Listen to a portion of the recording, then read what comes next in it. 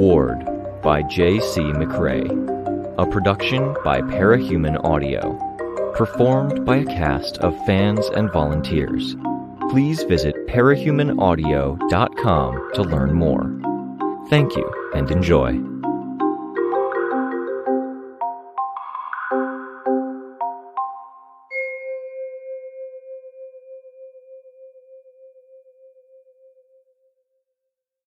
Arc 4, Shade, Chapter 1. Ashley took her time exploring Hollow Point. Much of her attention was on the stores and the people within them.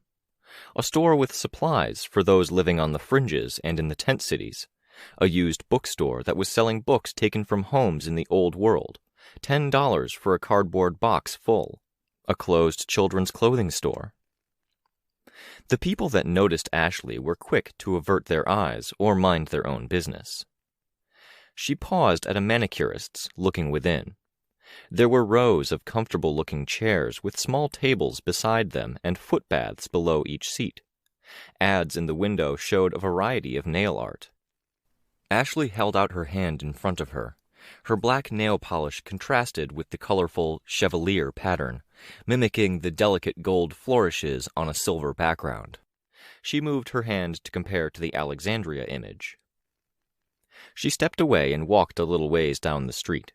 She peered into more closed buildings, past a bar where the man at the counter pretended not to see her, and then walked by a clothing resale store. She paused at a clothing store and then entered. She looked through a series of black dresses and skirts, taking some off the rack and draping them over one arm. "Ma'am," the store employee said. The young woman looked terrified. "Can I help you with anything?" "I'll let you know." "Please do. I'll be at the counter." Ashley continued browsing, picking out an assortment of dresses until she had 8 gathered. She approached the change room and paused, looking at the sign that said only 3 articles of clothing could be brought into the changing area. She entered the area, but didn't step into any of the booths. Instead, she stood before the mirrors, holding dresses against her front. She paused as the front door opened, the bell jingling. A male voice asked a question, and then the cashier said something in response. She left 6 of the dresses where they were, and took 2 with her as she returned to the woman's side of the store. "Damsel of distress," the man said. He wore a mask with antlers at the corner, forking and extending into the wild locks of hair. He used face paint to blend his face into the mask, but the paint mixed multiple colors, with a golden sheen to the paint above his eyes and black on his lower eyelids and lower eye socket. He wore a jacket that wouldn't have looked out of place in Robin Hood, with a stag's head and singular antler in gold, running from the collarbone along the collar and over one shoulder. "What brings you to Cedar Point?" "Is it Cedar Point or Hollow Point?" "That depends on who you ask. Some of the more colorful locals prefer the latter." "The Capes." "The Capes, yes. I'm guessing you're here for them more than you're here for the shopping." "I'm here to see what's here," she said. She turned away from him to pick through some clothes. She shifted the sleeve of a dress that was still on the rack. The dress was opaque, but the sleeve was sheer with a lace pattern worked into it. "And?" "And I'm not impressed so far." "What did you expect to find that you're not seeing?" "Organization. A timely response to my arrival. I've been walking around for nearly half an hour, and you're the first person to show their face." "We prefer discretion." "It feels toothless. A sanctuary for villains, and you let people walk in here without stopping them?" "We've been keeping a close eye on you." "Eyes aren't teeth." "Some are, when you add powers to the mix. Shall we take this discussion outside?" Ashley looked at the 2 dresses in her hand. She put one back where it belonged and then approached the counter. The salesgirl said. "You can have it. It's on the house." "Is it?" Ashley asked. "Store policy. The owner hopes that you'll have a positive view of the store in case of future trouble. Would you like a bag?" Ashley looked at the dress, then shook her head, slinging the dress over one shoulder. She looked at the villain with the antlers. "We can talk outside." "I'll be right with you." She walked out of the store, glancing over one shoulder to see him discreetly passing some bills to the salesgirl, who ducked her head in acknowledgement. The streets were mostly empty, without many cars, parked or otherwise. Some of the stores had tunnels or alleys that led to parking lots, but even those didn't have many vehicles. Employee parking, when many stores had only one employee on average. "I'm Prancer, by the by," Prancer said as he exited the store. "The messenger." No, not a messenger," he said. "If Cedar Point is anyone's, it's mine." "I was there when you first raised the idea of a gathering place." "Then you know what we're doing." "I walked away halfway through your speech." "Ah," Prancer said. A car pulled out of the alley, turned a corner, and then drove through the neighborhood, not slowing as it passed the pair. "Normally, when one villain visits another's territory, there's a token show of respect." "Normally," Ashley said, "the person holding the territory does something to earn the respect. Normally, when someone brings up respect, they're prepared to back up their words. Are you going to back up your words and give me some evidence that you deserve even a token show of respect?" Prancer didn't immediately reply. The two stared each other down. "You're going to be one of the difficult ones, it seems," Prancer said. "If you're relying on convention and expectation, then yes, I am. If you show me you deserve my time and respect, I'll give you it. If you think I'll give it to you because you run this territory, you'll be sadly disappointed. I might even supplant you." "That's a dangerous game, damsel of distress, making threats, forcing people to play their hands. You don't know what cards someone has up their sleeves." "I have ideas. You appeared alone, no bodyguard, no backup. You appeared late. You can't back up your reputation." "You might have the wrong ideas about the kind of territory this is." "Enlighten me," Ashley said. It almost sounded like a threat. "Come, walk with me," he said. They started walking down the sidewalk in a neighborhood where a third of the businesses were closed. Prancer did the talking for the first leg of their walk. "Any community of capes will have its rules, standards and things it does that benefit everyone in it. I'm not a warlord. I manage a very diverse group. If someone causes a problem, if someone tests us, I can and will give that diverse group direction or adjust the rules. I can and will point one of the many, many powers we have at our disposal here at that someone. Some are dangerous, some are devious, and some aren't even parahuman kinds of powers." "Political." "Economic, social," Prancer said. "I might not be a warlord, I might not even be a warrior, but I have reach. A few words from me, and you might find it very hard to find work with a parahuman group. You might find that people won't recruit you or do business with you." "Am I supposed to be concerned? I'm not looking to join any team, Prancer. I'm not looking to buy or sell petty drugs or prostitutes. When I decide to act, I'll be leading a team, not joining one, and people will flock to me regardless of what you say. They'll do business with me because there's no other choice. I'm ready to call that bluff of yours." "And be the first I make an example of? No. I'm something of a schemer, a bit of a politician, and I'm a very good businessman. But if you're going to deal with me, you should know that above any and all of that, I am a salesman. If we're talking about bluffs, I know bluffs when I see them, damsel of distress. I know you came here because you want something." "I did. I finished some shopping, and I have your measure, and I have the measure of your neighborhood." "Something drew you away from your cozy apartment in an unassuming neighborhood, away from your regular appointments with therapists and the wardens. Your years of history before Gold Morning are a pattern of laying low, being quiet, committing crimes to get food and clothes, and then getting restless and bored. That's when you traditionally start stirring up trouble. Are you restless?" "You read my files. If you're expecting that level of access to intimidate me, you'll be disappointed." I think you're bored. I know you've been hanging around the cabin, or the lodge if you want to call it that. I know you like spending time at the tea shop. I know that when you get restless, you often look for people to spend time with. The Jewel of Boston, the Slaughterhouse-9. We know how those stories ended. I'm alive, and many of them are dead. That's not how I would have put it, but all right, Prancer said. If you want something here, you should ask. I thought I might want to find a place around here, but if you're slow to respond to my arrival, you might be slow to stop heroes from getting in my way. You want a place in the community? And security, assurance I won't be harassed. You know about the appointments. They're why I'm left free when other ex-members of the Slaughterhouse-9 are still under lock and key. They study me then, I let them, and I want to leave it at that, for those days and those times only. I don't want to be surveilled or scrutinized when I don't have to be. We have a variety of security measures in place. If you choose to move here, if we allowed you to, I think you'd be satisfied. Empty assurances. More robust assurances would come only when we knew we could trust you to some degree.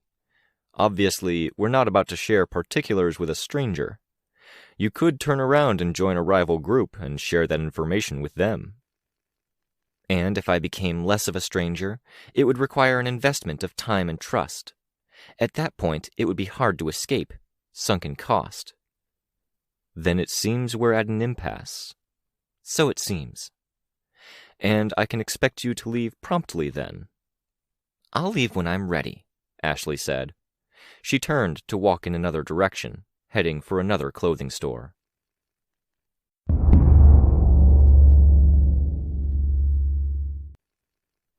Switch to the overhead camera. I want to see what Prancer says and does. I'll project onto the other wall, Kenzie said. I want to keep the main camera on Ashley. She struck a few keys. One face of the projector box behind her desk lit up, projecting onto the wall. The image was blurry and badly affected by the light around the room at first, as any projector screen could be, but it swiftly clarified, crystallizing into an image as sharp as any flat-screen television. It was an overhead of the street. The overhead image split until that screen showed two camera views of Prancer at the same time, one directly overhead and another that gave something of a view of his face. The main camera, on the wall in front of and above Kenzie's desk, showed Ashley's point of view. The view bobbed with every step Ashley took and was periodically obscured when Ashley blinked. Tristan was bringing things into the room, the team's temporary accommodation. Rain was in the corner, where a table had been set up, laying out parts of mechanical arms while Krish watched. In the center of the room, Sveta, Natalie, the law student, and I watched things on the cameras. Natalie had her arms folded. Her hair was shorter than most boys wore theirs, with a curl at the forehead. Her glasses seemed oversized for her face, and her forehead was wrinkled in worry or concentration. She dressed in clothes that made me think she'd picked clothes out of a magazine without reading the rationale behind those clothes. She wore a blouse that fit her body closely, made of a faintly reflective material, with a black ribbon tied where it drew the collar together. She wore a straight-cut skirt that started at the waist and ended at the knee, and dark hose, with tidy, heel-less business shoes. It was the kind of thing that made a model in a magazine look stunning, but Natalie was 5'2". She didn't really have a waist, and the outfit made both of those things very obvious. "What do you think?" I asked. "I think it would be very hard to explain to a judge why your agent took the free clothes from the store," Natalie said. "I think you could explain it, but it feels like an implicit protection racket, and that's something that would be thrown in your faces." "Hey, Tristan, can I grab one of those whiteboards?" I asked. "Sure."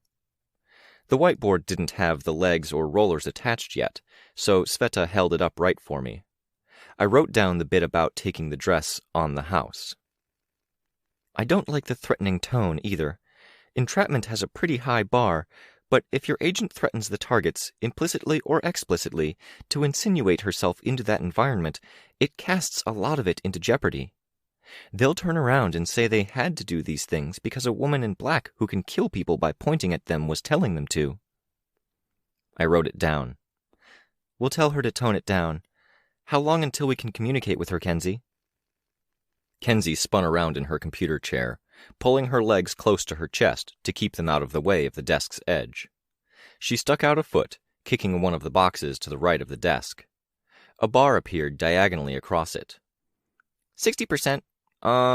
15 minutes until we can be totally sure they're not tapped into cell towers or internet. I actually have a lot of concerns about her as an undercover agent. She's not an undercover agent, Tristan said. She's just there, keeping an eye on things, keeping an ear out. That's an undercover agent, Natalie said. She isn't joining any team or participating in anything, Tristan said. No espionage, no immediate risk, Chris added his voice. I have concerns, Natalie said. I'll just say that. Ashley was investigating a bookstore now on the main screen, our testing of the waters. On the other screen, Prancer was meeting a trio of others. Kenzie glanced at it and hit a key. Windows popped up, with three-dimensional models of each face, mask included. A young woman with a purple hood with nascent antlers sticking up through it. A skinny woman with rusty nails instead of teeth, and a woman in a white jacket with a doctor's face mask. I named them. Velvet and Nailbiter. That might be Bitter Pill, but she hasn't shown her face or been photographed for any of the files. Is there sound? Kenzie hit a key on her keyboard. It's going to kill the flying camera's battery. We get a minute or two and then I need to bring it home. Or we get 3 minutes and I bring it halfway home, and someone has to go over to pick it up wherever I land it. All right. Up to? Velvet asked, her voice playing from a speaker. Looking around, she was thinking of moving in, but she didn't like how long it took us to turn up, Prancer said. She's aware we were watching her, isn't she? No, and she doesn't give a shit either. I outright told her, and she was more concerned about the fact we hadn't shown ourselves sooner. She'll be a problem if she sticks around. What kind of problem? Tristan, Rain, and Chris had stopped what they were doing and drew close to listen and watch. She was quick to talk about supplanting the local leadership. We operate with a soft hand, and she seems like the sort that respects only firm ones. There's more to it, ties into something we've heard from key voices. I'd rather have that conversation somewhere more private than this. Do you want me to deal with her? Nailbiter asked, her words whistling through her teeth. No, Prancer said. Why am I here then? Because I think you and her are similar. You respect strength. You know how power works. You've dealt with scary customers. If we end up interacting with her more, and especially if she moves into the neighborhood, I think we want you to be on point, interacting with her more. I can do that. She was Slaughterhouse? Briefly, and you were Birdcage. I think a lot of the same principles apply. Nailbiter chuckled, a wheezy, whistling sound. I've never thought of that. Probably. If this visitor of ours winds up being a problem, I don't want you stepping into the fray against her. Why not? Nailbiter asked. Because I don't know how it would turn out. I'd rather make moves where I know the result in advance. Whatever, Nailbiter said. Velvet made a sound, then drew closer to Prancer, putting her arm around him. He put his arm around her. Not whatever. I like that kind of thinking. Thank you, Prancer said. I'm curious what this thing is that you don't want to talk about in the open, Velvet said. Can we go inside? We can. You're free to carry on with your day, Nailbiter. Thanks for coming. Pill, I want to ask you about some import-export work. Can you come? There was no sound from Bitter Pill, only a nod that the camera caught. The group split up. Nailbiter walked away. The trio headed into an alleyway. The airborne camera moved, trying to get a view of the alley interior, and only saw a door close. The image changed as Kenzie typed. It showed an overhead map of the area.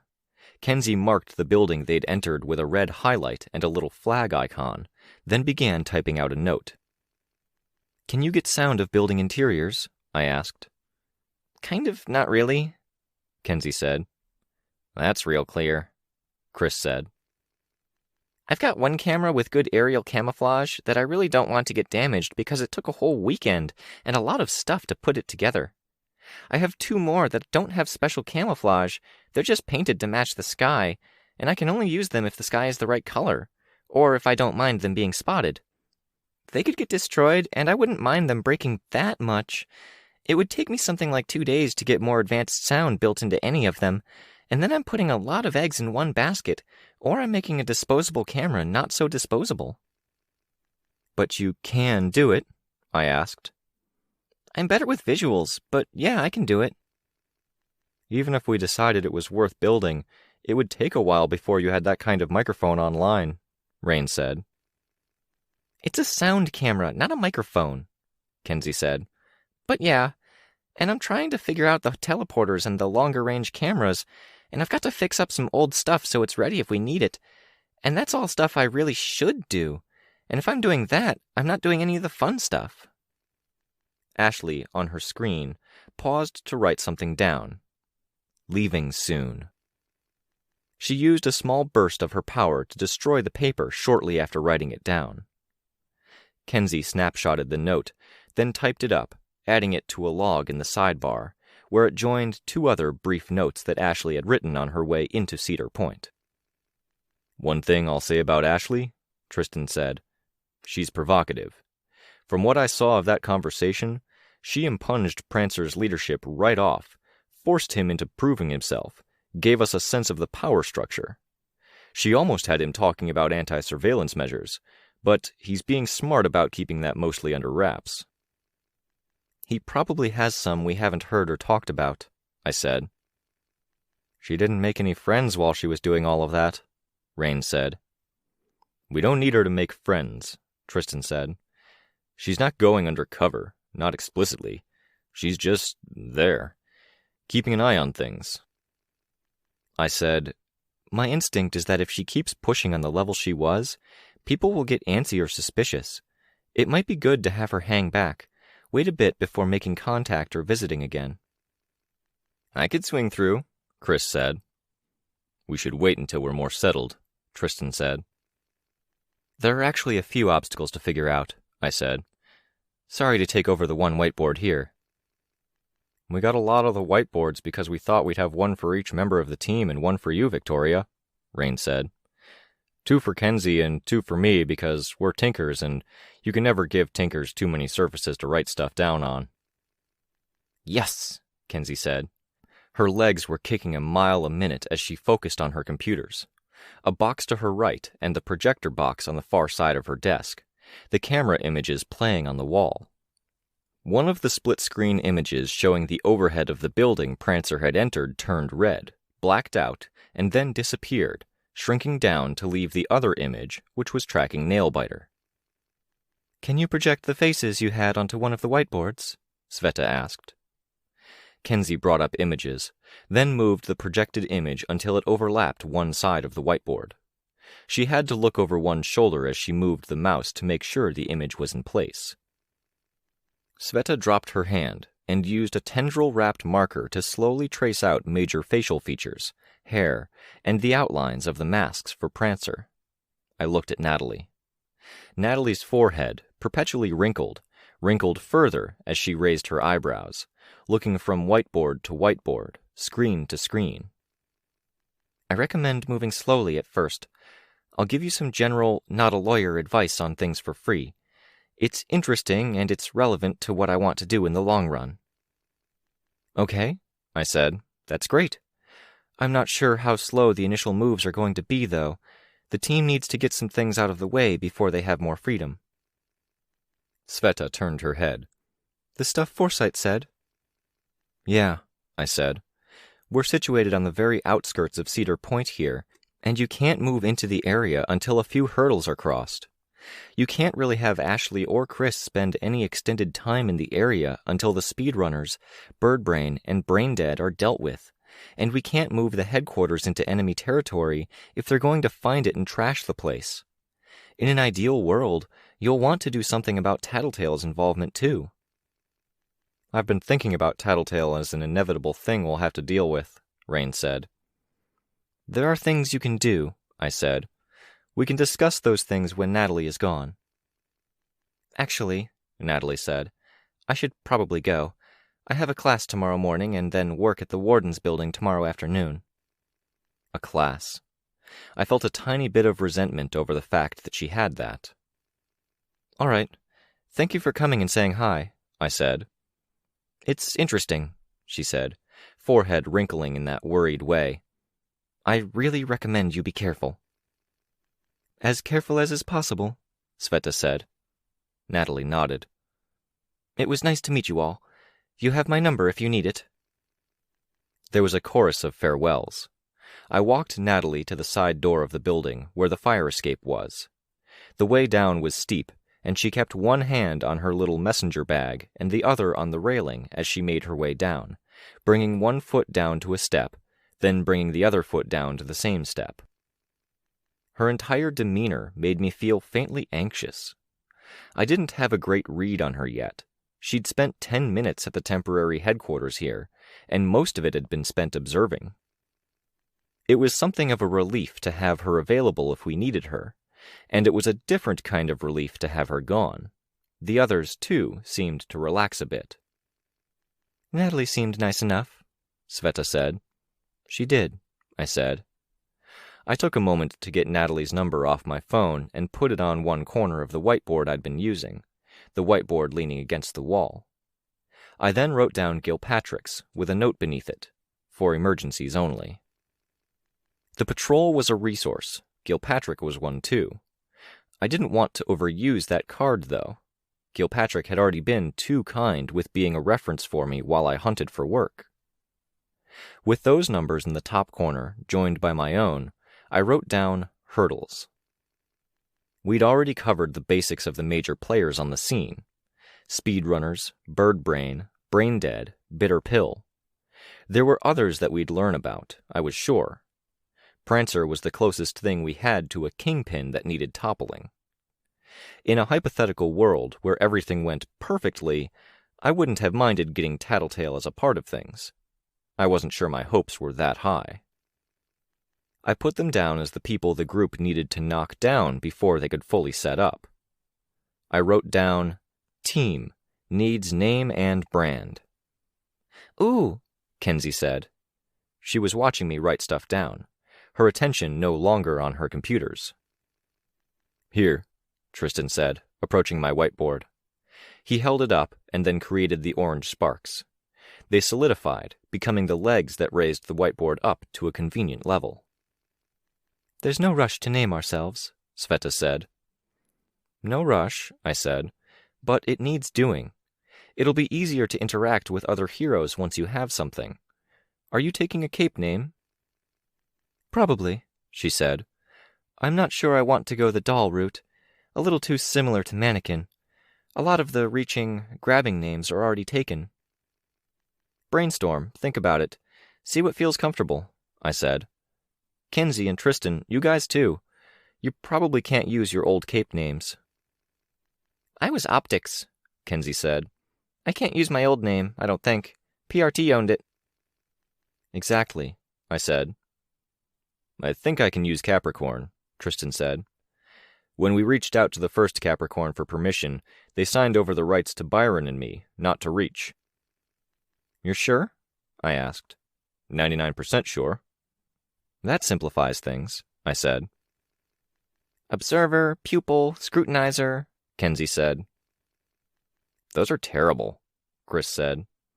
Watcher? Eyewitness? Gape? Oh yeah, Chris said. Gape. That doesn't have connotations at all. Beholder?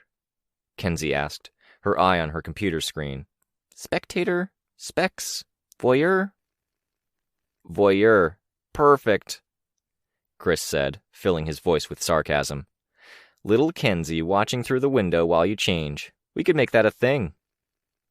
"What kind of thing?" Rain asked.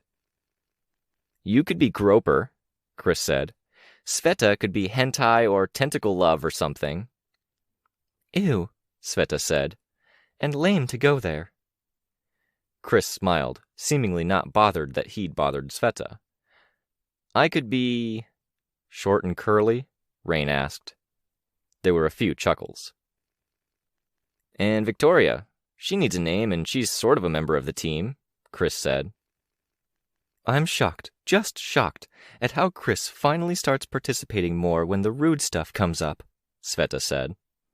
"I'm not," Kenzie said. "That seems like it's 100% Chris." I smiled. Chris had given me an in, and if I was going to get along with these guys, I needed to put something out there. "If you want to give me a vaguely rude name, tie it to my attention-grabbing aura, me being hard to crack when my defenses are up." "You have an idea?" Chris asked. "Pearl," I said. "That's really subtle," he said. "Kinda wimpy." I shrugged. "I don't get it," Kenzie said. "I like it because Kenzie doesn't get it. I don't feel weird saying it around her," I said. "That's a good line of thinking," Sveta said. "I approve." She'd stuck out her fist and I stuck mine to meet it. "Thank you." "I actually agree with Chris," Kenzie said. She'd turned around and was looking something up online. "Pearl is pretty lame as innuendo goes." "But it works," I said. "It fits. That has to count for something." There was a throat-clearing noise, interrupting the back and forth. All heads turned toward Tristan. "I think I have all of you beat," Tristan said. "Of course you do," Rain said.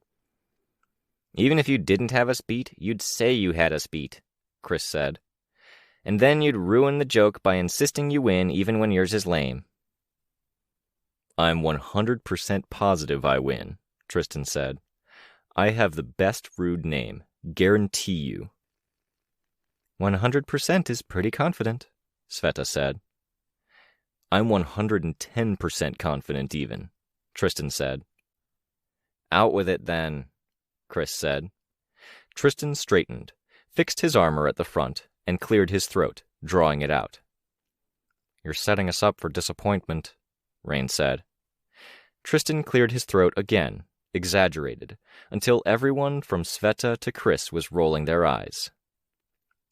"Wet and horny teens," Tristan said. It said something that nobody wanted to give him a laugh at that.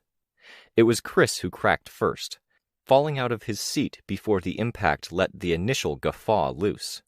I chuckled, half at Tristan and half at how much Chris seemed to be enjoying this. "That's atrocious," Sveta said, but she was smiling. "Tristan is pretty atrocious, so it makes a lot of sense coming from him," Rain said. "It says a lot that that's his idea of subtle." "It's subtle like a brick through a window," Sveta said. "Come on," Tristan said. "You guys give me so much shit. You don't give me any credit. I deserve a win for this one. It's great." Chris was on the floor still, pounding one fist on the floorboards while holding his laughs. I looked over at Kenzie, who had her back to the group, her face in her hands as she held in her laughs. Immature, stupid, but so valuable to have the little bonding moment. I had a smile on my face as I returned to the whiteboard. My eye returned to the people the group needed to take down, the ones who were in the way, or who were set up in such a way as to make the covert information gathering fail from the get-go. I wrote down Rain's situation. He needed protection. I added the 3 members of his cluster, and then drew an arrow, looping back to Tattletale. The smile dropped away from my face as I stared at her name. It kept going back to her. She was a massive obstacle. Sveta came to stand next to me, looking at my whiteboard. "Distract me from these perverts." I stuck out my marker, putting a dot beside Tattletale's name. "You've got a bit of a grudge," Sveta said. "I've got a lot of a grudge," I said. A lot of things would be simpler if we could do something about her. I'm thinking... You have an idea? Sveta said. Yeah, I said. I turned around. I have an idea. I don't suppose you have any contacts or favors you can pull in, with capes specifically? Maybe, Sveta said. Weld and Weld's friends. I'm kind of reluctant to go there, though. I nodded. It made sense that she was reluctant. Sveta wanted to stand on her own. Going that route would be the opposite of what she wanted. What's this? Rain asked. Friends, contacts, Sveta said. Capes we could reach out to. Victoria has an idea. I do, Kenzie said, perking up some as she caught wind of our conversation. Or I might. I can try. What's this for? Making a first move, in a way that won't give the lawyer headaches, I said. It's not going to make us any friends, though. Seems to be an emerging pattern, that, Rain said. If we aren't in a position to behead the snake, maybe we can defang it.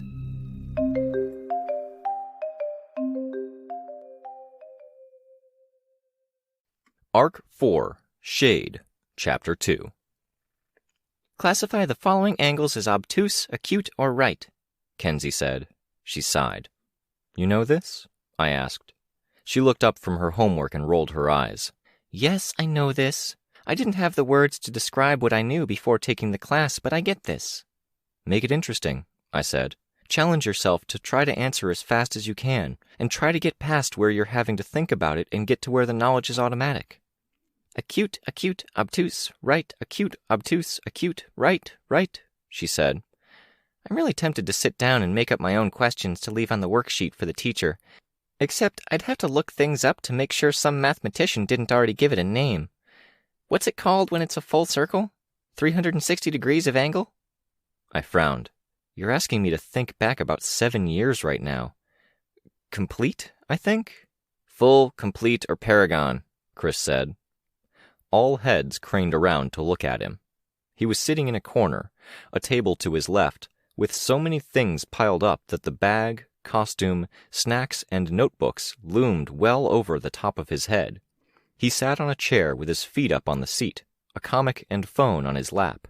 He had his headphones on, but only one was covering an ear. He realized people were looking and frowned. What? You actually have a brain? Tristan asked.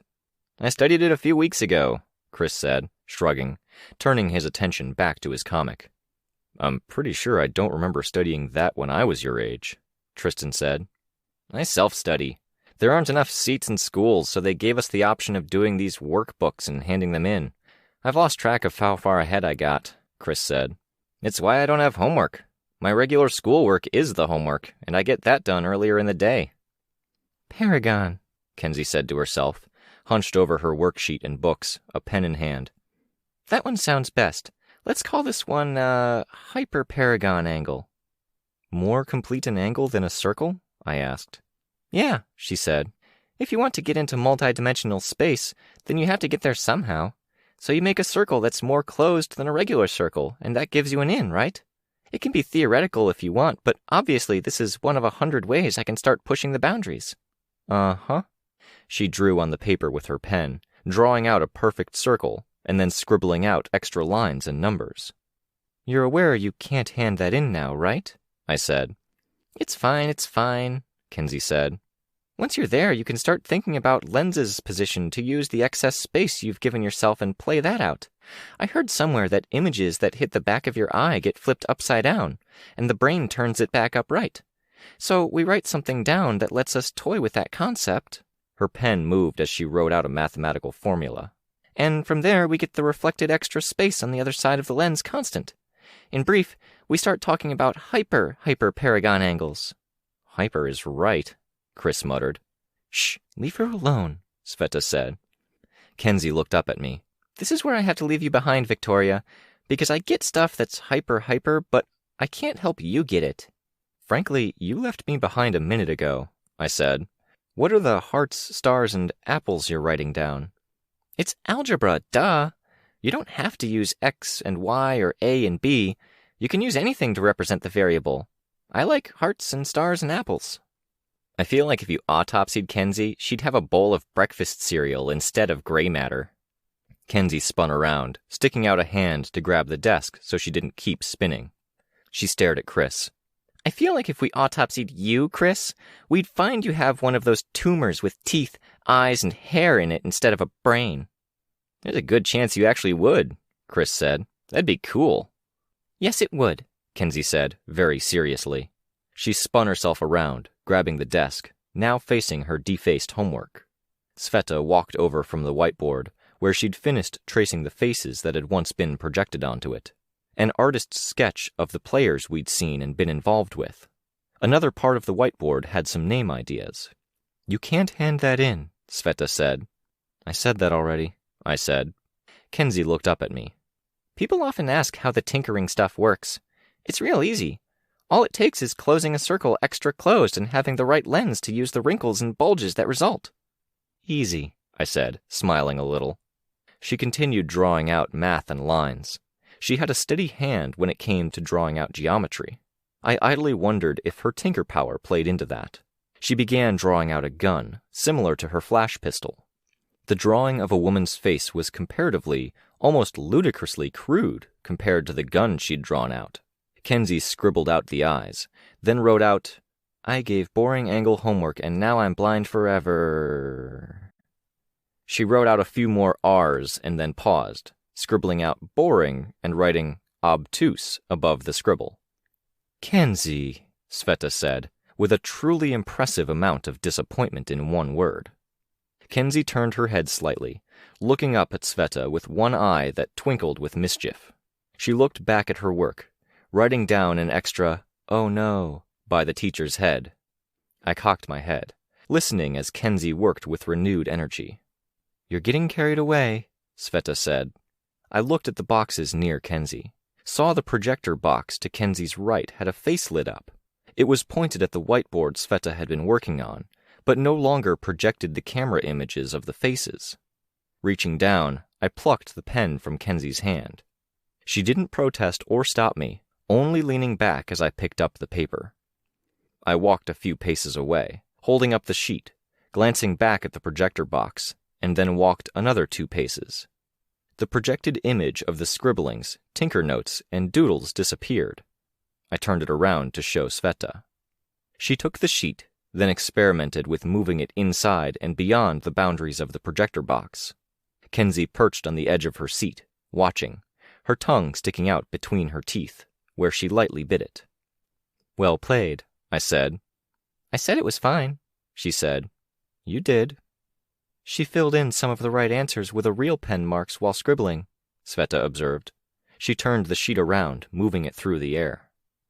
The scratched-out word with obtuse over it had been cover for putting obtuse into one of the blanks.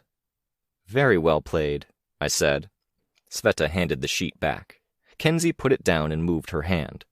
The projector moved the image of the scribblings on her whiteboard, leaving the sheet normal. She flipped it over and sighed, head lolling back. Without looking at the sheet, she said, acute, right, obtuse, acute, obtuse. Sveta approached, putting a hand on Kenzie's head. How about instead of doing the math homework you could do in your sleep, you take advantage of having us here to help you with the stuff you aren't as strong with? What do you struggle with? I get A's in everything and A pluses in some stuff, but I work on English for the longest and I'm a little less good at gym. Mostly when I get bad marks, it's because I lost marks because my teachers are fed up with me. Fed up? I asked. Mrs. Byer docked my grade because I wanted to stay inside at recess to talk with her about a project, and she said I couldn't and she needed a break from me. She said no ifs, ands, or buts, and I said but, so she penalized my grade. Then when I tried to argue, she took off a mark for every word I said. 5 marks for 5 words, and 1 for the but. Don't even say it, Chris. Chris was talking with Tristan and Rain. You're so self-important you think I'm listening to you? Kenzie smiled, rolling her eyes a bit. English, then? Sveta asked. It takes me the longest, Kenzie said. Sveta looked at me. How were you in English? B- or thereabouts, I said. I did better with the courses I took in the hospital than I did in high school. How come? I write good papers and I'm good with themes and symbolism, but the classes I took in high school spent so long on each thing I felt like my brain was turning inside out with boredom. I'd start resenting the books, and I sabotaged myself by not doing the related work or reading it myself. Don't do that, Kenzie. I do well in English, even with the parts we sit on forever, Sveta said. I'll take point in helping Kenzie. You help? Sure, I said. My role ended up being even more backseat than that. Sveta had read the book, and I hadn't. I stood back, watching, glanced back at the others, where the three boys were talking video games, which they had been doing since before Kenzie had started on her homework, and I rolled my eyes. Rain stepped away from the conversation. Grabbing a marker from the packet, he wrote, Rain, at the top corner of his whiteboard. Below that, he wrote, Names, followed by Bracer, Clasp, and Pinch. I approached, looking. No homework? I asked. I like to do it late. My family mostly leaves me alone while I'm doing it, and I get to tire out my brain and distract myself from what sleeping actually involves. I can go straight from that to bed. I nodded. Sounds like you have a system, then. If you ever need help with studying, I'm happy to help. I'm a pretty crummy student, but I get by. I think I'll be okay. You're sure? Yeah. I can't see myself doing anything that leans too heavily on the school thing anyway. You'd be surprised at how it comes into play, I said. Maybe, but I don't know if I see myself being alive and well a few years from now. That might be some of it. Because of your cluster? Because capes don't tend to live that long. Because things were going south well before Gold Morning, and it doesn't feel like anything's over or stopped. Every day I think about the fact that there are still Endbringers out there, broken triggers, dangerous people with too much power. There's heroes, people stopping those things. Maybe you'll be one of them. People die. It sucks, but not all of them die. Not all of us. I guess, he said. It might sound like I'm trying to ask for a pep talk, but I'm really not. Right now, I'm focused on things I gotta do, like a name. That was my signal to back off. Fine. Clasp is a fairly decent name. Could work with the right costume. I'm not sure it feels right with the blaster power. I was thinking of seizing something as a prelude to something, or unclasping as... It sounded better in my head. Don't laugh at my terrible names or reasoning, please, he said. Making a name that captures all of your powers when you have 4 is a pain in the ass. I'm just brainstorming. I'm not going to make fun, I said. I have no idea what I'm going to call myself when I get back to the costumed heroics. Yeah, he said. I was trying to think of names that might sound like they refer to the hands and the setup, knockdown part of the power. Kind of, I don't know. Bracer's taken, by the way, I said. I'm not sure of the others. He reached down to the pile of stuff at the foot of his board and picked up one of his tinker arms. It was just a bit thinner than his regular arm, just a bit shorter.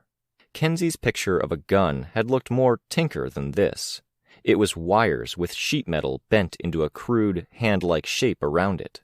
He brought the textured plastic pad up to his shoulder and bound the straps around his shoulder, armpit, and upper arm before tapping it twice. He winced, showing his teeth momentarily.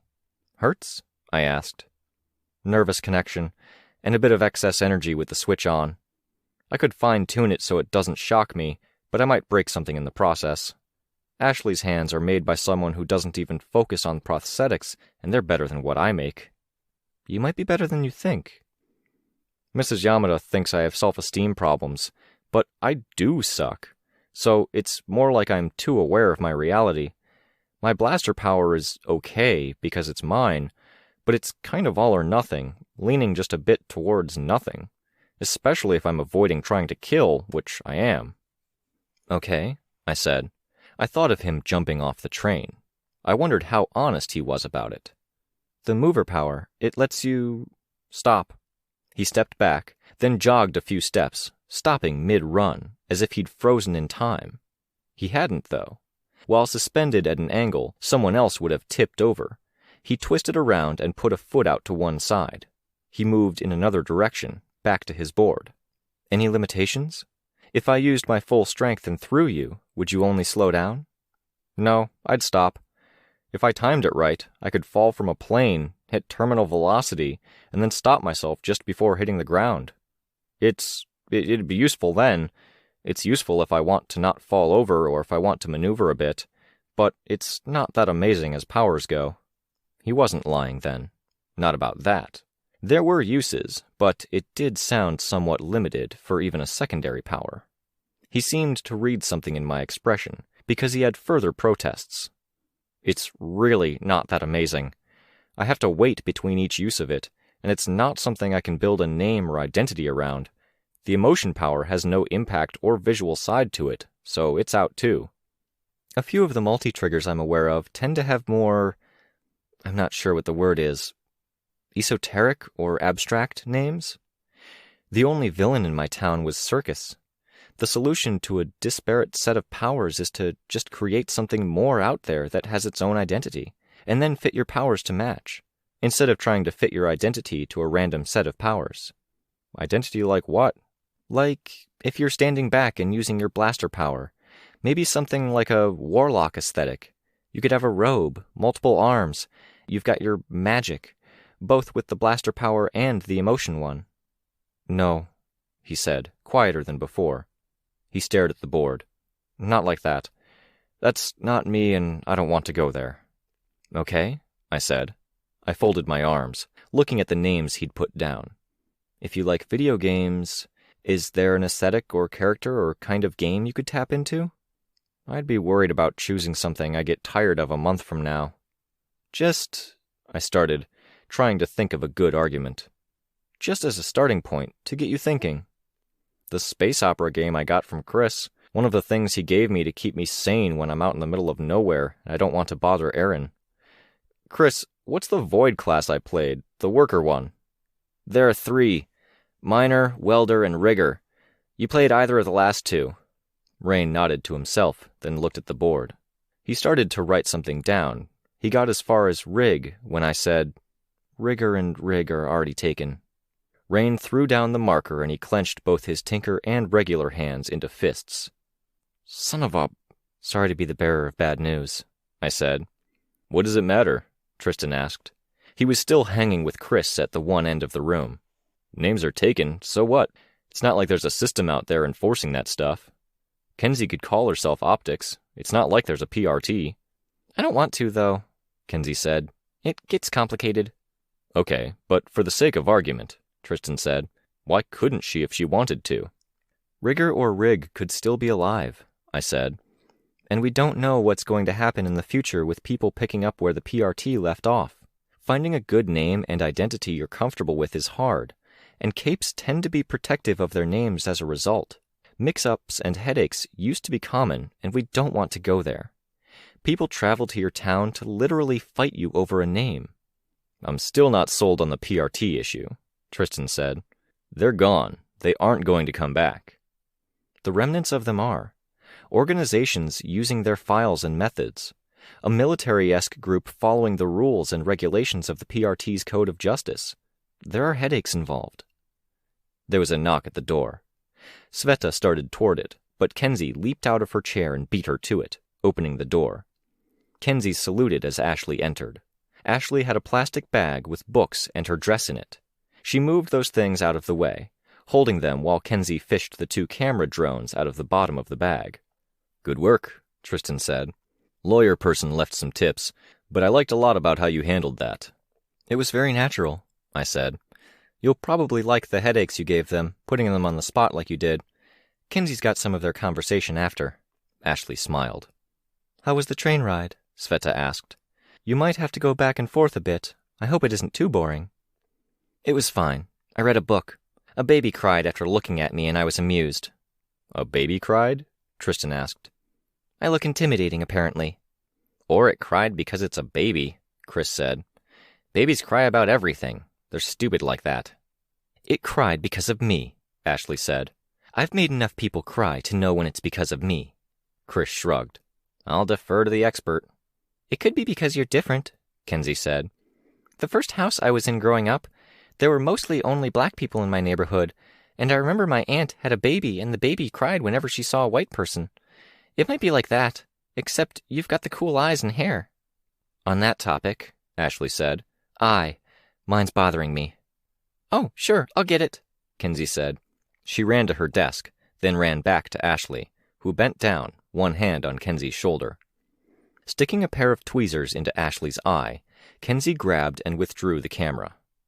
It had a flat head like a nail, but the camera's body more closely resembled a pin in how long and thin it was, with wires encircling its length in a double helix. I winced a little, watching it come out. Ashley didn't seem to mind. I can't stand that, Sveta said. Maybe it's because eyes are one of the only things I have, but yeesh. She rattled a bit as she shuddered or mimed a shudder. It's phased out, you wimps, Kenzie said. It's not actually stabbing anything. It treats the eye as a portal and a model and unfolds in non-space using that framework. I felt it moving around, Ashley said. It's mostly not actually stabbing anything, Kenzie corrected her statement. 1 to 3% in reality at most, stabbing at things. Sorry, I'll fine-tune the phase. It might be responding to your power. I have regular appointments with someone who can give me a replacement if you destroy my eye, Ashley said. I'm not worried. I trust you. Awesome, Kenzie said, wiping the camera pin with a tissue. I wasn't sure it was awesome. I knew who that person was. Bonesaw. We watched what we could before you left and the flying cameras ran out of battery, I said. Then we talked about plans and did some homework. Thinking about names, Rain said. Rude jokes about names, too, Chris said. Tristan had a good one. Glad I missed that, Ashley said. You have a board, just so you know, Kenzie said. You can make notes. I'm fine, Ashley said. What plans were you talking about? We wanted to wait until you were here to do anything, I said. Tattletale's a persistent issue. She's lurking in the background, and she's hard to shake. Instead of having her looming, it might be nice to rattle her a bit. It might be possible to do it in a way that doesn't tip her off about who you guys are or how you're operating. How? Ashley asked. I explained. Kenzie can call her old teammates. We'll offer an exchange. A favor for a favor. We know that the people in Cedar Point are easily spooked. This is new, untested ground. And thanks to you, we know that Prancer is the closest thing they have to a boss, and he's inexperienced. We can put them on the back foot. I'll give you the transcript and a recording so you can check it out on your own time, Kenzie told Ashley. Back foot? Ashley asked. They're easily spooked, and Tattletale gave them free questions they can ask. They've used some already, and they might have used them all, I said. So, we leverage hero groups and use some secondary people. They do a one-loop patrol or light investigation, show their faces. Pressure, Tristan said. Part of why you patrol in the first place, but we're using other people. We can apply pressure on our own, Ashley said. We have me, and we have Chris. The law student said you should back off a bit, Sveta said. You did a good job of being intimidating and believable. It would be better if we stirred the pot some. Let them focus on other things. Heat dies down. There's less of a chance they'll investigate you if they're focused on heroes. I jumped in. Seeing how you were in Prancer's face, I think it might be better to have you keep doing that than to have you inexplicably be nicer or calmer. We can drop you back into Cedar Point when they've already got their hands full. You get to make them miserable and blindside them. They might even turn to you for help. And that gives us power, Ashley said. And we have a trump card, Tristan said. The recording of the conversation with Tattletale. That's endgame stuff, but if it turns out she's digging and she's on our trail anyway, we can use it to mess with her. We can give them the impression she wanted us to pressure them so they'd use questions and keep buying her services. Ashley smiled. Maybe not the best thing if Ashley was that pleased with my idea. I decided I had her on board, and I had her playing nice. Time to sell her on the more cautious, moderated part of things. We play this slow, but we can maintain power. We can put them on the back foot, and we have a way of screwing up one of the major players on the bad guy's side. That last one is the kind of thing we'll want to consult outside parties for. Tip off the wardens or one of the big teams that were messing with Tattletale, in case they want that to coincide with something else they've got going on. More people involved is more chances a spy gives up the wrong info, Chris said. Very true, I said. That's where it's good to make it so we're only calling people we know and trust, former teammates. I think we can reasonably assume the likes of Chevalier are fairly legit. Others, we control the information we give them. We do this smart." "I like it," Ashley said. "I can call my old teammates," Kenzie said, collapsing back into her computer chair. She put the eyeball pin camera into a jewelry box. "I don't know if they'll say yes, but I can try." "If everything else falls through, I can call Weld and ask if he knows people," Sveta said. "There are options," I said. "I met some people at the community center. They might help me out." "I know people too," Ashley said. "From my appointments. I can try asking when I next run into them." "You're sure? You actually have hero friends?" Tristan asked. "No, but they're heroes other people trust to work with someone like me. We talk, and I can exchange favors with them." "That's awesome," Sveta said. "I'll call mine first?" Kenzie asked. The others agreed. Chris was still in the corner with his phone and comic, and Tristan walked over to grab him, wheeling him to the center of the room so he'd participate. Chris did crack a smile at that. "Still feeling that hit of joy from the other day?" Rain asked. "Indulgence, not joy.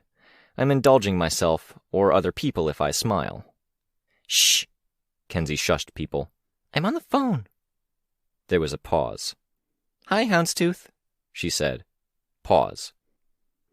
"I found it online." Pause. Sveta used the break in Kenzie speaking to shoot me a worried look. "It's technically online. It didn't take much to figure it out." Pause. "No, I don't want to bother you. I'm part of a different team now, and we're doing our own thing. Yeah. We're calling people we know and trust and exchanging favors for favors, and I thought I'd ask you, since you seemed like you might be interested based on how the last conversation went." Pause. "I thought it went okay," Kenzie said, smiling and rolling her eyes. Pause. "It's fine, really. I'm not—" Pause. "Okay," she said. She pulled the phone away from her ear. "Houndstooth wants to talk to the person in charge of the group." I saw Ashley and Tristan exchange looks. "I hate phones," Ashley said. Tristan reached out for the phone. "Houndstooth, I'm Capricorn. Yeah, Team Reach. Group of 6 with a coach that's a partial member, kind of." He glanced at me as he said it, and I shrugged. "Everyone's here. We've got a thing going on. We were thinking of cooperating with other groups. Can I put you on speaker?" There was a pause. Kenzie turned around and hit a key on her keyboard. An image appeared in the center of our group, and most of us backed away. A still image of a person. He had a sleek, Anubis-like helmet or mask that encapsulated his head. His actual outfit was sleek as well, but Western. Nothing of an actual houndstooth pattern, ironically. "You're on speaker, I think," Tristan said. "Hi, guys," Houndstooth said. He sounded more adult than kid. "I've got to admit, I'm wary." "Understandable. I get that this comes out of nowhere," Tristan said. "Listen, this is a take-it-or-leave-it thing. We're fine if you decide it's too much of a question mark and pass. Offer is a favor for a favor. There's an area we're interested in, and we're hoping to get some other people showing up there. Patrols. Maximizing pressure and seeing what we can shake up." "What area?" "Can't say until you agree, but it's not too dangerous." "I can think of a few places it could be, especially if you're a new team operating in open jurisdictions. New Brockton, or one of the Fallen camps, big or small." Kenzie wrote something down. She held up the paper. "He's smart." "Less dangerous than that, even," Tristan said. "We show up, we patrol, make our presences known. What's the fallout?" 20% chance they pick a fight?" Tristan asked. He looked around at the group. 10 at most, and only if you stick around. I visited, and they took half an hour before showing their faces," Ashley said. "They won't go for their jugular either. Worst case is they bruise your pride." "I'm feeling more like this is one of those places the B-listers are moving to now." "No comment," Tristan said. "Yeah," Houndstooth said. "And we can call in a favor in exchange? What sort? You patrol somewhere or help us pull off a complicated arrest?" Kenzie pointed to herself. "We've got Optics, who's not calling herself Optics anymore, for one thing," Sveta spoke up. "You're lucky," Houndstooth said. Kenzie sat up straighter. "But I'm thinking in other directions," Houndstooth finished. Kenzie slouched in her seat. "What kind of directions?" Tristan asked. I'm thinking. Capricorn, can I hold on to this favor without naming it? Tristan looked around. There were a few nods. Tristan said, Sure.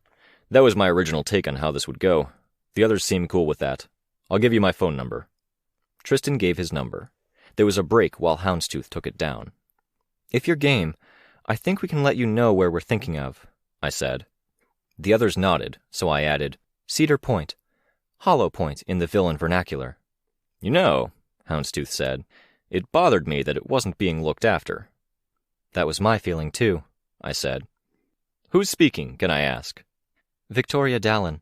I used to be Glory Girl, and I'm the coach, so to speak. I know the name. Hi. You're wanting to rattle these guys? That's the basic idea, I said. Basic idea? Even before you said that, I had the impression there was a less basic part to the idea. Am I right about there being more to this? Some. Nothing that impacts you negatively, I said. Tristan spoke up. We're hoping to tap some others, maintain pressure, and hold off on getting personally involved until we know how much reach these guys have. They're bit players. This thing happens now and again. It tends to self-combust. Tristan looked at me. Passing the ball to me? I said, We know how much reach they probably have, and there's some. Interesting. I went on. Personally speaking, I don't want this to combust. Some skirmishes are probably inevitable, but these guys aren't, as was said earlier, going to go for the jugular. I want to keep it limited to that. I don't want to see any places combusting either. If you think it's safe, and if you want to help save Cedar Point, I think I can sell my team on a patrol or two. That'd be great, Tristan said. If something happens and we get in over our heads, you back us up or call the bigger names? Of course, Tristan said. Probably the latter. We've got kids and stuff, and we've been urged on multiple fronts to keep on the down low. Ashley looked annoyed at that. All right, Houndstooth said. I know another team that might be okay doing something similar if you're wanting to get others on board. I can put you in touch with them, but I'd want a minor favor, one I already have in mind. If they're trustworthy and won't spill our role in things or why people are showing interest in Cedar Point, what's the favor? They are trustworthy. Before I commit my team, I want to meet you guys face to face. Grab a coffee or something. Glory Girl and Capricorn and whoever else is in a leadership position. Kenzie sunk further in her seat, so low her head couldn't roll backward off the back of the chair. Instead, she slid to one side, her head closer to the armrest. She indicated herself, pointing, eyes rolling back so the whites showed. I think that should be fine, Tristan said. He looked at Kenzie, and she nodded, exaggerated. Yeah, that's good. Great. The team I'm thinking of is Azure, corporate. I know them, I said. I'm not sure they're my top choice. I don't recommend them lightly, Houndstooth said. They're by the book, serious. They're strong for a small team. They stick to their word, and they're looking for opportunities to get out there. That last bit is what concerns me, I said. They're looking for exposure, and this team wants more subtlety. We want the villains in Cedar Point wondering why heroes are there and tapping their resources. And you get to see what resources they have. Basically, I said. You keep using that word, and I keep realizing you've really got a plan. Okay, I think I like this.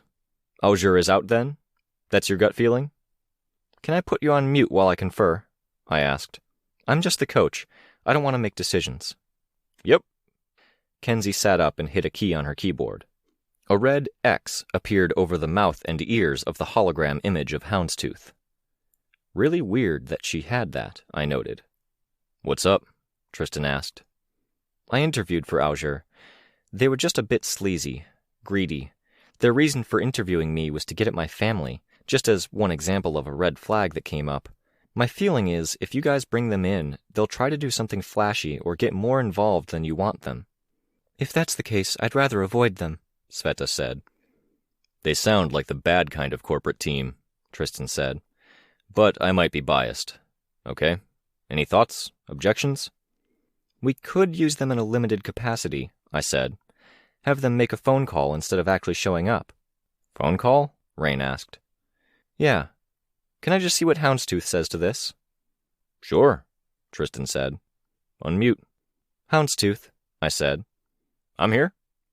In the interest of keeping Auger involved in only a limited capacity, what if we had them call someone and ask about renting space? No commitment, just see if the person reports it to the villains in town. The villains would probably stress over the notion. Stress you want.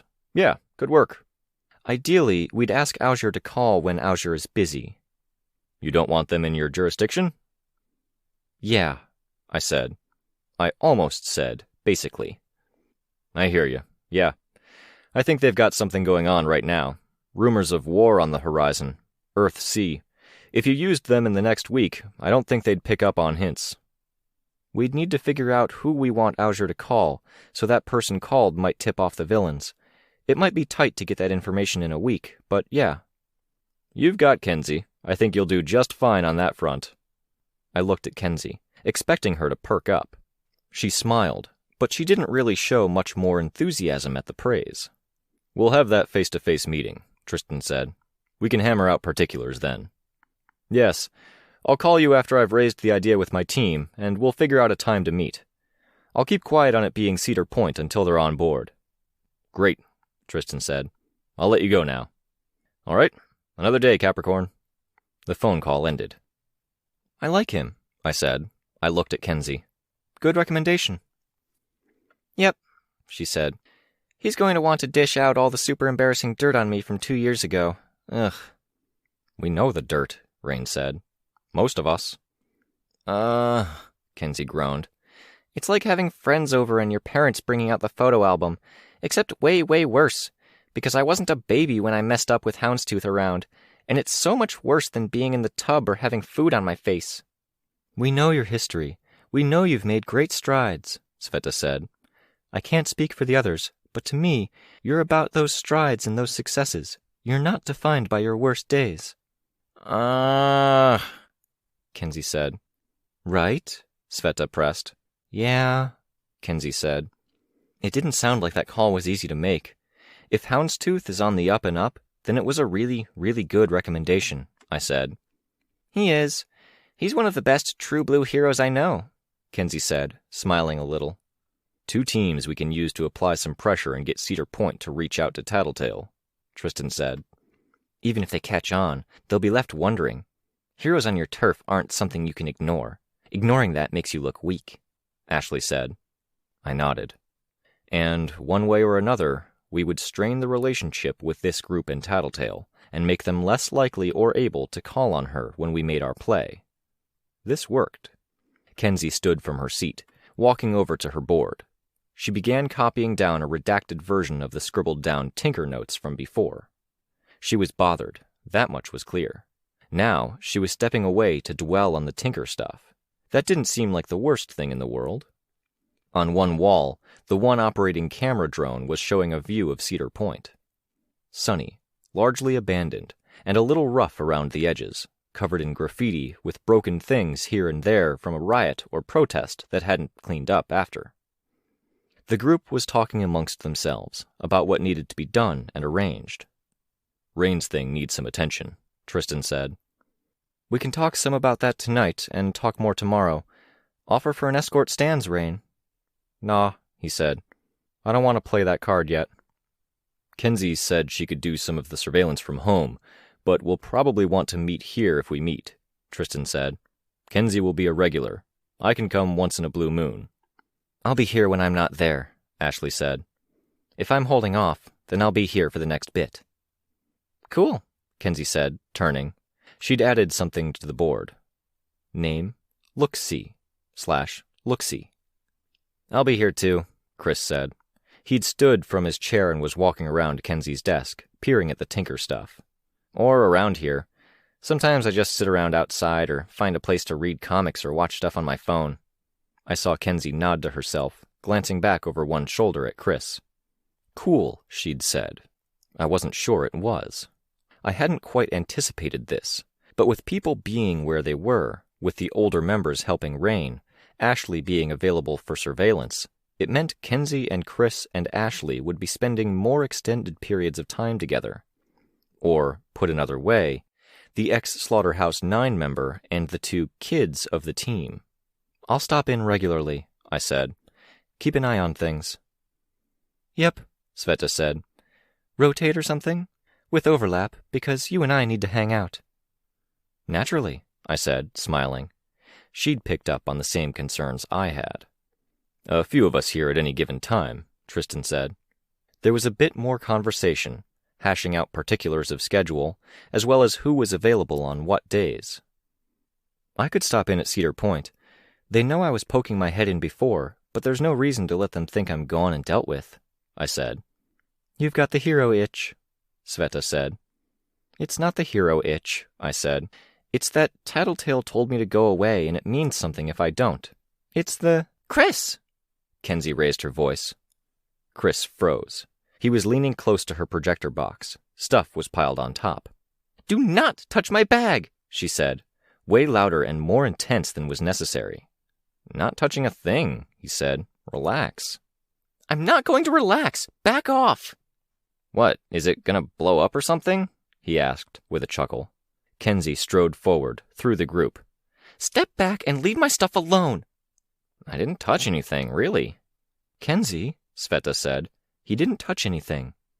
And stop saying my stuff is going to blow up, Kenzie said, volume still raised. She shot a look at Chris and smiled. Pretty please, it's really not funny.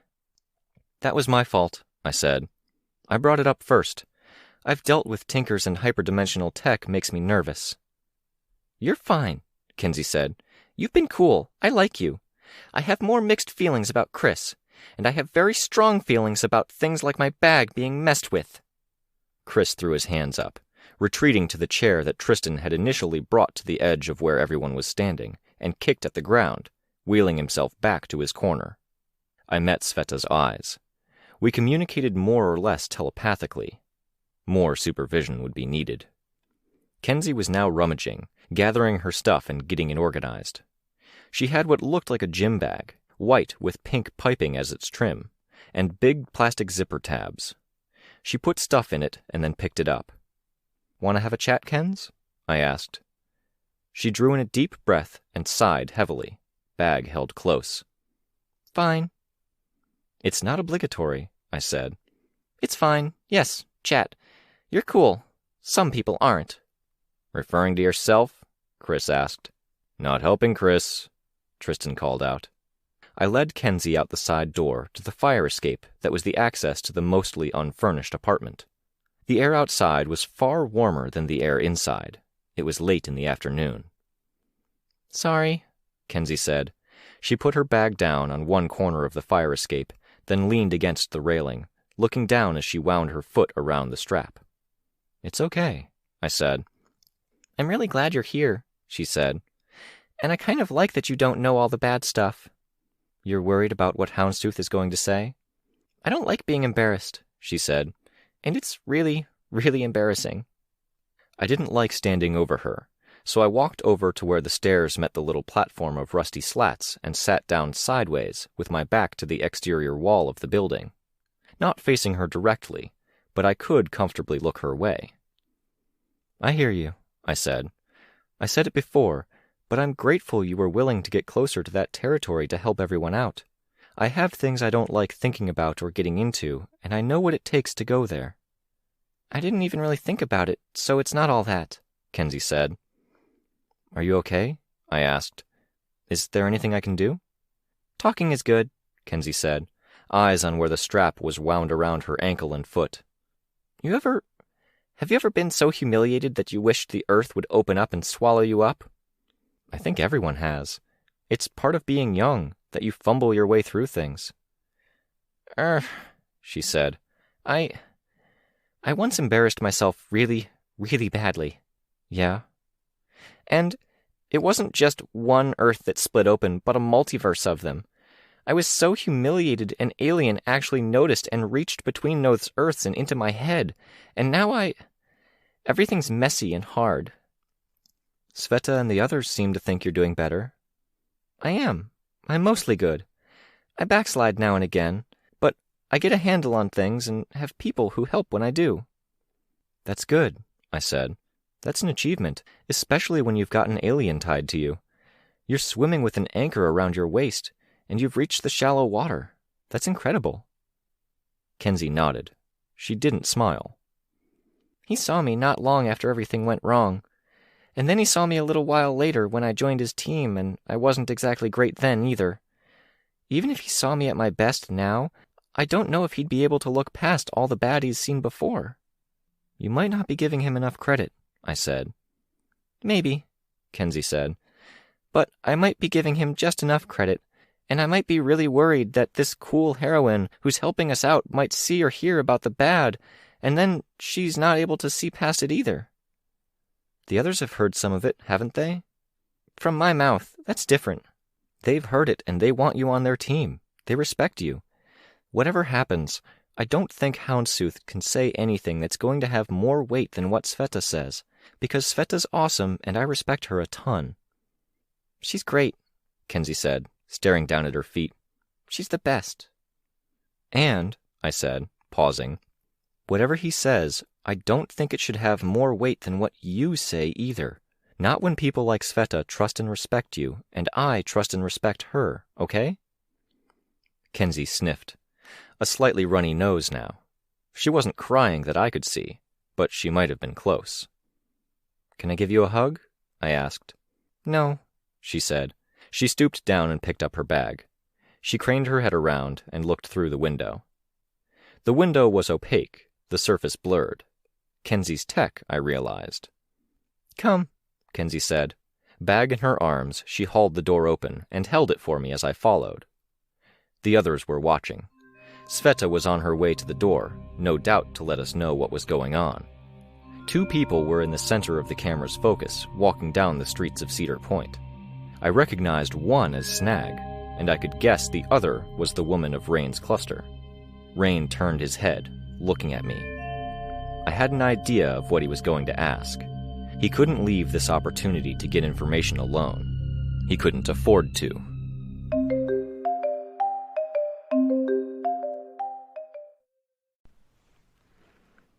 Arc 4, Shade, Chapter 3. It was Sveta who said it, not Rain. If they go inside, we're going to lose track of what they're saying. Have they said anything yet? I asked. No, Rain said. The woman doesn't talk, so it would be a one-sided conversation. If they're here for something. I want to know what. Anything you guys do risks blowing your surveillance, I said. You might gain more information if you leave it alone, just saying. I might miss something vital, Rain said. You might, I said. It's really up to you guys. If you need help, I'll back you up.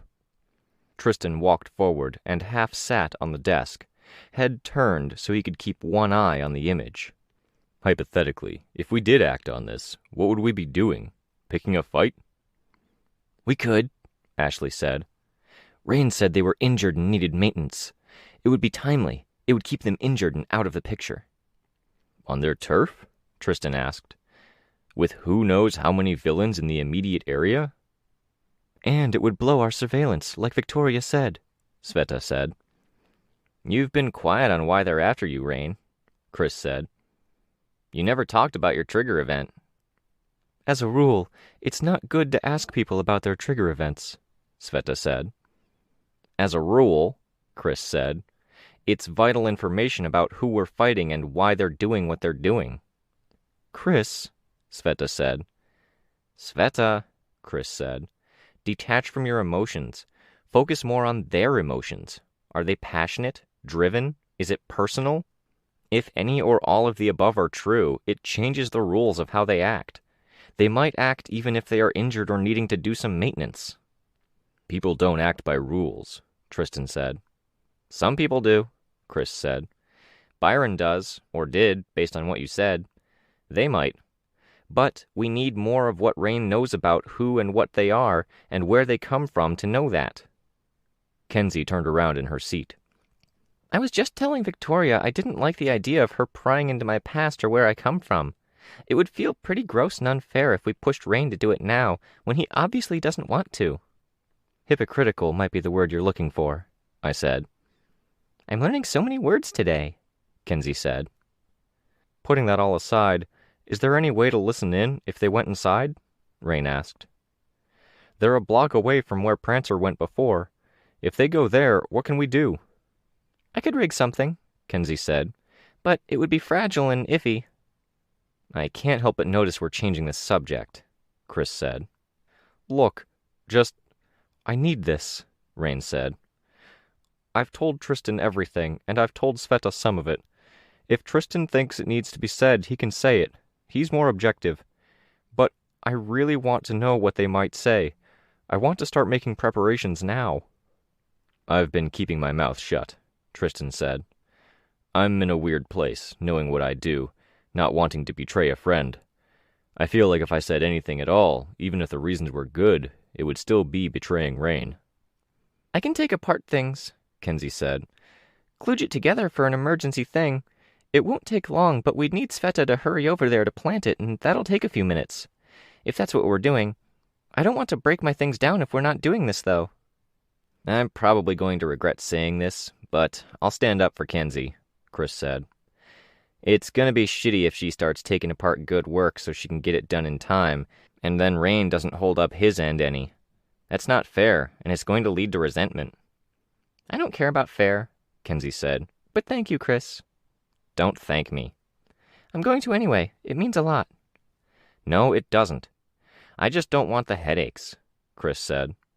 And Rain is being the biggest headache on the team.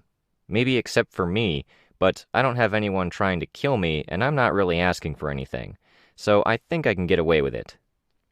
Rain ran his fingers through his hair, turned and took a step to one side, like he was going to walk away or pace, and then stopped, because he couldn't take his attention off the screen. Tristan was in a hard place, knowing what he did, but having a friendship on the line. Sveta maybe wasn't as much of a friend to Rain, but she was also more sensitive and kind, and she didn't know as much. Rain didn't really have other allies in the group he could turn to. Certainly not Ashley. Not Chris. Kenzie just wanted to know if she should get started building her thing. Somehow, he ended up looking at me. He looked spooked. If Kenzie builds the thing, I can fly over and plant it, I said. I don't mind showing my face there. It fits with the plan. There's a lower risk of the surveillance operation getting discovered. It works. Rain nodded, tense. But I do think Chris might be right. If the group is extending a hand to you and you're not extending trust back, that may not be fair. You should share something. Okay, Rain said. Kenzie spun around. She grabbed one of her flying eyes and pried open the side, pulling out a black rectangle.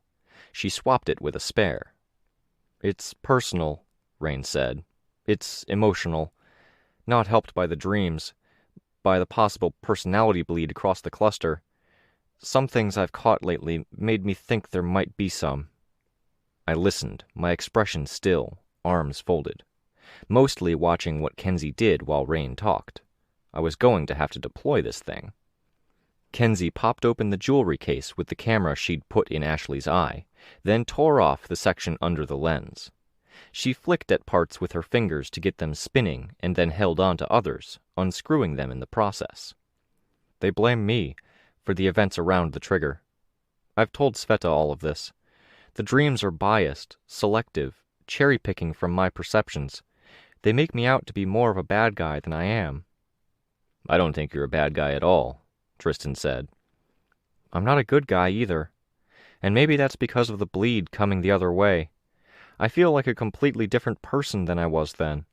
And I know, I think Snag is too. I've seen his perspective and his dreams, and he's willing to murder now? Maybe the agent took half of my anger from back then and divided it among them, aiming it back at me. What happened? Ashley asked. I fucked up. I had a chance to save them and I didn't, Rain said. I looked away from where Kenzie was spinning things to screw in the eye camera beneath the major lens of the flying eye, looked at Rain, and saw how miserable he was. How does Erin fit in? Sveta asked. She doesn't. She knows the story, but she hasn't seen the dreams.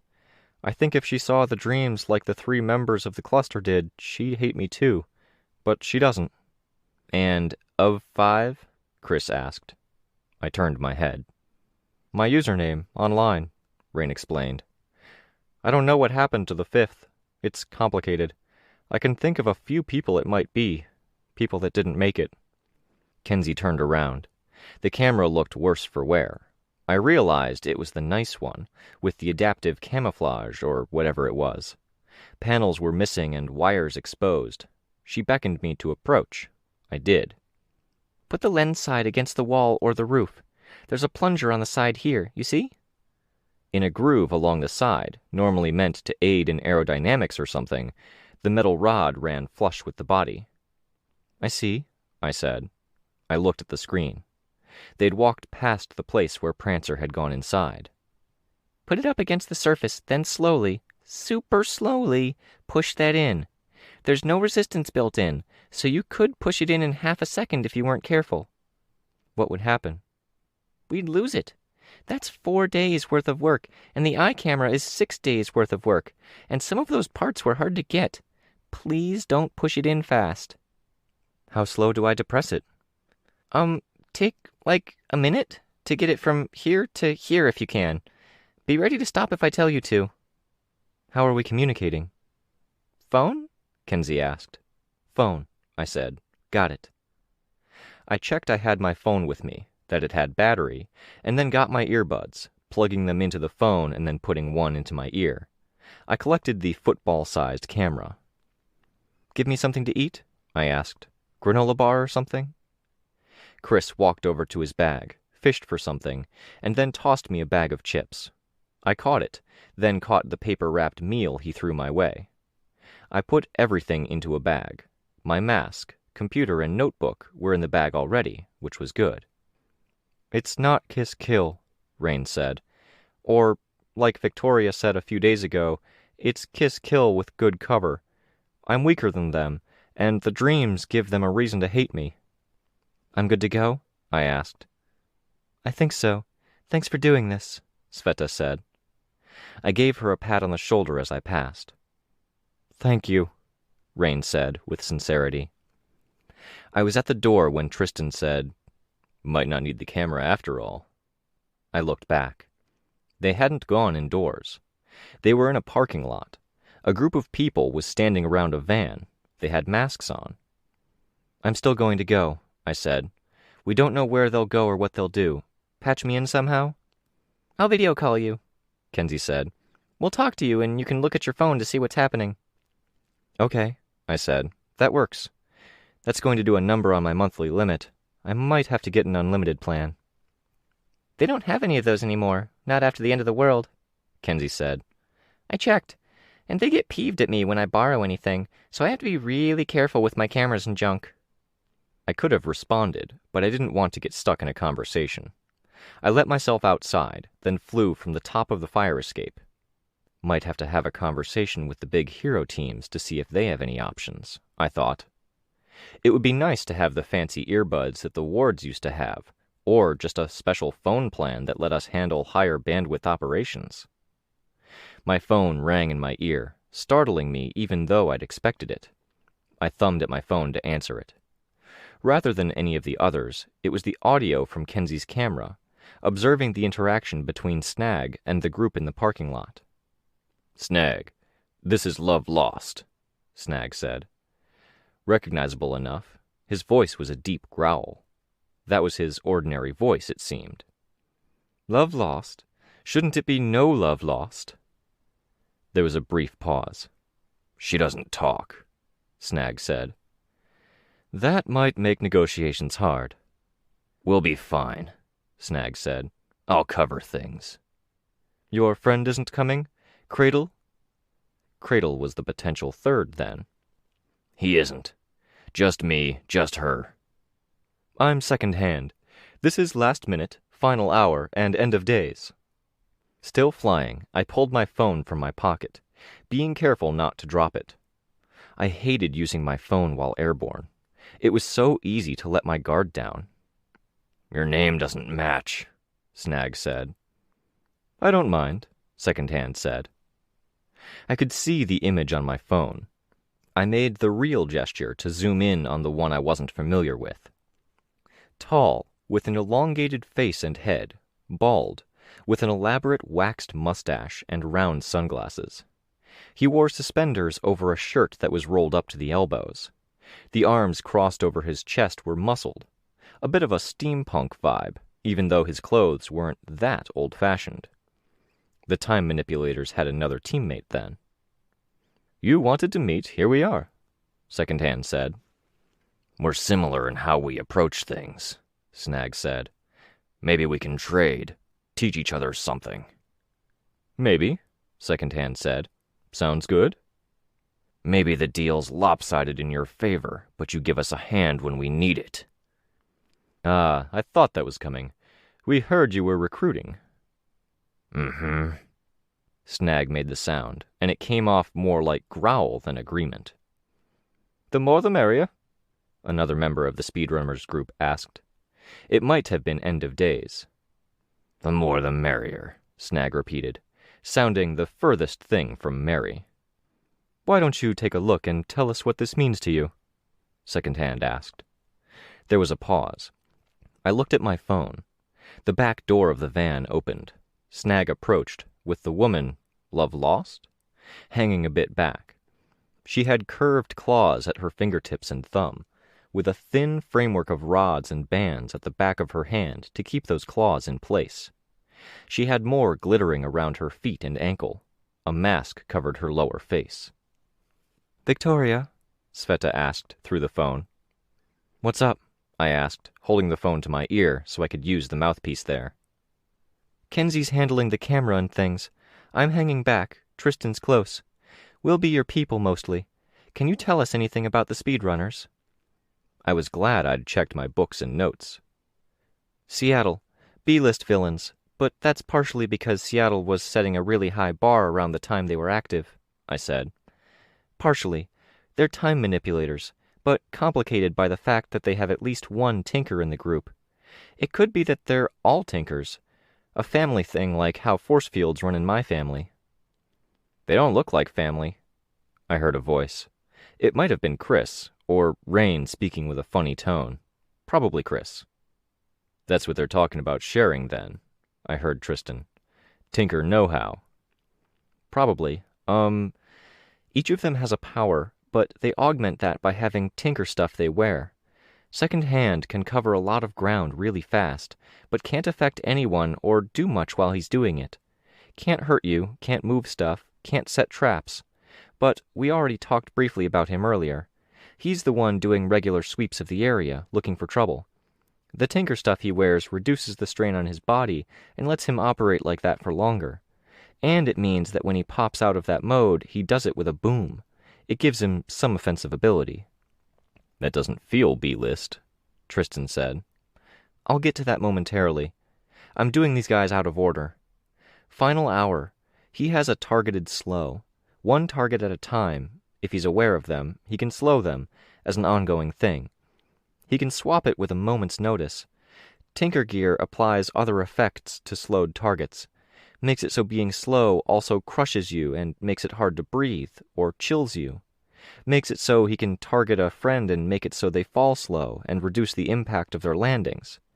He had a thing which screwed with—" "This works," Snag's growl interrupted me. "I could do something with this, if I had time to study it. I could use the engines you've got here to make emotion effects I channel through my tech last longer, or prolong battery life." "Good," Secondhand said. A pause. A metal-on-metal sound. "What's she saying?" Secondhand asked.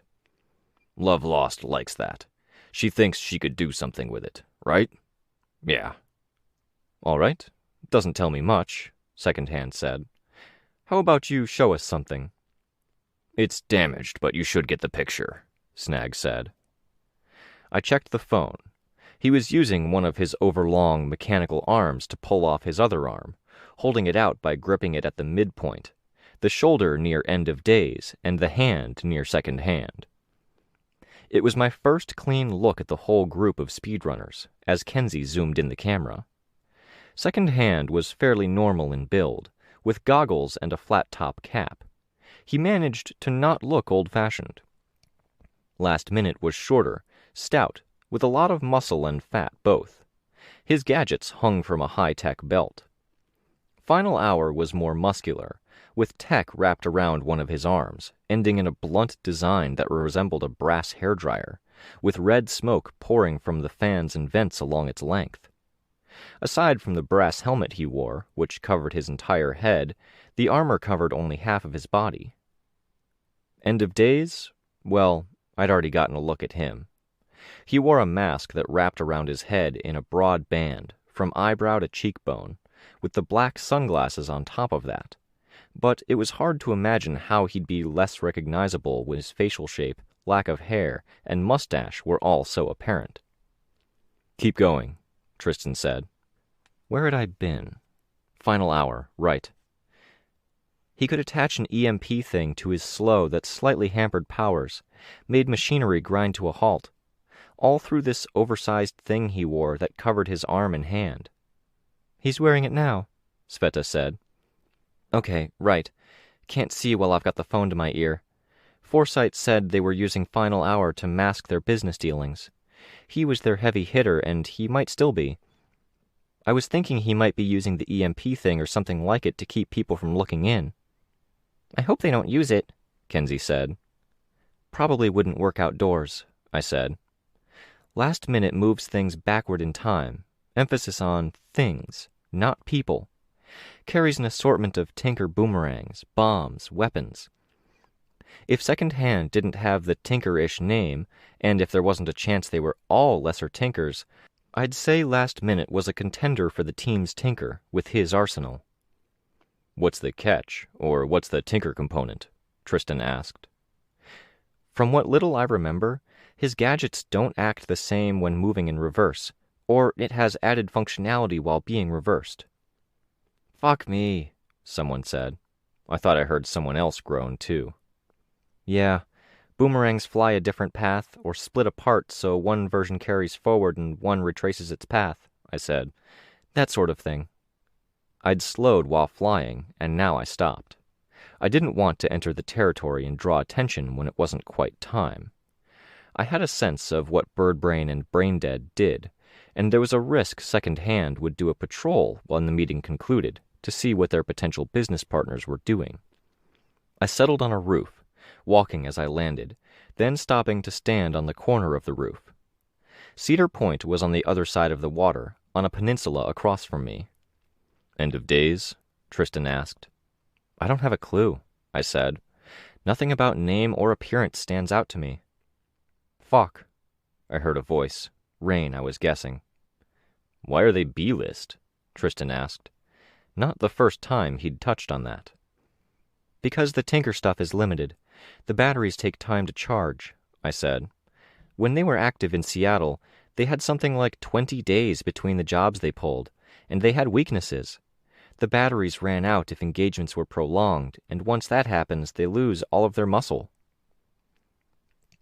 "They might have recruited End of Days to cover that weakness," Tristan said. "Yeah," I said. "It's not out of the question." The speedrunners took longer to examine Snag's arm than Snag had taken to examine whatever they'd shown him. I watched through my phone, grieved a bit for my monthly limits, and waited. On the screen, Love Lost stepped away from the meeting, walking down the length of the parking lot. She stood with her back to the group, hands at her sides, fingers and claws spread. "I like her," Ashley said. "Good style. It's going to be a shame to smash her face in." "If we engage her," Sveta said. "If we even go that far." "Of course," Ashley said. "What's she doing?" I asked, more to myself than to the group. It took a few more seconds, but someone walked down the street, a woman with a purple hood and antlers. Prancer's partner. "Love Lost saw her coming," Tristan said. "Sensed," I corrected. "The woman, Love Lost, she has the emotion aspect of the power," Rain said. "Maybe it includes some emotion sense, detecting people." "If so, I'm glad I didn't just drop in nearby," I said. Velvet said something. The camera didn't catch it. "Sorry," Kenzie said. "Sorry, I didn't have the sound camera turned that way. It's finicky."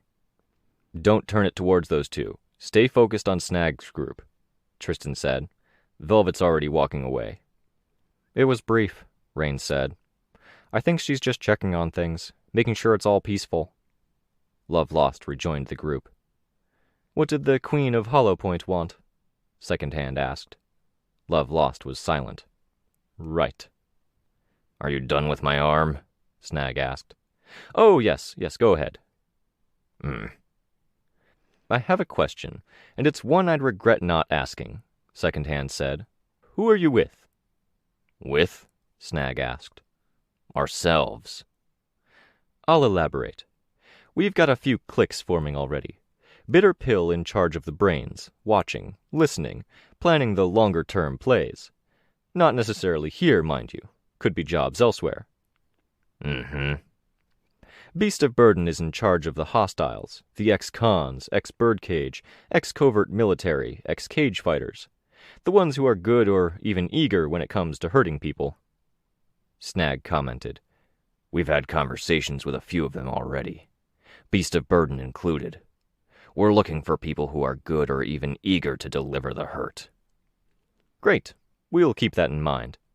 Final clique worth talking about. You've got Prancer in charge of the organization side of things. The diplomacy, recruitment, and a lot of the lower-key ongoing business. And I don't think we're going to divide up into factions and end up fighting each other. I say clique because like attracts like, and sooner or later, you'll get pulled into one of the major groups, each serving a role. We're our own group, Snag said. We don't care what clique you belong to. You want access to our stuff to study and see what you can learn? We'd have to talk about it among ourselves, but I think we're leaning that way. I looked at the phone as the speedrunners exchanged looks. Yeah, Second Hand said, after assessing the others. Let's assume we're good to go forward with this, but we won't set anything in stone until my friends and I have had a conversation. Preliminary offer. We pay you $15,000, and we give you access to our tech for study, Snag said. You give us access to your tech, and you lend us a hand when the time comes. For this job you're planning? If you want to discuss it, I can invite others who have pledged to help. We'll discuss in one of Prancer's venues. Maybe. We'll have to talk it over. What timeline? Soon, Snag said. Anything more should wait for the discussion. How difficult? Hard to say. I don't want to tell you something and have it reach the wrong ears, and there are a lot of wrong ears. Give us some idea. 8 or 9 young people with powers is our best guess. Mostly teenagers. We don't know who else, or what the exact number of adult capes, allies, or other resources they might have. Teenagers are easiest to track because they move more. Someone spoke, and I had to view my phone to check who it was. Last minute. Hard to say. That sounds easy to say. A minimum of 8 or 9 people with powers is difficult. With the recruitment we're planning, we'll outnumber them 3 to 1, Snag said, in his characteristic growl. You're talking people with powers? Not mooks? Not henchmen? People with powers. All going well, we'll have them outnumbered 3 to 1, even if they call in help. Pulled from Cedar Point? Pulled from many places. We have a thinker contact, and that contact is calling in friends. This contact and their friends are capes with names you've heard of, that everyone has heard of. We have Lord of Lost committed to the job. We have 1 or 2 others of similar caliber who may or may not participate, but who will contribute meaningful resources if they don't show up personally. You don't do things by half measures, Second Hand said. We don't believe in half measures, Snag said. In the bigger job, or in our deal with you. Tech for tech. 15,000 for the job, but I'd like the 2 things bundled together. We establish a working relationship and even a mutual dependency before the job starts. Mutual dependency? A reason for people to second-guess themselves before wondering if they can drop away at the last minute, and they won't be missed because the crowd is big enough. It was known to happen at events like Endbringer fights, before Gold Morning. Speaking for myself, not having consulted the group... Of course. I don't mind that approach. We'd have to discuss the money. Spread across a 4-person team, it doesn't amount to that much. When I did the community center job... Snag started. He paused, letting the statement hang. You did it with stipulations and expectations. Stipulations handled, expectations met, Second Hand said. We're aware. That counts for something, Last Minute said. It needed doing, and it was done well. Trust that we intend to do this well, Snag said. The three of us have spent a year steadily working toward this. If you want more money, we could discuss it. We'd want references to justify it. A guarantee you'll earn your keep. I think we could manage that. Instead of money, though... Cradle, he's your best tinker? He can be. Maybe you sweeten the pot. Include his work. That can be arranged. You give us your references and recommendations in exchange. All right. I like the sound of that. We'll talk. Good, Snag said. Second Hand put out a hand. Snag reached out with his giant mechanical hand, enclosing it around Second Hand's hand and forearm. They all shook hands. Snag's giant mechanical hand made for a peculiar image as it met Final Hour's hairdryer stub of a limb, and the two shook. When the steampunk-ish End of Days gingerly took Love Lost's clawed hand in his bare hand, he bent down, kissing the back of it. With her back to the camera, it was impossible to see her reaction. The speedrunners split up into two groups, 2 getting into an older car, and 2 getting into the van with the tech in the back. Snag and Love Lost walked back the way they came. Love Lost turned her head to watch as the cars pulled out of the parking lot, and then drove past the pair of them.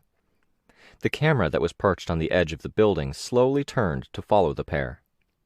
As the camera zoomed in, the sound clarifying, the metal noises of Snag's hands periodically touching the road and Love Lost's claws clicking were very audible. Kenzie must have changed something, because the sound faded into the background. Good? Snag asked. Love Lost gave him a singular nod. They're good to have. Versatile. And it's good to have that tech. I can think of 10 things I could do with that. Another nod. You're good for the meeting at the pub? A final nod. Pub, I heard Tristan say. Kenzie, do we deploy Victoria? I have an address. Only pub in Cedar Point, I think. Across the street from where Prancer went inside. I brought the phone up to my face. Love Lost might be able to sense people, and there's bird brain and brain dead to account for.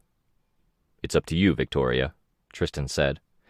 But it would really, really help if we could get more of this kind of exchange. I stepped off the roof, realized that someone was standing on the sidewalk on the far side of the street, staring at me, and saw the alarm on their faces. I gave them my best heroic salute as I started flying instead of falling from the roof of the 2-story building. Ashley and Rain are kind of quiet, I said to the phone. I don't like phones where I can't see faces or reactions, Ashley said. I'm fine. This is good. I'm not so fine, Rain said. Understandable. Right. I'd maybe talk to him after, or encourage him to reach out to Yamada. Even better, he could get around to making that call to the hero teams. But for now, going into enemy territory, I needed to look after myself and the mission. I now needed to make prompt decisions for things that I'd hoped I'd have a few days or weeks to think about. Radio silence unless it's an emergency, or you need to tell me to stop deploying the camera, Kenzie, I said. I heard a faint boop. No assistance now, just me and my intel. I put the white mask on. Primary concerns, brain-dead and bird-brain, clairvoyance both. Brain-dead was a tactical thinker who could designate a set area in 3 dimensions, setting out a rectangular prism where he sensed everything in the area.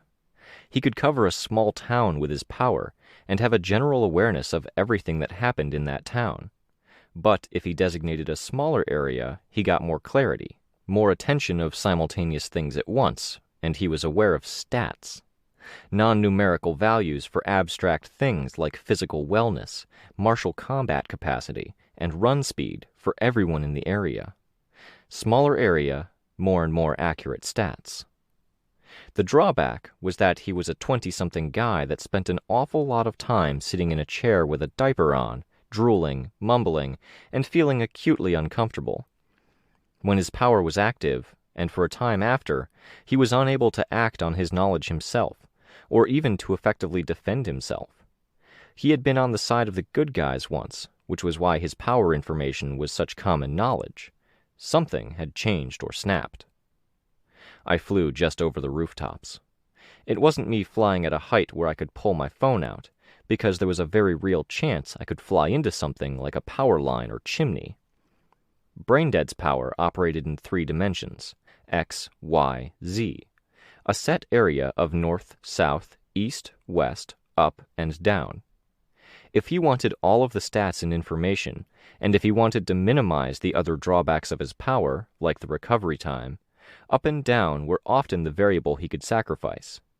He could cover an area 3 city blocks wide along the west-east axis and 3 city blocks long along the north-south axis, while only covering 6 to 10 feet up and down. Against Braindead alone, flying high and sticking to rooftops was a really safe bet to stay out of his realm of awareness. Against Birdbrain, that was a weakness. Birdbrain was a tactical clairvoyant of a complementary stripe to Braindead. Top-down clairvoyant awareness, much like if Kenzie operated solely through Tinker eyes in the sky pointed straight down. She also had thinker powers of another sort, worked into the main clairvoyant power, but she wasn't an ex-hero, and the information wasn't in files. She was really good with a gun, highly mobile, and thus she was very good at defending Braindead while he was incapacitated.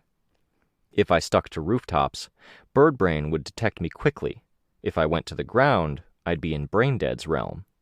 I flew under things when I could, just to try to throw Birdbrain for a loop. It took me a second to orient myself and find the buildings I was looking for, even when I knew they were part of the downtown strip. No sign of Snag or Love Lost. They were already inside, I hoped.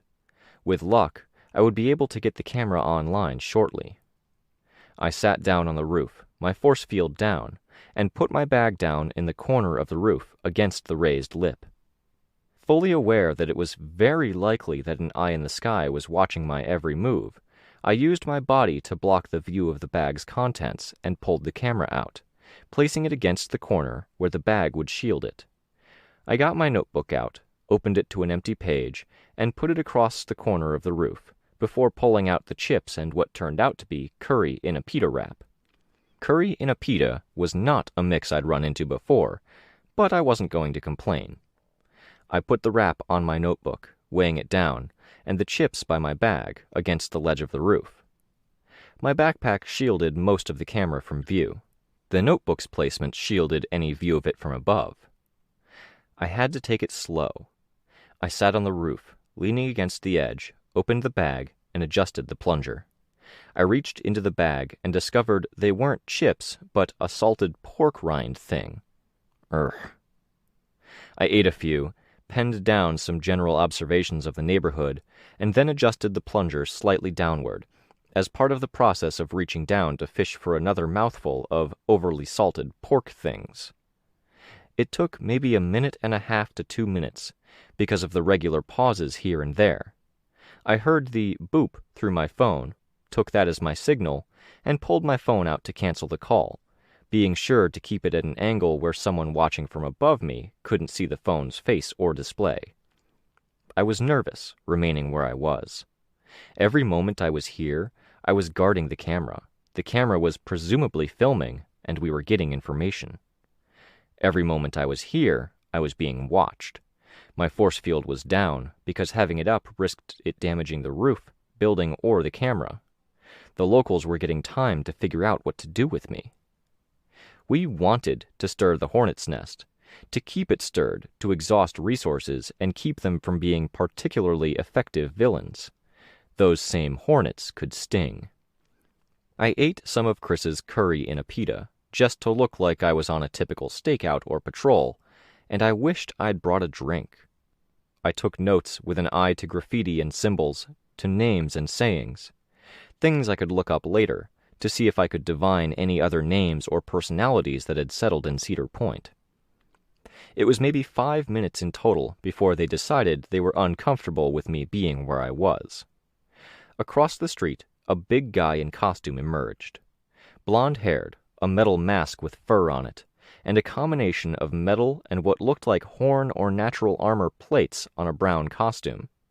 His gauntlets looked menacing, with fur, metal, and studs. He looked pretty B-list, all in all. He beckoned for me to come. I wondered if I should gather my bag. I decided to take a risk, leaving it where it was. I flew down to the street below. "I'm Moose," he said. "You're unwelcome." "The last time I came, you guys called Tattletale. She told me to get lost." "Yep," Moose said. To me, hearing that, I'm inclined to think I should show up more, I said. Nope, he said. "No, I think you've got the wrong inclination there, Glory Girl." I shrugged. "What can you do, Moose?" "What I'm going to do, Glory Girl, is I'm going to tell you how this is going to go down." "Do tell," I said. "Two brutes, like you and me, heavy hitters, we're liable to have a brawl. I'll avoid breaking anything breakable because I have an investment in Hollow Point here. You'll avoid breaking stuff because you're one of the good guys. You don't want that bad PR. "Makes sense," I said. "We'll have a really polite knockdown brawl, as such things go, and you'll trounce me." "I'll trounce you?" "I said I'd tell you how this was going to go, and I'm pretty sure that's how it's going to go." "Thinker power?" I asked. "Only thinker power I got is decently good common sense," Moose said. I nodded. "So you'll trounce me, thoroughly. You'll embarrass me even. Not because you're a girl and I'm a guy, but because you're strong and you have more experience, and because fighting someone who flies is a massive bother." "You could surrender." "Can't. I'm invested in this place. But there's more to it, Glory Girl." "Not my name anymore, by the way." "Oh, really? Sorry about that." "I don't have another to give you, not yet, but I thought I'd let you know." "If you're going to stay, I gotta fight you, and I gotta get trounced." "That's a shame," I said. "But there's more to it. I'm pulling from that common sense now. You'll trounce me, I'll be embarrassed, and in the time it takes for that to happen, others are going to show up. They won't interfere, but they'll stand around, and they'll be ready to fight you if you insist on staying. You'll be outnumbered, and they won't be inclined to play fair, except that they'll let you leave if you're willing to leave." "Which I will." "Good to hear. Except, can we just skip straight to the part where you leave? I don't want to be embarrassed, and you don't want to run scared from a group of menacing-looking capes." "I'm supposed to run scared from you instead, Moose?" "You can knock me around as you make your exit if you'd like." "Really?" I asked, a little incredulous. He shrugged. "This isn't a trap?" "Nope." I used my flight and rose up off the ground. He didn't react. I flew at him, force field up, fist out. He met my fist with his, moving faster than I'd expected. The shockwave from the impact knocked me back and up into the air. I righted myself and hovered on the spot 10 or so feet off the ground. The shockwave was weird, intense and focused. There was more to that brute power. "I can't embarrass myself too badly," he said. "There's an audience." I looked. In the window of the pub, Snag had risen to his feet. Love Lost was sitting still, watching through the window. There were a handful of others. I met Snag's eyes momentarily, and tried to look a little surprised. Then I flew at Moose again. I pushed out with my aura. His reaction to the fear and awe was to strike out. A solid punch, not a reckless one like most would throw reactively. I didn't follow the awe with an attack, and I was glad I hadn't, because the chances were good that I would have been hit. Instead, I used his momentary bewilderment to fly over his head, because it was easy to do. It required him to turn around. Better yet, it involved a lot of readjustment of footing and balance at the same time he was recovering from the emotional hit. Watching, waiting, feeling more like the warrior monk as I used this approach, I tried to identify the time his footing was still off, his awareness of me imperfect, and I dove, striking him with one foot in the collarbone. In the process, the wretch decided to strike out too. It hit him across the face, knocking the mask off. I saw blood and the tracks of fingernails. He fell, and he sat there, his head turned away from me, one gauntlet-covered hand moving to his face. "You okay?" I asked, flying up and looking away. I didn't want to be accused of peering beneath the mask. "All mend," he said. I didn't wait, and I didn't look back. Back to my notebook, to my bag, and the book, and Chris's meal. I packed it up, collecting the camera. When I'd crossed the water and reached the edge of the neighborhood where the hideout was, I called the others. "Thanks for that, Victoria," Sveta said. "How'd we do?" "We didn't get the very start, and we didn't get what would have been the end, but we got some, and I think everyone's happy with that," she said. "You okay?" "I'm all right." "Come back. We'll talk and you can see what we got." I flew back. I didn't fly in a straight line, being mindful of any possible pursuers, and I flew lower to the ground as I drew closer to the building where the place we were renting was. I landed at the edge of the lot and walked to the fire escape. Ashley, Sveta, Kenzie, and Chris were all present. They were watching a distorted and monochrome image of the inside of the pub projected on the wall. I noted the absence of Tristan and Rain. "He ran," Ashley said, her voice low. "Rain?" "He got spooked," she said. "Tristan went after him." "To reassure," Sveta said. Chris reached past Kenzie to hit keys on the keyboard. The image on the projector screen changed.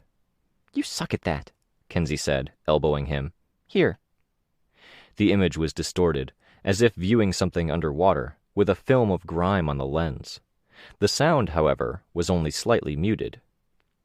"You really want this kid to suffer?" "We want him to face a fate worse than death," Snag said. "But we can't have that and have him dead at the same time, and we need him dead. If he suffers as much as possible along the way to that conclusion, we'll be satisfied." "If you're paying, we can The message cut off as Kenzie hit a key. She looked back at me, shooting me what might have been an attempt at a reassuring smile. Not so reassuring. "We'll figure something out," I said, to myself as much as them.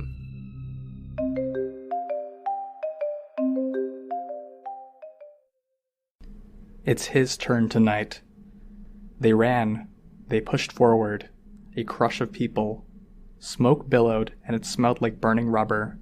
For all the chaos, the noises seemed muted, dulled in how the individual elements mixed, the bodies absorbing the sound. Shouts here and there cut through the cries, the noise of people, the sound of something falling down. The people further ahead in the crowd were actively grabbing others and shoving them to the side, dragging them out of the way. Even with the high ceiling, the haze of smoke made the exit sign above the door hard to see. The point of view blurred, blacked out for an instant as the people blinked. "Lancaster fire," the point of view said, more to himself. His voice soon rose to a bellow. Don't stampede! Don't shove! We'll get crammed at the exit!" The smoke got to him, and he coughed, hard. He tried to slow, as if he could influence the crowd. The force of people behind him pushed him forward. As heavy as he was a big guy, bigger on the middle, more. Only a bit taller than average. It was enough that he could almost see over the heads of the crowd. He saw a young girl fall, and very nearly tripped over her. To do so might have killed them both. He fell to his knees beside her, grabbed at the edge of a sign on the wall to brace himself, one arm around the girl. He became a barrier, battered by those behind him. Feet scraped at his back, trying to climb over him. He watched as the people pushed further down. He knew what was happening as it happened. That the press of bodies was keeping people from being able to get the door open. That by the time people realized there was no way forward, the people behind them would keep them from retreating. There would only be the inexorable forward pressure. Straining, every movement made harder by people leaning against him or pushing past him. Nearly being knocked over to crush the girl in front of him on 3 occasions, he rose to his feet. For what seemed like a minute, it was all he could do to hold his position. He looked back, and there was only smoke, people pushing towards the exit. He looked toward the exit sign, and there was only the press, people crammed together until they were chest to back, shoulder to shoulder. He looked around at the trash cans, at the signs that were built into the wall, frames sticking an inch or two out, locked plexiglass doors protecting the contents from vandalism. He looked up, and he saw the windows in the glass ceiling above the corridor that led out of the mall. There were high windows that let the light in, and there were latches on those windows. He reached down, and the young girl shied away. "Up," he said. He seized her arm, and as he leaned down, someone bumped into him. He nearly fell on her. Only his grip on the side of one of the sign frames kept him from falling. He drove an elbow back, striking at the person who had pushed him. With more energy, desperation, he reached down to seize the girl's arm, lifted her bodily into the air, and shifted his grip, grabbing her body to lift her. "Grab on and climb," he called out. "Get to the window."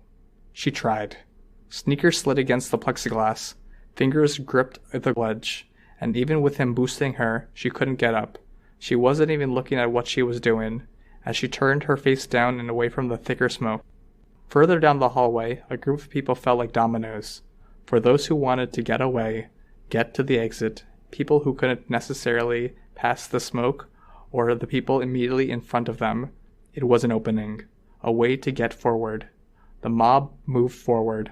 A woman screamed, a multi-note sound. Seizing the opportunity, only seeing the gap, people pushed past him, bumped into him. He was holding the girl as he stumbled, and he dropped her, coughing, trying to keep from getting dragged forward. He was a big guy, and the movement of the crowd was such that his feet left the ground at points when people pressed closer. The girl, too, coughed. She looked at him, wide-eyed, until the smoke forced her to close her eyes, and then she ran for the exit, slipping from his reaching fingers, dodging into a gap of bodies toward the press, where people were barely able to move. People were panicking in places, voices reaching high pitches. "No!" he bellowed at the girl. His voice was lost in the chaos. She nearly fell to the ground amid trampling feet as someone stumbled into her. Then she was gone. He looked up at the sign, and he reached, digging fingers in where the sign and the wall were. He stepped on someone, tried to climb toward the window, eye on the latch, darting over to look at the smoke behind him, then up to where the smoke was thick near the ceiling. The plexiglass front of the sign was a hinge, so it could be opened, and he dug his finger into the gap for the leverage it could afford. The climb would have been hard on his own, but he was jostled. His hand slipped, and both his fingernail and the tip of his finger tore off as his hand came away from the hinge. A thin streak of blood was drawn on the plexiglass. Someone slid between him and the wall, and he was no longer able to hold himself up. He landed on the ground, and people walked over him. His efforts to stand were defeated by the feet trampling him. He couldn't stop coughing, and his vision distorted from the effort. Behind him, the fire and smoke were getting worse. He looked up. Vision warped to the point that up and down and left and right were no longer clear. He looked at the walls that stretched skyward, the glass ceiling high above, the bodies pressed around him and over him. The view blurred with the tears in his eyes, growing dark as the people closed in above him. The image distorted, going black, and he saw stars flying past him, as if he were being buoyed elsewhere.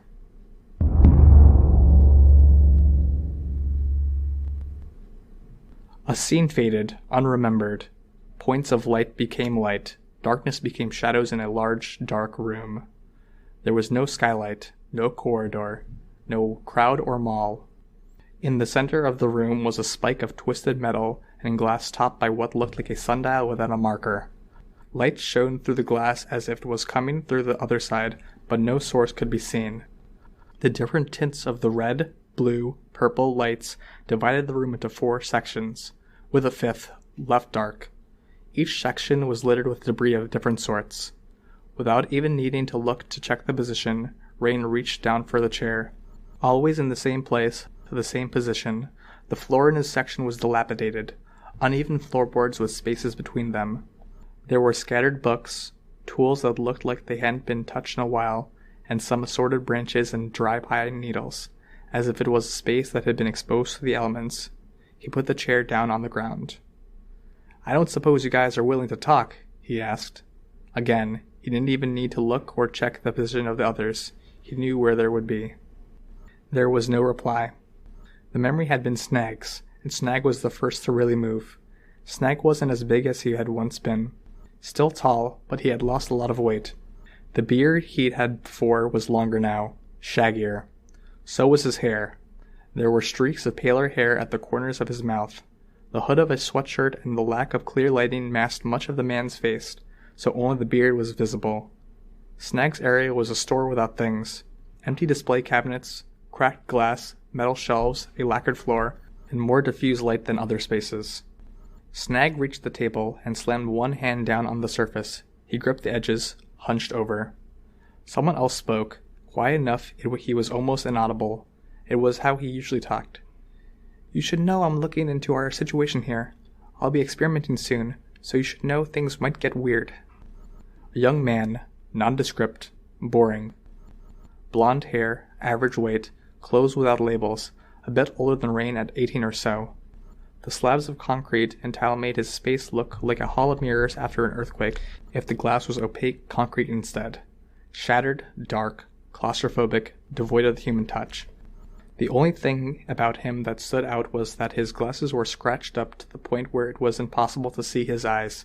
He held his head at funny angles to see through the less scratched parts, chin high, looking down, or head bent, looking up and out. Rain had taken to thinking of him as the recluse. The guy had talked before about not spending much time around people. He was quiet, weird, and his dreams weirder still. He hadn't been including Rain in the "you two." "What experiment?" Snag asked, his voice hoarse enough to be a growl. "I'm reaching out to someone. They do interesting things with people in sleep. I have no clue what's going to happen, but it's possible I won't show up, or I'll have a guest. Tomorrow." The woman approached, standing from a sitting position in a squat, small armchair. She stepped over stuffed animals and broken toys. She was elegant, wearing an ankle-length dress with a slit up to one side. Her hair was styled into waves and curls. She wore earrings and a necklace, heels, and her nails were painted. None of her tinker gear was present. Her lower face was covered in the mask that could have been described as a muzzle. It clung so tightly to her face, covering nose and mouth. It was black leather, and it had real teeth set into it.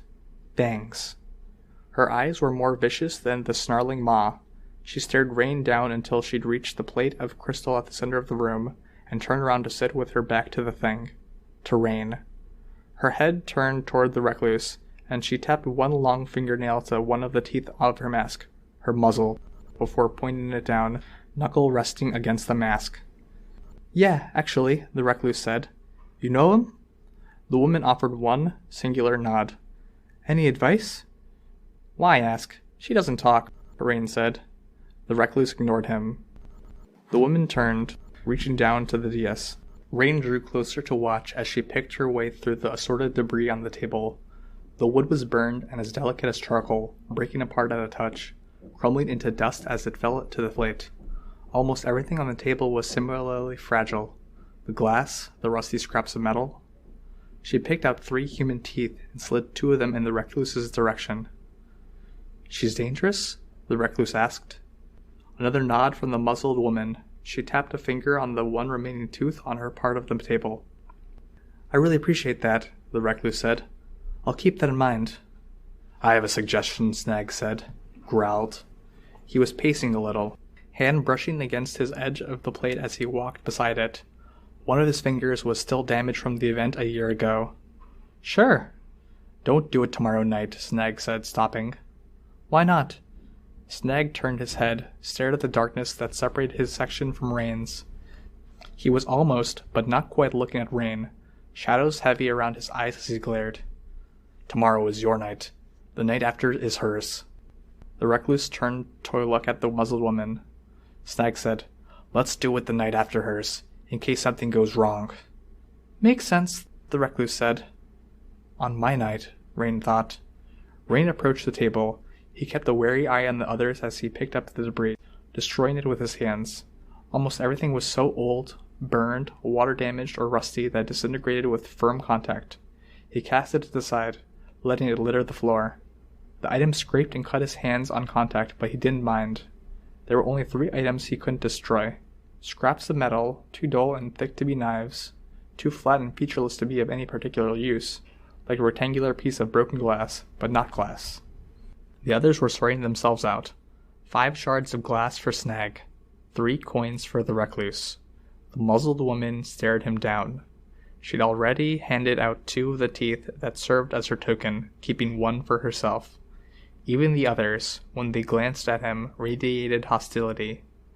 "I need to update one of my arms," Snag said, his voice low. He glanced at Rain and turned his back, leaning against the table as he leaned closer to the recluse, lowering his voice further. "I made a replacement. I want to make the other match it." "Today?" the recluse asked, picking up one of the tarnished coins. I'm not sure I'll have time." "It's fine either way for me. You?" The recluse turned toward the muzzled woman for that last bit. The muzzled woman nodded. Snag slid a piece of glass across the table to the recluse's side. His fingertips stopped at the boundary, and the recluse reached over to slide the glass the rest of the way. "I guess I get to be pretty strong today," the recluse said. "You won't need your workshop," Snag said, "and we could use a better sense of the tech, for reasons we discussed on the phone.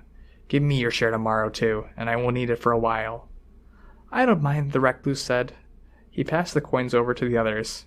2 for Snag, 1 for the muzzled woman. Rain looked down at his rectangles of metal. He hadn't asked. He hadn't offered. He had once tried to curry favor. He'd given them his tokens, and he'd never received a thing in return. He kept the 3 rectangles of metal in his section of the table.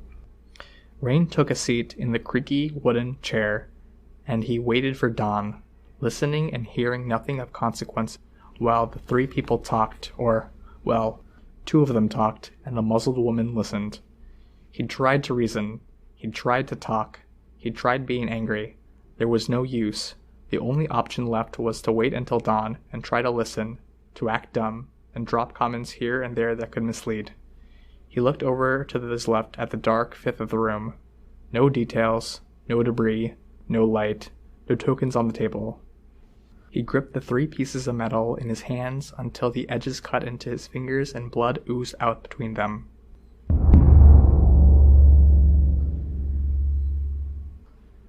"Rain, wake up!" Rain's eyes opened. No dreams. Not really. Only someone else's recollections and then the room. He felt more tired than he had when his head had hit the pillow. He had a headache and every part of him felt heavy.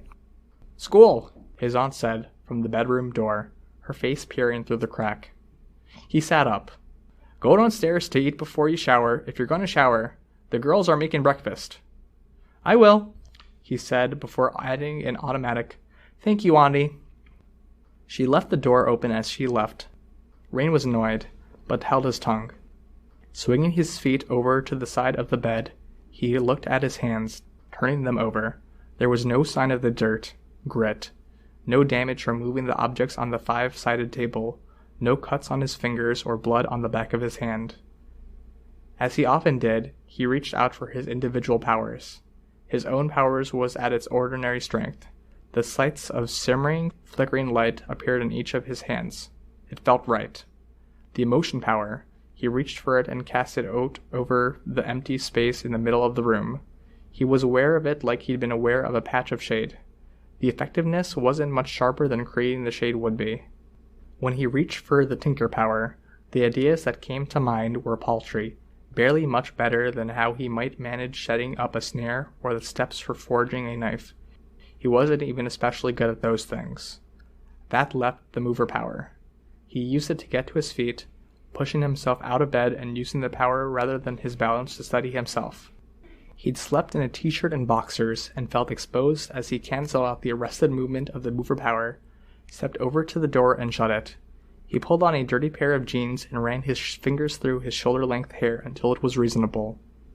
His family tended to subscribe to the notion that the kitchen was the center of the home. The buildings that had been erected for the settlement were set up in a way that made for large kitchens. Wood was burning at a massive brick stove with room for 6 frying pans on it, and there were 2 girls Rain's age handling food there. He couldn't quite remember their names. Heather and Lauren, maybe? Or was one of them Jean? He'd seen them around, but they didn't go to school and they never talked to him. Rain's auntie was at the counter, grating potatoes. Her daughter, Rain's cousin Allie, stood talking to one of the men that was sitting at the table while she took her time drying a dish. Rain knew only one of the men at the table, an uncle who had said 10 words at most in all the time Rain knew him. There was no introduction made for the other 2 men who sat there. As good as the food was, As much as the stove was warm and the family close and busy, it wasn't warm an atmosphere at all. There was no small talk. There were some glances from Allie, who was washing and drying, and from the girls at the stove. The glances were reserved for when they thought he wasn't looking. They weren't kind looks. Hash browns, made properly, his aunt would say, and French toast cut in thick slices from homemade bread. The bread that wasn't being used to make French toast was sitting in the basket on the table, with jam and butter sitting nearby. With the production that went into cooking, there was a lot of pressure to eat, to get full. For most, it was necessary, with long days of hard work on the farms. Not that Rain worked on the farms much. "Thank you for breakfast," he said. The girls didn't respond. "You gonna take a shower?" his auntie asked. "A quick one," he said. "Stomp when you're done," she said, turning the knob at the base of the sink's faucet, cutting off the water. The plumbing in the house wasn't great, and the cold water being turned on meant the shower water wouldn't scald. He gathered his dishes. "You can leave that for the girls." "I already got it," he said. He collected a few more things, aware of the looks from the men sitting around the table, and took them to the side of the sink where the dirty pans and dishes were waiting to be washed. Allie, standing next to him, pulled a knife out of the drying rack. The metal made a sound as it ran against the side of the rack, singing slightly in the wake of it. Between that, the weapon, the hostility he felt from the two girls at the stove, he shivered slightly. He looked out the window. "Those people I saw in my dream want me dead." He'd paused too long, lost in thought, being as tired as he was. He was very aware of the stares, of the long looks from the men at the table. The girls had paused in their work. "What?" his aunt asked, her voice sharp. She glanced at the girls. Her voice was sharper as she asked, "What? Do you need someone to come and wash you?" "Gross," one of the girls at the stove said. "Hey," one of the men barked the word. The girl jumped, a rebuke without any elaboration. "No, Auntie, I was just thinking," Rain said, feeling his face get hot. "Then save the thinking for school and get going. We need the sink free to wash the dishes." He got going. The shower was hot, even with the cold water cranked all the way around, and he rushed through the process of getting clean.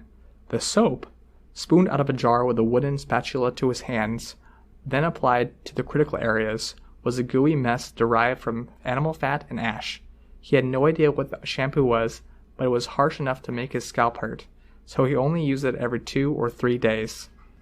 He had scratches and bruises, only some of them from his time with Victoria and the team. He was ginger with them all, checked for the redness of infection, and dabbed them dry instead of toweling more roughly as he finished showering and started getting dry. He stomped hard on the floor, 3 times, as he stepped out of the shower. The pipes knocked as the water downstairs was turned on again. The recluse was planning something for 3 nights from now. He needed the plan, conserve strength. It was possible he would be incapacitated if the others found a way to hijack the rotation or interfere with his days. His thoughts were occupied with the logistics and conversations he'd need to have as he wrapped the towel around his waist, checked for chin scruff, and then crossed the hall to enter his room. Clean clothes, bag, shoes. He did his best to stay out of sight of the kitchen as he headed downstairs, ducking into the front hall and out the door. The dirt road cut a zigzagging line between home and fields. Things that had been situated in a way that had been convenient at the time, but the layout didn't make for good town planning otherwise. Other students were walking to school, older siblings watching the younger ones, friends meeting to talk. Some parents walked with their children to supervise. Other adults were around to supervise. The notorious and inevitable Mrs. Sims was bitching at a group of the 5th graders, splitting up groups of friends to make the boys and girls walk on different sides of the road. A truck came down the road, and the students moved to the muddy side where the ground was far softer. It was Jay, stopping periodically to let friends hop into the back. A short distance behind Rain, Jay stopped in plain view of Mrs. Sims to ask Brianna and Kaylin Barr if they wanted to ride in the truck, which was already mostly packed with senior boys. The sisters climbed into the back of the pickup truck. Mrs. Sims scowled, but she kept her mouth shut. The truck moved a little bit further down the road and stopped beside Rain. Jane leaned past his girlfriend. He had thin facial hair, a baseball cap, and a sweater with a logo on it. The sweatshirt and cap looked brand new, and they also looked like they were from Bet, with the quality and logos. Expensive. "You want a ride, Rain Man?" Jay asked. "No thanks. Walking with a friend." "I know who you're talking about. You know you don't have the slightest chance with her, right?" "Of being her friend?" "Yeah, right," Jay said. He rolled his eyes. "Enjoy that walk." The wheel spun against the dirt road before finding traction. The pickup truck bucked a little with the uneven transition, nearly tossing Kalen Barr out the back as the back end came up. Only a quick grab by one of the older boys saved her from a tumble. A cloud of dust followed behind it. If it was meant to annoy Rain, it didn't. He turned his back to the worst of the cloud, looking out at the farmland. "Rain!" Mrs. Sims called out. Some of the smaller students on the road flinched. Rain looked more her way. "Get yourself straight to school. Don't dawdle," she said. He could have said something about that. Jay might have. If he hadn't had the experiences he had, he might have even called her an evil person. She was an artifact of a prior era, the kind of person who had lived in every small town and rural community he'd known. She was someone who used morality as a stick to beat others with. He could have asked her what she was implying, or challenged her. He didn't. "Yes, ma'am," he said. "Just waiting for the dust to settle so I'm not walking face first into it." Someone else might have made a comment, empathized. Mrs. Sims only said, "Go to school. Be a better example for the little ones." He walked. The people like Mrs. Sims and his aunt were easier to deal with than many of the alternatives. He could understand the people who'd reacted to hurt and loss by becoming harder. He'd wished he'd been able to do the same. Erin emerged from her house as he reached the mailbox staked out in front. He waited while she made her way down, her little brother following.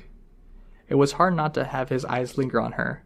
She wore a plum-colored muscle tank with a cross in black on the front, a black choker with a steel buckle, and black jeans. The jewelry in her ears matched the buckle of the choker, a series of rings in her left ear, and a single piece of jewelry in the right, glittering in the sun as she steered her brother along the path. He'd come to dislike the muscle tops with those oversized armholes on principle. After seeing so many girls, he couldn't stand wearing them as a trashy sort of look.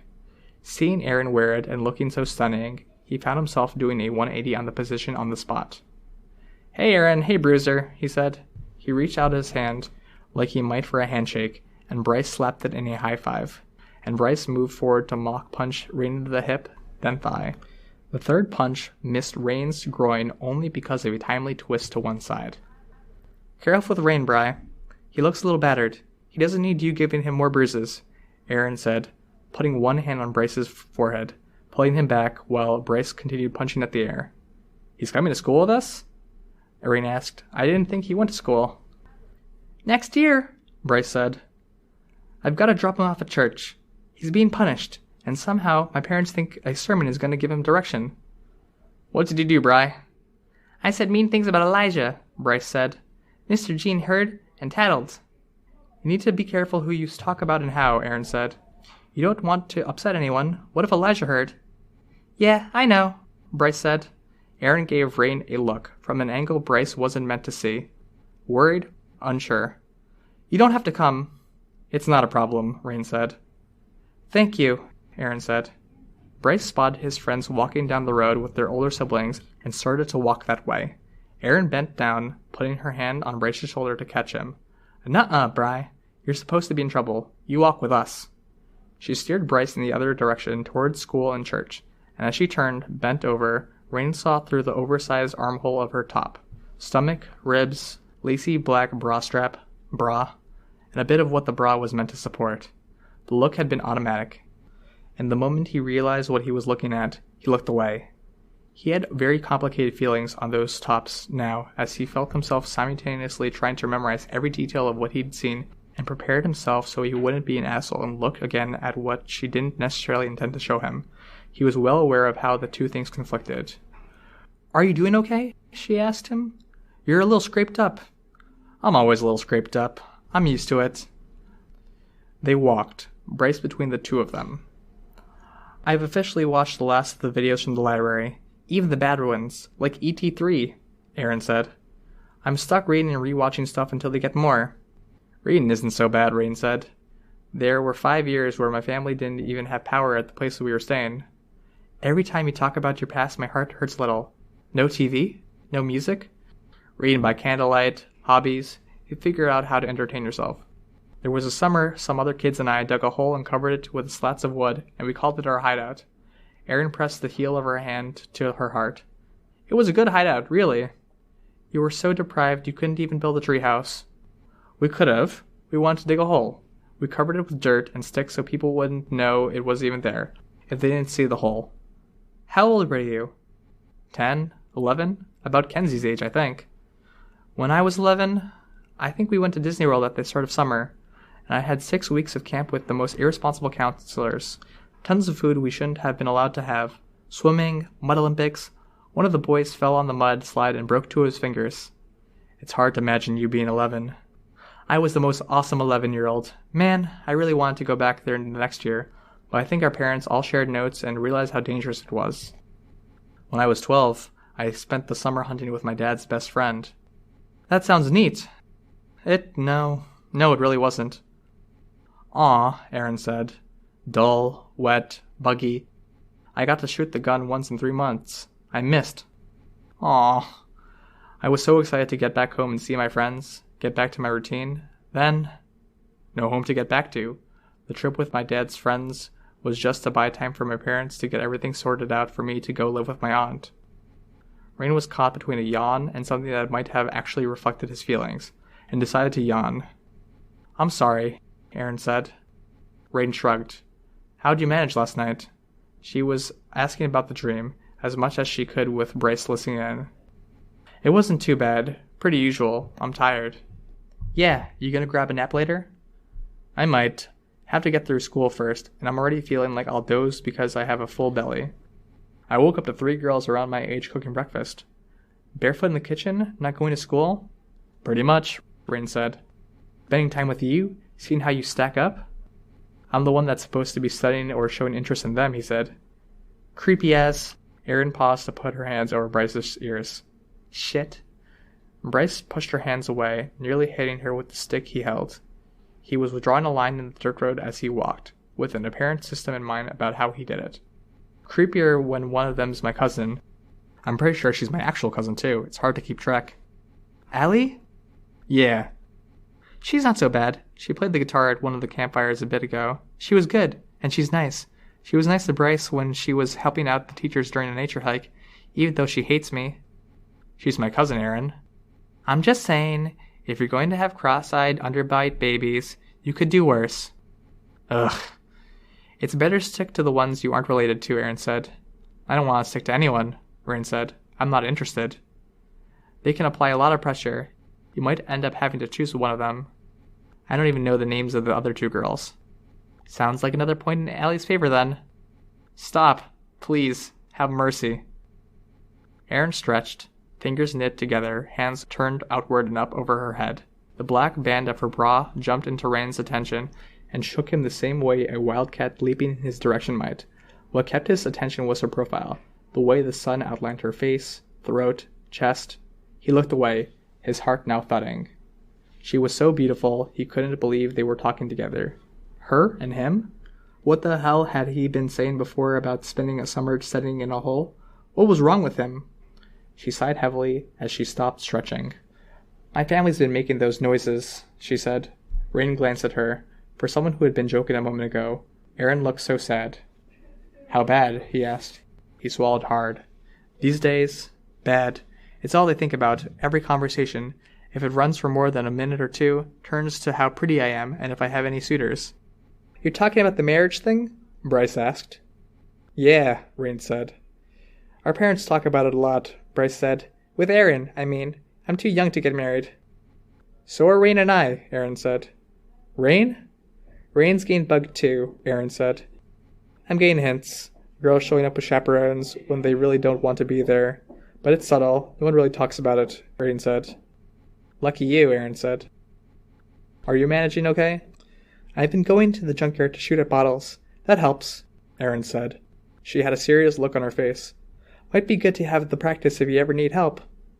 I don't want to get you involved. Getting caught up in your thing would be a relief, she said. I'm not sure it would, he said. He glanced at Bryce to see if the boy was listening. Nope, drawing wiggly lines in the dirt with his stick. They were close to the church. There was no parking lot, so the cars and trucks were parked haphazardly. Some were moving at a crawl as they tried to navigate the parked vehicles and the people who were gathering. Rain glanced at Jay's truck as they found a path between cars to reach the church. Jay was here then. Rain was left to wonder whether the Barr sisters had hopped out and headed on their way to school, or if they were attending the morning service. Erin drew looks. She stood out, and not just because she wasn't unusual at the morning service. It was in moments like this that Rain knew he wasn't letting feelings color his views on her. He could see the way people acted around her, the way they looked at her. He was spooked, seeing it. He knew who these people were. He'd grown up with them, and he knew how they function. On a level, he was one of them. Erin took Bryce to one of the moms of one of Bryce's friends. They exchanged words, and the mom scooted over, having Bryce sit next to her. Rain was acutely aware of the looks he got too. The opposite of the ones Erin got, really. Erin joined Rain at the door. People were still filing in. At the front of the church, a shirtless man climbed up onto the stage and walked back to the sanctuary where the altar was. The light shone through the stained glass window behind him. He was skinny, long-haired, and tattooed. "Yo, faithful," he said, leaning over the altar. There was a murmur of responses from the congregation. "I've been watching, and I've been thinking. You guys have been asking me when I'd speak again, and I think it's time I say a few things." There was a louder murmur, with a few hoots and whistles from certain locations. "We've had some hard days," he said. "Less jobs, the strikes, the talk of war. It's getting colder out, and I think that reminds us all of winter. Last winter sucked." There were more murmured responses. "It was cold. There wasn't enough shelter. There wasn't enough food. Not everyone made it. We did better than some, but we lost 6. We remember them. Jack, Josh, Georgia, Kiara, Christian, and Ras. We remember them, and we remember the cold, hunger, and sickness that took them from us." The responses were more animated. "May they be with the Lord." It demanded a response, more response than the last. "We remember the bad days. We remember the end." While I was doing that, watching, listening, and thinking, I could tell. People are scared. His tanned face was expressive as he emphasized words like end and scared, lines crinkling in around his eyes, betraying him as 30-something. He gripped the podium as he talked. "All throughout the city, through the many worlds, people are scared shitless. Bad days are coming. Everyone knows it. You know it. Am I right?" There was a more vocal response. "Yeah, you know it," he said, his chin rising a bit. "You fucking know it. Sorry, parents. You can cover your kids' ears if you're shy, but this is how I talk. Honest. I'm gonna be honest with you." Rain looked at Bryce and the woman he sat with. She wasn't covering Bryce's ears. He looked at Erin and saw how tense she was. The speaker continued. "You're scared, and you're scared with good reason. It's gonna get messy. People are gonna die. People are gonna deal with worse than death, because that's where we're at. That's how it is in the worlds we dwell in. It's inevitable." He remained where he was, lean, muscular arms bristling with sun-bleached hair as he gripped the altar, letting that hang there. "We're gonna be okay," he said, his eyes narrowing. "I memorized the passage. This king, Sihon, would not allow Israel to pass through his territory. Sihon gathered all his people together and went out against Israel in the wilderness, and he came to Jahaz and fought against Israel. Then Israel defeated him with the edge of the sword and took possession of his land." He pulled his hand away from the edge of the altar and struck it with his hand. "You know what that says to me?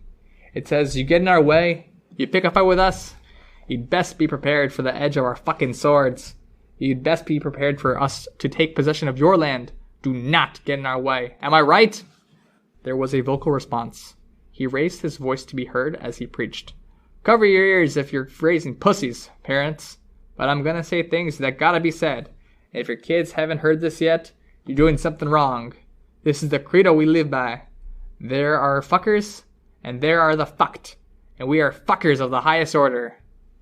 Cheers. Bryce reacted, joining in. Erin started to move, to enter the church, and Rain stopped her. He glanced around to make sure no one had seen. "We are right, and we are righteous." Cheers. "We saw the end. We preached the end, and we survived the end." Some people stood from their pews, which forced others to stand if they wanted to see. They can shake and sweat and worry about winter and war, but we're gonna fucking thrive. Bryce stood on the pew, his high voice joining the crowd's. He probably didn't even understand. Erin didn't repeat her initial impulse of trying to go in, pulling her little brother away. Rain let his hand drop. We don't get cold, we set our enemies on fire! Erin leaned close to Rain to be heard over the roars. Can we go? He nodded. If we get hungry, we raid, we pillage, and we'll eat them alive! Cheers. The sound of the mob made Rain think of the mall, of Snag's dream. None of that pussy skipping of the impolite parts. We go Old Testament on the asses of our enemies. Slaves, war, and disaster. We'll go full Revelations with a rod of iron and dash nations to pieces. Anyone who's read that far knows the ain't gonna be pretty. It ain't gonna be kind. Rain turned to go. He was aware that people were casting glances his way, that they were seeing him leave. It would be remarked on. But he'd heard variations of this sermon for all his life. If pushed, he could probably write one. For now, his focus was on Erin. As he saw how deeply unhappy she was leaving her brother behind, he caught up with her, walking at her side.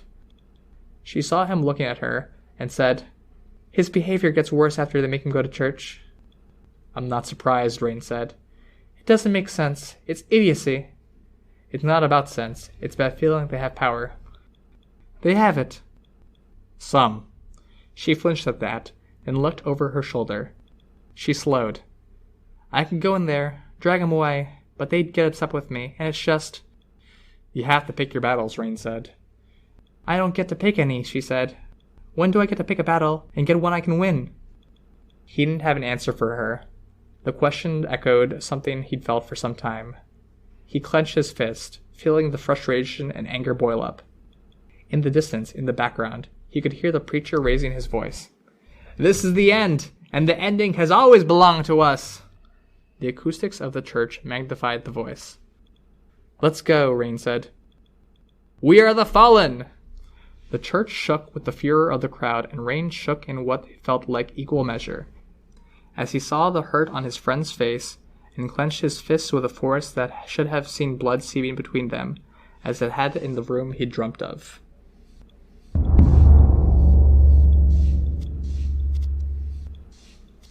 "35, 40 people? As a rough estimate, Snag said. But you're not a soldier or a team player, from what I heard. No. Beast of Burden recommended you as more of an assassin. 35 to 60 individuals with powers, plus armed henchmen, drones, minions. We go to war, we do it with the sanctions and assistance of the major names, and we intend to leave no room for any result except the one we need. You want them wiped out? Broken, scattered to the wind, if need be, but this one? The distorted image projected on the wall of the headquarters shifted. Snag pushed a piece of paper across the table. 17 years old, by our best guess. We don't know his name, but we have an idea about his powers. Breaking things, primarily. Mover ability, thinker ability, emotion power. That last 3 are weak. You're asking me to kill someone young. That hasn't been a problem for you before. No. Whatever happens to the chaos, whether they're scattered, broken, arrested, killed, the result we want you to ensure is that this one doesn't walk away. Makes sense. We could have reached out to someone else. We reached out to you. You should know why. Because you want this kid to suffer. A rustling noise. Muted. It was Love Lost who handed the pieces of paper over, her claws glinting. The man at the table investigated the check. You really want this kid to suffer? We want him to face a fate worse than death, Snag said. But we can't have that and have him dead at the same time. And we need him dead. If he suffers as much as possible along the way to that conclusion, we'll be satisfied. If your pain, we can satisfy. The check will clear. Then you'll get the satisfaction that you're after. The conversation paused as something grabbed their attention. What in the fuck did you do to them? Chris asked. Shut up, Chris, Sveta said. She gave Rain a worried look, and Rain flinched away from the compassion. Victoria's in a fight, Kenzie said. I hope she's okay. Rain pushed his hands through his hair, backing up. I hope we're okay, Kenzie said. This is a bit much to deal with just us. It's not to deal with you, Rain thought. He could see the way Sveta was looking at him. putting pieces together. He couldn't blame her. He was just now realizing what he was up against. For a year, he'd seen them at night. He'd seen them talk, gain everything in order. For this? To destroy him? Even hiding among the fallen wouldn't protect him. He clung to that reassurance, and now it was gone. He turned to go, grabbing his bag. "Rain," Tristan said. "I gotta go," Rain said. He collected more things. The key he'd been given. "You look after Victoria. Tell her thanks." "Don't panic," Tristan said. How was he not supposed to panic? "Thanks for everything, Tristan," Rain said. "I'll be in touch, but I gotta go. I can't." He couldn't. He wasn't sure what to do. There was no answer. He had 3 people after him, and they were stronger, more capable. He couldn't do anything. He couldn't breathe. Choking on the sentence he hadn't finished, he hauled the door open, stepped out to the fire escape, and made his way down at a run, trusting his power to catch him if needed. He ran until he couldn't run anymore. He walked, feeling the full force of dread catch up with him as he slowed down. Then he ran again. "Rain!" Rain turned. With the panic firmly set in, his first instinct was fear, even at a familiar voice. Tristan. Tristan had run after him, and the guy barely looked winded. "There you are," Tristan said. "Oof, I turned down the wrong street back there." Rain was silent, except for his hard breaths. He felt like he was going to throw up.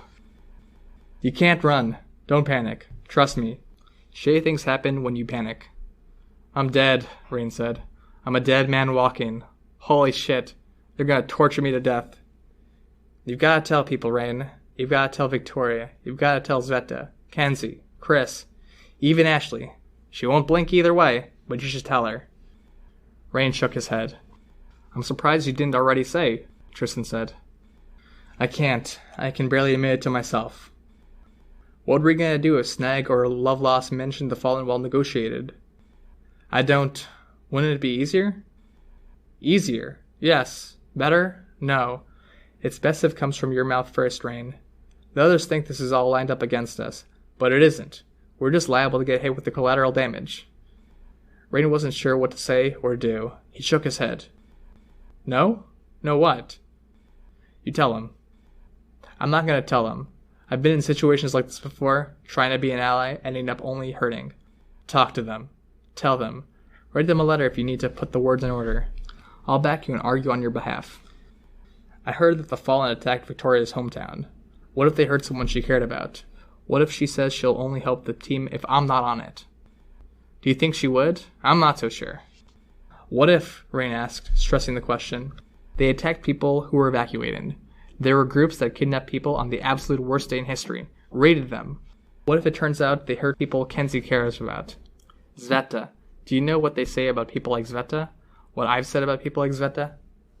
"I know what they said about people like me," Tristan said, settling his jaw. "What you've probably said about people like me."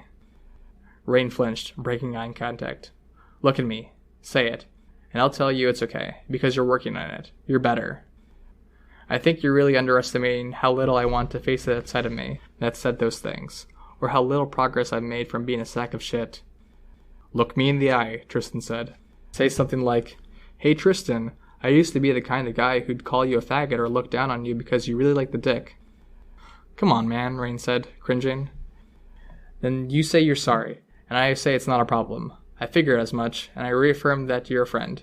Really easy script. Then you say to Sveta, 'We've talked about so much shit, we've worked through so much. You'd have to know we can be cool with this, all of us.'" "I know," Rain said. "I get it. Fuck, but..." He was interrupted as Tristan's watch started beeping. "Fuck," Tristan said. "But I don't want you to be cool with it. I'm not cool with this," Rain finished. "I gotta change." "Yeah. Look after Rain for me, Byron," Tristan said, then blurred.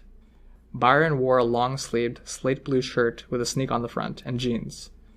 "I'm gonna go," Rain said. "What are you gonna do?" Byron asked. "Hide? Figure things out? Think?" "Okay," Byron said. "I think all 3 of those things sound pretty reasonable. Can you tell the others? Fill them in? I think if Tristan is saying no, I should say no too, especially when I'm not part of the group." Rain sighed. "Go, hide, think. Spend time with that ridiculously awesome friend of yours, Byron said. Rain allowed himself a small smile. Maybe call Mrs. Yamada. Maybe. Seems like a big enough emergency to give her a call. Rain nodded. It helped, knowing he could do that. It helped, hearing Byron calmly lay things out, agreed that it was right to get away and get safe. Tristan understood a lot of the other stuff. The fighting, the struggle, the even trying to come back from being a scumbag. But Byron understood other things. Thank you, he said, without even really realizing he'd intended to say it. You have allies, Byron said. Friends, me included. They have 35 to 60 people with powers, a hired assassin, and a grudge. And we have a bit of time. We'll use it. We? Fuck off, Byron said, without smiling or even sounding like he was amused or annoyed. You're a friend. Of course I'm in this. Rain swallowed hard. Today was valuable. The team has a sense of what they're up against. Mostly. You think I should tell them, Rain said. Byron shrugged. He was Tristan's inverse, in that he wasn't one to push, even when he had strong feelings one way or the other. I'm going to hide out at a compound for a day or two. I'll think, and maybe I'll explain when it's time to come back. When there's a clearer picture of what's happening. Make sure they don't do anything in the meantime. Sure, Tristan heard too, and I think he'd agree. Thank you. If you're gonna hide, you should go before they wrap up that meeting and decide to catch a train heading in the same direction you're going. Rain nodded, swallowing hard again. He turned to go. Not running this time, but walking as fast as he could. To seek sanctuary amid monsters.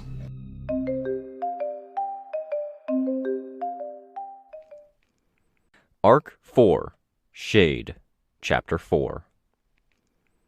I was being watched. I was being watched at a time when Rain was gone, hiding, when Tattletale was in play.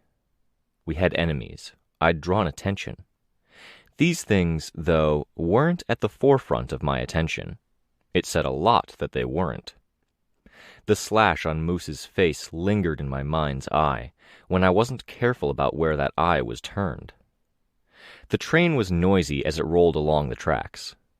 With the longer train journeys, I was primed to expect that the urban would give way to the rural, or the buildings on either side would stop. It didn't.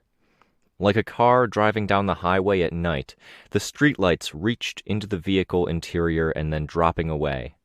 The sun's light did much the same when it reached in at a low angle, extending between buildings to light up the dark train car. It was just late enough in the morning that most students had made their way to school, but the students with classes in the afternoon block that had stopped in to check in or change were now leaving the schools. They were heading off to work, to do light construction work, for academic clubs, study halls, and to join the patrol block, and many were dressed accordingly. They looked so young. The train car was packed, and I was glad I'd managed to get a seat, even though it was one of the narrow, tiny ones by the door that flipped up to be flush with the wall when a wheelchair or baby carriage needed the room. I'd first noticed the person watching me because her face had a lot of freckles, and, out of the corner of my eye, I'd thought she was someone else. On closer look, though, one could see that her hair was jaw-length and straighter, her facial structure was different, and she was wearing the clothes of a student-athlete, with bare shoulders and arms, gym shorts, and a towel around her neck. I might have dismissed her then, but she'd been looking at me, looking away when I glanced her way. I found myself looking again a few moments later, because one look wasn't enough to dismiss the unease I felt in response to a freckle-covered face looming in my peripheral vision, peering past the crowd. The same thing happened the second time I looked at her. I caught her staring, and she looked away. There had been a time that I would have automatically assumed it was positive. I was recognizable. I'd been a hometown celebrity in a town with a fair number of prominent people, and that had led to me getting recognized by at least one person each time I went out. I'd reveled in it. Now, traitorous instincts made that the second or even the third rank option in a list. The first thought in my head on realizing I was being stared at was to go straight to the hospital room, to people staring at wretched me in a vain effort to try to comprehend what they were looking at. They wondered how I even functioned, how I worked, tried to understand the configuration. When I moved automatically, the movements caught the eye. Even with the most polite and iron-willed of them, they struggled to find which eye or eyes they should look at to make and maintain eye contact. And in the search for that common natural thing, they ended up staring at the rest of me. At the rest of the wretch, the sideshow freak, the monster. How had Byron put it at the meeting with Forsyte? Tristan was nourished by the hard-headed struggle. Byron was recharged by periods of rest. It gave Tristan a natural advantage in their endless struggle over a single body. I was closer to Byron in that. I was recharged by attention, by adulation, encouragement, worship. It was a natural progression of the fact that I'd been built to be a hero, because I could put on a costume and do great things and get that attention and encouragement. Had I done things in a different way, it could have even been constructive and healthy. But I'd been a stupid kid, arrogant. A little worship was good. I'd worshipped Dean. He'd worshipped me. On a level, I'd reached for the wrong things in places, prioritized certain things over others in how I handled the adulation and the public. There were a lot of things I wished I'd done differently. That wasn't even the biggest part of why, much like Byron, I couldn't go to my most natural ways of finding recharge. Like how the mental illness obscured the ability of the person in question to even see the problem at hand. My capacity to recover was distorted and damaged, tainted. Tristan had remarked on it too, now that I thought about it, needing people. He wanted to party, to abandon restraint. I suppose I wanted not to illogically, automatically, inevitably think of the wretched thing that had occupied that hospital room any time someone paid particular attention to me. I wanted to not feel a deep sadness sinking in when I caught someone staring.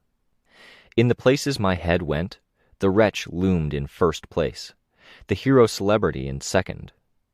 The third place possibility was that this girl looking at me was something nefarious, and that the young, freckle-faced athlete was an agent of Tattletale or a hire from Cedar Point. Not impossible, but not likely. Then the fourth place possibility, that she thought I was attractive. Not impossible.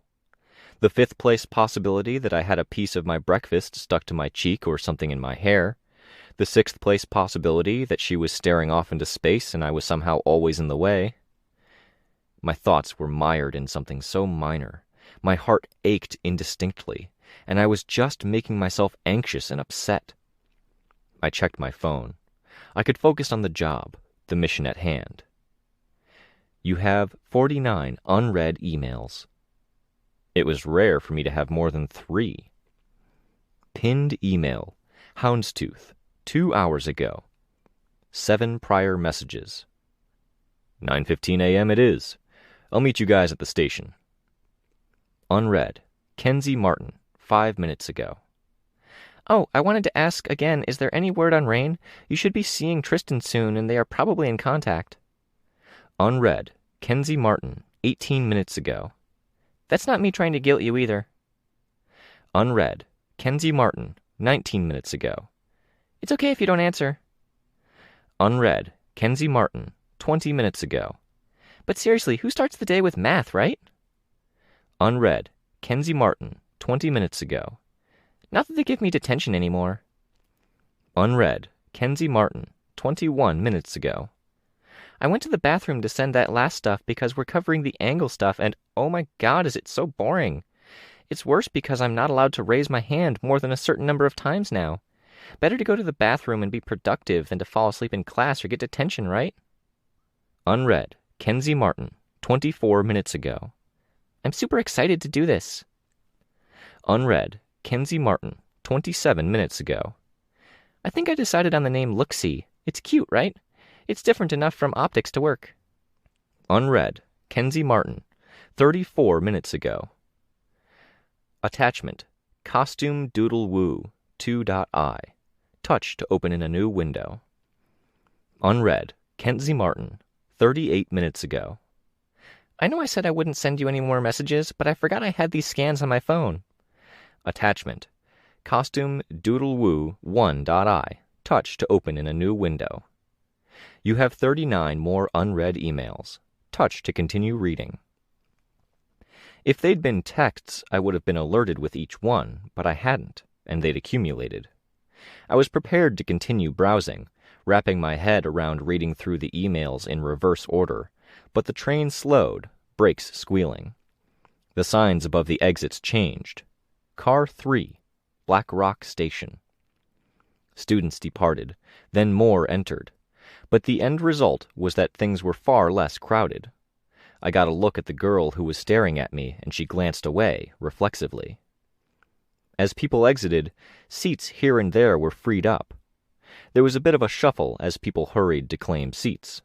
A 16-ish-year-old boy claimed the vacated seat next to me. In that same moment, though, Ashley moved between train cars, entering mine, spotted me, and approached. She wore sunglasses and the black dress she'd picked up at Cedar Point. Strapless, with sheer black fabric enveloping the shoulders and arms, decorated with a lace-like pattern of feathers.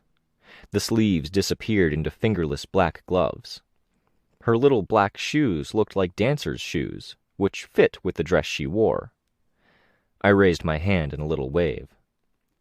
I thought you'd be around, she said, lifting her sunglasses. I messaged you when I boarded, I said, touching my phone. I saw her expression change. And you don't like phones. The seat I was sitting in was positioned such that the backs of the actual booth seats were to me. Ashley leaned against the back of one of the other seats, facing me, and the boy just beside me lifted his bag from his lap and used the room she'd given him to vacate the seat. Do you want my seat? I asked him. He glanced back, looked at me, looked at Ashley, then shook his head.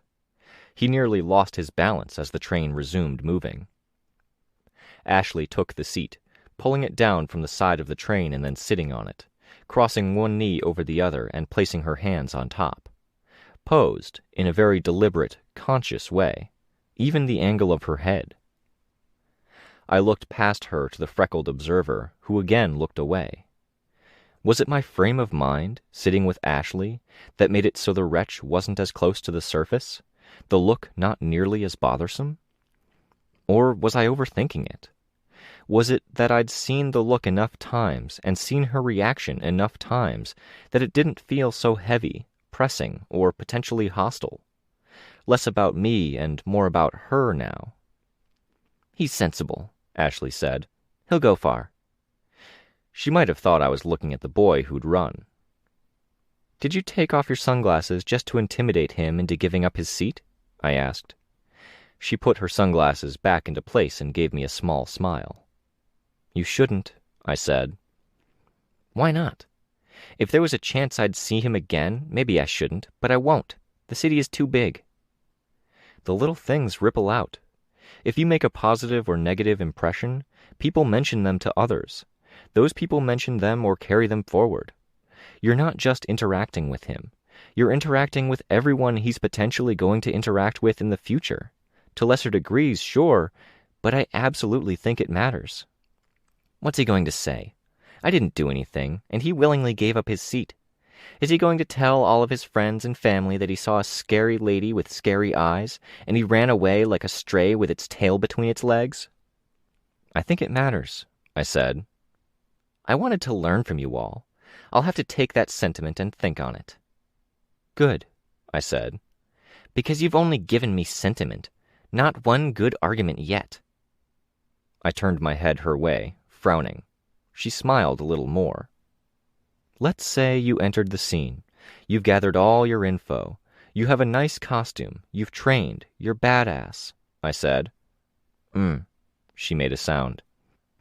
You have your first big job. You make a splash. There's some media attention, video, something like that. It appears on TV briefly, but people talk online. They're the ones who create your online profile and fill in your info. They apply the labels, describe things, set the tone. What if the guy you scared off ends up being one of them, and he ends up sitting at his keyboard, remembering you as he decides what to write? I didn't do a thing to him. But did he leave with a good impression of you? She shrugged. What happens if this guy finds himself in that situation, ready to make a call about you or share his thoughts, and he describes his horrible encounter with you on the train, how you intimidated him and said odious things? I said nothing. And he's a teenager. He's a guy. You're a girl. He'll think about this scene again. He might be bothered, and he'll want to resolve that feeling. Maybe he lies and badmouths you online. Ashley looked like she was the very definition of unimpressed. I shrugged. I hate the internet, she said. Despise it. When I become a villain, I'll move out to a border world where the internet isn't established and I'll take over. I'll rule as a queen, without any need to concern myself with teenagers who could lie about me without fear of reprisal. Sounds like a plan, I said. It was my turn to shoot her a small smile. Yes, yes, she said. She brought her head back, leaning it against the wall behind her. I've been brought low, relying on sentiment over fact. How the tables have turned. That wasn't actually what I was thinking, I said. I didn't get a chance to elaborate. The girl with freckles approached. She looked spooked, arms close to her body as she held a notebook, but the spook was aimed more at me. Too petite to be the person I'd worried I'd seen out of the corner of my eye earlier. Years younger, 14 if I had to guess. Timid, yes. Fidgety, that was similar, but in other ways. She held herself differently. This girl dressed different, sporty and confident. Hi, I said. You're Victoria Dallin. I am. I'm a fan. I've been a fan for years. What's your name? Presley. You know, Presley, I was just thinking about how I missed the days of living in Brockton Bay, when I'd get to make connections with people. I missed that, and you might have just made my day. Her smile was tentative at first, and then solidified into something more confident. I lived in Brockton Bay for a year when I was 9. My family was going through stuff. That doesn't really matter, but it's why I was there, and I saw this picture of you and I loved it. I didn't even know you were a real person or what your name was until a month later. I got a poster of the same picture for my birthday. Which poster? Oh, it had a yellow background, and you were flying, and you had your arms out and behind you like... She took a bit of a pose, chest pushed up and out, arms back with fists clenched near her butt. Well, one fist. She still held the notebook. I know the one, I said. That was a magazine cover first, I think. I have the magazine, too, and a bunch of other things. Even after I moved to Portland, I did everything I could to collect each thing that came out, but the poster was important to me.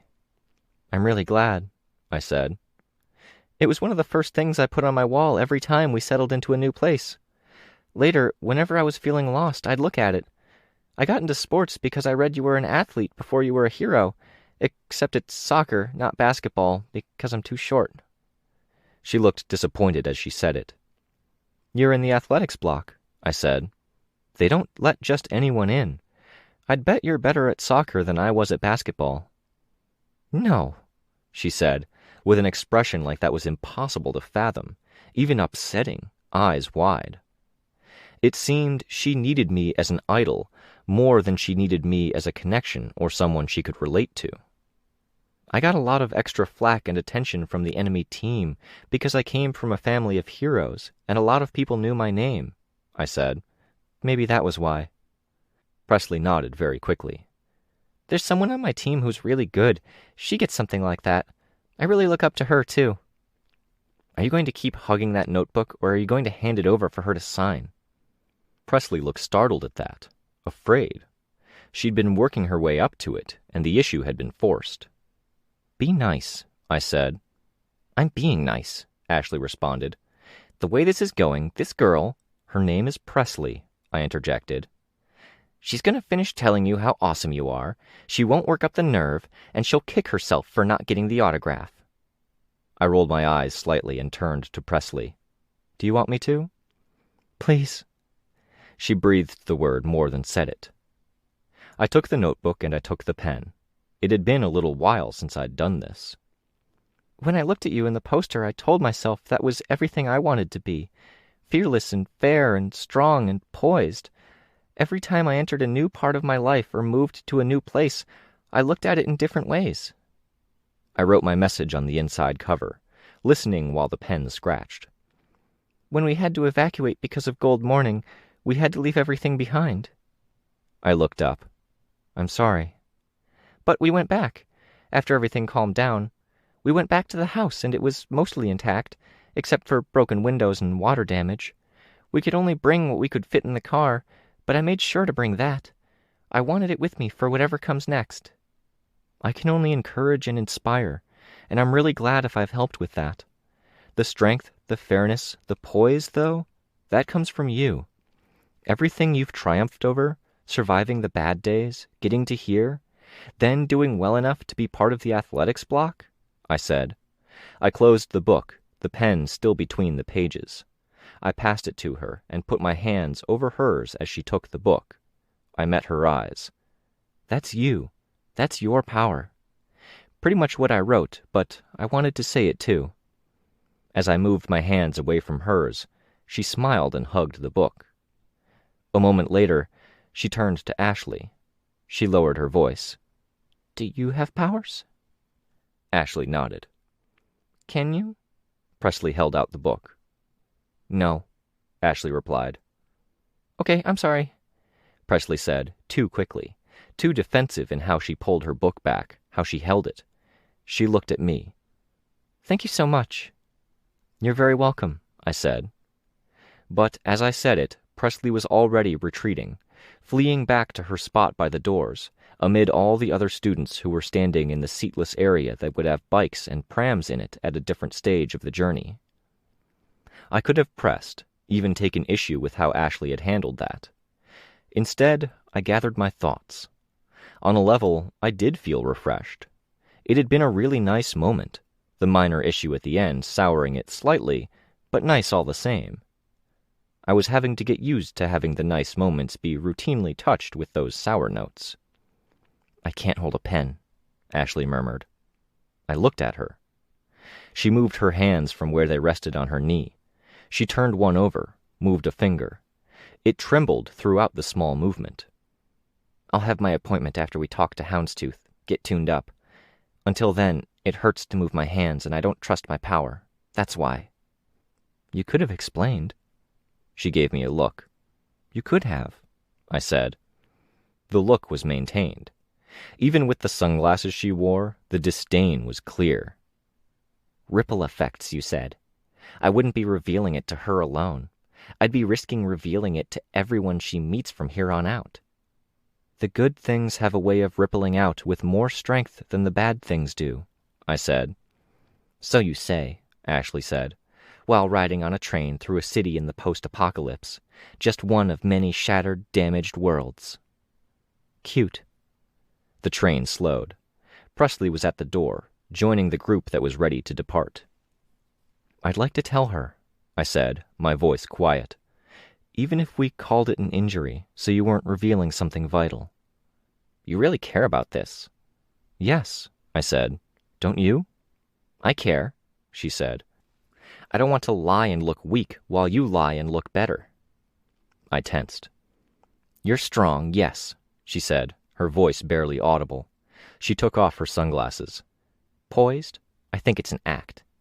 An effective act, the kind that becomes reality after enough time. But not enough time has passed. Fair? We'll see. But fearless? She made the smallest of scoffing sounds. The train came to a stop. I started to respond, but there was a hollow feeling in my mouth and throat, where the words were supposed to be. I closed my mouth, then said, just as quiet, she needs that lie. Ashley stared me down. Frankly, I said, still quiet, angry now, you come across worse and smaller as a person when you say no to something that costs you nothing than you do by admitting you're disabled. Temporarily disabled, she said. You're wrong. I can't think of anything worse than groveling before a child and telling her I'm weak when I'm the very opposite. I could kill everyone on this train if it came down to it, one after the other. By the time I made my way to the next train car, they would be ready for me, and it wouldn't matter. I tensed as heads turned. They weren't responding to the words, only the emotion behind them.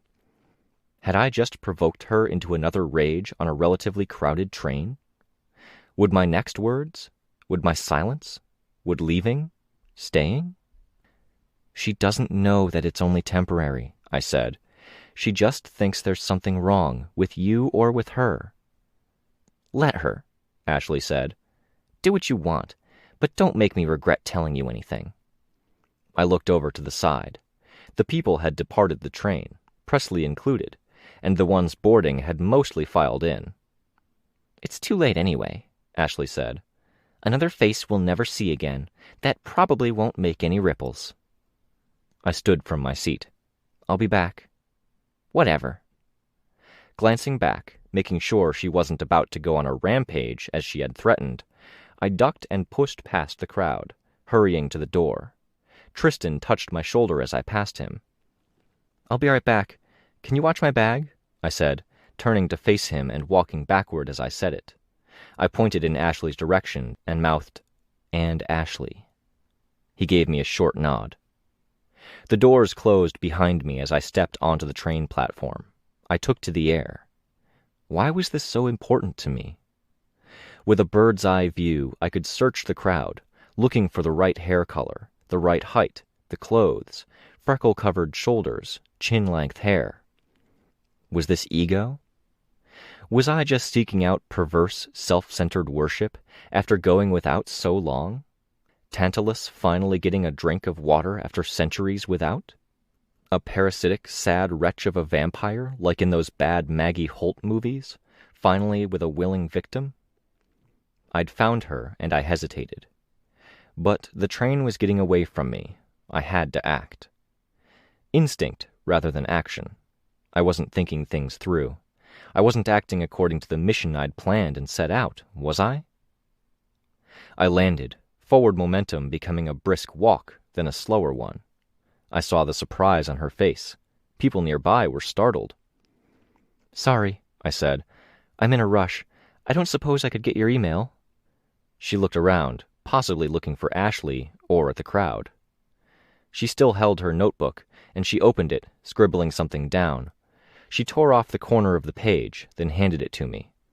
I'll send you something, I said. She nodded, wordless. I left the ground much as I'd landed. The train was already pulling away. I flew after it. Had I made a mistake leaving Ashley when she was riled up? I had no idea how well she and Tristan got along. Were my perspectives straight? It wasn't even 9 o'clock in the morning, and I was mired in a week's worth of doubts and second guesses. That wasn't me. It wasn't supposed to be. I checked my phone as I flew.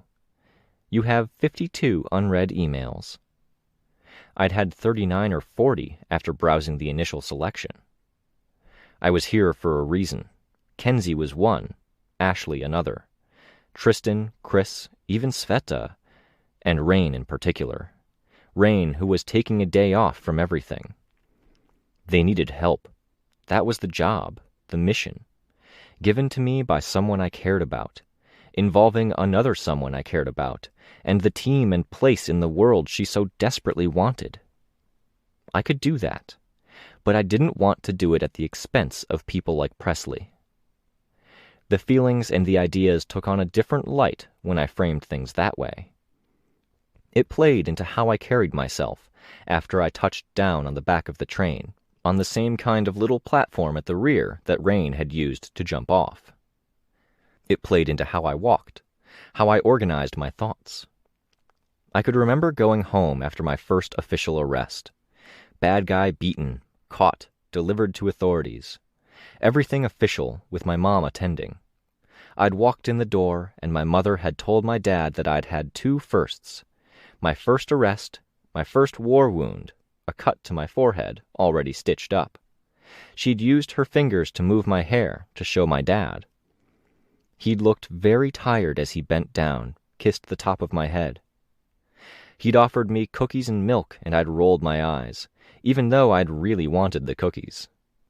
I wasn't sure at all about why or if the cookies played into things, but I did remember how I'd stood straighter, how I'd felt taller, more focused. That was the feeling I wanted to capture as I walked down the train car, entered the next, walked down that train car, and then entered the car I'd been in before going after my fan. Tristan was in my seat, talking to Ashley. Ashley was tense. She didn't look as if she'd calmed down in my absence. Tristan wore a black jacket over a red t-shirt in a material that looked like it was meant to have sweat wick off of it. He'd painted his hair again, and the color reached to the roots. He moved over from the seat as I approached, leaving the one between him and Ashley empty. Ashley didn't move, her eyes hidden by the sunglasses she wore. A thin beam of light swept through the length of the train car. Not as pronounced an effect as it had been earlier, with the train slightly lower to the ground, the train at a different angle. "I've come to believe you're more deluded than the rest of us," Ashley said as I took my seat. "Thinking any of that matters." "Maybe," I said. I fiddled with my phone, typing in the email. "Did you tell her?" she asked. "No," I said. "I got her email, and I flew after the train. Hi, Tristan." "From what I gather, you have a fan, and you and Ashley had a disagreement," Tristan said. "Yeah," I said, still typing. "Any word on Rain?" "Scared as shit, but safe." "Yeah," I said. "Is he going to be okay?" "No idea. But if they go after him, we're not in a position to do anything. I'd like to ask Houndstooth for advice, see what resources we can tap." I nodded. I paged through the phone, the email entered, and found myself at the home screen for the mail. You have 55 unread emails. I checked nobody was in earshot. There were people in the chairs just beside Tristan's seat, but they had headphones on. I figured we were pretty safe. "Kenzie might be melting down," I said. "Or something. I don't know how to interpret this." I showed Ashley. I went to show Tristan, and he was already pulling his phone out of his pocket. He showed me his. 26 unread emails. "She likes you more," he said. "I told her I don't use my phone. She was bothered at first, but she accepted it," Ashley said. "Now I'm glad." "What is this?" I asked. There's a part of me that's weirdly glad for the stream of consciousness insight into who she is and how she thinks, even if this isn't good, but this isn't good. It's not healthy. "It isn't," Tristan said. "But it could be worse. If anything, it's a good prelude or warm-up for our discussion with Houndstooth. We'll talk with him. We'll send Kenzie a message, if she hasn't had her phone confiscated, and we'll see how things go from there." "If you're sure." "I'm not sure of anything," he said. "But we all have our weaknesses, and Kenzie's wrestling with hers. We'll figure it out." I nodded. I took my seat between the two. "Can I ask you two a favor?" "What favor?" Tristan asked. "Why not?" Ashley asked. "I made the mistake of going along with an errand with the two most stubborn people I know. I deserve whatever I'm subjected to." "Could be we're the two most stubborn members of the group," I said. I found myself reaching for that part of me that stood taller, that focused on the mission and the role. But we're the 3 most style-conscious people in this whole exercise. We might be missing Kenzie in that. 3 of the 4 most style-conscious. "I wouldn't say Kenzie's style-conscious," Tristan said. "But that's a conversation for another day. What's this about style?" "I want to take a picture. Lean in close," I said. "Please." Ashley gave me a look. "Please," I said. "And since you don't have masks, you can use my hand, Ashley. Tristan, cover up a bit with your hand. Look photogenic." "I've only had my photo taken twice," Ashley said. "They were basically mugshots." "Did you look good for those mugshots?" "Of course." "Then look good for this. Come on. This could be your equivalent to a poster. She thought you were cool enough to ask for an autograph. Let's give her a good picture." "Okay," Ashley said. The two leaned in close, my hand in front of Ashley's eyes, Fingers parted in the middle to reveal one of her eyes. Tristan used one hand, positioning himself so his hair wouldn't be in the camera's frame. I winked and hit the button to take the picture. "None of this matters," Ashley said. I applied a caption to the picture.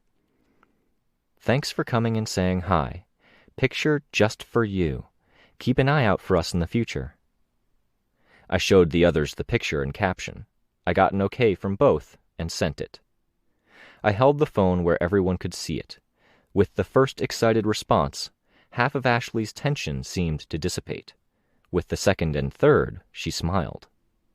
Doing this, helping, functioning in my role, I felt less like a vampire. Less like I was serving myself, because the feelings were set aside to where they were secondary. It felt like a good warrior monk frame of mind for my discussion with Houndstooth.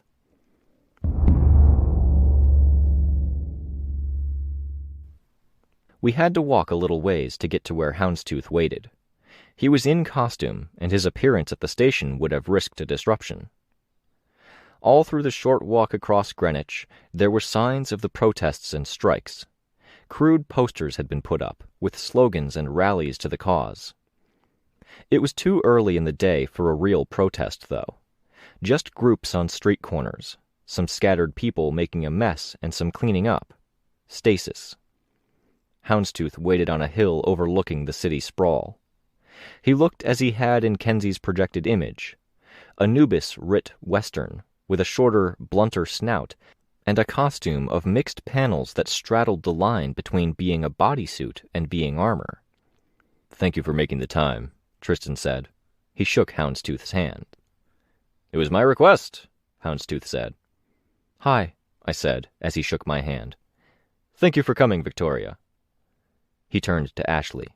She stood with her hands clasped behind her. "It's nice to meet you," she said. "It's nice to meet you as well," he said, taking the lack of handshake in stride. The conversation hung there. "This is hard," he said.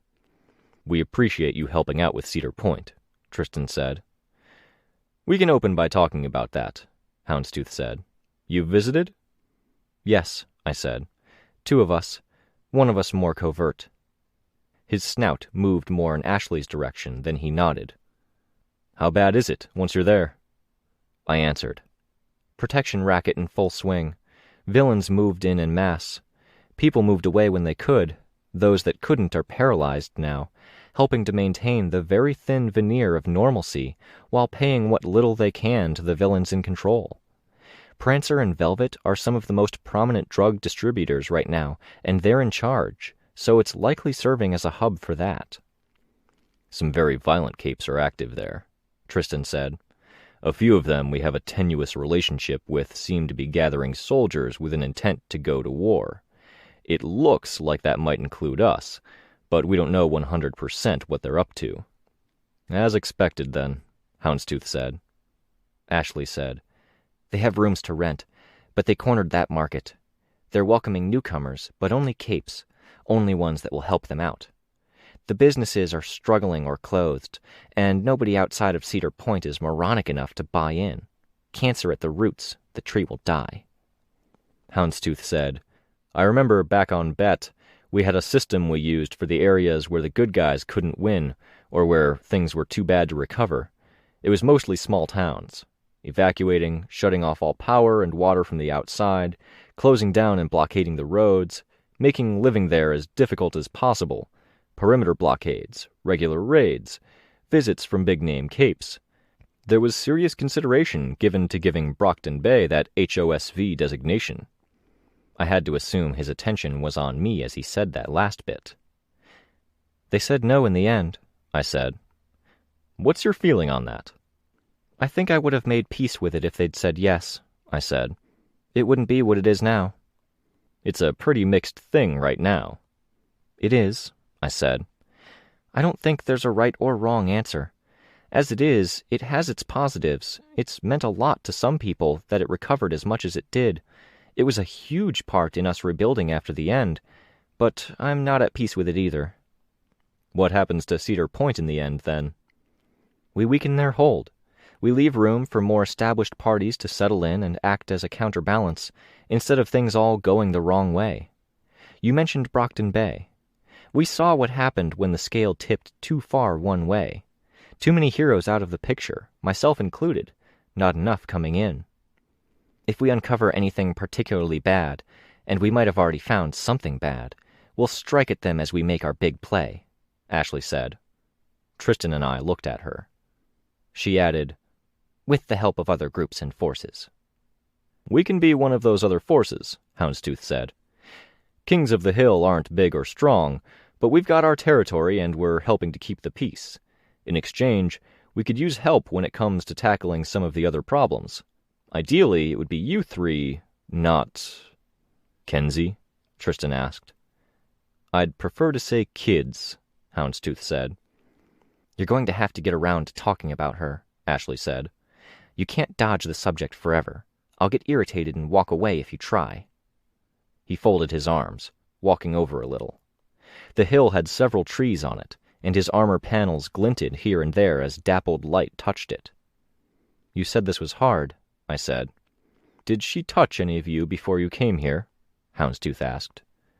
She went to school this morning. We came here, Tristan said. I suspected that would be the way it went. It's why I wanted to meet when she was in school. Minimizes the chances. What does it matter? I asked. We're bugged? Trackers, cameras, microphones, or... He paused, and his mask meant that if he was making an expression or trying to convey something with the pause, it was more or less lost. Sound cameras? She's a lot better than she was when you knew her, Tristan said. That's great, Houndstooth said. I really do want things to work out for her. It's just hard. I need to protect myself, my old teammates. I want to protect you. I want people in general to be safe. All that aside, again, I do want positive outcomes for her. But, I asked. But the Kenzie I know didn't allow for that, Houndstooth said. So I had to prepare for this meeting, trying to figure out what to say and how to frame things while not hurting anyone. She's been in therapy for a little while, Tristan said. She's improved by leaps and bounds from even the first time I met her. I really want to reinforce that.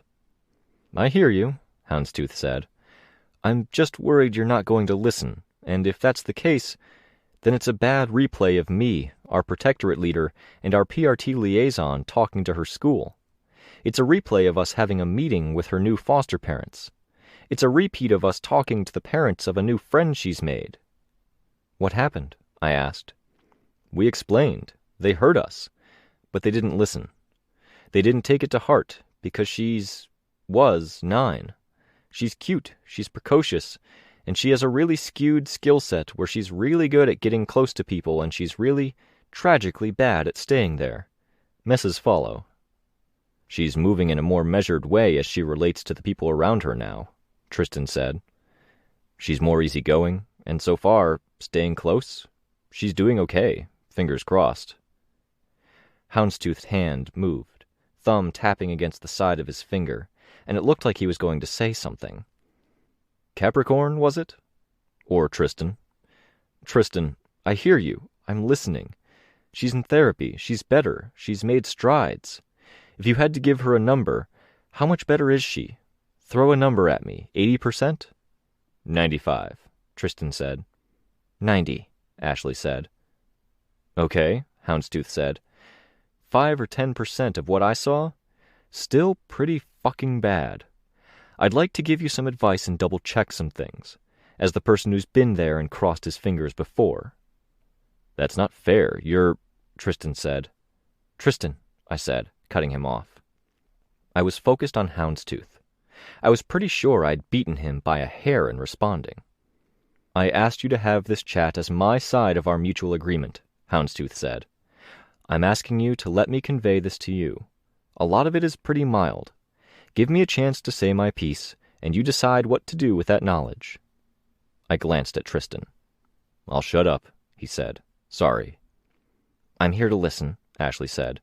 Then I'll say my piece. She had a piece to say? I hadn't known this when she'd invited herself along as one of the group's leaders. Please, I said to Houndstooth. I'll give you some of the same advice my bosses gave to us and the people who interacted with Kenzie. Minimize the homework she does. That includes work homework. Cape homework, if you want to call it that. Why? I asked. Because she's so eager to please, she'll hurt herself in the process. She had an art project in 4th grade. It was supposed to be done over the course of a month, following the instructions from regular handouts the teacher gave. 8 or 10 handouts, I think it was. She asked kids a grade older than her what they'd done for the same project, and she pulled 2 consecutive all-nighters to do it. Her foster parents didn't even realize she was doing it, because it turns out a counter-surveillance tinker is really good at sneaking out to the garage and being quiet. Surveillance counter-surveillance? I said. She went that far because she wanted to wow her teacher and see the expressions on their face, Houndstooth said. It wasn't good, Tristan said. Their reactions. Shocked, almost horrified, Houndstooth said. And Kenzie was devastated to the point of being broken when it didn't get the reaction she wanted it to.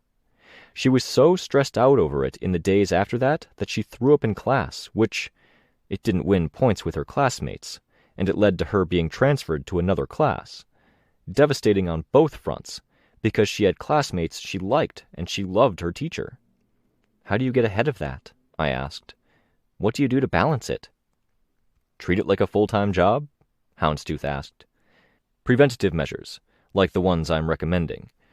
She'll go the extra mile unless you set up a roadblock to disallow that progress, so you have to stay ahead of that. She's a headache in that. She mentioned she has a slip for study hall that gets her out of homework. It sounds like they're letting her use it, I said. Great, I'm glad that's there. It goes beyond just school. She's working on this job of yours at Cedar Point? Yeah, I said. What limits did you set on that, on her schedule? She needs to do her schoolwork. She doesn't let it impact her grades or attendance. Standard rules of conduct for wards carried forward. That's one step, but it's not enough. She's 95% better? That 5% says she's losing sleep, sitting in her bedroom or bunk in the dark, checking cameras and feeds or searching old footage. She'll work herself to the bone trying to uncover that gem that she can turn in to earn your affection. I looked at Tristan, then Ashley. I looked at Houndstooth. You think this is likely, even with her doing better? I would bet you real money, and I'd be thrilled to, because my team is in a bad spot for funding and it'd help. Fuck, Tristan said. We can narrow the window, set time restrictions. Or we have her keep the majority of the tinker stuff at our place, I said. Do both, Houndstooth said. She'll be working on other projects, possibly surprise projects, very similar to her art project in intent and execution. She's working on some side projects, I said. The eye camera, a teleporter. You do realize she doesn't build teleporters, right? Houndstooth asked. She doesn't lie, Ashley said, stern. Don't imply she does. I wasn't implying, Houndstooth said. His voice softened. I framed that wrong. I think she can build teleporters, but she doesn't. For the same reason she doesn't build guns, mechs, AI, chemicals, bio stuff. She can do that stuff, but she'll make 0.5% of progress in the time it takes her to complete a whole project in her skill set. She'll spend hundreds of dollars in materials to get that 0.5%. And the way you described this, I started, she'll actually genuinely try to complete the teleporter project, even at a glacial pace, at a massive cost to her well-being? Exactly, Houndstooth said. At least as far as I understand it. She'll try to finish the project. She'll believe it, and make others believe she can do it. But I'd bet she'd self-destruct before getting 1/5 of the way. For all this talk of self-destruction and sacrificing health and sleep, she seems to be doing okay, I said. Freaked out after her call with you, weirdness, but nothing that can't be handled, I don't think. After the art project thing, when she threw up in class, didn't cry before, didn't cry after, not that we saw. I saw her cry once, and we were all crying then. Somewhere along the line, she learned that being troubled means pulling people away or pushing her away. She's gotten better at showing it, Ashley said. The bag, that was positive. That's really, really good then, because before, it took the world ending to crack her. Outside of that, you'd have a 9? She's 11 now? Yeah, Tristan said. Thereabouts. You'd have an 11-year-old, then, who's internalizing so much that she loses hair in patches or makes herself sick. She didn't ever cry. She didn't signal how upset she was. Even if she's doing better, you have to pay attention. For 10% of what you dealt with? I asked. Victoria, Houndstooth said. The school stuff, the ward stuff was structured. There was natural pushback when she stepped over lines. Punishments, rules for the classroom, rules for the wards, oversight, teams of people having hours-long meetings about her. The art project, moving classes, her being bullied because of her behavior, and her visceral reactions to that, the bullying in school, all of that was the easy stuff. Can I ask about the hard stuff?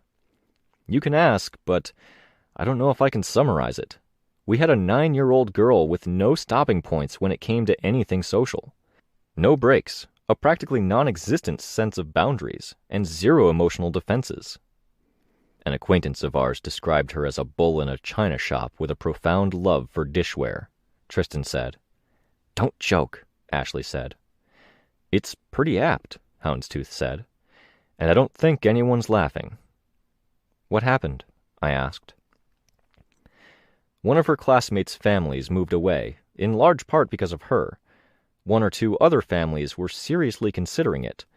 At least one of her teachers from the training camps was being investigated with a job and career on the line.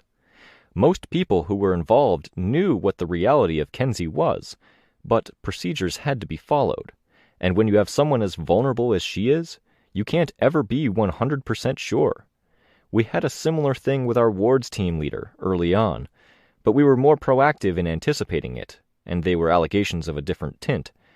I wish I could convey the trail of destruction. No, Ashley said. No? Houndstooth asked. She's not a bull in a china shop. She's not a headache. She's not a bringer of destruction, a tinker or ward, a 9-year-old or an 11-year-old. You keep reducing her down. You make her small, and you make the problem big. The problems were big, Houndstooth said. The problems threatened to end several careers, derailed others, and uprooted a family from their lives and hometown.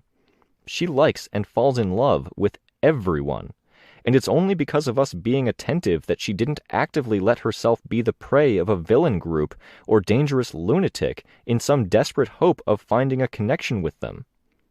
She's not prey either, Ashley said, more heated. She's Kenzie Martin. She's a person. You may have only seen her cry once, but I've seen her cry more times than I can count. Really? Tristan asked. When? During the meetings, after, during private conversations. Crying is good, Houndstooth said. It's a step forward. It's very possible she's made a lot of steps forward. It's clear you guys care about her and believe in her. But I've met and interacted with Kenzie Martin, and I have a really hard time envisioning a Kenzie that's fixed. Like she's a broken machine, Ashley said. I don't want to say better, because better can mean part way. What I'm saying is that I can't see a Kenzie that was that badly off who's normal now, or ever. I hate that word, Ashley said. I don't think there are any good words for something that hard to encapsulate, Houndstooth said. What do you advise? I asked. About the non-school, non-ward stuff. Pay attention when she talks about new friends or people in particular. Get ahead of that. Introduce yourself. Keep a close eye on things. Talk to her teachers. Talk to her foster parents, or the people at whatever institution she's at. They're probably pretty overloaded, but make them pay attention. Get everyone on the same page. Same rules for everyone. Boundaries. Sticking to those boundaries. Limit physical contact and gestures of affection unless okayed by the therapist. My eyebrows drew together. I glanced at Tristan, and he gestured, hand moving as if to dismiss, urging me to move on. I was pretty sure Houndstooth saw it too. He didn't speak up or act on it, though. I made a mental note about the emphasis on foster parents. I'd need to have a conversation with others and pay more attention to Julian and his wife. Frankly, I'd really lock down the school thing. See if you can have her rotate classes or do something non-classroom. Discourage friendships with classmates, because that's not going to go well. If she starts showing true romantic interest in anyone, shut it down hard. I wouldn't advise her being on your team, frankly. That's extreme, I said. It's dehumanizing and disgusting, Ashley said. Until she's better, no human contact or relationships. Nobody can get close to her. Nobody can show kindness. Nobody can help her or accept help from her. Just a breath or two away from you saying you don't ever think she'll be normal. You're disgusting. She was starting to walk away, toward the path that had led us up the hill. Ashley, I said, I get what you're saying, but we did agree to hear him out as a favor. You hear him out then, she said. Tell me what you think I need to hear when you tell the others. But I'm not going to stay here and listen to this degenerate imbecile reduce her to a problem that can be solved like that. She's human. Can I tell an anecdote? Could I stop you without killing you? Ashley said. Can you wait for us at the station, Ashley? Tristan asked. She stalked off, and we were left with Houndstooth. Houndstooth looked toward me and Tristan. There was a time, about a year back, where I was talking to a teammate. He said a food addiction was the only addiction that you couldn't go cold turkey on. You can't not eat, and that's hard, when the addiction makes dealing with food in moderation next to impossible. Immediately I thought of Kenzie. I thought, within a second or two of him saying that, he was wrong. There was another addiction like that. You say she's human, but she's a people addict. She's addicted to humans. You can't expect a young girl to not interact with people, and you can't expect her to deal with people in moderation. And you think the way to solve that is to minimize that interaction to the barest bones? I asked. Over months and years, gradually loosen that belt, if the therapist okays it. I sighed. She's doing exceptionally well, Tristan said. You could hold a gun to my head, and I wouldn't say she lacked a work ethic, Houndstooth said. She's brilliant for her age. She's good-hearted in her way, and she doesn't deserve 1,000th of what she's gone through. It's heartbreaking and worrying. Kenzie had named Houndstooth's team as her second big heartbreak. Fuck the agents. Powers and agents don't even really play into this, Houndstooth said. If you took away her powers and the influence of her agent today, I'd give you all the same warnings tomorrow.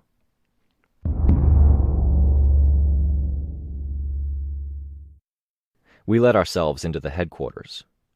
Sveta was on her way. Chris was taking the day off for more indulgence, not Juan, and the last part was supposed to be important.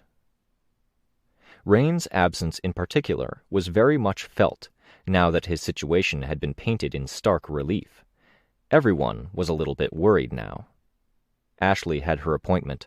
Tristan had to give Byron his turn. Kenzie sat in her chair at the table-turned desk, the projector showing the camera's image of Cedar Point. Did you skip class to get here as quick as you did? I asked.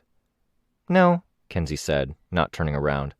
I went to class. I stopped in at study hall at the start of lunch and asked if I could go early. They said okay. You can call if you need to check. I don't need to check, I said. You're honest. Sorry for all the emails. Sveta yelled at me. Well, she didn't yell, but she came close. I sent her almost as many as I sent you. Did you eat lunch? It's in my bag, in case I get hungry. Too nervous? I asked. She turned around in her computer chair and smiled. Yeah. Houndstooth wanted to make sure you were okay first, making sure you weren't getting too much homework, I said.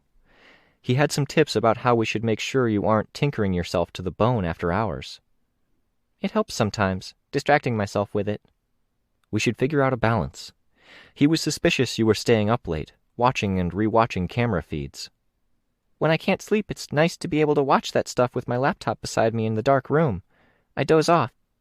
I nodded. Did he say the embarrassing stuff? I don't know what qualifies as embarrassing, I said. Problems with teachers, school. Tristan and Ashley defended you pretty fiercely. And you? I just want to figure out what needs to be figured out, I said. so everyone's happy and healthy, and the team stays together and positive overall. I shared some of the good stuff I know of. Did he mention the old lady? I'm not sure. She was on the internet, and she wanted a replacement for her dead daughter, and I almost went with her. And then later we started thinking she killed her daughter. Embarrassing. That did come up. And how I fell asleep watching TV on my friend's couch? That didn't, I don't think. Super embarrassing, she said. And my foster parents? Very briefly. She nodded. She smiled. Thanks for telling me. I put my hand on the back of her chair and spun her in circles, my arm passing over her head on each rotation. Sveta's on her way. I think the others are mostly getting sorted out. With Rain hiding out, they're resting up and getting prepared. Did you get the email? I had my phone taken away. I'm supposed to go to the principal's office with my mom or dad tomorrow if I want it back. I suspected it was something like that, I said. I smiled. Less emails and no using your phone in school unless it's an emergency. Houndstooth is going to make a move late this afternoon. Kenzie put her hand out and stopped herself from spinning. How's that? I asked. He doesn't want to see me or say hi? I'm sorry, I said. He probably had a good excuse. He's good at those.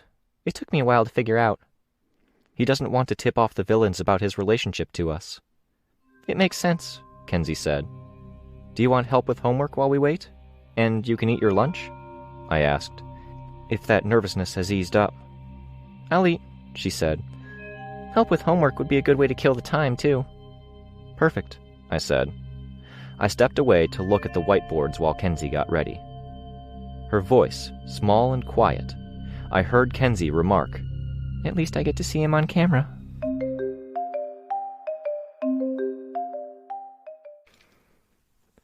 Arc 4, Shade, Chapter 5. I watched over the group. We were getting settled in. Tables were moved, whiteboards arranged, and chairs put together. It was starting to look more like a hideout. Sveta was doing her name in a fancy script on her board, Kenzie was doing homework, and I had plugged my laptop in with my notes up, but it wasn't the focus in the moment. Byron had taken his turn. 2 hours and 15 minutes after we'd parted ways, Tristan was back at the hideout. He'd taken off his black jacket and folded it over the back of a chair, and was doing some of the setup stuff, while wearing a red t-shirt, jeans, and chukka boots. He was athletic, and I remembered Byron hadn't given me that impression when I'd seen him. Hey, Tristan, I said. He'd moved over to his whiteboard and stepped back and away to look my way. Hey, what do you think? He asked. He extended a hand, indicating his work. He had sketched out a rough floor plan of the room. The area was an open-concept apartment, a bathroom closed off, the rest of it without walls, which gave us our room to maneuver, and it looked like Tristan was trying to figure out where the other things we needed might go. A list of bullet points said, cot, mini-fridge, and team sign. I frowned a bit as I saw that last one. Team sign? I asked. Sure. Figured it would be good for morale. We could have Sveta paint it and put it up on the wall. Something nice to remind ourselves that we're a team. I could paint something, Sveta said, looking away from her work. I'm kind of anxious to have a name, and we'd have to decide that first. That could be neat, I said.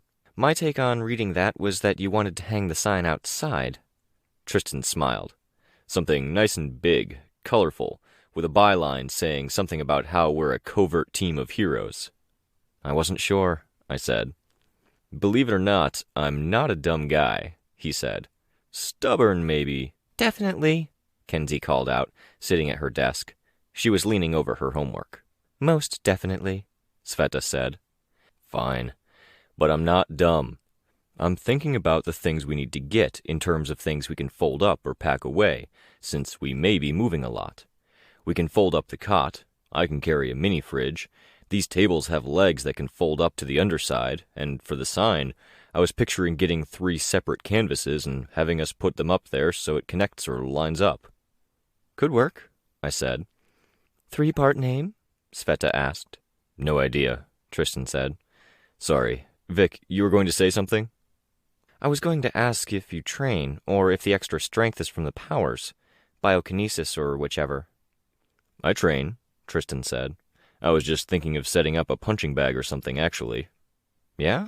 I asked. I usually end up with restless energy to burn.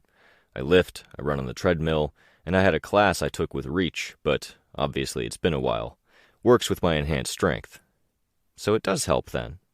You look like you do something, Tristan said. I do, I said. Or I did. I don't have access to my dad's equipment or the stuff I had while helping out with the patrol block. Does it help, power-wise? I shook my head. Force field-derived strength. I'm strong enough to tear apart an engine block with my hands. That wouldn't change if I didn't get off the couch and weighed 300 pounds, or if I was a bodybuilder. Why bother if you can tear apart engine blocks? Tristan asked. Why do I walk when I could fly? I'd atrophy, for one thing, and I can't always use my strength. I don't have the control to do something more delicate. I honestly don't trust my power a lot of the time. Sveta came to stand beside me, to get a look at Tristan's idea of a finished floor plan and join the conversation. There's a middle ground, and I'd like to be able to function in it, I finished. It's kind of where I'm at, Sveta said, except I'm not trying to find a middle ground between 100 miles an hour and a standstill. I'm using this body to bring myself to a 0.5% of the way between 0 and 1,000 miles an hour. Vroom, Kenzie said, without turning to look at us. She'd been just a little subdued. And it doesn't change, then? It is what it is? Tristan asked. For both of you, I guess? Yeah, Sveta said. Or, I don't know, but I'm strong enough. I'm not going to go try to figure out what I can do to make these things stronger. As Tristan glanced at me, I made a rectangle with my fingers. It's complicated. It fluctuates. I could name some terms and things that apply here, but I don't want to bore you. I've been bored enough times. I know a lot of the terms. Session ranges? That's one of them. Powers often get stronger with certain influencing factors. You read up on that? We did a ton of testing with Reach, and we saw a lot of parahuman science people while we were trying to figure out a solution. They think it's a straight multiplier. I have 1.3 to 1.6 times the strength and overall fitness. Handy, I said. And Byron? A bit of resistance to temperature extremes. He gets a higher percent. He'd probably remember his specific numbers better than I do, but unless it's winter or we're dealing with a heat wave, it doesn't apply as often. On the note of Byron, the second part to my question is, how does the exercise thing work for Byron? Because exercise is monotonous enough when you're getting something out of it. He commented on that a while ago, actually. We negotiated something. He made a short list of movies, and I watch his movies while I work out. Similar thing with the trips here and back. I sometimes give him extra time, especially if I have something to think about, which is most of the time these days. That sounds pretty good. Wasn't always good, Tristan said. Moonsong had some things right, back at the warden's place. I wasn't always good at being fair. It went the other way. Byron... Tristan stopped there. I won't finish that thought. Byron is Byron, and I'm me. I've got to own my shit without comparing. I wasn't always good at being fair, Tristan said. I'm good at a lot of things. I can kick ass and look pretty great while doing it. I'm tenacious. I tend to finish what I set my mind to. But fair is hard. It is, I said. It's hard enough figuring out how to be fair to ourselves, Sveta said. Too true, I said. I glanced over at Kenzie. Punching bag? Tristan asked. He pointed at the corner, next to Chris's whiteboard. I don't need to do anything special for you guys. Regular punching bag for me, I said. I'll use it. It's going to be a chore to move it if we change locations, though. Noted, Tristan said. Maybe we should all get one pain-in-the-ass contribution to the hideout, and this can be mine. I've already got mine, Kenzie said, from the other side of the room. She kicked her box, and the images projected on the wall changed. Bag's good, I said, as I started walking over. No objection. I approached Kenzie. The image was projected onto the wall in front of her, moving between the two cameras. An addition had been made, and as each person walked down the street, stylized crosshairs tracked their faces. Most had logos and names. A lot of them were just things in the vein of New 31, with the numbers changing, not names. One of the cameras moved. It focused in on a scene where two people wearing aprons were smoking by the back stairs of a restaurant. The little space between four buildings didn't really qualify as an alley, as it looked like the back doors and fire escapes were the only way to get down to the area. An enclave, maybe. The camera moved until it tracked a person in costume. The guy's mask looked like it covered all but a third of his face, the bottom right of his jaw and the top left of his forehead exposed, with ceramic shards framing each hole. Curved metal bars reminiscent of piping extended around to the back of his head, holding the mask in place. The camera seemed to recognize the mask and labeled him as Kitchen Sink. We'd seen him before, but the label thing was new. Off to the side, as part of a sidebar with data and labels, there was a series of countdown timers. HT and Team, 8:21. Ashley to train station, 0:45. Average Ash walk time, 4:10. When I stood behind Kenzie's chair, I saw that even with a dozen workbooks and pieces of homework strewn in front of her, she wasn't doing her schoolwork. She had a projected image in front of her, drawn out in 3 dimensions, with the same image drawn on a paper in front of her in marker. The lines of the 3-dimensional image looked similar to a marker's. With gestures and prods of a pen, Kenzie adjusted the particulars. "What do you think?" she asked. She used her hands, gesturing, and made it bigger. Turning around in her chair, bringing the drawn object with her, she moved her hands and superimposed the image over her head. A mask, or a helmet. Eyeless, in a way, with a flat pane extending from the eyes, over her nose, down to a pointed chin. 3 round lenses were placed along the line of her eyebrows. 1 round lens was on each cheekbone, and she had 2 spherical attachments, much like the buns she tended to wear her hair in, probably intended to fit over the buns. "I like it better than the one you wore for the training exercise," I said. "It does make me think of a spider with all the eyes." "Is that a bad thing?" "I don't think you make me think spider at all. It's a bit too inhuman. What if... Can I draw? I don't want to ruin your drawing." "Go ahead, use my pen.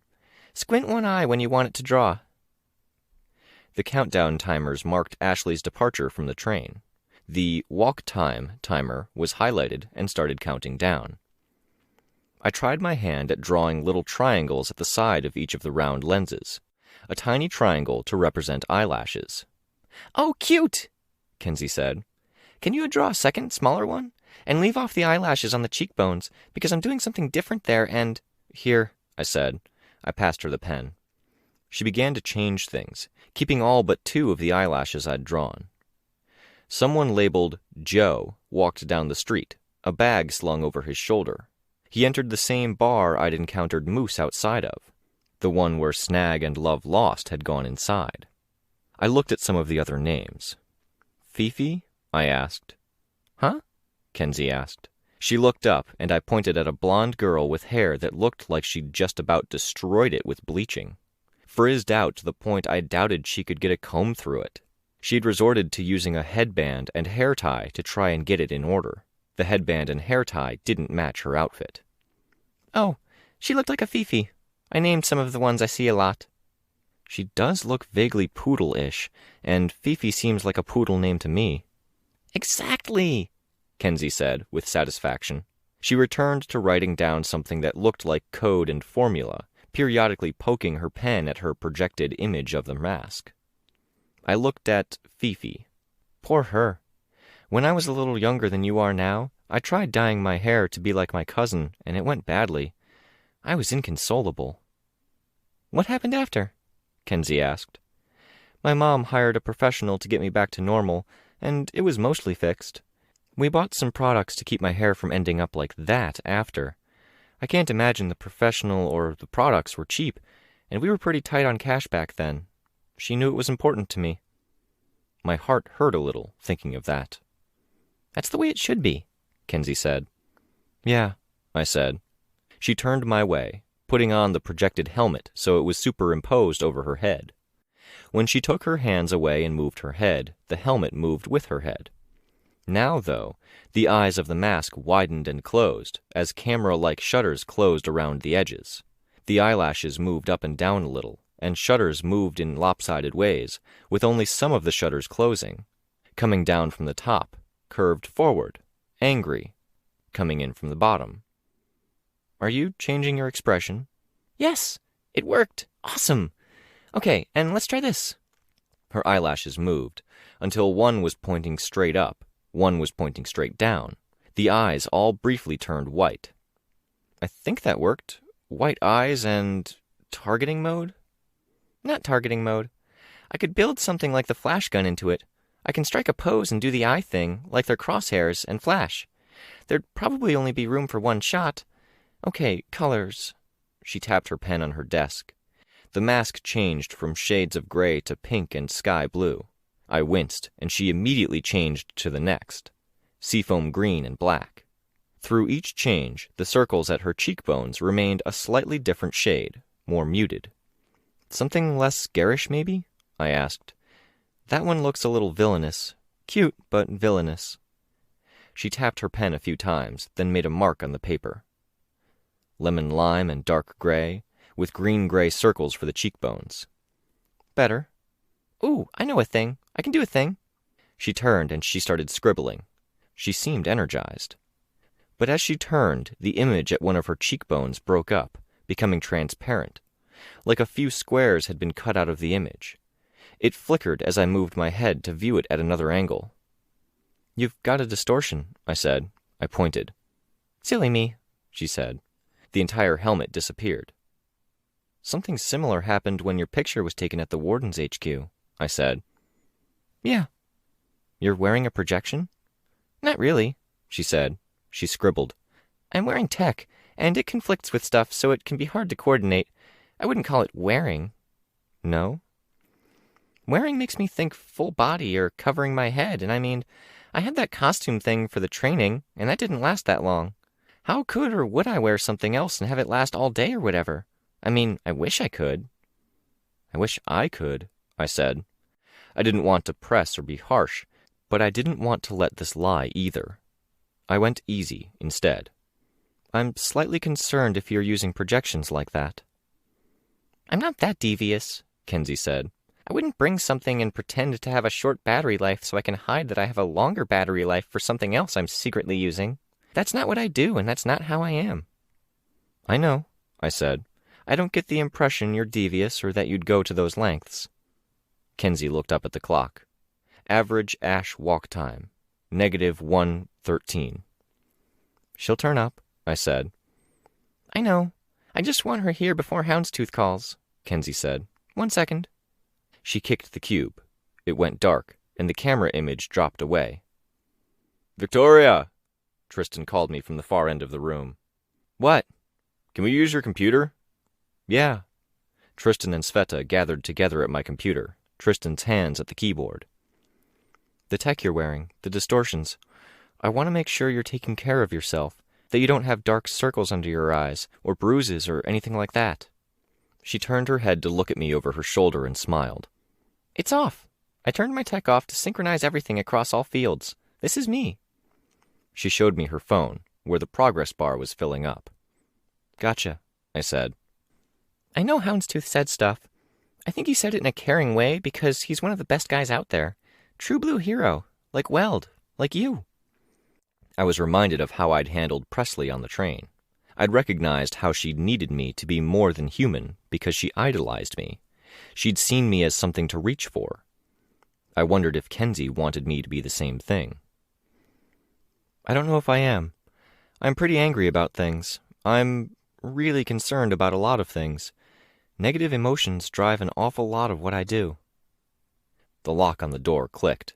Ashley let herself in, then locked it behind her.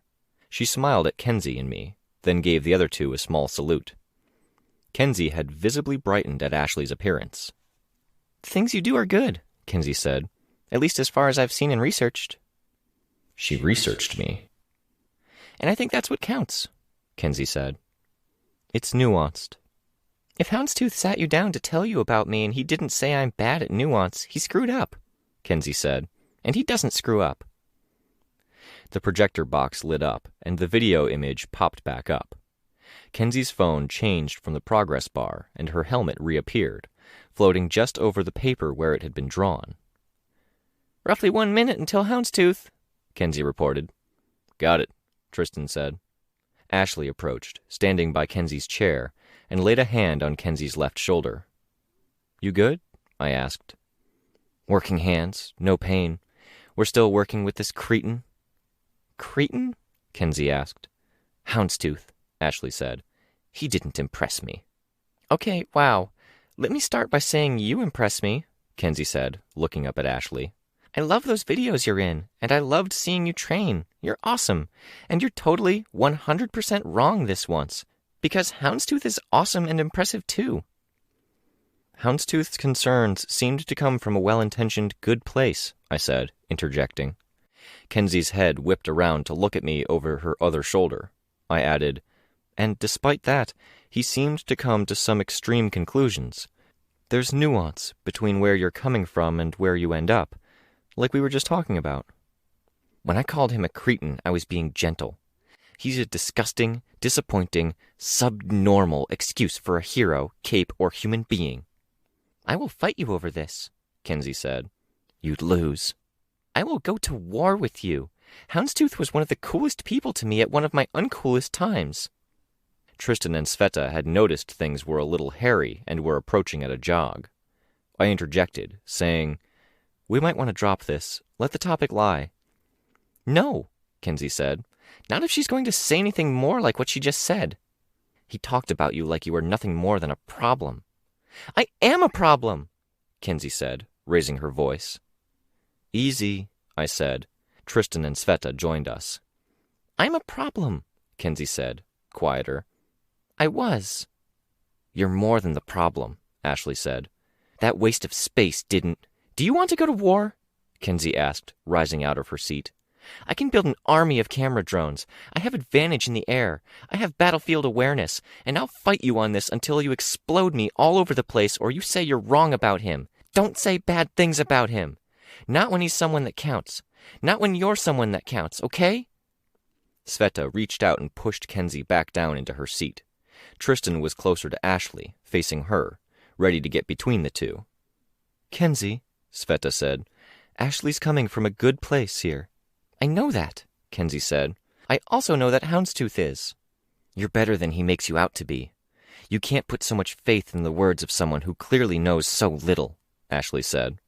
Kenzie shook her head, smiling like she couldn't believe the conversation she was a part of.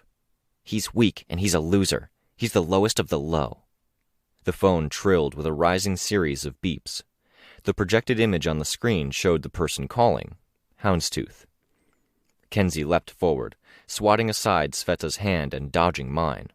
She grabbed the front of Ashley's top and hauled it down, making Ashley bend down. Ashley's hand moved, and Tristan grabbed her wrist, stopping it from going wherever it was going to go. He grabbed Kenzie with the other hand, ready to pull her away if need be. "Whoa," Tristan said. I moved closer, putting my hands on Kenzie's shoulders, freeing Tristan to focus more on Ashley. So small. Her shoulders were narrow. Kenzie raised her free hand and pressed it against Ashley's mouth, so her fingers were on either side of Ashley's nose. Had her fingers been longer, the tips and nails might have been near Ashley's eyes. "Don't say anything," Kenzie said. The phone trilled its beeps again. "Please don't say anything. Please." There was a pause. Silence. The phone spat out its series of beeps. "Please let this go okay," Kenzie said. "That will do more than anything." The silence hung. The phone could only ring so many times. Kenzie started to smile, and the smile faltered. "Please? I'll do anything." Ashley straightened, pulling away from Kenzie's hands. She turned away, folding her arms. The rest of us relaxed. Kenzie, too, turned away, stepping away from my hands. She grabbed the phone off the table and tossed it to Tristan. The phone was mid-ring when Tristan answered. "Sorry about the delay. Capricorn here. 4 of the 6 members of the team are here, and our coach is here too," Tristan said. He backed up a few steps until Ashley was in front of him, facing him. "I think we're going to put you on speakerphone if that's okay." Ashley nodded once. "Great," Tristan said. a response for both Houndstooth and Ashley, it seemed. Kenzie hit a key. "Hello again," Houndstooth said. "I've got my team here, and we're north of Cedar Point. We're getting sorted out. Costume's already on, but there's some other stuff to do. Minions to summon, ammo to load. I'm really hoping that none of it is needed." "Same here," Tristan said. "We've been keeping an eye on things, and I think it's pretty quiet right now." "Perfect." I raised my hand a bit to signal I was going to speak, then stepped forward a bit. "Victoria here. I think there are 3 villains." Kenzie's hand went up, 4 fingers extended. 4 villains out and about around the city. A few left on a road trip earlier in the afternoon. There are also a couple you'll want to be aware of. "Anything you can give us is great." Kenzie hit a key. The camera moved to Kitchen Sink with his ceramic mask. Kitchen Sink. He's the closest to you, big, minor brute aspect, but his thing is he acts as a blaster. Long and sustained series of junk being thrown at high velocities. Everything but the kitchen sink, as the saying goes. "That's so bad a shtick, it's great," a voice on the line said. One of Houndstooth's subordinates, feminine sounding. He's in the company of Hookline. Minor mover, has a 100-foot-long cable he telekinetically controls. It can't be broken or damaged, short of some very select powers, and it will shake off or slip free of a lot of things that would snag or impede another weapon. Frost, hands that try to grab it, so don't try. It moves faster and acts like a whip, so be super careful if a fight happens. There's a hook on the end, and he's most dangerous if you're at or just inside that 100-foot limit of his range where the hook is flying around. Which brings me to my next point.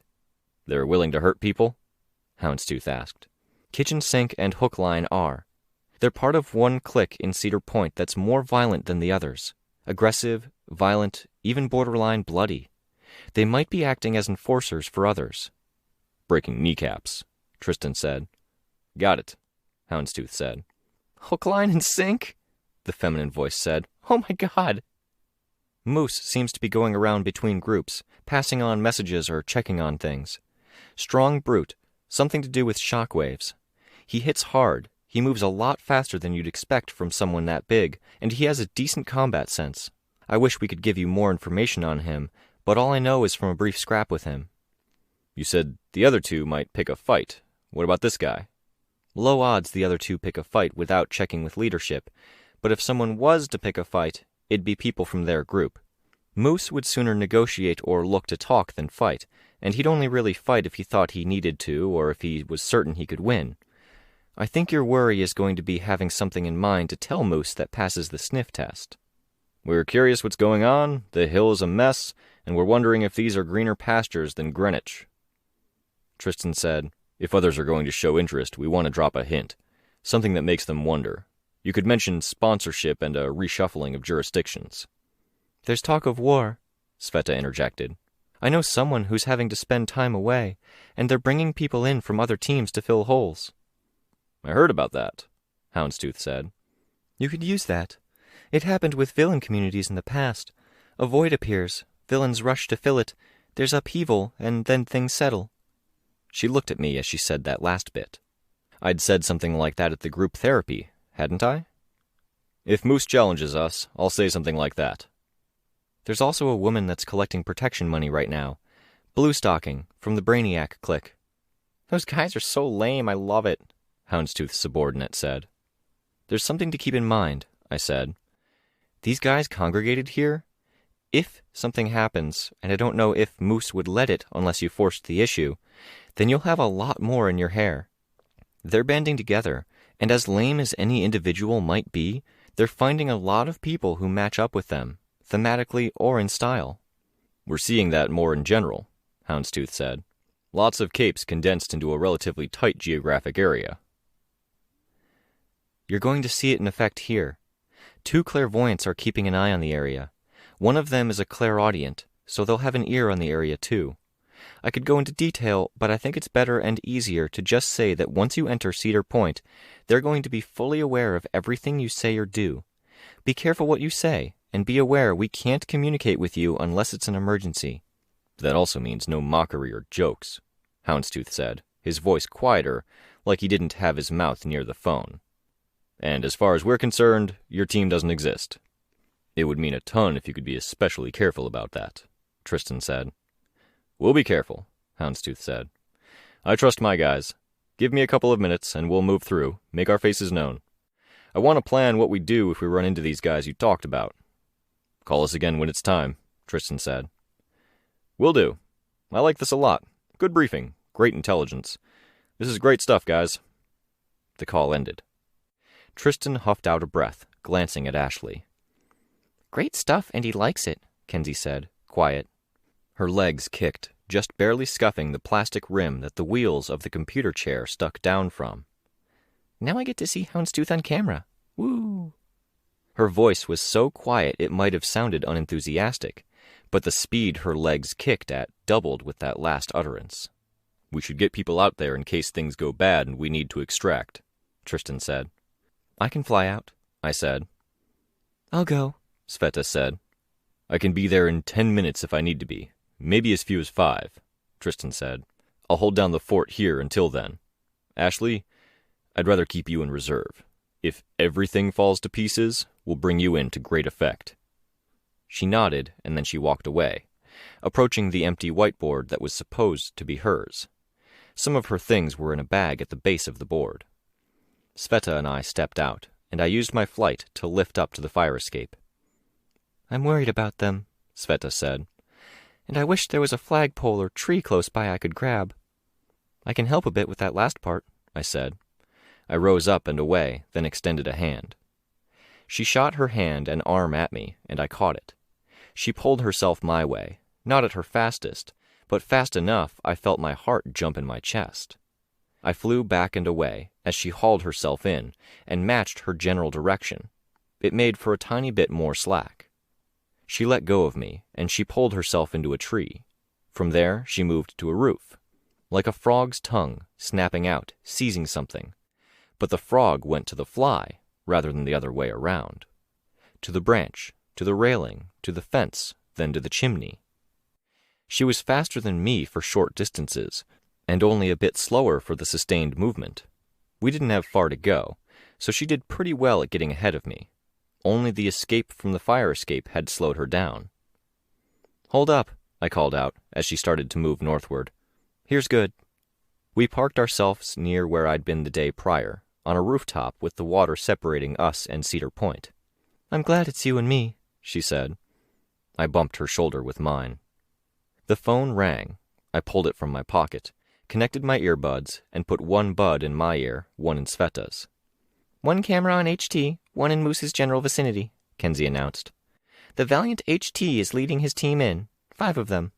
I touched the button on the screen to mute my end of the conversation, so we'd only hear, not say anything. "We tried to get a hold of Rain and we couldn't. I'm worried," Sveta said. "I know he's impossible to get a hold of when he's with his family. They're off the grid, but I don't know." The phone flicked between a view of Houndstooth and the villains. "Today's the 3rd time Chris chose the optimism indulgence route in 5 days, I think." "What do you mean? He's not balancing it out?" "I asked what he was doing to balance it out, and he said I should mind my own business." I could see the thread of what Sveta was getting at. "You're worried about things as a whole." "Aren't you?" she asked. I nodded. Except maybe worry was the wrong word. It implied hand-wringing, sweating, nervousness. It wasn't that I was afraid or that it was worse than worry either. I was becoming far more aware of the problems for things as a whole. "What the mother-lovin' hell?" Moose's voice came through the earbuds. It sounded weird, captured by cameras at a great distance, sent to Kenzie, sent to us, passed through the earbuds. He'd just received the news. The video on the phone showed him sending people away on errands, fetching others. "We have movement," Tristan said. "They're getting organized." We watched. I carried on with my conversation with Sveta.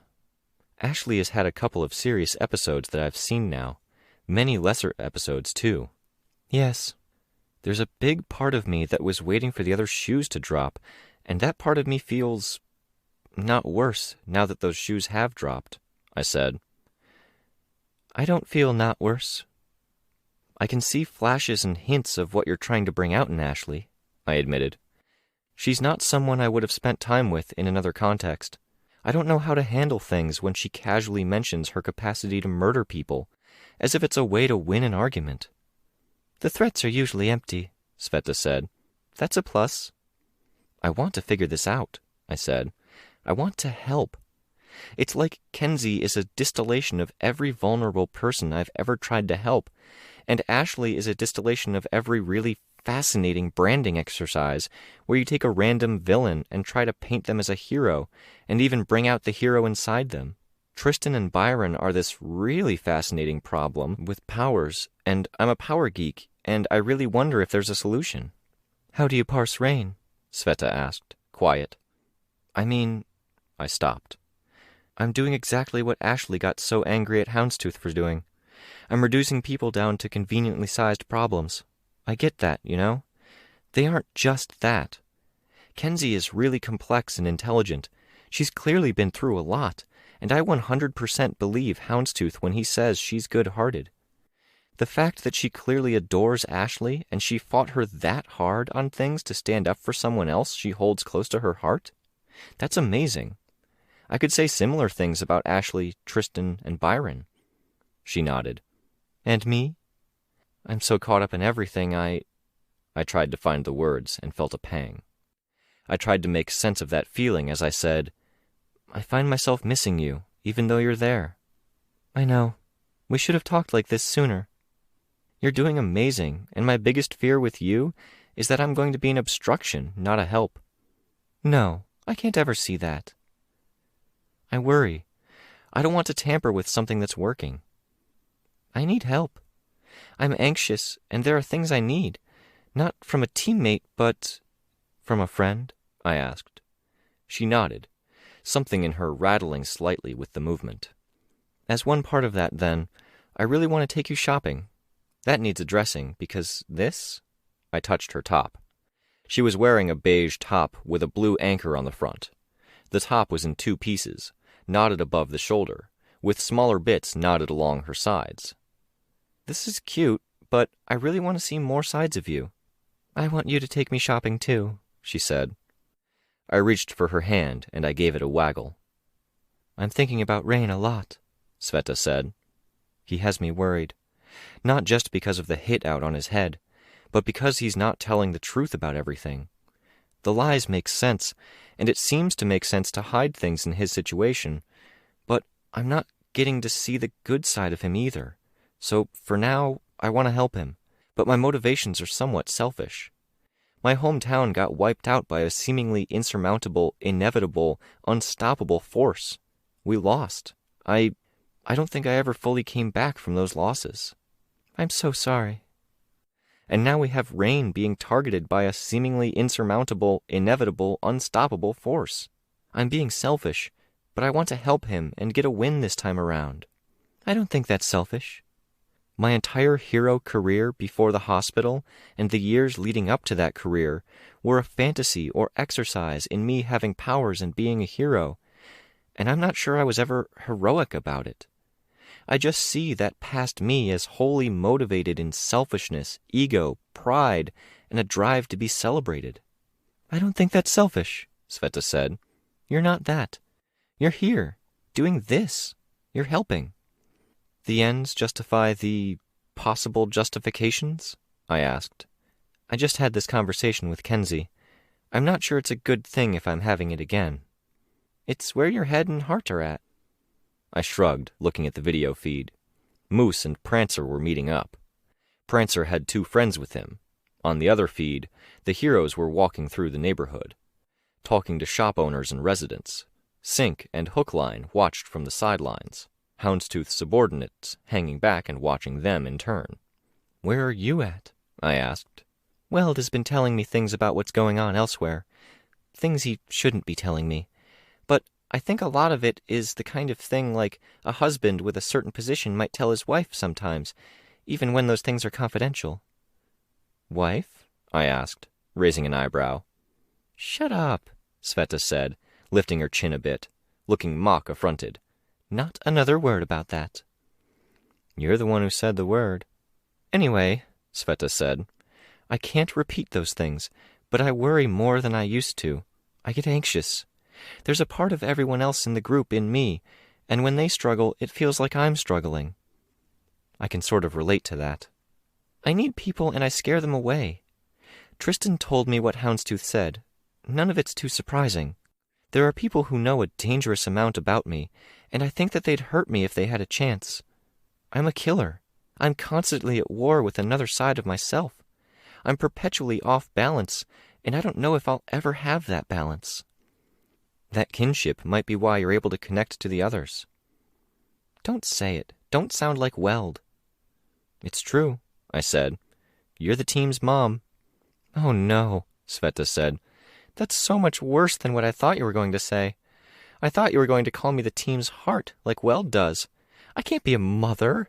No. I was about to respond, but Sveta reached up with a hand. Her prosthetic finger tapped the side of the phone. Moose and Prancer. They'd wrangled 3 others. I didn't recognize any of the 3. Bluestocking was way off to the side, just barely in earshot. Almost half of Houndstooth's group had turned around and were keeping an eye on Hookline and Kitchen Sink. "What brings you here?" Prancer asked. "Passing through," Houndstooth said. "To where?" "This is a peninsula. It's why Hollow Point is a point." Houndstooth shrugged, radiating smug, a lack of concern. "The Kings of the Hill. You're a long way away from where you normally hang out. Changing times. Some other people might be looking to take over the hill." "That doesn't explain why you're here," Prancer said. "Maybe they want to be kings of the point," Moose said. "There's nothing to be gained here," Prancer said. "It'll take you twice as long and 5 times as many fights to get half as far." Houndstooth laughed. 1 or 2 members of his group were almost simultaneous in laughing as well, but Houndstooth was louder, more confident, and probably the focus of the camera's microphone to boot. The villains shifted their footing. There were no laughs. They didn't seem impressed. Houndstooth explained. "You're aware you just described an uphill battle to a group called Kings of the Hill? Then you should know all the better," Prancer said. The force of the response was hampered a bit by the fact that Houndstooth's group was chuckling again. Points to Houndstooth. He was doing pretty well here. This wasn't the first time I'd seen him interact with someone and not really have the presence or power to stand up to the people he was facing down. "What a theme. The hunting hound nipping at the fleeing deer's heels," Houndstooth said. "If you're going to nip, I'm going to gore," Prancer said. "You're not going to come out ahead in this." "Yeah?" Houndstooth asked. "Would you like to have a little skirmish right here? Your 8 to our 5? Or are you going to let us pass through?" "You can't pass through," Prancer said, exasperated. "It's a peninsula. You can turn around and go back the way you came, though." Houndstooth chuckled. He put a hand on a teammate's shoulder and turned the guy around. The 5 members of his group turned to go. "Faster response," I said. I touched the button on the phone to unmute myself. "I'd like to keep a camera on Prancer's group. I want to see their response." "That's the plan," Tristan's voice came through. A few seconds passed as Houndstooth's team headed back the way they'd come. "I'm not a mom," Sveta said. "Okay," I said. There was conversation on the phone. "I don't want them in here," Hookline said. "Fuck that." "We don't know what they're doing," Prancer said. "It's fine. Go easy." "They made a mockery of us." "They made a mockery of themselves," Prancer said.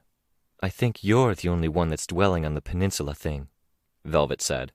"We're fine," Prancer said. "Were they related to the blonde, Victoria?" Moose asked. "Pretty much the first thing I said to her was that she'd end up outnumbered and having to skedaddle. Someone hears that, they might call friends." "They're still outnumbered," Velvet pointed out. Prancer replied, "I don't know, Moose. But yes, we will always have the numbers advantage. For now, I'm content to wait and see what happens. If they move in, we have the resources to answer them.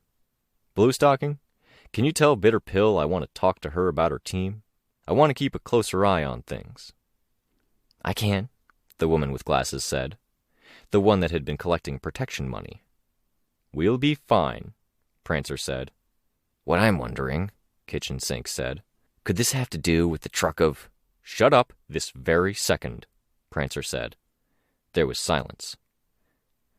No, Prancer said. I doubt it does. You shouldn't talk business unless we're inside with the speedrunners or Caveat helping to ensure things are private. You're doing a lot of talking, Sink said, but I'm thinking you're not doing a lot of doing. These guys walked in and walked out. They might come back, and there'll be a headache. Speaking as someone who's been collecting rent. If you want to talk business, you do it inside, Prancer said. It's going to impact that, Sink said. We have to explain. You have to explain, really, because I'm saying fuck this conversation. He punched Hookline lightly in the shoulder, gestured. The pair of them turned to walk away. Cracks and clues. Tristan's voice could be heard over the phone. And 2 of the locals following Houndstooth's group, Kenzie reported. They're aiming to catch up. I took off. I paused in the air, hand out. Sveta sent out her hand. With the wind currents above the water, the hand moved off course. I flew over to catch it in the same moment she flexed her tendrils and sent the hand to where I'd been. We coordinated. I caught her hand before it dropped into the water, and she pulled herself to me. She had a silly smile on her face when she drew close. We'll work on that, I said. I flew over the water. When we reached the first tall building, I dropped Sveta before changing course again. She went low to the ground, pulling herself straight to the street level. I flew high, to the point where Birdbrain shouldn't have a high enough perspective to see me, much like with Kenzie's high-flying cameras. I retrieved my phone. Do we act? Act, Tristan said. I drew closer. Hookline's hook was out, and Kitchen Sink had a machete in one hand and a gallon tank of probably kerosene in the other. He kept the large red plastic can, tossed away the machete, tossed away the textbook, tossed away the manhole cover. I was guessing, hoping, they wanted to count coup, injure, and disappear. It didn't seem terribly bright. I didn't want to let them count coup or do worse. We'd made a pledge to Houndstooth's group. Sveta's hands appeared out of nowhere, grabbing Hookline by the ankles. He fell hard on the initial tug and was then dragged beneath a parked car. The hook moved, lashing out. It caught on the corner of a building, Hookline's attempt to haul himself free. My focus in the moment was on Kitchen Sink. I landed so I was a foot behind him, pushing out with my aura. Run, I said. He turned, wheeling around with hand drawn back, a rather large, full bottle of alcohol gripped by the neck. I smashed my forehead into his nose. When he didn't immediately go down, I did it again. I didn't give him a chance to recover from there. My force field was down throughout the process, as I stayed within a foot of him, my aura buzzing with the range pulled closer to me, active and focused on him. I could fly, so I didn't need footing. I used it when I had it, to give a little more oomph when I punched him in the stomach, but at the times I would have needed to pause to get my feet in the right places under me, flight drove me forward. Punch, knee to his stomach, a shove against the shoulder, as he drew the connected arm back to swing with the bottle or use his power to throw it point blank. He realized he couldn't draw either weapon back, and dropped the plastic jug, jabbing at me instead. He hit me in the ribs, and it hurt. I hit him in the nose, and I was willing to bet it hurt more. He realized what was happening, and compensated with an exaggerated step back, anticipating he'd be pushed away. The foot would arrest that movement. I brought my hand close to his face as I flew up, and he shielded it. He was trying not to fall down, but with his feet planted far apart, I flew down, my foot striking on his thigh, close to the pelvis. It forced him into awkward almost splits. My hand on the back of his head, I pushed his face down toward the road. He didn't try to stop the movement with his arms out, instead folding his around his face to shield it. The impact was hard, elbows striking the road, and from the sound he made, his nose hit the arms that were around his face, and that hurt enough. Sveta had moved across the street. She stayed low, and her hand snaked out, snatching for Hookline's ankles, trying to once again drag him beneath the vehicle, forcing him to clamber or squeeze out. As I landed on a car roof, Intentionally making a sound, he glanced back at me. His face was bound in ripcord, or something like it, with a gap for his eyes. It pulled its teeth back so they stood out, perpetually bared. At least he brushed. The distraction meant Sveta could get a hold on him. He stabbed an engine block with the hook to try to arrest his movement, hands on the chain. I walked over to the hook and slapped it free. By all rights, I should have destroyed it, but his thing was that he made his weapon invincible, untouchable. He tried to catch me with it, but Sveta had him, and the hook didn't reach out as fast as Sveta pulled him beneath a dusty construction vehicle. I collected a mailbox and a pallet of construction material, and set to blocking off his exits, so he would be stuck beneath the truck until someone got him out. There were others approaching already. The fastest of them arrived.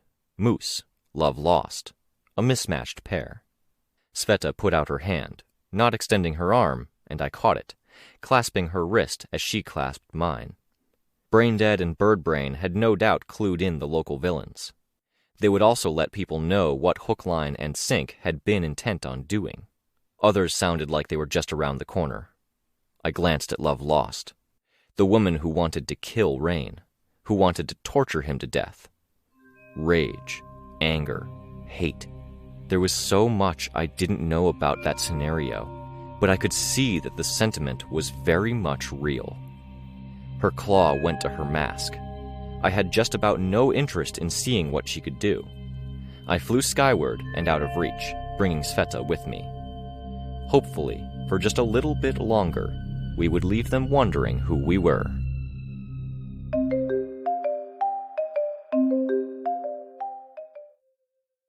Ward, Chapter 4b.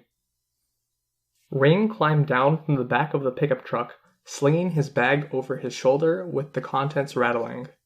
Two older guys departed at the same time. The truck puttered as Rain walked around to the driver's side door. He handed over some bills. The inside of the truck was choked with the smell of cigarettes, and the man at the wheel was partially obscured in the darkened smoke, his features lit by the changing colors of the radio display. "Thank you," he said. He didn't sound like himself. He only got a grunt in response. The driver counted the money before putting it aside. The two older guys approached the window, one of them with a 24-pack of beer that looked badly weathered, as if it had sat out in the rain for a month. It was the other that went to the window to pay. With the settlement being so off the beaten track, the only way to get in and out was to either have a working vehicle or to pay someone to make the drive. Rain was pretty sure that his comings and goings were being reported to people higher up the food chain. He didn't have alternatives, not unless Aaron gave him a ride. He kept his head down and made the walk along the side of the road. Here and there, the packed dirt was loose, not held together by weeds or grass, and his footing slipped. It made the walk a trudge. It was late, and houses were lit by candle and lamps. Across the field, a tall bonfire blazed. The two guys with the beer were making their way there, climbing over a fence to take the shortest path possible. Were Rain to visit, he'd see people like Jay, old enough to mess around and get in trouble, but not yet married. There had been a time when he'd wanted to be one of the older boys at those little parties. Were he to visit, he'd be grudgingly welcomed. He'd be expected to laugh at the jokes, to agree with the things said, to play along. He would be expected to take the ribbing and jokes at his expense, and there would be a lot. He would be expected to keep to the unspoken contract. Adults let those kind of gatherings happen because the people who attended played along. They didn't complain too much when it came time to do something with or for the sake of the community. The tribe, the gang.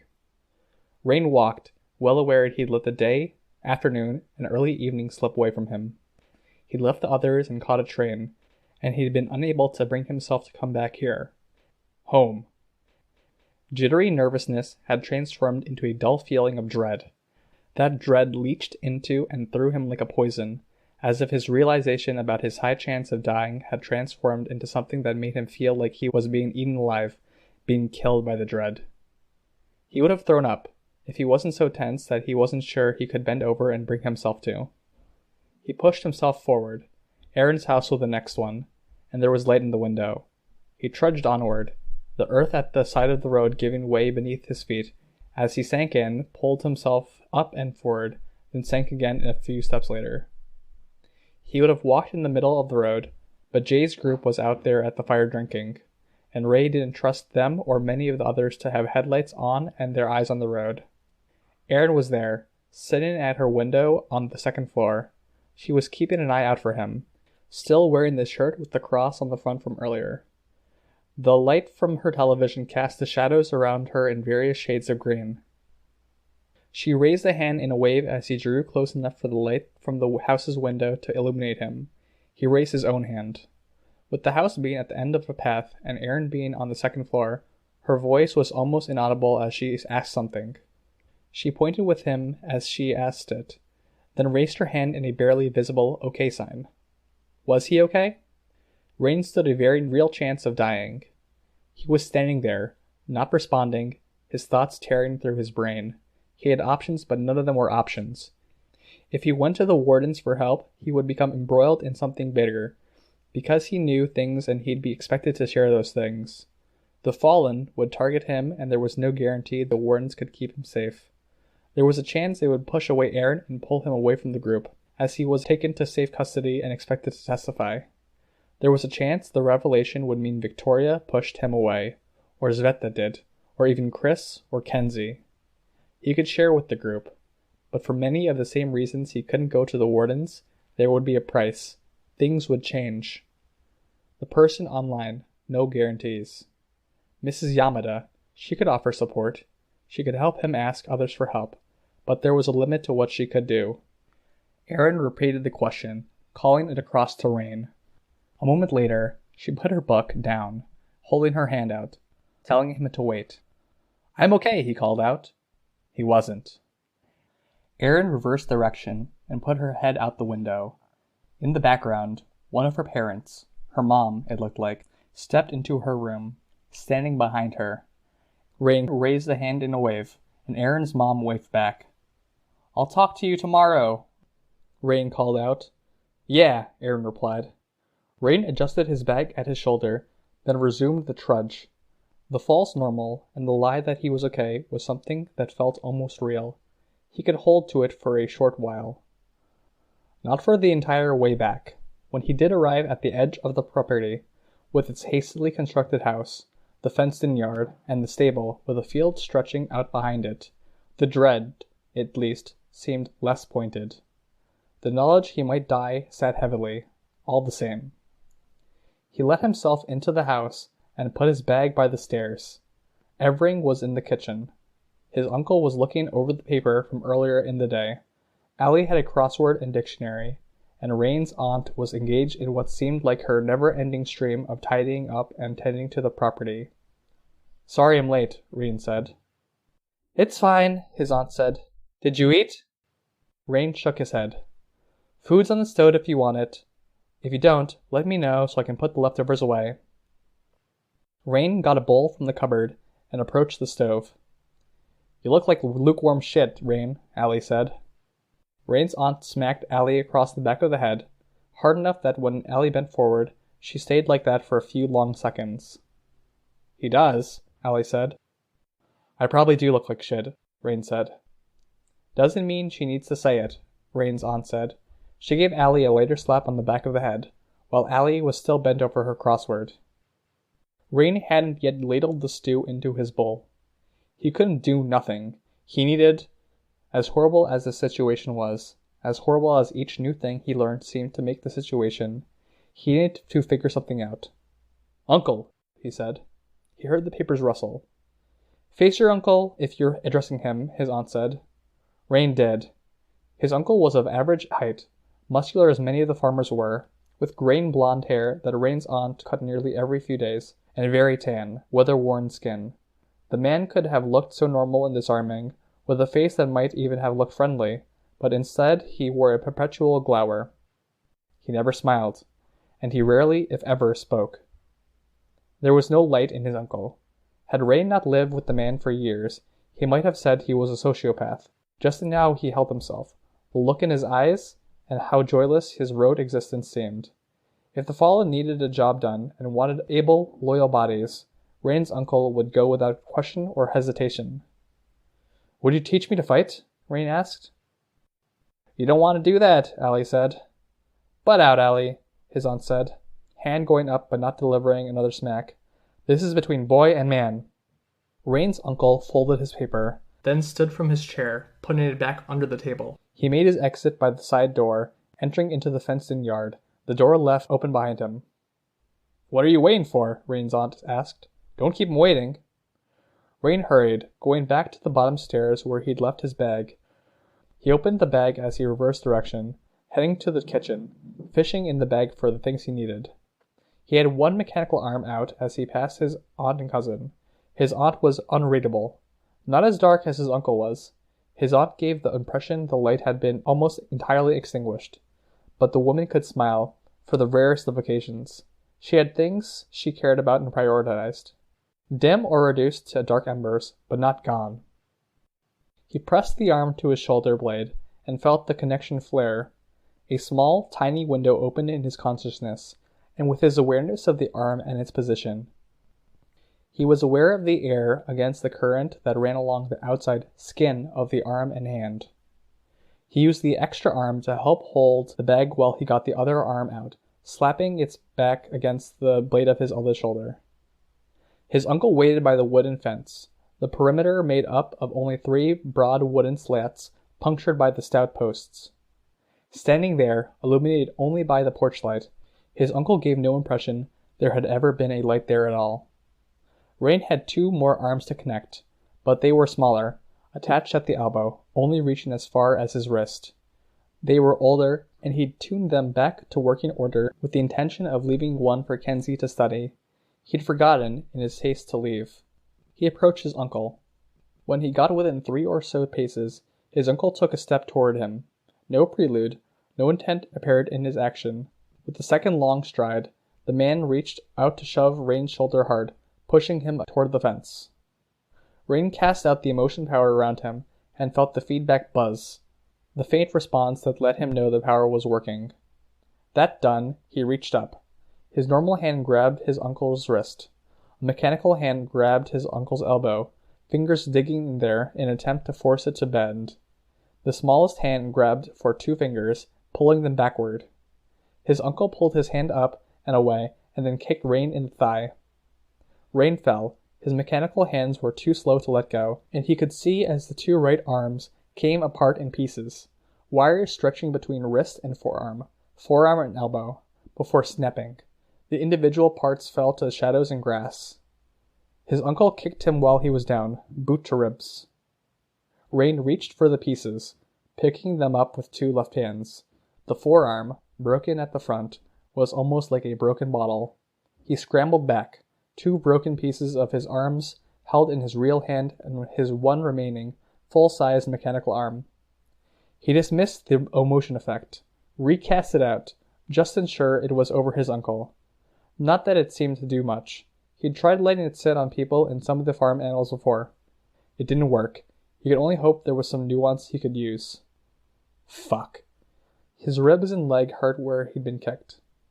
His uncle walked away, his back to Rain. He approached the fence, then reached over it. Allie wasn't far away. She'd gone through the gate and was leaning against the outside of the fence, watching. A shovel. Rain's uncle had picked up the shovel that had been leaning against the fence, almost as long as Rain was tall, with a spade-shaped head. There was an implicit, if you're going to wield a weapon, so am I, to the act. Don't kill him, Rain's aunt said, from the stairs to the kitchen. Rain's uncle turned, and gave Rain's aunt a long, slow look. I don't want to have to explain it to the leadership, she said.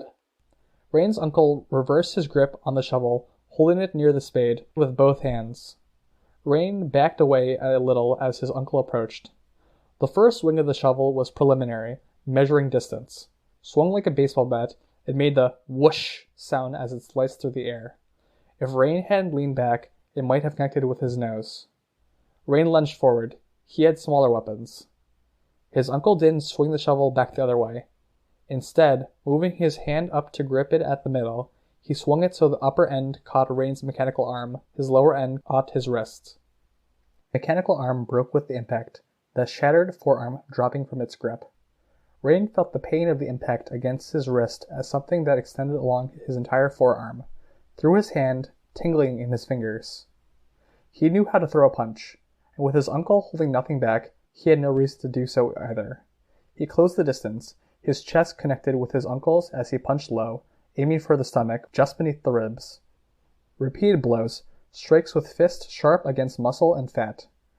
Fingers tangled in his hair, gripped tighter until Rain's scalp hurt. He was pulled away. Then without the hand letting go, he was flung into the fence, cheekbone and shoulder, crashing into the broad plank closer to the top. He was pulled away, not allowed to get his balance, and then thrust toward the fence again. He used his mover power to arrest the push, to make himself stop. He drove his elbow into his uncle's arm, where only the connection pad and the shattered remnants of the arm remained, raking the damaged metal and wire against flesh. His uncle pulled away, and Rain was there, suspended for another second.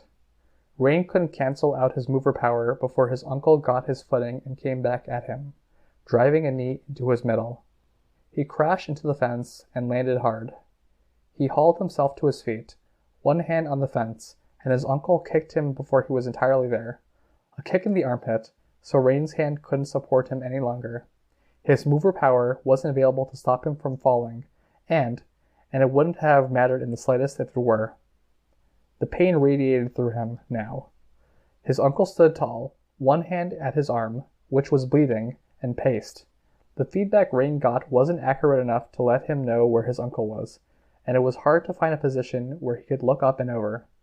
He grabbed the fence and heaved himself to his feet. His uncle looked at his aunt, and Rain took that as an opportunity to sprint full bore for the man. He leaped, heedless of personal risk, of the fall that might follow, and kicked sideways with all of his force. He connected, shin to side. He saw the pain on his uncle's face. Then he used his power to suspend himself before he could tumble hard to the ground. It suspended him for too long, there was no canceling it, and however long it lasted, a second and a half, 2 seconds, maybe even approaching 3 seconds, it was enough time for his uncle to turn his way and kick him, hard. Rain dropped, in too much pain to calculate how he broke free of the power's hold, and landed in the grass and dirt. He was kicked several times while he was down. Back, buttock, leg. He wasn't sure if he'd been kicked sharply in the side, or if it was only that way he'd recoiled and made an existing wound pull that made it feel like it. His mechanical hands broke at the slightest excuse. His emotion power didn't do anything he could identify, and his mover power made him a sitting duck in any real combat situation. The kicking had stopped. Rain lay there, his breath coming out as wheezes. His thoughts were so mired in sick hopelessness that he could barely think straight. A hand was extended. It seized Rain by the upper arm, firm, and heaved him to his feet. It occurred to Rain, too late, that his uncle wasn't the kind of person to offer a helping hand. Still firmly holding Rain's upper arm, with Rain bent over, his uncle struck him across the face. It was only the fierce grip on Rain's arm that kept him from being knocked to the ground yet again. Again, Rain was struck against the face. His head sagged. The next hit caught him backhanded, across the ear. It was impossibly loud, painful, and it made his thoughts dissolve into sparks. His ear rang like a siren in the wake of the hit. Rain, almost insensate, punched in the general direction of his uncle's stomach, turned his face toward the ground so it would be away of any further blows, and kept punching blind until his uncle let him go. Rain stumbled back, snorted, coughed, and tried to straighten before giving up on the ladder. He put his hand on his knee to steady himself. His uncle approached, and Rain backed up. His uncle's turn to return the favor now. Swats. A knee, a punch, a shove. Even the later contact was painful, because Rain hurt, and each light contact forced him to move one way or the other, while existing bruises and injuries punished those movements. "Okay," Rain managed, huffing out the word. "Stop." His uncle didn't stop, pushing out with both hands to shove Rain back into the wooden fence. With an edge of desperation, Rain pulled out the silver blades. It didn't make his uncle hesitate. He threw the first blade, and the pain at his armpit altered the trajectory, meant he didn't finish the swing. The silver scythe passed through his uncle's head. The two remaining pieces carrying forward, sailing out to strike the side of the house. A silver line encircled his head. Rain's uncle stood there, drawing in a deep breath. Okay, Rain said. He hunched over, hands on his knees, coughed, then snorted. Don't sneeze or do anything. That's all. Thank you. His uncle remained where he was, glowering, eye sockets only barely illuminated by the silver light from the mark. The mark would fade soon. 10, 12 seconds. Rain watched and waited, nervous of the possibility of disaster. The silver line thinned out, went away. Rain's uncle touched his face. A moment later, the man strode toward Rain, a dark look on his face. Stop, Rain said, voice weak. He realized the futility of it as he said it. His uncle didn't intend to stop until one of them was unable to move. The other blade still in his hand, he threw it out, with the blade only traveling a matter of feet before it crossed through his uncle's midsection. The vertical and horizontal lines of the plaid work shirt illuminated in the gloom. Stop, Rain said again, or you'll die. His uncle looked down, spreading his hands. Then, his expression changing, the man looked skyward, sighing. Rain took the 12 seconds of rest to try to gather his thoughts. Not looking skyward, but toward the ground, heedless of the mark, his uncle kicked him. The force was such that the silver mark flared, and it cut what lay beneath. Again and again, the man kicked Rain. He stomped once, as Ray lay too close to the ground to be properly kicked. I think he learned whatever it is you wanted to teach him, Rain's aunt said. Why don't you come inside? I'll make you tea, and I'll look over the scratches. Rain waited, knowing that if his uncle decided to ignore the order, there would only be more pain. Pain that could kill him. If it meant he wasn't able to fight back when Snag, Cradle, and Love Lost came for his head. Instead, fabric draped over Rain's head. Replace it, his uncle said. Perhaps the 11th and 12th words Rain had ever heard the man say to him. Rain reached up and pulled the fabric away. The plaid shirt, sliced across the middle.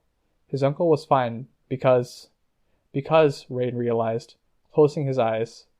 The power only affected one thing at a time. It would hit clothes first, the person second. He opened his eyes to watch as his uncle walked away, wearing an undershirt and jeans, opening the door to the kitchen and closing it behind him, the light in the fenced-in yard diminishing with the door closed. Rain lay there, trying to breathe, hurting from head to toe. Dad doesn't even have powers, Allie said, from the other side of the fence. Rain winced, realizing she'd seen. She was still there. You did better when you weren't using your powers, his cousin said. She paused. You okay? Rain's nose felt stuffed, every heartbeat making his entire nasal cavity pound. He snorted, hard, and pain ripped through his skull, blood spraying the grass in front of his face. He huffed out a breath. He started. Fine. He was going to die. Not here, not because of this, but he was going to die.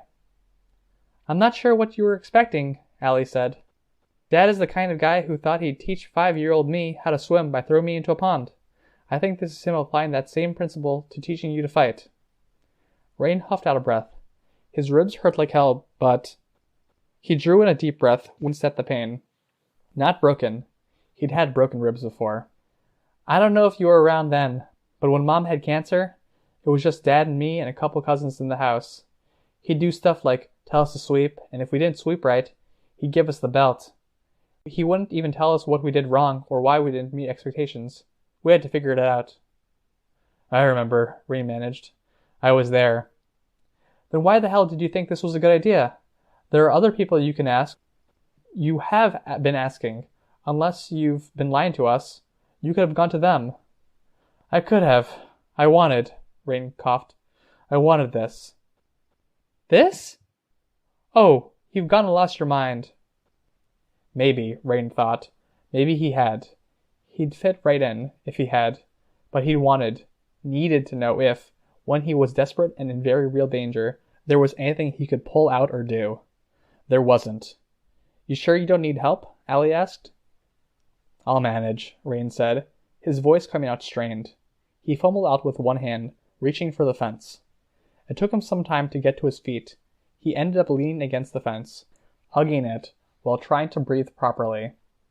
He was pretty sure the dread and emotion in him was enough that he could have thrown up if he'd tried to. He was also pretty sure he would black out if he did. A truck roared as it rolled down the dirt road, moving too fast in the dark. That would be why Rain walked on the side of the road when he walked that way in the dark. Rain? Allie said. I know we're not too close. I've probably been shitty to you. Better than a lot of people, he said. I mean, I'm not in a position to ask any favors from you, she said. Leaning over the fence, still hugging it, he stared down at the dark grass on the other side. He didn't respond. But I really need you to get your shit together, his cousin said. He winced, closing his eyes. He opened them almost immediately, because he worried he might black out. You've turned some heads and drawn a lot of attention, Allie said. You managed to do something nobody really thought was possible. You put a rung on the ladder that's even lower than the unpowered, the person with powers that suck. Because if you have shit powers, you're not going to trigger and get other powers. You have no chance. Yeah, Rain said. He barked out a couple of coughs, feeling a stabbing in his sides with each one. I really need you to figure something out, Allie said. If you need something from me to help you figure it out, I can try helping, but I need you to be... not this. He focused on breathing, absorbing the words. You know why I'm asking, right? He nodded slowly, mindful of the throbbing headache, pounding in his ear, and his sinuses. He wasn't sure if she could see him in the gloom. Nobody really wants you as a husband for their daughter, or as a husband for them. They'll go through the motions, but they don't want you. Yeah, Rain said. Sooner or later, they're going to get fed up with you. Then they'll try pairing you up with someone and getting some babies out of you. See if those kids ended up being worth anything in a few years. When they do, nobody's going to jump at the chance to be with you or marry their kid to you. Rain winced, tried to stand straighter. They'll look back and forth and everyone will avoid eye contact, and then their eyes will settle on my mom and dad. They'll pair me up with you because that's who mom and dad are. They're dutiful, and they've sunk so much into this that they aren't going to stop believing anytime soon. He knew it to be true. He'd worry about it. And don't go thinking of Erin. I know you like her. I know you probably hold out some secret hope you'll get paired up with her. No, Rain said. It's fine if you do. Everyone probably does. She's hot. But it's because she's hot that she's going to end up with some 40-year-old guy close to the leadership, or she's going to run. Give up on her now. If you don't, I won't just be the pity incest wife. I'm going to be the pity incest wife with a heartbroken husband. You could leave. Everyone thinks they'll leave if it looks like they're going to get a bad pairing. How many actually do? When things are close to the point, they start keeping a closer eye on you. You get asked to have a chat with the leadership. They don't leave you the choice. Rain used the fence to help himself stay upright as he limped toward the kitchen. I'm not going to be one of the idiots that thinks she can get away, Allie said. I'm making peace with it. He paused as he saw the shadows of his destroyed tinker arms. Slowly, he began working his way toward the ground so he could pick up the pieces. Stop, Allie said. It's painful to watch you. Let me. He let her. She hopped the fence, walked over to the shadows, and bent down, feeling out for the pieces and picking them up. This isn't going to zap me or anything, is it? Don't. Rain paused. Don't touch the oblong pieces. Thin ones. Hold them by the stems with the wires or the shoulders. Okay. Gingerly, Allie collected most of the pieces. She handed them over to Rain. He took the contact pad that had ripped away and switched it off before gathering it into his arm with the torn shirt. Allie gave him the last piece, then kept her hand on top of it. Figure it the fuck out, Rain, she said. I'll die. I'll get killed by my cluster, and I won't be a concern for you anymore, he thought, staring into the little dots where her eyes were reflecting the distant fire. I'll die, he thought. I can't fight my unpowered uncle. How can I fight all of that? I'll try, he said. The door opened. Rain's aunt. Allie, there you are. Inside. Get the bigger first aid kit from the basement. I want you to patch up your dad's cuts, and the smaller kit doesn't have any bandages. Allie turned to go, obedient. If you want first aid, Rain, knock on the master bedroom door, or go straight to Allie. She'll tend to you. For now, get yourself to bed. You're coming to church in the morning. Rain swayed slightly on the spot, then said, Okay. The door closed behind his aunt.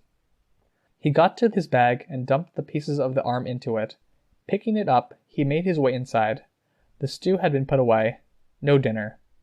He went up to the stairs and into his room. He settled in at his desk. The day's homework was on the table, waiting to be done. Slowly, he set out the pieces of his tinker hands. Days' worth of work. No secret to be uncovered, no use he hadn't yet figured out. Not legs, not claws. These fragile things, they were the only thing that came to mind when he reached out for his tinker power. Between 10 and 30 minutes passed while he found all the smaller pieces, setting them in the right place. He had some wire and tools on his desk, and he got them out. To start with, he would fix everything he could fix in 5 seconds, then he would move on from there. The spell was broken as his alarm clock buzzed. He always set it for the evening, not the morning, because there was a time frame. He started to rise to his feet, but he'd been sitting still too long, well hurt too badly. His body refused to cooperate. With inching progress, he made his way toward the alarm clock. Rain, his aunt called from the other room. Shut it off! Inching progress, shuffling steps. He made it to the alarm clock, but not to the bed. Rain's consciousness was snuffed out like a candle.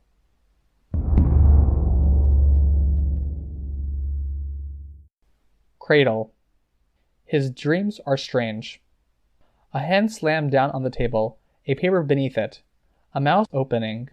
A man that might have been Cradle's father spoke, but it wasn't words that came out, it was the frantic cries of the crowd, the screams, the shouted jumble. The paper crumpled slightly as the hand on it closed into more of a fist. In the background, a very prim and proper woman stood with her back to Cradle. The parents, Rain interpreted. Disappointment and anger. I can understand that. The scene changed. A balding man in a suit, sitting across from the desk.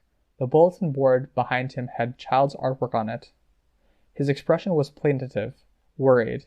The words from that somber older man's face were the scream of someone that had been burned, stopping as lips closed together, starting as they parted.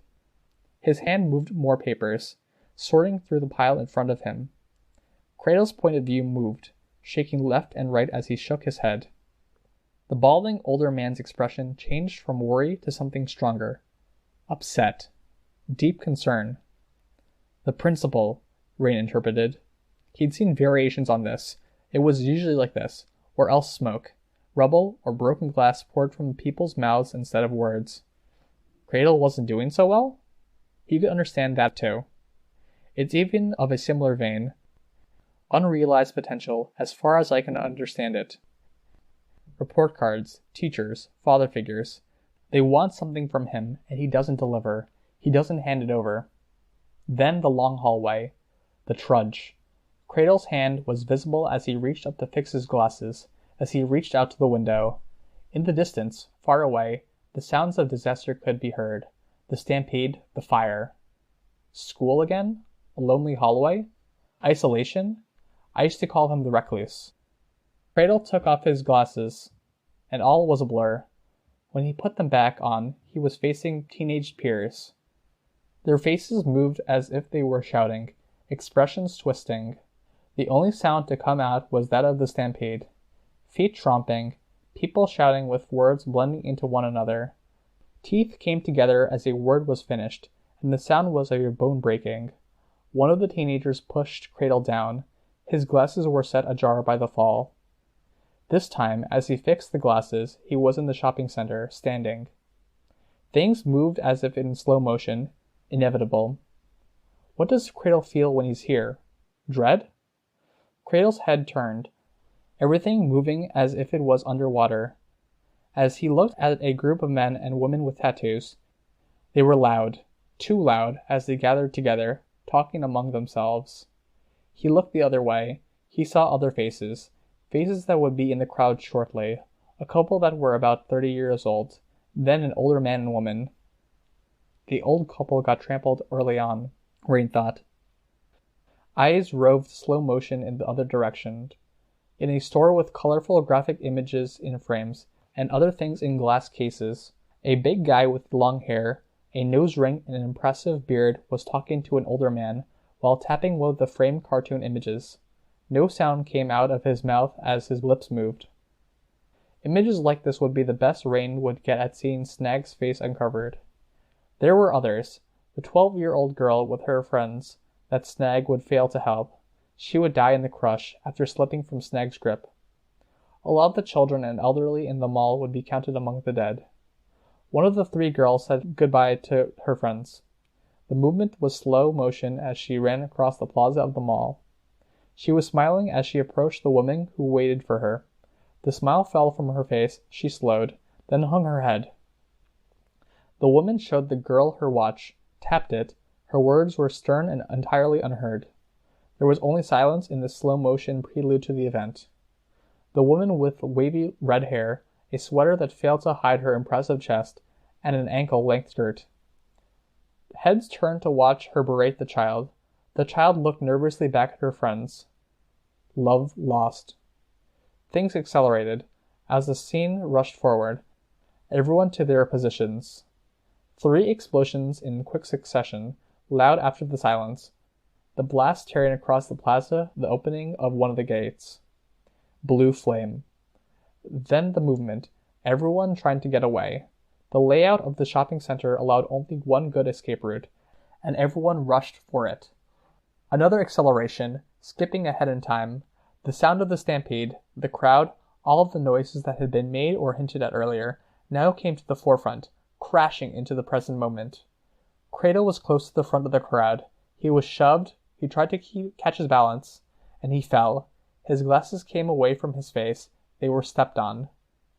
Twice he reached for his glasses, and his hands were stepped on. There was a desperation in it. More of a struggle to get them than there was even an attempt to stand. The scene was blurred, but his hands were as clear as anything. Close by, a woman screamed, and the sound was prolonged, multi-part. He found his glasses and put them to his face with bleeding fingers. He was kicked, stepped on. Did I subconsciously take myself there? Rain thought. He reached up, hand extended. Pleading for help. Reaching and unanswered, Rain interpreted. How did all of what came before lead into this?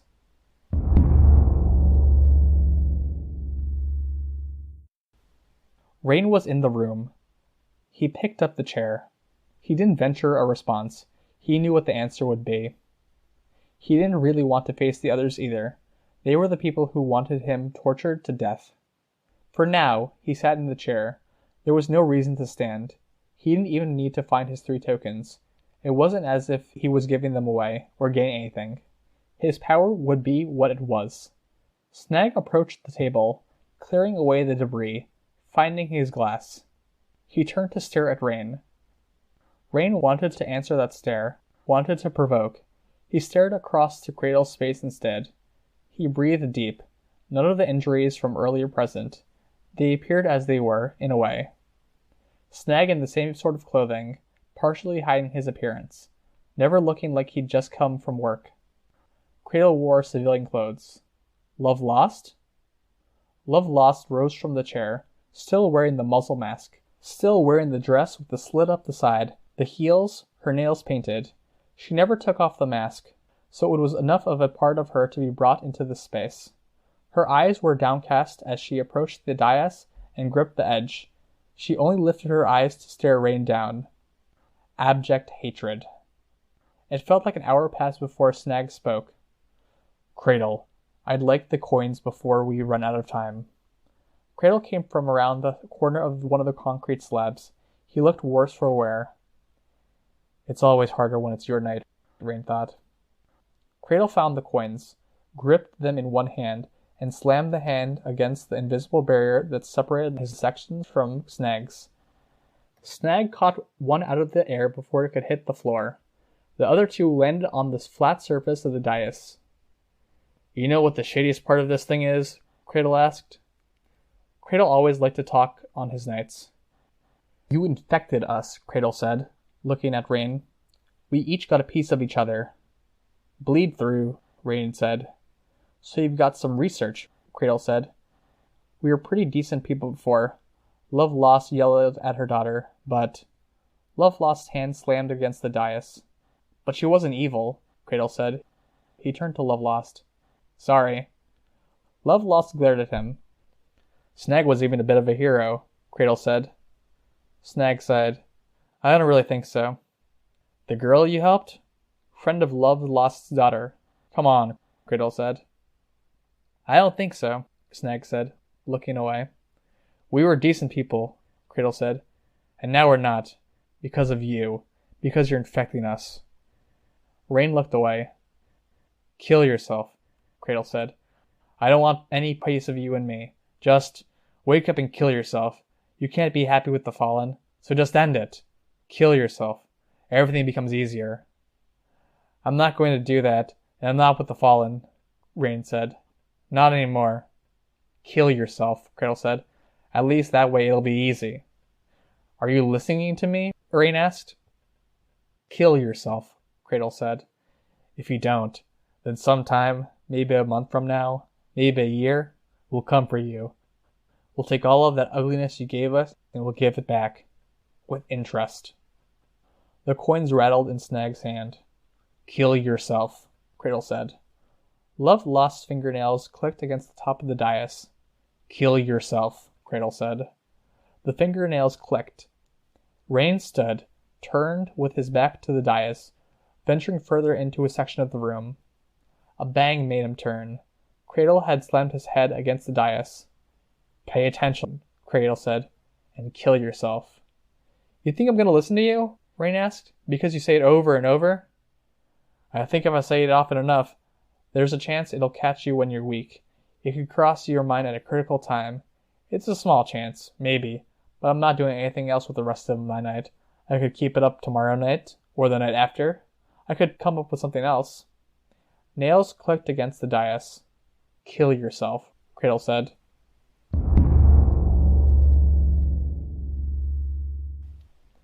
The church service concluded. The speakers rotated on the regular, and today's was Mrs. May. She was a respected figure in the community, but she wasn't respectable. She was a harpy of a person, with a shrill voice and a grating laugh she was inclined to use at the slightest provocation. And most people either loved her and her rhetoric, or they despised her.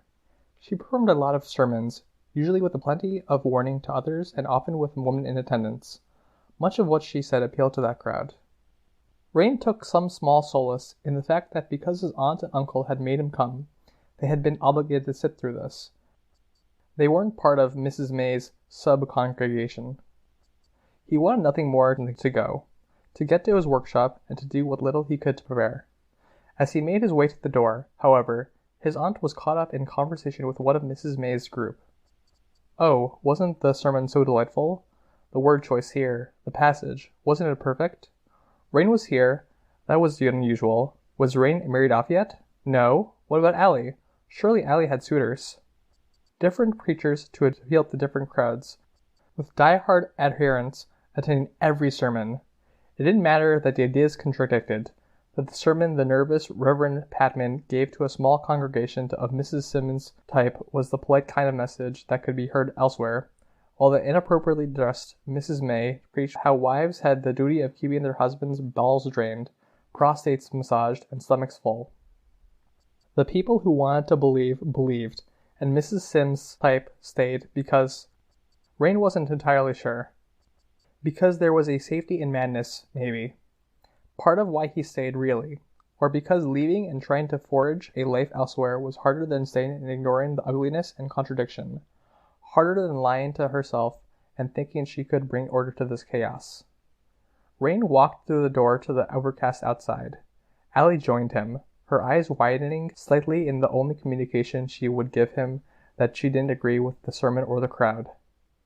Hi, Allie, a guy said. He was about 18. His tousled blonde hair was grown out, and he had a natural smile with a mouth that seemed too wide. Hi, Allie said. Shy. She looked down. Hi, Rain. You look like you went to war and you fought your way through the entire enemy line. Hi, Lachlan. I think that might just be the politest way anyone could describe this, Rain said. Lachlan chuckled. You guys are just hanging out here? We're waiting for a ride, Allie said. I think Rain would rather get a ride than walk, after fighting through that battlefield you described. I can give you guys a ride, Lachlan offered. No thank you, Allie said. You're a dear, but I'll just wait for my parents. Lachlan twisted his head around. They were caught in conversation with the screeching Mimis. Shh, Lachlan, Allie shushed him. Some heads had turned. Lachlan grinned. I'm just saying, they're gonna be a while. Once those 4 get their hooks in, people can't get away for half an hour or more. And with your parents not being regulars, there's a lot to catch them up on. Don't underestimate my mom and dad, Allie said. We're stern stock. I will keep that in mind, Lachlan said, smiling like he'd been let on a little secret. He looked at Rain. You want a ride? Rain looked at Allie. Go, she said. It's embarrassing being seen next to you when you're this beat up. What? Lachlan asked. Be fair. Come on. Rain's one of the esteemed. He's blessed with power. He's like nobility around here. Bastard nobility, maybe, Rain said. You're blessed, Lachlan said, voice firm. He smiled, then said, and I'm your humble, obedient servant that would be glad to take you anywhere you want to go. I'm at your service. Rain glanced again at Allie. If you could give me a ride to the machine shop, I'd be grateful. Absolutely. Bye, Allie. Bye. Lachlan led Rain to his car. It was a nice one, a sleek blue sedan, roughly 5 years old, and in near pristine condition considering it had survived the end of the world. Rain got in the passenger seat with a wince and a grunt. Every part of him hurt. He could remember being in the room, the repeated words, and he dreaded tomorrow. Every moment that passed ratcheted up the dread.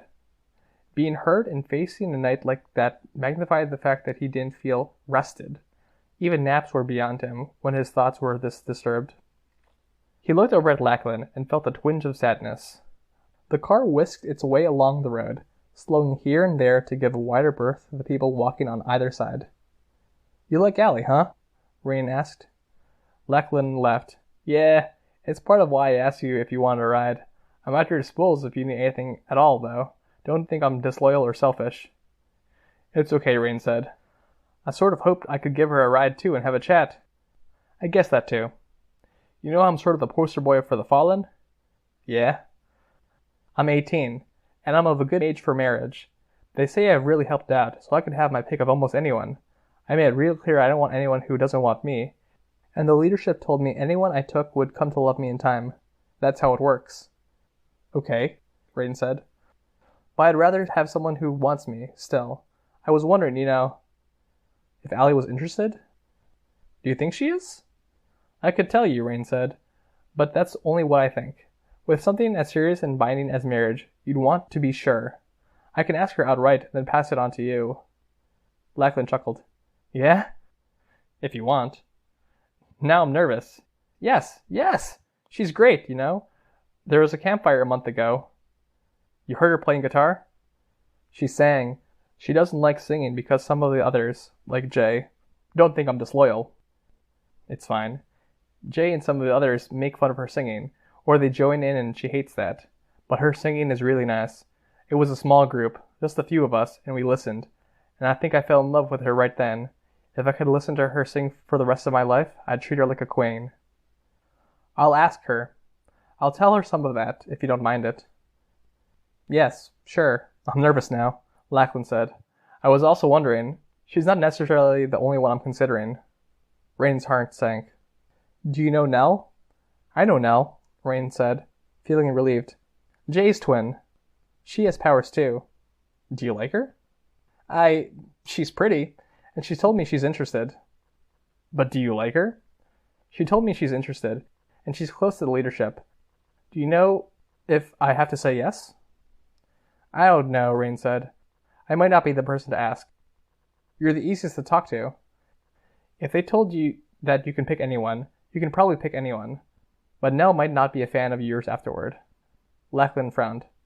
Let me ask Allie, on the down low. Maybe if she says no, you go to Nell and act like she's the first and the last person you considered for a wife. What if she says yes? Then you would have to decide if having her at your side is worth possibly having Nell be upset with you. Lackland puffed out a sigh. The machine shop is just down the block, Rain said.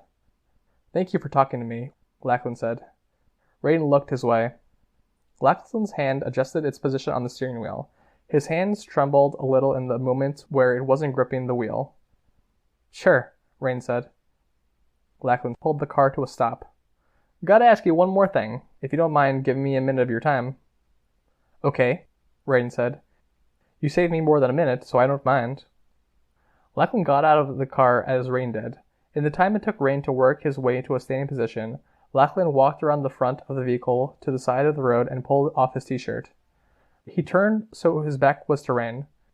Rain, in turn, was faced with a tattoo. Words in bold letters, shaded with thick outlines.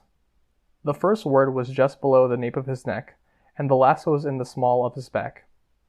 Jesus, Virgin Mother, fucking Christ. 2 hands, middle fingers extended, were on Lackland's shoulder blades, the fingers pointing up and outward. Each hand had a nail through the center. It's new. What do you think? Lackland asked. He smiled as he turned to look at Rain over one shoulder. It's big, Rain said. Isn't it? It was hell to get it done. Shoulder blades and ribs especially, all in one session. It's very high quality. I see a lot of bad tattoos around here, and the lines are straight and the shading of the letters are good. Then you like it? Awesome. You think Allie would like it? I don't want to speak for her. I can ask her. Nah, I'll show her. I see her at the bonfires a lot. Thanks, Lackland said. I'll see you around. If you need anything, I'll ask. Lackland grinned and got back into his car. Rain was left only with the deepest feeling of sadness. He was so tired. He ached all over. And his heart ached too. He wanted to tinker, and later he would reach out to Erin. She would listen. He would give her a tempered vision of how his days had been. The machine shop was badly weathered, not well insulated, and existed primarily as a large shack with 2 stories. It was where cars and pieces of equipment were brought to be repaired, with the communal tools left for anyone to use. The second floor, though, was mostly left to Rain. He winced with every step up, then let himself in. He wasn't alone. Erin was already there, sitting with her knees to her chest, face buried in her arms. Rain's heart sank. A tiny, selfish part of him bemoaned the fact that it didn't stop, that he didn't get to rest. It was threats to his life leading into him asking to be beaten to restless nights, church, Lackland. He wondered if that was the monstrous part of himself that he'd passed on to the others. The person he had been felt unrecognizable now, to the point he couldn't even say what was him anymore. Erin was crying. Clever, brave, beautiful, compassionate, caring Erin. Seeing her cry made him want to cry, more than anything else in the past 24 hours. He had never seen her cry, and he felt as terrified with the unanswered question of what had done this as he had felt with the threat of being tortured to death. Are you okay? She jumped slightly at the words. She hadn't heard him come in. No, she said. She blinked, and the blink squeezed out a tear. She looked away and wiped the tear away. I'm sorry. I know this is your workshop, but I need to get away. It's okay. What happened? He didn't want to know. He wanted to help her at the same time. I had a run-in with Tim, she said. She swallowed hard. Tim. Another of Rain's uncles. Tim, who was sire, who wore the preserved head of a horse, but was the furthest thing from the lithe, athletic form of the horse, and the furthest thing from the attractive form of Sayre the demon, as was described in the book some of the preachers liked to recite for him. Tim was 40, fat, ugly, and he had standing sufficient that he would run the settlement if the top 2 people in charge were somehow unable to. A run-in with Tim? Rain had his suspicions about what had happened. That it had happened to Erin? I'd beat the shit out of him if I thought I could, Rain said. You look like you had the shit beat out of you, Erin said. She blinked a few times, wiped away the tears. Are you okay? He wasn't, and he couldn't tell her he wasn't, not when she was this upset. I'm always a little bruised and scratched. That's more than bruises and scratches. I'm okay, Rain lied. And you're not. Can I do anything? As if that had brought everything back, Erin's expression briefly crumpled up. She fixed it with apparent effort and wiped away more tears that had been squeezed loose. She struggled, and it was very, very apparent to Rain that she was trying to seem cavalier about something that wasn't cavalier. He had such a sucked feeling in his chest, seeing this. Every time I cross paths with him, he makes comments, she said. Yeah, that's Tim. She shrugged. He told me I should go to church. Mrs. May is lecturing, I think. She finished. And he said that Mrs. May could teach me what I needed to know how to please a husband. Ray nodded. If she was marrying Tim. I told him to go fuck himself. No, Rain said. He saw her expression and looked away. I know it was stupid. You can't. He has a lot of power. It's not that he's right, but sometimes you have to keep your head down. Some of these people will kill you if you say the wrong thing, or worse. Surviving it's the most important thing. I know, she said. She averted her eyes. I felt like I could. In the moment, there were people nearby. He pushed me up against the wall. He threatened me with some pretty vulgar stuff, with the crowd watching. You need to get out of here, Rain said. You're not fallen. You're decent. You're kind. You don't deserve this stuff. You don't deserve this. I can't go, she said. Because of Bryce? Your parents? Of course because of them. You don't understand. I really don't. My parents are good, decent people. If I have any good traits, it's because of them and how they raised me. They're really kind, and they were perfect. They tucked me in at night, and they punished me fairly when I was wrong. They played with me and sat down to do my homework with me, and they really, truly loved me. They did everything right. They never embarrassed me. Rain stood there, taking that in. He tried to imagine what it was like. They talked to me and cared about what I had to say. They aren't this. They aren't fallen. They aren't. They're scared. The world ended, and they lost everything. We lost family and friends and everything they worked for, and they broke down a little. These people got their hooks in, and my parents bought in. But they're still the same people. They'll turn around and realize how bad this is, won't they? I don't know. Fresh tears spilled forth. She buried her face in her folded arms, brought her legs closer. You need to get out. Save yourself first. Then you can try pulling them out. I think if I do that, I'll lose them forever, she said, her voice muffled. Rain was unsure what to say. He'd never really had family, certainly not like Aaron had described. Even if she lost them forever, at least she would be okay. My dad, Aaron's voice was small, muffled. What? He was there, while Tim said all of that stuff, Bryce too. He just stood there, then he apologized for my behavior. Rain was lost for words. He felt a tear well up and out and wiped it away before Aaron could see. I'm so sorry. After Tim left, I freaked, and all my dad would say was that I shouldn't have provoked him. He said I should go to church like Tim suggested. My dad, Rain, with Bry there. Rain reached out, then withdrew his hand. I can get a car, Rain said. I'll borrow one, we can go for a drive. We'll do whatever you want. Find your favorite food, talk, get away from this. I don't want to go out there, Aaron said. Not like this. Can I stay here, please? Of course, Rain said. Was it for the best? If she got in a car with him, he wasn't sure he would be able to stop driving her away from this. He'd been born to this, but she hadn't. He still felt lost. He wasn't sure what to do. Can I give you a hug? He asked. She didn't even answer. She rose to her feet, walked up to him, and wrapped her arms around him, face buried in his shoulder. He put his arms around her. He'd never imagined such a thing could feel so horrible and harrowing. The horribleness didn't even have anything to do with his injuries, but every point of contact hurt. It wasn't his body that hurt. Rain stared off into space, feeling much like he imagined the shell-shocked in war zones to feel. He thought of Kratos reaching out for help, people stumbling past him, knocking his hand away.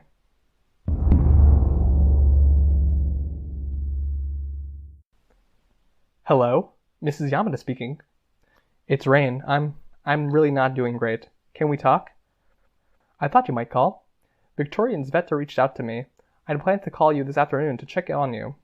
Listen, I'm expecting a patient shortly, and I can't adjust that. We can talk for a few minutes, or, if it's not an emergency, I can call you in an hour and a half, and I can give you a lot more time. Please, Rain said. The second one. Be easy on yourself, Rain. I'll call you in an hour and a half. Rain hung up. He'd reached out, and there was a reach back. He had that. Erin was asleep on the other side of the room, on a makeshift bed, Rain's spare change of clothes piled atop her as a kind of blanket. Her hand was underneath her pillow, and her gun was in her hand. He wasn't sure if she knew he'd seen her do it. Cradle had described him as a monster. He wasn't sure if he was, but as he sat at his work table, trying to work quietly, he imagined he was willing to become a little more monstrous if it meant saving the likes of Erin from becoming a lost soul like Lachlan. His tinkering might have been limited, but he had other skills. He'd survived in places more rustic than this for a time. He could make blades. He could make traps and snares. His scrap with his uncle had taught him he couldn't win a fair fight against even the unpowered, not with his powers being what they were. He'd draw on every resource he had to keep it from coming down to a fair fight. When he went back to the group tomorrow, it would be with a different mindset.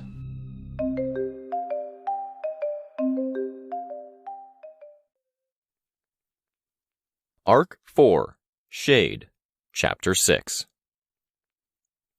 Help me understand how this makes any sense at all, Natalie said. We were outside of a bagel place, close to the station nearest the warden's headquarters. Natalie had bought a salad with chicken bits in it. I'd never liked eating cold chicken, so I'd picked up a salad without the extras, and a toasted bagel sandwich with fish, black olives, tomatoes, and cream cheese. We sat at a table outside. Natalie was wearing a shirt with a folded collar under a work-suitable navy blue sweater with black slacks.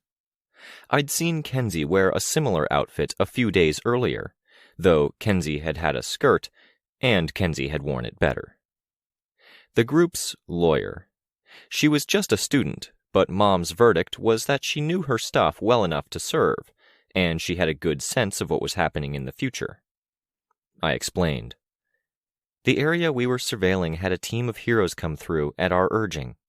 They had a brief interaction with the embedded villain population, suggested they might be sticking around, and then left.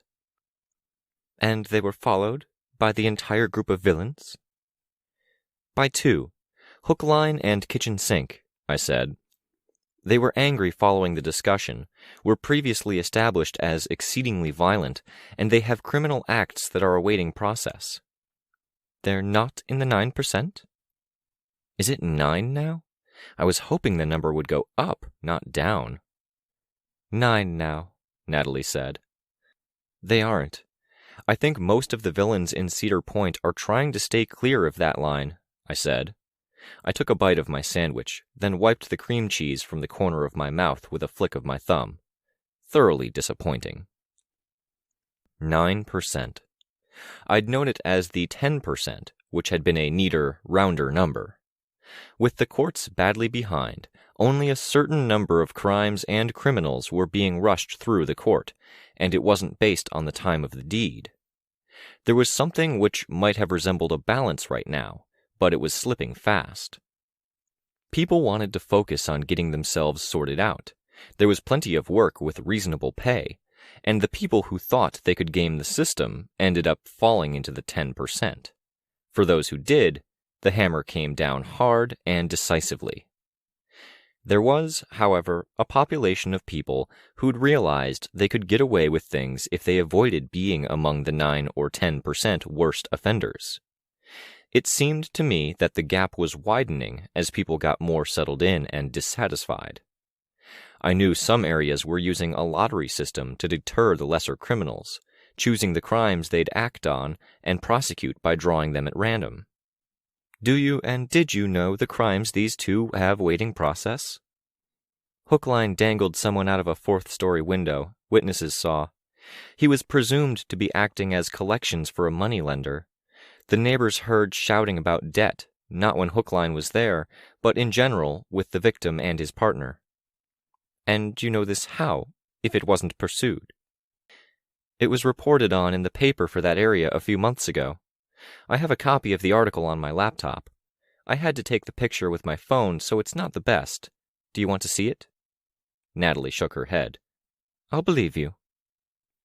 After the article, there was a reaction to Hookline. Some public gatherings, anger, some backlash against the moneylender. Hookline left. No telling if he was made to, fired, or if he wanted something easier. ended up at Cedar Point. And the other one? Kitchen sink? One of a couple who worked under Beast of Burden, who was crime boss for New Haven. Sink handled collections for the protection racket. Any serious crimes? He trashed one business in a way that made it very clear his power was at use. He creates semi-random items and flings them around, and the business had a lot of semi-random items flung around, shelves trashed, windows broken. Was anyone hurt? I have no idea, I said. Victim didn't pursue anything. Authorities aren't going to do anything if the victim isn't talking. Natalie's forehead wrinkled. It was a weird contrast for someone who had a whimsical pixie cut with a curl at the front and oversized glasses to seem as joyless as she did. She didn't seem to like her meal, and she seemed interested but not excited or engaged by this. I ate more of my bagel sandwich, letting her think. It would have been so much better if it was salmon, but it wasn't. The olives were mushy and lacked bite, which made me wonder if they were old, scavenged, imitation, or if they'd lost something in transport. The worst thing was the bagel. I'd eaten here before, and it had been better then. You assaulted and battered 2 individuals, Natalie said. Let me get my laptop out. They didn't make the first move, by your own admission. Their intent was clear. They had weapons. I'll show you the video. Please. I fished my laptop out of my bag, packed up my bagel and set it aside, and set the laptop down so Natalie could see. It was a bit warm from being in my bag and being left on low energy mode, but the boot up was fast. I already had the pertinent files and videos in a folder. First video, overhead view. Do you have headphones? I do. I waited until she had them out. She put them on, and I plugged in the jack. I hit the spacebar to start the video. She watched, putting her arm up and over the top of the screen to shield it from the sun. I offered my own arm to help. The video came in at an angle, zooming in, and showing most of the conversation, followed by Hook, Line, and Sink's retreat. When she started to take off her headphones, I held up a finger, then navigated to the second video. It showed the same events, but a better view of Houndstooth's group, and then expanded out to show how Hook, Line, and Sink were closing in. Natalie watched the fight and the follow-up, with Sveta and I retreating. Moose did the work of freeing Hook, Line from underneath the car I'd blocked in. It was hard to see in the noonday sun, especially when I was half standing, my arm out to help shade the screen, but I could see Hook, Line's reaction, slapping away Moose's hand. He stalked off, and Sink belatedly followed, something held to his bleeding nose. Clear intent to injure, Natalie said. That's what I said. I did mention the weapons. There's a view, and it isn't my view, Natalie said, reaching for her salad, that if you have a power, then you're armed at all times. Sometimes judges hold that view.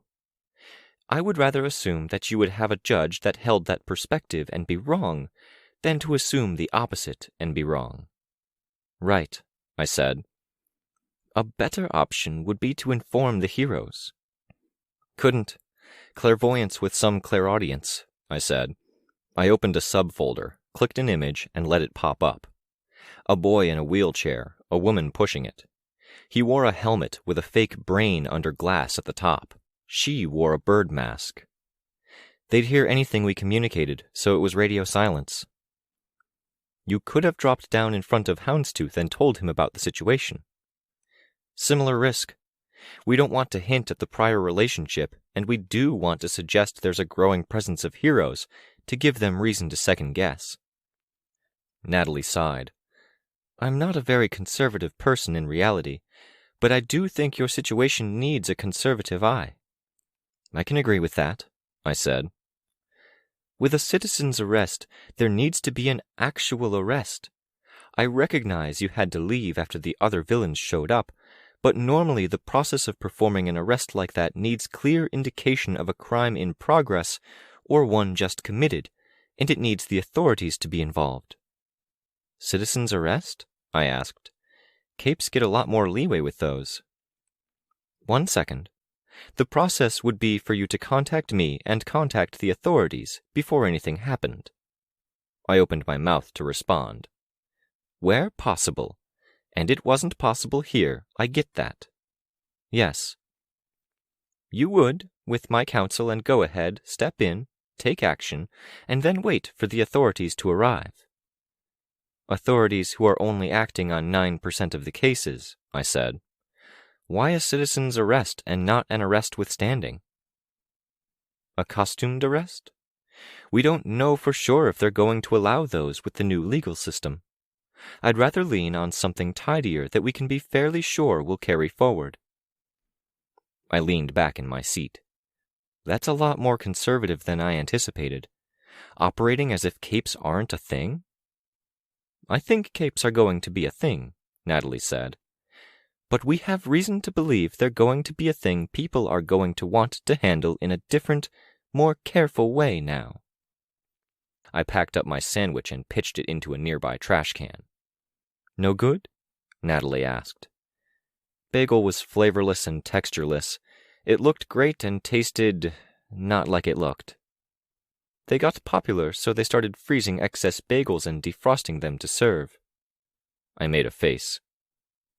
We're making strides, Victoria, but I think we're in for a culture shock when people realize that as much as they've been waiting eagerly for things to get closer to normal, we're not going to get a lot of the old normal we're eager for, and we're going to get some of the less pleasant parts. You're talking about the law? Natalie shrugged. She was holding her plastic thing of salad, spearing some with a plastic fork. Before popping it into her mouth, she said, Lots of stuff. My laptop was taking up some of her table real estate, so I closed it and pulled it closer to me. Expectations, she said, once she was done swallowing. If I'm working with you, I need to know what yours are. That's a simple question with an answer that could take me a day to get through. Your mom wanted me to ask you if you were still looking for work, Natalie said. I tensed a little. I was asked to ask the question and pass on the response if you gave it. When we pay you, it's not for you to be a messenger between me and my mom. If I want to talk to her, I can call her. Okay, Natalie said. She had something else to pass on. And I'm not interested, I said, my voice firmer. Thank you. I will get up and walk away. Please don't. Really, please don't. There are a lot of things I want to talk about sooner than later, she said. During our last meeting, I know it was brief, but I wanted the lay of the land. I was hoping this meeting could be a chance to get a more comprehensive sense of what you wanted to do and what I'm doing for you. Both of your mother's questions tie into that. Did you talk to her about our meeting? No, not for the last one. For this one, I went to someone lateral to her. She approached me independently with these things and told me to reach out to you if you didn't reach out any time soon, because you would want to know. I wished I hadn't thrown my lunch away. I would have liked to have something to violently toss into the wastebasket, as an outlet for what I was feeling. I shook my head a little.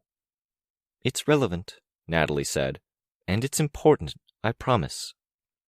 I shook my head more. All around us, people were going to and from lunch. There was actually a city-like stream of cars on the road toward the center of the megalopolis proper. Tell me then, I said. There were 2 attempted breaches into our email server last night. It looked like it was directed at your mother. They put a moratorium on sending and receiving email for 3 hours while they did some back-end stuff. And there was another attempted breach partway through that. Tech people are looking into it. I nodded. I looked at my laptop. Cedar Point, except I wasn't aware of anyone who would be especially good at that stuff there. The speedrunners were tinkers, but nothing suggested they were tinkers with talents that translated to hacking into the email servers in the warden's headquarters. Bitter Pill was a full tinker, but her specialty put her even further from that kind of operation. Houndstooth appears, adding to pressure. Sveta and I make our appearance, and a little while later, An attempted look at a close relation's emails? I could see the thread. Would Tattletale have succeeded? If she had the power to see weaknesses, it could extend to security systems. During the bank robbery, she'd done something to gain access, though I couldn't remember particulars. It had been ambient noise around then. She'd also collected info on Empire 88. Someone they hired? Was the fact that they didn't go straight to Tattletale important? A sign of a schism? My mother thinks it has something to do with me, I concluded. She was called in for confidential discussion this morning. She got out of the meeting, said she couldn't get in touch with you, and told me to reach out. I think so, yeah. I can't have you being her messenger. It'd impact how this arrangement works, I said. Even if it's pertinent? Letting you know things like the possible breach into emails? That they're looking into people close to you? The problem is that it's always going to sound like a good reason. Could it sound like a good reason because it is one? Sometimes, even? I drew in a deep breath. I collected my laptop and put it into my bag. Don't leave, please. I don't want to drive you away. I do want to understand, Natalie said. The first and last thing I said at our last meeting was that I was concerned. I'm more concerned now. Why ask me about whether I was looking for work? Because she asked me to ask you, if I thought it was appropriate, and I thought it might be. Of fucking course, I said. Don't get angry, Natalie said. I'm not angry with you. Before we got derailed, I was talking about expectations. You flew into that scene with no hesitation. I'm invincible, I said. A lie, yes, but I wasn't about to trust her with the truth. I know that, but isn't there always some risk you'll be hurt, or that there will be some consequence? You're paying me, you're involving your family, and the hack could be the tip of the iceberg. I have to wonder, how much are you putting into this? I know my own limits, Natalie. Are you looking for work? Are you going to report to my mother and tell her if I'm not? No, Natalie said, and I'm offended that you'd ask.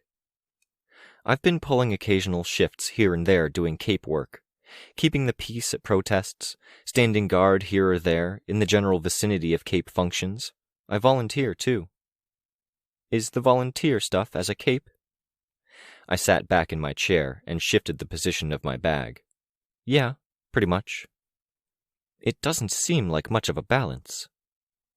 You're aware I've never had that balance? I asked in my best get-real tone.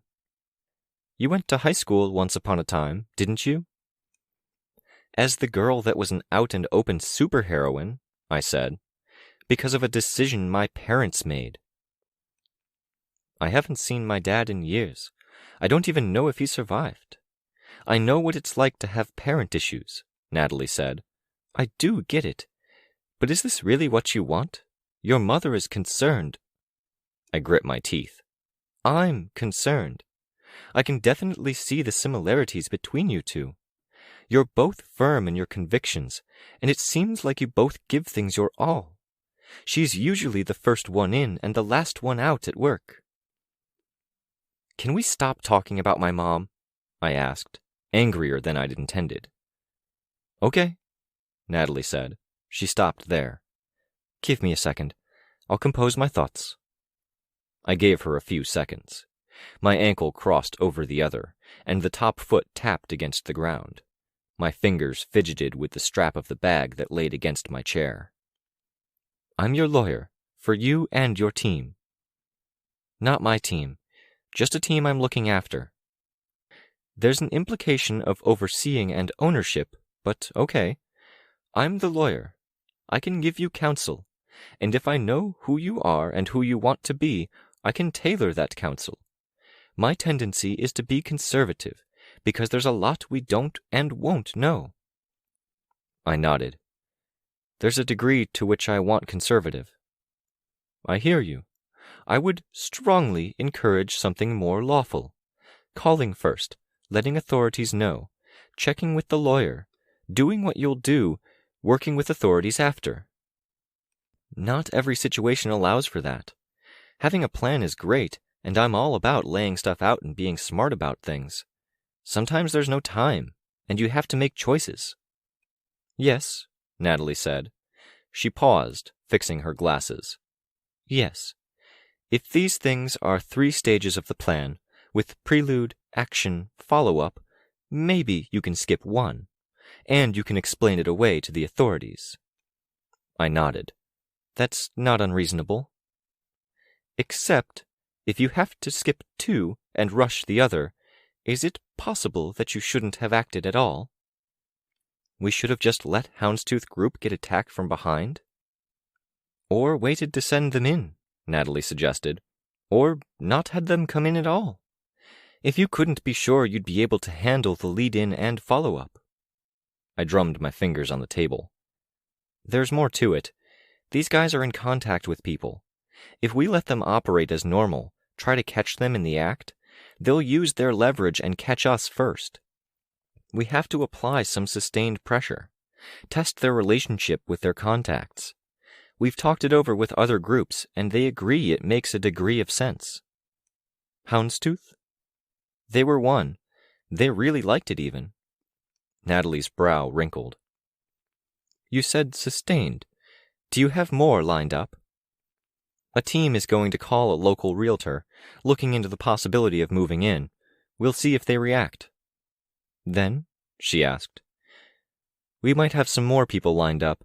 Another group might be passing through, and we'll be more ready if something comes up. My cousin is swinging by. More brow wrinkles. You'll pressure them until they crack. Until they start to. Then we, or someone we trust, targets that weak point. When things crack, it's often sudden. Hook and Sink would be an example of that. I nodded. If it's sudden, it's hard to take the necessary steps before and after, Natalie said. It could be, I said. You don't have to give me an answer right now, but please think about what you want this to be. You can act faster and more flexibly if you're loose with the law, but you'll lose your chance at getting a big success past a judge's desk. I can help you if that's the route you need to go. But you think we shouldn't go that way. The people on the team are young, so you need to think about what you're teaching them. You need to think about your balance of real life and cape life. I'm not, I started. I never got that. Even before I had powers, the cape life had taken over. I can understand why you would resent her for that, but that's not it, I said. She sat there, waiting like she was expecting me to elaborate. I almost got angry. I pushed that back. I'm not going to get into particulars, I said, calm. It's between me and her, and it would make things messy. Nobody benefits from that, least of all you. I'll take your word for it. Thank you, I said. I'll think about what you said, about what I want, what I'm doing, keeping an eye out for balance, the team and what they need. The kind of counsel you need me to be. Yes, I said, absolutely. But I need something from you, too. Natalie nodded. Don't involve my mother in this. Don't pass on information, give hints, or respond to hints. Lawyer-client confidentiality should be in effect. I'm not a lawyer, exactly. I can and do intend to do that, absolutely, but... Act like one here, please. She'll convey her side of the story, probably not in an obvious way, and I need you to be neutral. I won't be sharing my side, but assume I have one. Okay, Natalie said. I can't get into that stuff. I can't afford to, I said. She does care about you, you know, Natalie said. She might not handle it in the best way. I don't know the details. But I know that she is smart and caring, and both of those things are magnified when it comes to you. I stared at her. My first thought was that I wanted to strangle her because of the frustration I felt even before what I'd just said, her going against it, and how she seemed to not get it at all. Even with an absent parent, I wondered if it was something wholly different, like a parent that had left and cut contact of their own volition, rather than a parent that she'd cut herself off from. My second thought was to tell Natalie what my mother had done, and to hope she understood. Even if I knew it would blow things up, cause chaos, screw up Natalie's relationship with a superior. I could see the worry on her forehead as she looked at me. In that look, I could see that I was the bad guy here. I was the one Natalie thought she had to worry about, and my mother was the smart, capable, caring professional. Anything I did in reaction to this would only make me seem more unreasonable. "Thank you for meeting with me," I said, pushing the emotion back, doing my best to sound normal. "Are phone payments okay?" "They are," Natalie said. I took a minute to get everything sorted out, glad to have something to focus on, then tapped my phone against hers. $60 out of my account. A glance at the screen verified my account standing. I had $200 for rent to Crystal, $75 for utilities. Even before any possible temp jobs in costume, I had enough to get through next month, 2 or 3 more meetings with Natalie, or even fewer with anyone we replaced her with. Natalie was cheap and willing, and I didn't disagree with her non-family related advice. It made sense. "Thank you," she said, "and thank you for lunch." "I'll see you later," I said. She was the pawn, not the problem. My mother had chosen her for a reason. A play of a sort, possibly unintentional or automatic. It wasn't a play my mom had made because she was a mastermind, natural or otherwise. It was just how she was, how she navigated people. Everyone close to her had had to learn how to deal with it. The tragedy was that as much as it was a conscious or unconscious bid for a reconnection with me, it would achieve the opposite. I put my music on and walked to the nearest bit of park so I could take off without causing too much of a commotion.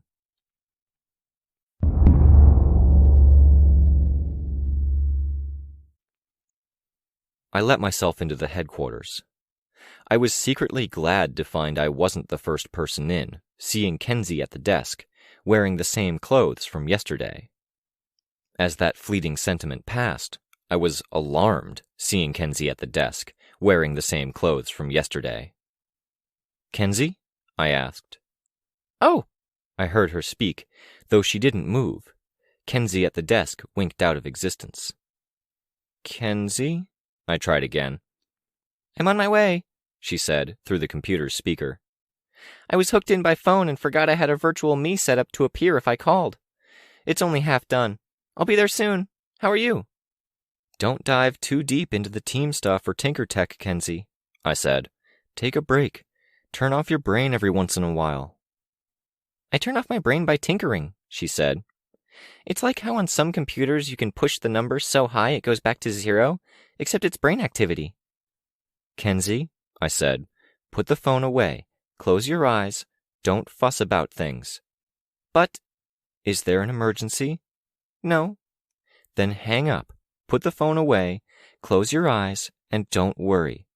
Everyone's coming, we'll tackle some things, compare notes, and all will be good." "Bye." "Bye, Kenzie. See you soon." "In 12 minutes, about, and Rain is coming, but he's going to be later. He'll arrive in—" "Hang up the phone," I said, "or I'm going to start unplugging things at random." "Bye then." I didn't respond, because it was apparent that Kenzie had to get the last word. The ambient noise came through the phone for another few seconds before she hung up. The cube to the right of her desk went dark. It was strange to be in the space when the others had yet to arrive. Normally, my focus was on the task at hand here. I wanted to be the rock, unmovable, in case others needed to reach out. It was hard to be that with Natalie's words in my mind and the room empty.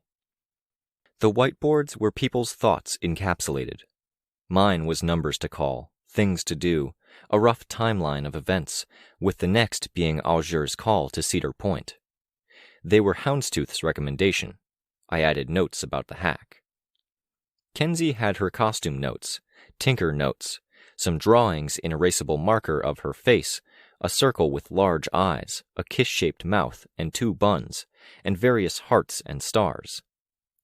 She had 2 boards, one mounted on the wall behind the one with 2 legs and 4 wheels, and the tinker notes spilled out from the side of the one in front to the one in the back. So did the stars and hearts, for that matter. Chris's was at the other end, opposite her desk. I walked over to it, glancing at the others on the way. There were some names written down, but most had been erased. Menagerie, zoo, zoological or zoologic, hodgepodge or hodge, podge. Note to self, bring books for rain. All written in the bottom left corner. Chris was in the top right corner, the H smudged where a sleeve had rubbed up against it mid-right. Ashley's board was empty, except for a very elaborate, stylized rendition of her name. Kenzie had found some fonts and displayed them on the whiteboard for tracing. Ashley had okayed this one. Just Ashley. Nothing else figured out. Rain had 2 boards, like Kenzie. One on wheels, another on the wall behind. Unlike Kenzie, they weren't even remotely organized by topic.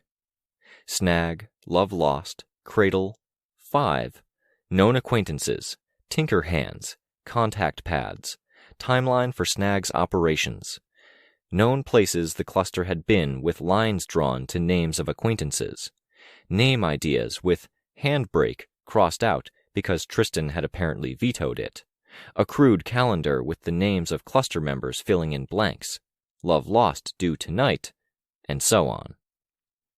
Just red marker and some brown, presumably to put in different words or gaps yet to keep them distinct. Or because Kenzie had stolen the red marker to draw hearts. Tristan's was next to Rain's, and Tristan's was mostly devoted to team name ideas, room layouts, broader organization and schedule, and some minor notes on money spent. Byron hadn't really showed up in the hideout, but Tristan had still devoted a quarter of the board to him. A list of movies. Aimed at letting Byron maintain a degree of communication with Chris and Rain, it seemed, from the comments on the side. Sveta was taken up by a mix of art and names. She'd written out names not in a list, but as solitary words. Images had been drawn around them. Beneath more, a girl's hair, wavy, with a fish head poking out to the right from between 2 curtains of hair. It was very detailed for art on a whiteboard, with each scale getting a texture. Above lash was a feminine figure in stark black lines with back arched, head back, and breasts pointed skyward. The breasts so pointed they could have been used for Kenzie's geometry homework. To the right of Cirrus was a face drawn out in lines, frowning. Birth was sitting in the bottom right corner in tiny text. The image was so small it was barely legible. It might have been Sveta's rendition of herself, potato-shaped with arms and legs flailing. A line was drawn between its head and the word no, a speech bubble without the bubble. I felt oddly fond at seeing it. That kind of mental working was inexplicable to me, but I liked seeing the hints of it. After Sveta was my whiteboard, neatly organized, then Kenzie's 2, which I'd already noted. I wanted to help them. No, the boards didn't convey it. The boards were things as they should be, even, but they needed help. On so many levels, they needed help. The by-proxy interaction with my mother had affected my mood. Natalie's words and concerns had too, but it was hard to know how many of those were my mother's and how many were her. The concern, with emphasis on the word, like I could remember Ashley doing. Even after I'd been hurt by the 9, had worse done to me by my sister, and gone to the hospital, I couldn't remember my mother ever expressing concern for my activities as a cape. If such was expressed in Natalie's expression and words, then I could believe it was Natalie's. Concern for what I was doing, the path I was walking. I could see it being my mother's, through Natalie as proxy. It made me sad and angry and frustrated all at the same time, and I didn't have any outlets for that. The punching bag hadn't yet arrived and been set up, and I wasn't about to throw myself at the villains. Not that I wanted to operate that way. The villains were so simple, so easy. Cedar Point, bad guy central. I was supposed to dislike what they did, and I did dislike it. I didn't see anything redeeming in them. I had the power to stop them, and I wholly planned to. If I could mess with Tattletale in the process?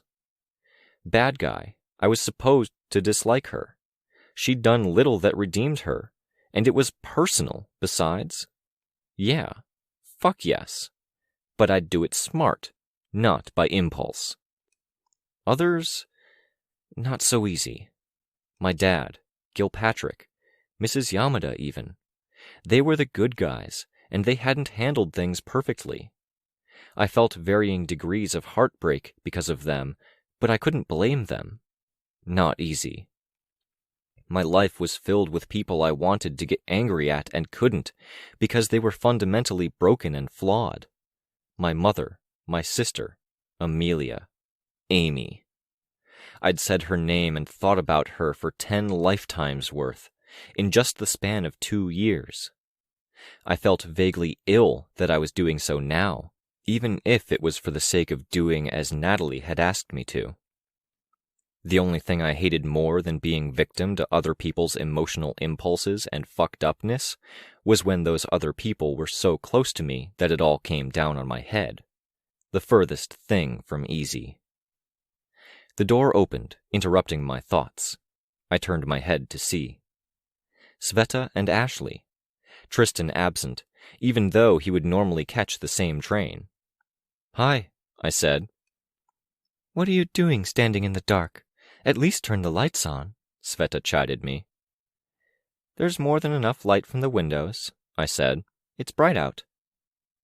"I'd expect that behavior from Ashley, not you," Sveta said. "Sounds right," Ashley said. Sveta flicked the switch, looking up as the lights took their time coming on. It made me think of my mom, turning on the lights, even when not strictly necessary. I could remember visiting friends' houses and feeling like something was odd when other parents didn't do it. "What are you doing?" Sveta asked. "Thinking." "Uh-oh."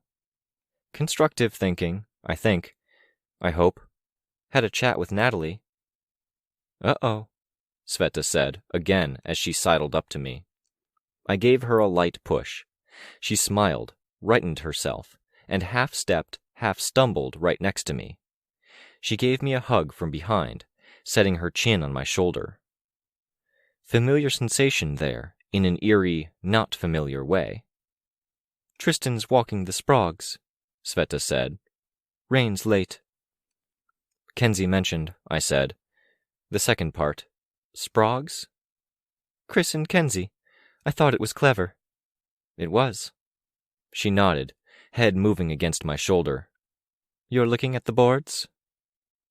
I gestured in the direction of the whiteboards. Natalie wants to know our mission statement, so she can fine-tune her advice. She wanted a lot of things, some harder to put into words than others. I'm looking at the whiteboards, trying to figure out what the thread is and how I can help. "Your board is empty, Ashley," Sveta said. "So?" "Are you going to call yourself Damsel of Distress?" I asked. "For that matter, what are you doing costume-wise?" "If you're going to tell me not to wear a dress while I'm out with you all, you can fuck off," Ashley said. "Not wearing a dress could help with the Manton issues. You're more likely to use your power to blow up the edge of a flapping dress than the part that hugs your body." "You can fuck off," she said again. "Ashley likes dresses," Sveta said. "We've had conversations about it. She thinks I should wear some, and I've had to repeatedly reinforce that I don't have the legs for it, because I don't have legs." "They multiply a lady's grace," Ashley said. "You can't exaggerate a negative," Sveta said. "You're attached to the image," I observed. "Obviously," Ashley said, turning to face me. She was attached to just that image. I wasn't sure if she had multiple versions of the same dress, but she didn't change things up much. She had, however, bought the new dress in Cedar Point, and we'd seen on camera as she considered nail polish. She wanted to change, maybe, but how long had she stuck to this style? I'd fancied taking Sveta shopping, but now I was intrigued by this puzzle. "It's a shame you damage your dresses," I said. I indicated the hem of her dress. "Are you learning to tailor, or do you hire someone?" "I'm studying it. Saves me money." "Okay, so I have a bit of a crazy idea," I said. She narrowed her eyes. "Bear with me," I said. "Bear with her," Sveta said. "Victoria knows fashion." "You're leading up to this like you'll know I hate it." I nodded. "Out with it, then," Ashley said. "Hair," I said. "No," was the response, without a beat missed. I can't promise it would work, but hair can confuse the Manton effect.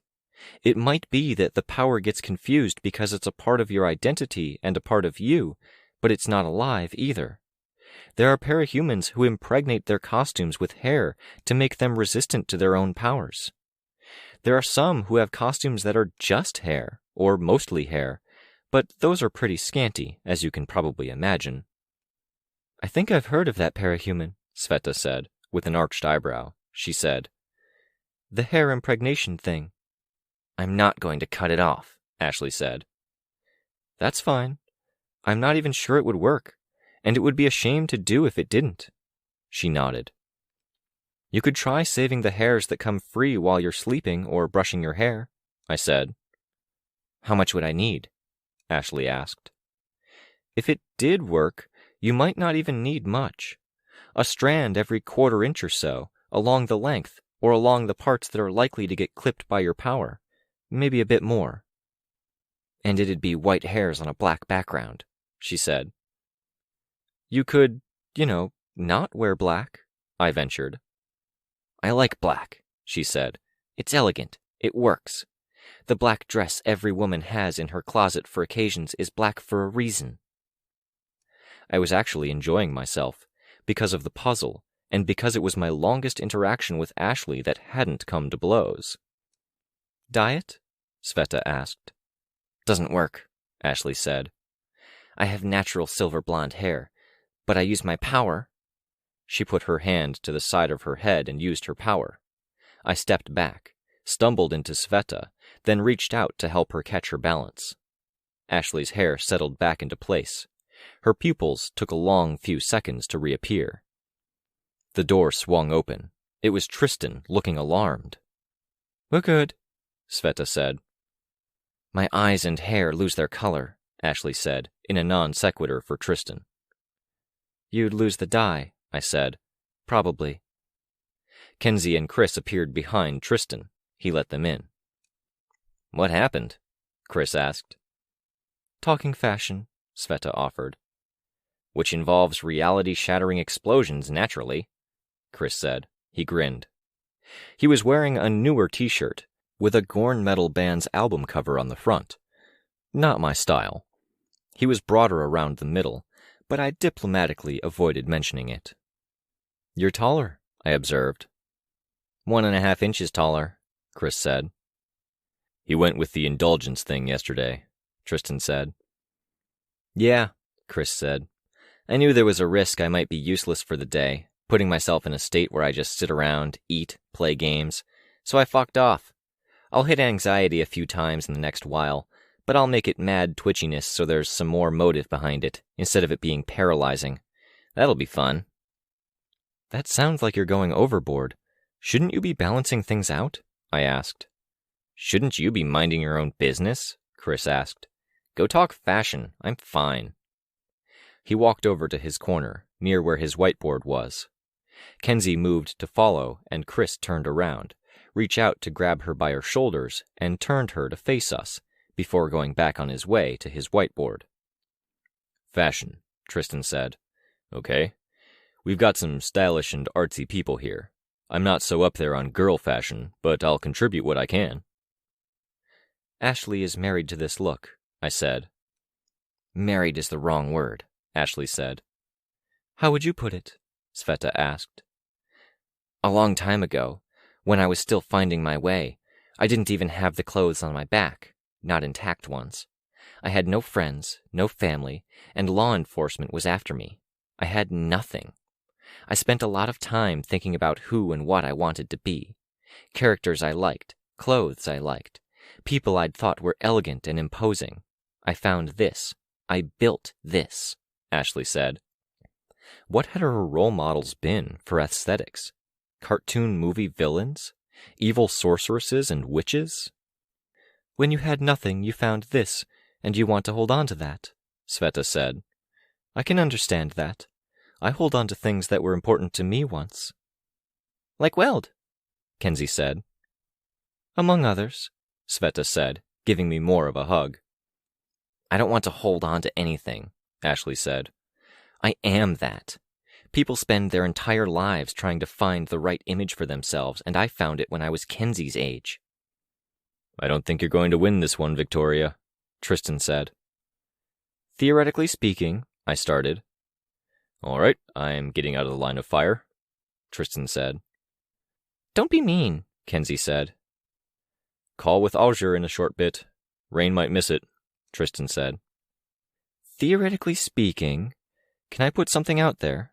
I asked. Can I stop you? Ashley asked. Tell me to, and I'll stop right here. You can do your thing. Sveta rocked her head left and right on my shoulder, chin digging in, until I shrugged her off. Ashley considered. Theoretically, Ashley said. Theoretically, I picked up the prompt. You're going to be a hero.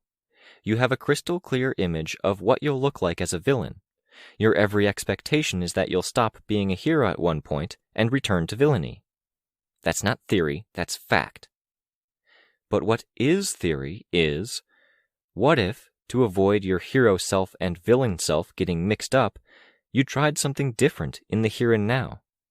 It keeps your villain persona distinct. Ashley folded her arms. Different how? I get the impression you have something in mind, Sveta said. Psht! Ashley made the sound, shushing Sveta. Don't psht me. What if, theoretically, I said, you cut off the hair? White hair for a white costume. You can still do something with black accents here and there, but we can go more white goth or something in that vein. I'm not goth, Ashley said, and I'm not cutting my hair. I started. I saw her expression change. More seriously, I said, you cutting your hair could be a commitment. You could go back to being the long-haired villainess, but only after a period of time. You'd be locking yourself into being a hero in the meantime. A hair-based time commitment, Sveta said. There's no reason to do it, Ashley said. To preserve my costume? For that minor gain, I'm supposed to risk looking like a simpleton? No. What kind of black accents? Kenzie asked. No, Ashley said. Black around the eyes, like heavy eyeliner, maybe decoration in the hair, or as part of the mask, something to frame the edges of sleeves and dress. Kenzie went still. She gave Ashley a sidelong glance. What? Ashley asked. Back before Mrs. Yamada told me I wasn't supposed to give anyone a birthday present, I was thinking about what to get you. If Mrs. Yamada said no, then there's probably a reason, I said. The group was new, and Ashley and I were only just starting to talk, so it would have been weird, I think. It wouldn't be just for Ashley either, it'd be for the group. Spit it out, Ashley said. Eyes, Kenzie said. I can put these things into your mask, and it would project over your eyes. We could have you wear a white costume, and then there would be bits that are black, and then we could make your eyes totally 100% black or totally white. Hold up, I said. Kenzie turned my way. When you say something like, I can make this, I have to ask, how easily? Super easily. A few hours easy, Kenzie said. When I didn't shut her down, she turned to Ashley. We could have it so smoke comes out of your eyes and trails behind you as you walk, or blurry light, Like when you wave a sparkler in the dark, or particles like shapes, or blurs like your power makes, or... Ashley put a hand on top of Kenzie's head. Kenzie stopped talking. Do you want to? Do you like it?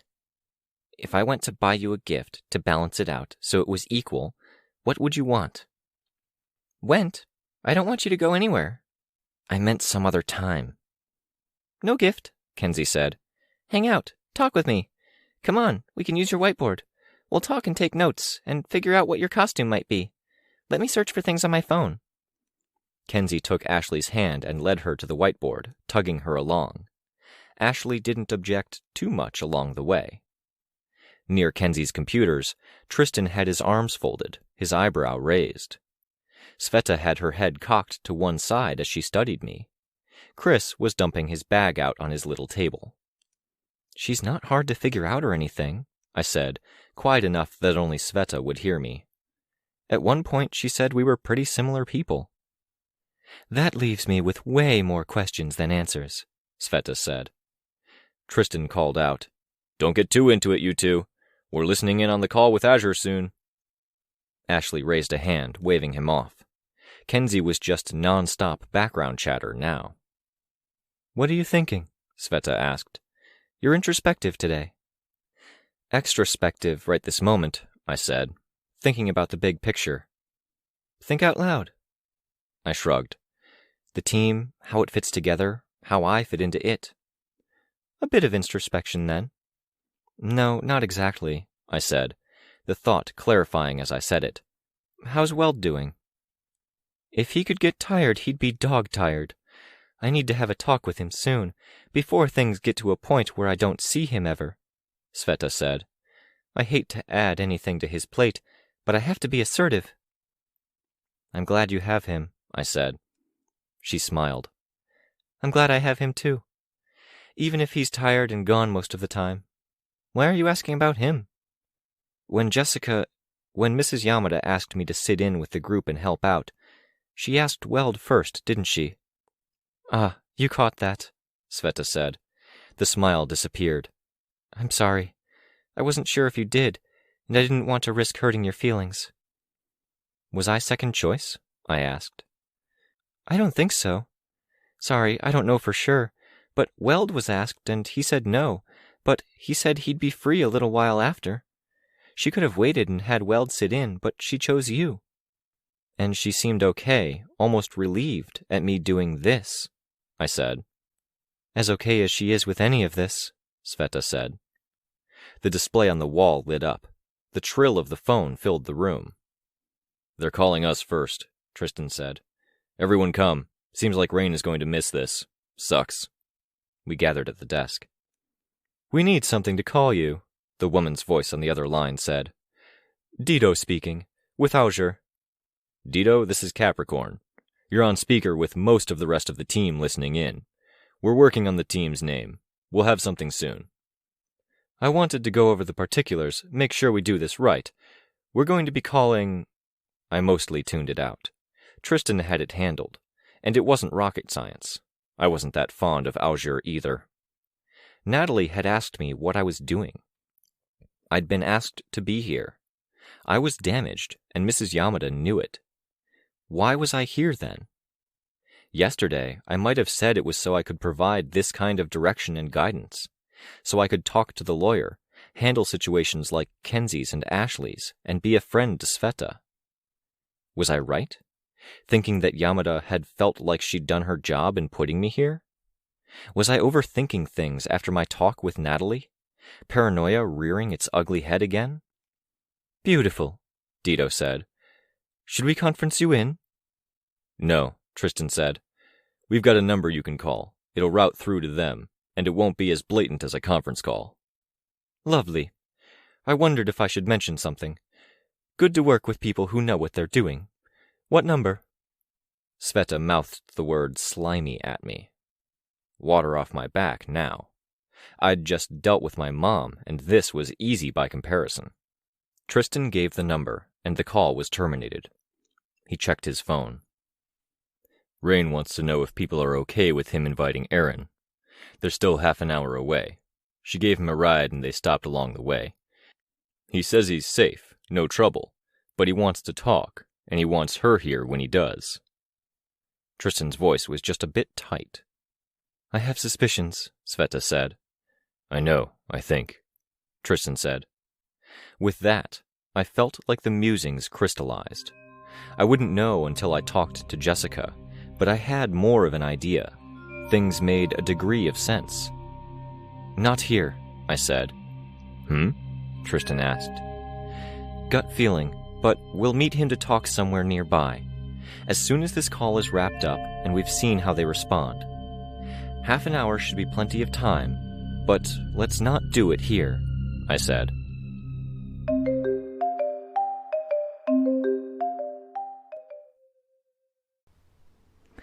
Arc 4, Shade, Chapter 7. Hello, this is Andre Gianon. Andre, hello. We were hoping you could help us out. We want to rent some locations in Cedar Point. Where did you get this number? We went to the source. Mortari Construction handled the building in Cedar Point, and they gave us the name of Andrea Gianon. Could it be your daughter we're wanting to contact? I am Andrea. I go by Andre. Easier not having to explain that I'm not a woman. It's a man's name where I was born. That's great. Andre, aren't you the one charged with leasing the properties? The records are out of date. I've washed my hands of the business. Look elsewhere. Can you give us the number of the person we can call? No. There are no vacancies in Cedar Point right now, and I won't give you the number because I don't know who is handling things. Won't give you the number, I noted. Not can't give you the number, despite not knowing. A cursory internet search suggests there are a lot of vacancies in Cedar Point. People are noting it and asking why. I wouldn't know. You live there. I keep to myself. Look elsewhere. Stop bothering an old man. Mr. Gianon, I understand if you're scared. Don't answer me if you're worried people are listening in. We're heroes. Was the summary silence on the other end because he was worried people were listening in, or was it shock? We're heroes. We're a corporate team with plans of settling in. We know there are vacancies, and we know you still have signs up. If we can get this working, we're going to look after you and the people in Cedar Point. What? A corporate team? Of heroes, Mr. Gianon. We call ourselves Azure. Au for the chemical symbol for gold, azure for blue. I don't know if that will help you remember. You'll see us around, if we can do this without stepping on anyone else's toes. Toes? What? I glanced over the others and saw Tristan doing the same thing. His eyes met mine. I wondered if he had the same thought I did about how Dito's clarification about the name would only confuse people. Jurisdictions, Mr. Gianon. It wouldn't be good if we turned up there and ended up in a turf war with fellow heroes over who gets to help. Why would there be fighting to... There's nothing here. There's nobody here. It's a nowhere place. Everyone who could leave left.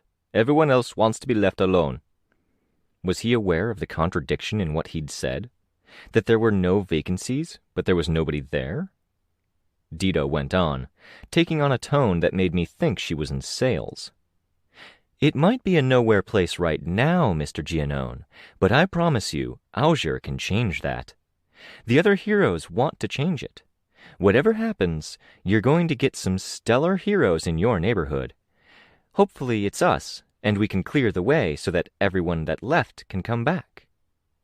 Dito's earnest, almost painful optimism toward the end was contrasted by the sputtering reply.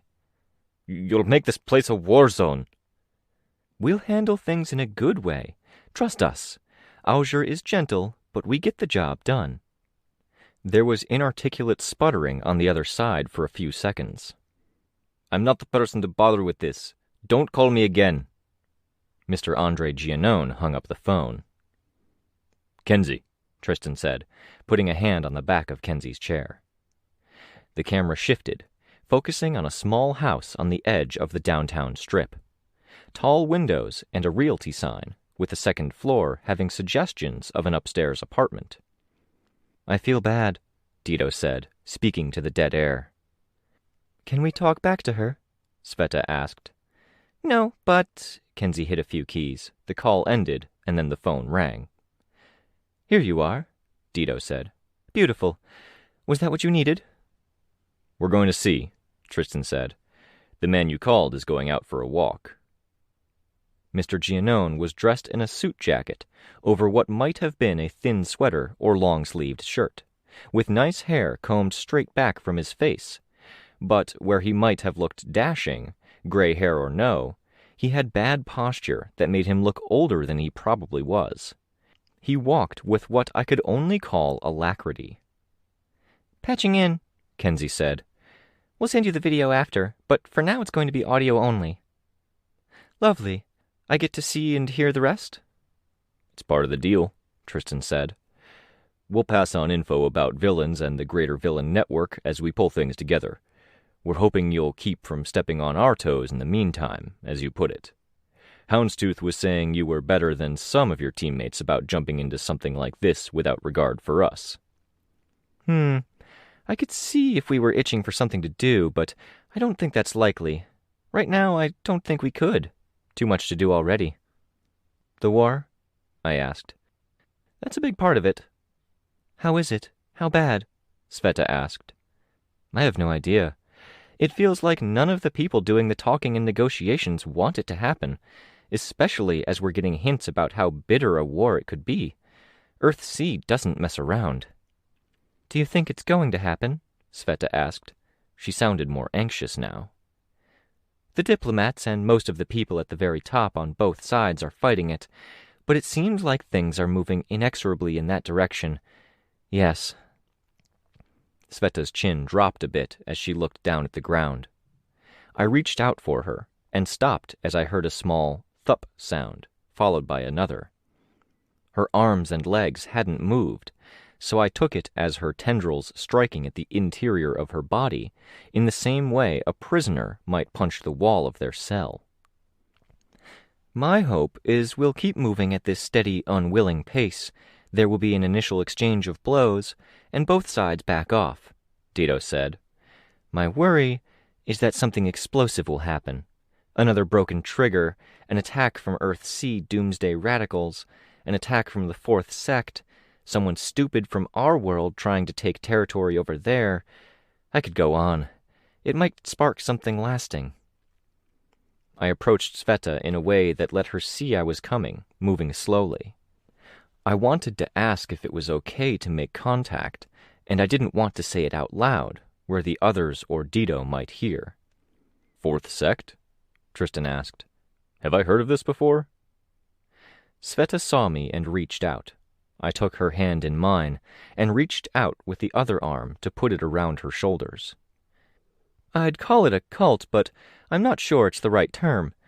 They're a minority power with a strong political voice. They want war to thin their own populations after too much be fruitful and multiply. Hard to get into in any detail on that cycle. Some of Gimmel's biggest allies in Earth-C are people who want to postpone war because it makes the Fourth Sect weaker. Your thinking is if they get to the point where they're desperate, they'll try to spark something, Tristan said. Not my thinking. People higher than me. They're some of what we're watching out for. Tristan glanced at Sveta, then said, We're okay, right? We do have the edge on powers. Makes for an incredible toolbox. We have an edge, but it's not as big as you might think, Dido said. Our side has people who can detect or see powers, and what we keep hearing from them is that this guy has powers, but on the down low. That woman has powers, nobody seems to be aware. A lot of them are using their abilities to maneuver into positions of power. Can we stop talking about this? Sveta asked. It felt strange hearing so abrupt a question when I hadn't felt it in her body or breathing. We can, Tristan said. Sorry to cut in like that. I don't mind, love, Dido said. We can talk about other things. I'd welcome the distractions. Mr. Giannone is at the center of town. He seems to know where to go to talk to the villains, Tristan reported. Lovely, Dido said. Some silliness to take my mind off things.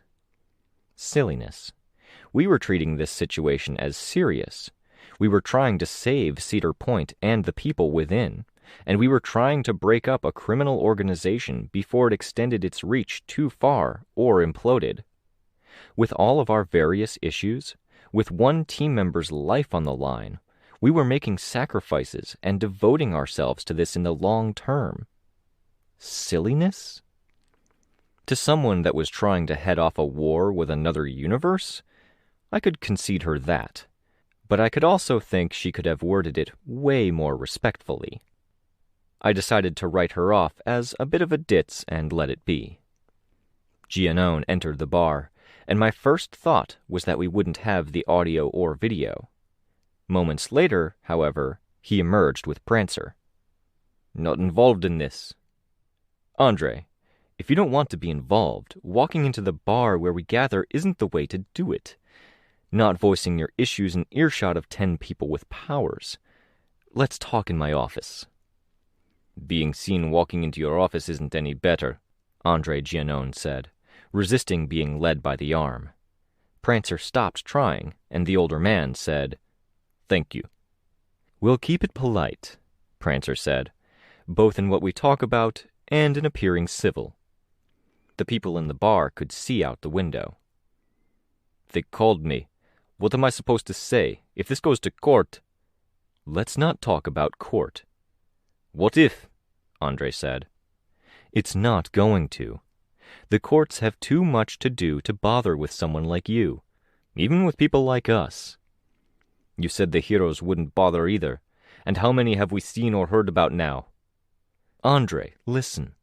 If they decide they'll bother with petty crime, they'll come after me and the other villains. They won't go after the scared citizens. If they thought someone had done something, they would think it was because the people were forced." Prancer's tone changed at the end there, too light to be anything but joking. I wondered how tone would play out with the court if Giannone was charged. I let go of Sveta and walked over to the whiteboard to note the question. Something for a future discussion with Natalie or someone like her. "I don't want this hassle," Andre Giannone said. "I understand. We're already taking steps. We're getting information. We're getting help. We'll have more in a bit, and we'll fill you in." "What am I supposed to do when they call?" "Hang up. Say whatever you said. Tell them you have no space. Do whatever you have to, but don't rent to them. And don't show up at the bar. Call me." "I wanted to get you sooner than that." "Call. Now, who was it that called?" "Something about blue and gold." "Goldenrod?" "No, I don't know. Maybe?" I felt a kind of satisfaction at the confusion. Dido was a salesman, maybe, or a face person, but she wasn't a marketing person. The way she'd described Auger hadn't been a good way to make it memorable. "Could it have been Auger?" Prancer asked. "That's it, I think." "Okay," Prancer said. "I know someone I can ask for more details on what they're doing. That's good, useful." "Who do you know?" Dido asked, as if Prancer could hear her. Prancer continued talking, oblivious. "Next time, remember, that's all you need to do. Leave it to me to decide if we need to worry." He laid a hand on Andre Giannone's shoulder as he said it. It was a way to show support, and also a way to steer his conversation partner, suggesting the man walk back the way he came. "I've held up my end so far," Andre said, resisting being guided as he said it. "And you get allowances others in the neighborhood don't. Nobody knocks on your door. You have tenants." "Nobody's knocking on my door, maybe, but I'm getting calls." "A call. One," Prancer said. He walked, one hand on Andre Giannone's shoulder, getting Andre started on his way. "And we're taking steps to rectify the unwelcome attention. Things should calm down soon." "Okay," Andre said. He looked at Prancer. "I don't need to worry?" "You don't need to worry." Andre walked away. Prancer stood where he was, hooking thumbs in his jacket pockets, head tilted. The camera got a good angled view of his expression as he turned around. A confident smile. a smile for the people in the window who might be looking at him, but he spoke under his breath, too quiet for even Kenzie's camera to pick up. "Can you get that for us?" Tristan asked.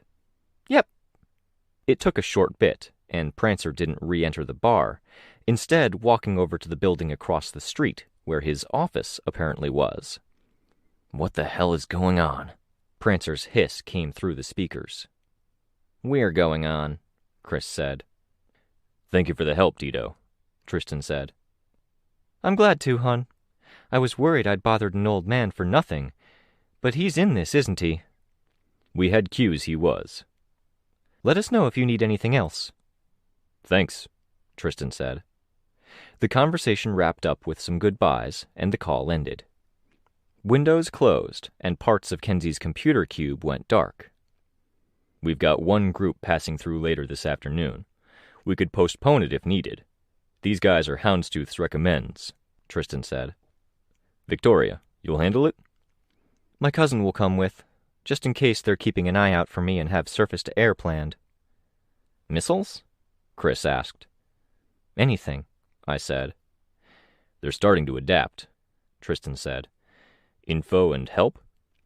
"As far as info goes," I said, "Natalie said someone tried hacking into the warden's headquarters, specifically targeting my mom." "Wasn't me," Kenzie said. "I feel like if it was Tattletale, they would have been cleverer about it. Sveta, since you were seen too, though they probably can't connect you to your past self, you might want to make sure all accounts are secure." "Okay," Sveta said. "That only leaves Rain," Tristan said. "Decompress, take notes, do whatever. We leave to meet him in a few minutes." He was taking on the leadership role.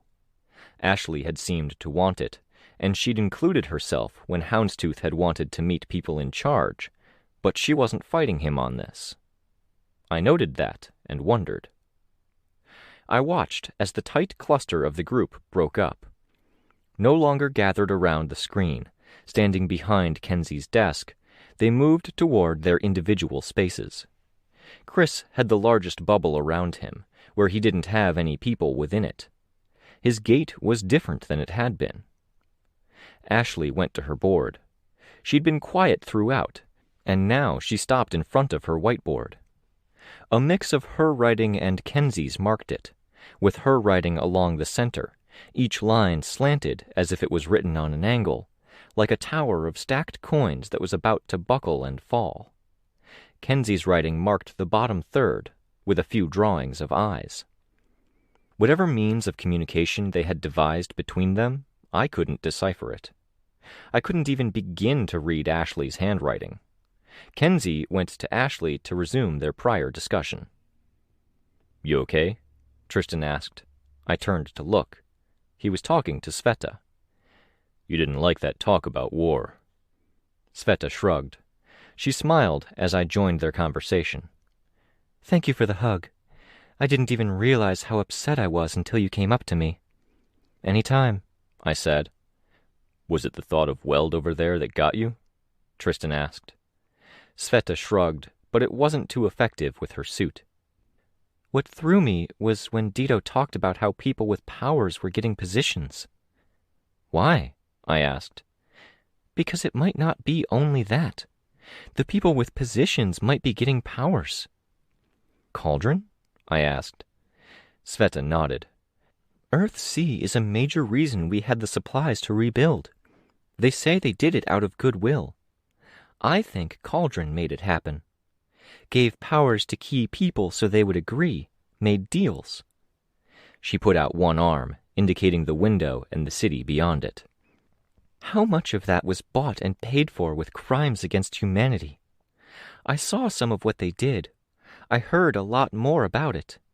My entire life, this body of mine, it's because of them," Sveta said. "It's awful to think about." I looked out at the city that gleamed with traces of yellow and gold in the light of the early afternoon. "I don't know a lot about them," Tristan said. "I only know some," I said. "The info came out after, but it trickles out. There's a lot of guessing to be done." "I don't have to guess," Sveta said.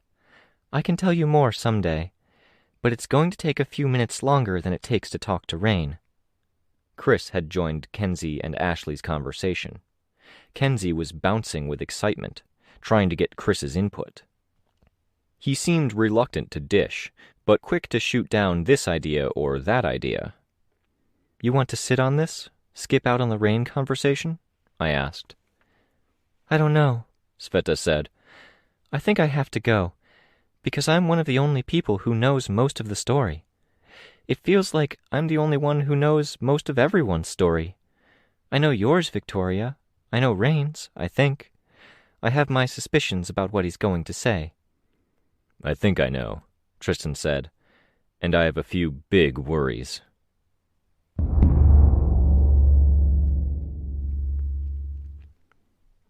I flew around the area before settling down. Everyone was gathered. Aaron drove a different vehicle than the last time. It was a sedan, small and very dusty. The accumulated fine dirt on the side had settled into waves that looked like very flat, spread-out sand dunes set on a vertical surface with peaks, valleys, and patterns. Aaron opened the door. The dark makeup around her eyes was heavier. Her hair was unwashed, and she wore a slim-fit sweatshirt with the sleeves rolled up, a cat on the sleeve. Her low-rise jeans were tucked into calf-height boots. "Hi, Aaron," Kenzie said. "Hi, Critter," Aaron said. "How are you doing?" "I was having a good day, but now this is happening. Feels ominous." "Yeah," Aaron said. Rain took more time to get out of the passenger seat. He moved like an old man, shutting the door, letting a backpack fall to the ground by one of the car's wheels. He had a black eye. His ear was swollen and scraped up, and his face looked asymmetrical in a way that suggested swelling on one side, with no distinct source. His knuckles and fingers were badly scraped up, with tape covering up some of them. He was wearing a raglan tee with black sleeves, and jeans so old that they must have been as soft as sweatpants. The knees were worn through, and the knees beneath were speckled with scabs. "You're hurt," Kenzie said. Rain nodded. "Did you get attacked?" Chris asked. Rain shook his head. "Not by Snag's group." It was hard to pull back and watch. I'd tried for the call with Dido, stepped back to observe, letting Tristan take point with directing the others. He was good at it. Sveta, being the one who had struggled, had pulled me in a bit. I wasn't sure strict objectivity was the way to handle this, but getting too close didn't help either. That line of thought got me thinking about how I hadn't ever really had to watch my back. Not among those I considered allies, not among friends, not among family. And that, in turn, made me think about my sister, and the sick, hollow, angry experience of being betrayed by someone I'd thought I could trust more than I trusted myself. I stood across from Rain, and I felt like I had in the bank. The bank had been dusty, partially my fault, the floor scratched up by the passage of giant dogs, littered with discarded pieces of paper and dropped belongings. It had been dark, the rain pattering outside. Much like Rain stood by the front of the car, hurting, his life in danger, my sister had stood a distance away from me, a knife to her throat. Following that there had been the revelation of secrets. It wasn't that I held Rain close to my heart or anything.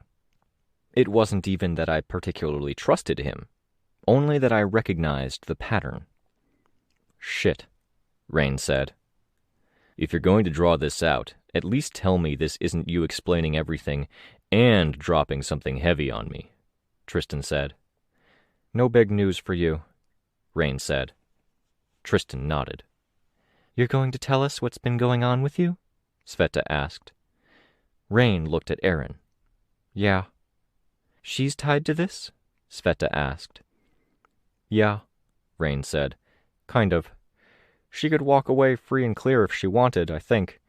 She knows most of my situation, not all." "I'm moral support," Aaron said. "No," Rain said. Because there's stuff you don't know. Kind of. It's complicated. You've got a look in your eyes, Ashley said. Fiercer. I spent a good day and got a beating trying to find that fierceness, Rain said. That thing that would let me say this.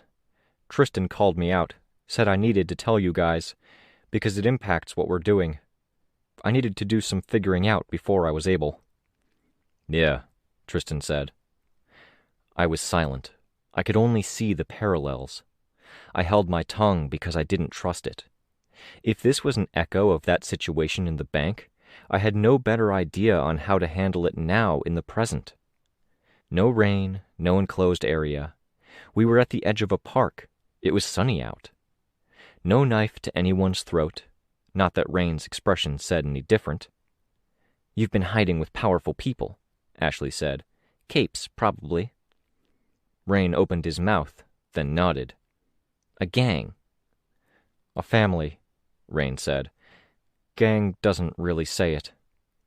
It was always us and them, and there was a lot of hate directed at them, Rain said. The in-group, out-group, and family. I could connect the dots. I deliberately avoided doing so. I focused on the situation instead, on the others. Chris was quiet, smiling slightly, but the smile had been a small, persistent thing since he'd nosedived into indulgence. Tristan was quiet, but most of what he had to add were things that it was Rain's responsibility to share. Ashley handled the questions. No. Sveta joined her voice at Ashley's. You're related to those powers. It's why you have such a hard time pulling away. The Fallen, Rain said. I winced. There were a lot of implications to that. Oh, Kenzie said. I kind of connected the dots already, Sveta said. She put a hand on Kenzie's shoulder. You first connected to Tristan after the God thing. Religion came up in therapy, Rain said, for the benefit of the rest of us. Tristan came up to me after and asked about which church my family attended. I'd had a bad week, nearly as bad as this week has been. We'd already connected some. Both of us have people invading our heads, questions of self. We talked a lot together in therapy. I cracked. I told him. Yeah, Tristan said. Mom and Dad were looking for a church. I thought I'd ask Rain. I don't think Rain's church would have suited them. It's not funny, Kenzie said. Don't make jokes. I'm not laughing, Kenzie, Tristan said. They hate black people, don't they? Kenzie asked Rain. They're a big group, Rain said. It's hard to get into just how varied the branches are, the different beliefs, how they add up. Some of the leaders that have come and gone. It's hard to just point at them and say they hate this or they hate that. Most of them hate black people, Kenzie said. Yeah. Did your family? Did you? Do you? Rain looked back at Aaron. Yeah, I did. Once. You have to understand, it's hatred for anyone and everyone, because that way it keeps everyone close to the family. So black was just one more label, you know? Back at the first meeting with Mrs. Yamada, you kept giving me looks, Kenzie said. They weren't because I pay attention to the clothes I wear and dress nice, or because you were trying to figure out what was wrong with me. It wasn't about you, Rain said. I was figuring stuff out then. I was trying to reassess my whole way of thinking. It was me, not you. It was you, Kenzie said. She paused. Being uncomfortable with me being there.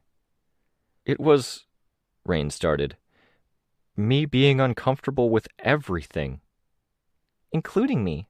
Especially me right then, Kenzie said. She paused, waiting for a response. When Rain didn't deny her, she added, That sucks. Yeah, Rain said. I'm not saying you suck. It sucks to hear it. If it helps, Rain said. I've changed a lot since then. I'm still figuring some stuff out. A lot of different groups to unhate, Chris said. Kind of, Rain said. I still catch myself a lot. I think of things. I realize I'm making these assumptions. Then I want to change, and I don't know how. I try to use you guys as role models, or talk to Mrs. Yamada, or I read, look up, and watch a movie, but it's a lot to reteach myself. Blacks, Hispanics, Asians, natives, Middle Easterners, then gay, trans, Tristan rattled off. Deeper than that, Rain said. I had to start with refiguring out women, and how I thought about them. I'm still pretty shitty, as much as I'm trying, because I hear you rattle that off, and my first thought is, some of these aren't like the others, and I have to stop myself. You've said a few things, Chris said. Probably. I figured you were a redneck. Worse, Rain said. They get in your head, Aaron jumped in. They got my parents, my little brother. They got Rain when he was little. I accept he's trying. There was a fallen group that found a pair of people like me, Sveta said. Rain closed his eyes, looked down. Boy and a girl. Case 53s, Arizona. Pete and Fen. They showed up in a few cities, did some stunts, hero-ish, junior-level stuff. But they were juniors, we think. I know the story, Rain said. They were terrified of vehicles and they hated the idea of the PRT. They had a lot of peculiarities. They couldn't stay in one place for long. Communities pulled together. It was a really cool thing. They'd get motel rooms paid for by fans. They had tutors come to visit. There was talk of trying to get them into the school system. It was tricky because they were tricky. Rain nodded. It was a really cool thing, Sveta said. There were blogs that followed them, and they were really positive. There was art drawn for them. I really liked that. A couple of times a week there would be articles talking about how they were doing something new and better, and it was a step forward. I knew some of it, Rain said. You should know all of it. There was a time in my life when I could only vicariously enjoy those sorts of things, and I'd wake up and I'd tell myself I would check the blog after lunch, and I would check the art page after dinner, and that was the sort of thing that helped me get through the days. Weld stuff was first thing. There were others, but Pete and Fen were big. I know, Rain said. They went down the wrong stretch of road, and some fallen jackasses on motorcycles thought they'd get a good reaction from people by holding the pair down and taking a chainsaw to their horns, to decorate their fucking helmets. Rain nodded, averting his eyes. Knife marks suggested someone tried to cut off one of their faces to wear it as a mask. You can imagine how I felt, Sveta said. She moved her hair, showing the edge of her face, the mass of pencil-thin black tendrils behind it. Since I'm only a mask and an assortment of lethal weapons, you can imagine how I felt when instead of my daily pick-me-up, I got the news that they died from loss of their horns. Kenzie ducked her head and started to walk away. When I went to follow and check her head, Ashley held up a hand and bid me to stop, following Kenzie instead. This isn't an inquisition, Aaron said. Rain isn't responsible for everything the Fallen have done. Sveta ignored Aaron for the moment. Other Fallen groups have taken us for freak shows, the embodiments of the end times, Tom and Jake Crowley. I know that's not on you, Rain, but you have to realize they aren't good people. I'm more than aware. Then at least tell me you're not going to go back, Sveta said. I have to, Rain said. I could see Sveta's face fall. I have to, Rain said. I have no choice, really. Okay, Sveta said, her voice sad. I think you have more choice than you think you do. I really don't. If I could do anything else, I would. I'm aware of a lot of things that are worse than Pete and Fen, Rain said. What happened to Pete and Fen is pretty fucking bad, Sveta said. She turned to Aaron. You're not responsible for what others did, but if you're leaning on them for protection or strength, then that's not okay. You can't use that strength. They have my family, Aaron said. And they don't let you go, Rain said. It's all very complicated. Ashley returned to the group. Kenzie was still sitting in the grass a distance away, her back to us. When I looked, Ashley gestured, telling me to stay. Rain looked pretty battered, dejected. He met my eyes. "There's more to it," Ashley said. "Oh yeah," Rain said. "If you won't say it, then I will," Ashley said. "I'll guess. You killed people." Rain went very still. I could remember a similar look on my sister's face. He huffed out a breath, hands at his lap as he slouched back against the front of the sedan, sitting against the hood. He didn't seem to know what to do with his hands. "Yeah," he finally said. "Innocence," she said. "Kids," Rain said. He looked in Kenzie's direction, at Chris. Then he looked over his shoulder at Aaron. "Why?" Chris asked. "I've been asking myself that a lot." "You maimed people," Ashley said, still on the offense. "Long-term injuries, burns," Rain said, "to people of all ages." "For fun?" Ashley asked. "For respect, if anything. I don't know," Rain said. He looked back to Chris, since he was really answering his question. Because a large part of me had only ever known the family, the lifestyle. All of the language, outsiders were less. It was okay to hurt 10 of them if you helped one of the families. "They had your whole childhood to work on you," Aaron said. "Doesn't excuse it," Rain said. "No, but it explains it," she said. "Your whole life?" I asked. My first time speaking in this conversation, maybe. I wasn't sure. I was in a different mode. "My parents were early adopters, mostly on the fringe. They got more into it as it grew. Renamed me early enough that I don't remember my original name. Rain O'Fire Fraser." "That's terrible," Chris said. "Shush," Sveta said. "Everything about the Fallen is terrible," Rain said. "A few years after the name change, they sold me to a family halfway across the country, used the money to fuck off traveling like they'd always talked about. My guardians right now are people I've called my aunt and uncle my whole life. I got powers with the cluster trigger. At a time, I was just one more set of hands and a weapon, a henchman. That was supposed to elevate me, and it did the opposite. That was my wake-up call." "It's good you had one," Tristan said. "I don't like the idea of you going back," Sveta said. "When you pull away is when things get worse, when violence happens." "That's why I'm not pulling away," Rain said. "You're with us," Tristan said. "You're doing your own thing." From the bank robbery to the period after, trying to find normal again, Rain had been more open. Did that change the course of this particular river, compared to the one I'd known? Or were the key elements all there still? The discomfort, the "I'm trying but I'm not going to do anything different." Did it still lead to disaster in the end? "Is the critter okay?" Aaron asked. "Ken's?" "She'll be fine if this ends and the group is still together," Ashley said. "Are we?" Rain asked. "I'm not going to say no," Sveta said. "But I think you need to go. Yesterday. Get out of there. Trust the wardens."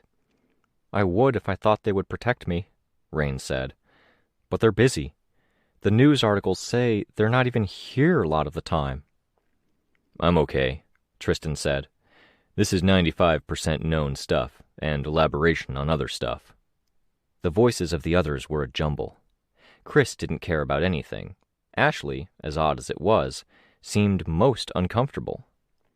"Victoria," Rain said, "you've been quiet." "Yeah," I said. I was aware of the silence that followed my statement. "Snag's army. They're after the Fallen," I said. "Yeah," Rain said. "But they want you." "Yeah," Rain said. His expression darkened as he said it. No illusions about what was in store for him if that happened. "Because of the kids and the others you killed. Because they blame you." "Yeah," Rain said. I nodded. "I can tell you the details if—" "I'm going to go," I said, interrupting. I was aware of the looks I got. Tell Kenzie everything's cool. I'll be back. I just need to think on this. No actions out of instinct. I'd think, piece everything together. I flew away from the scene before I could say or do something I'd regret.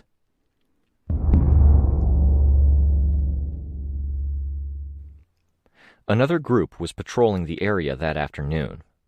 Crystal and I stood on a square of crimson force field, well above Cedar Point, watching. They were an older group, a bit of armor, some swords, a spear. One of them was a brute who'd carried a crossbow bigger than I was. I'd always liked those things. Simple. Easy. Bad guys bad and a bit lame.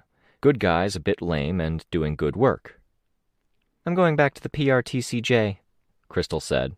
Next week. I didn't want her to go back. There was very little to like about the group.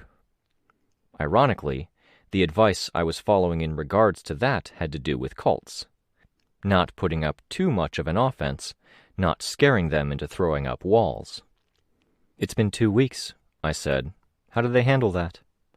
No idea. Pay deduction, extra drills, demotion.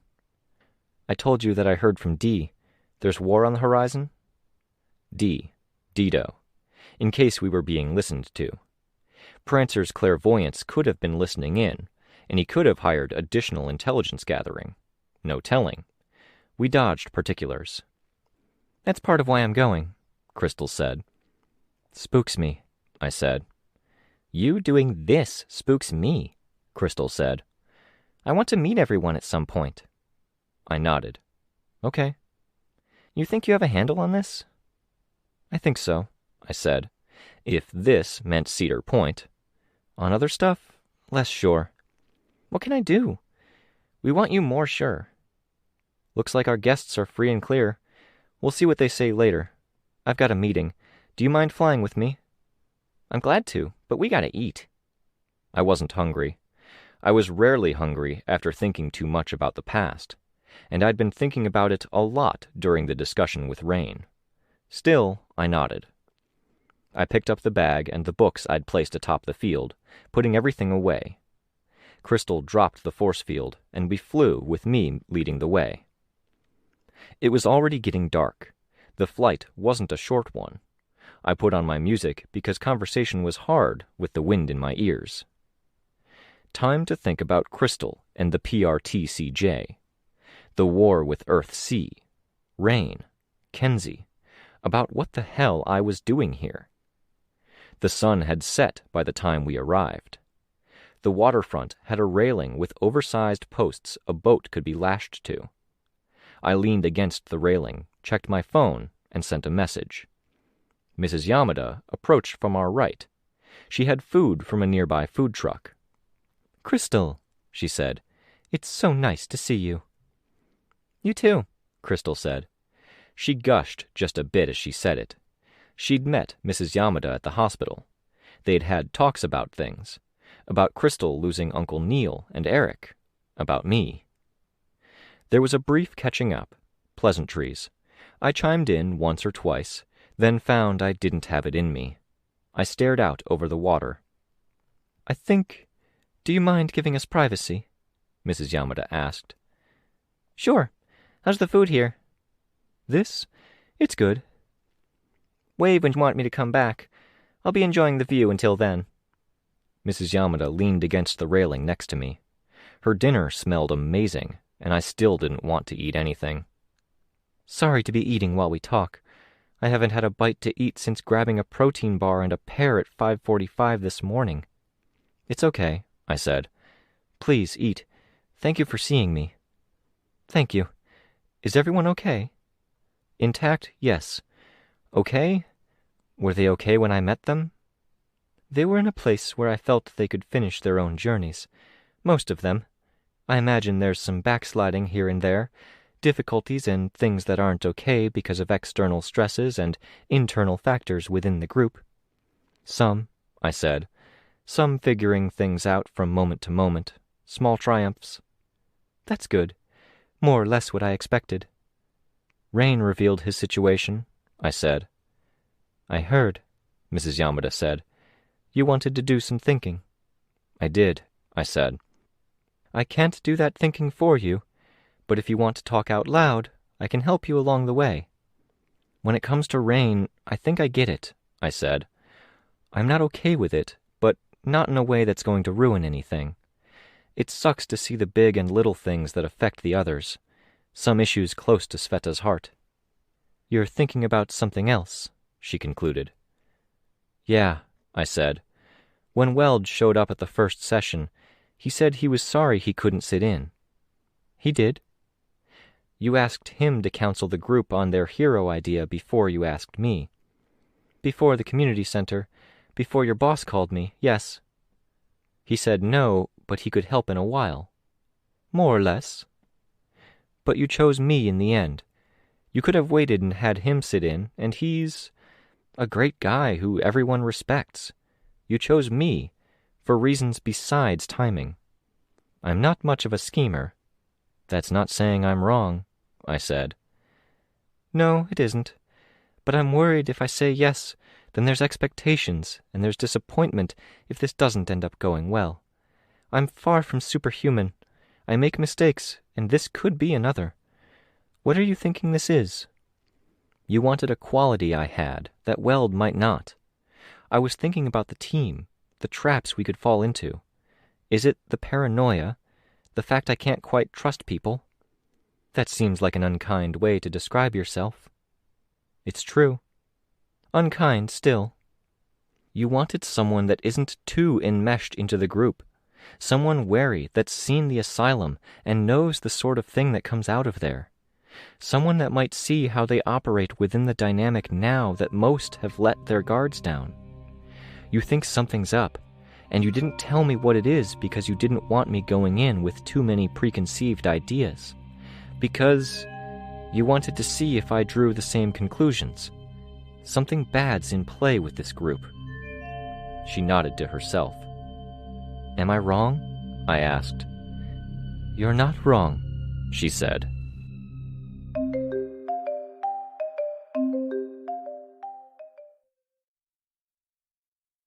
She stared up at the ceiling, tears in her eyes. It's not like I didn't give you warnings, he said. I can't change your mind, she asked. It sounded like pleading, begging. She looked at him. His head was shaved, his chin was marked with stubble, and he looked weary. The front door was ajar, the world outside dark. He had his jacket and shoes on, and he stood in the hallway while she stood in the living room. The water hadn't even dried from where he'd walked in from outdoors, and it was clear in his body language he was about to go. It took a long time to decide what to say.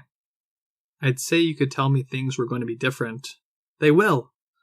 But you've told me it before, he said. I don't believe your words anymore. This isn't just about me, she said, raising her voice. 75% me, 25% you then, he said. Don't fucking reduce it to numbers, she said, angry now. We've talked about this, he said. His voice was calm, in stark contrast to hers. I've tried to be fair. I outlined what needed to change, that you needed to take it easier and be more reliable. I don't even know where you are some nights, and it's not because of work. It's part of the job, she said. Her voice echoed down the hallway, and the echo came back different. It's the work culture. How many times do I have to say it? I've outlined what needed to change. The therapist took my side. She thought it was fair. We agreed on rules, the therapist signed off on them, and you broke them, he said. His voice was more weary than his expression was. How many times have I had to get Ever out of bed late at night, get her things, and bring her to the hospital like that because you've gotten hurt? You're a mom. I'm a human being. I'm trying to find a balance. Again, the echo, louder, jumbled, not going away as it bounced off the walls, building and multiplying. She's almost 5. She'll be in kindergarten this September. In the last 4 years and 7 months, she's learned to walk, talk, do some chores, and she's going to go into school knowing some reading, adding, and subtracting. She's figured all that out. Why can't you figure out your balance in the same time? Oh, fuck you, Lee. Dad? The voice was small. Lee turned and stepped aside. The little girl, Everly, she'd crept up, and now she stood in the hallway that went from the front hall toward the bedrooms, fidgeting with her nightgown. "Oh, hun." Her words were nearly drowned out by the jumble of sound. "Hey, Ever." Lee's voice interrupted hers, positive, happy. Were the point of view not from the woman's perspective, love-lost's perspective, then nobody would have heard the small, broken sound that escaped her throat.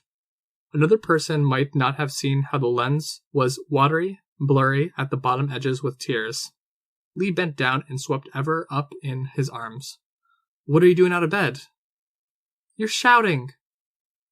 "No, I'm not, Goblin," he said. He squeezed the girl in a hug. As he did, he turned, his face where Everly couldn't see, and gave Love Lost an accusatory, disappointed look. "No, I'm not, but she is." "Where are you going?" Everly asked. "I have to go away for a bit." "You aren't going to say goodbye?" "Were you?" Lovelost asked. She didn't shout, but the words reverberated and echoed down the hallway and through the house as if she'd voiced the words with a megaphone. Lee's look was much fiercer this time. "It's not goodbye," Lee said, the gentle tone disconnected from expression. "I'm going to see you soon. Promise." "Wizards can't lie, Daddy." "I know, baby." "And we're wizards. It's not allowed. It's a pact of a promise." "I know. You and me. We're wizards and we keep our word." Love Lost shook her head, looking away, elsewhere in the living room, down at her hand, which was clenched. When she opened her hand, her palm had a row of half-moon marks in it. Lee set Everly down. "Go to your mom." "Sorry, Goblin, but I've got to go." Everly looked at her mom, hesitated, both hands on her dad's leg, then obediently crossed the way. Love Lost knelt on the living room rug, folding her daughter into a hug, her head buried in the little girl's shoulder and hair. "I'll send you the papers by the end of the week," Lee said. Love Lost flinched, whole body, as the door shut with a solid impact. The sound broke up as well, scattered. Became 100 trampling shoes and boots. Bangs. Picture frames rattling. Became another kind of rattle. Of things clattering, falling down. The floodgates opened, and her arms still encircling Everly. She used her thumbs and fingers to try to wipe tears away, to keep Everly from seeing. "Why are you crying? Mom?" She shook her head. "Mom? What did I do?" Her voice broke as she tried to speak. The noises were too loud, the jumble. Her eyes were wrenched open as people pushed in close. Her surroundings were claustrophobic, not even accounting for all of the people. Folded tables and pallets on either side of her, many with papers stuck to them. The words "event," "convention" stood out on the paper. People pushed, shoved, and Love Lost pulled closer to the wall, put her head down, burying her face in her daughter's hair. "Mom," was the faint sound, almost drowned out. Love Lost looked.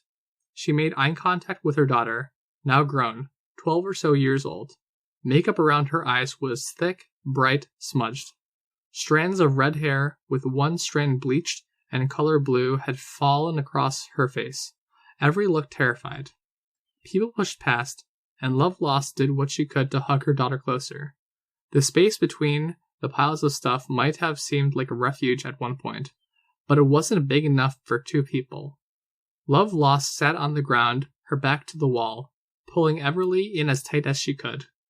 A man squeezed by, and Love Lost looked down at where her hand gripped her daughter's waist. The friction of the man pushing past had skinned the back of her hand.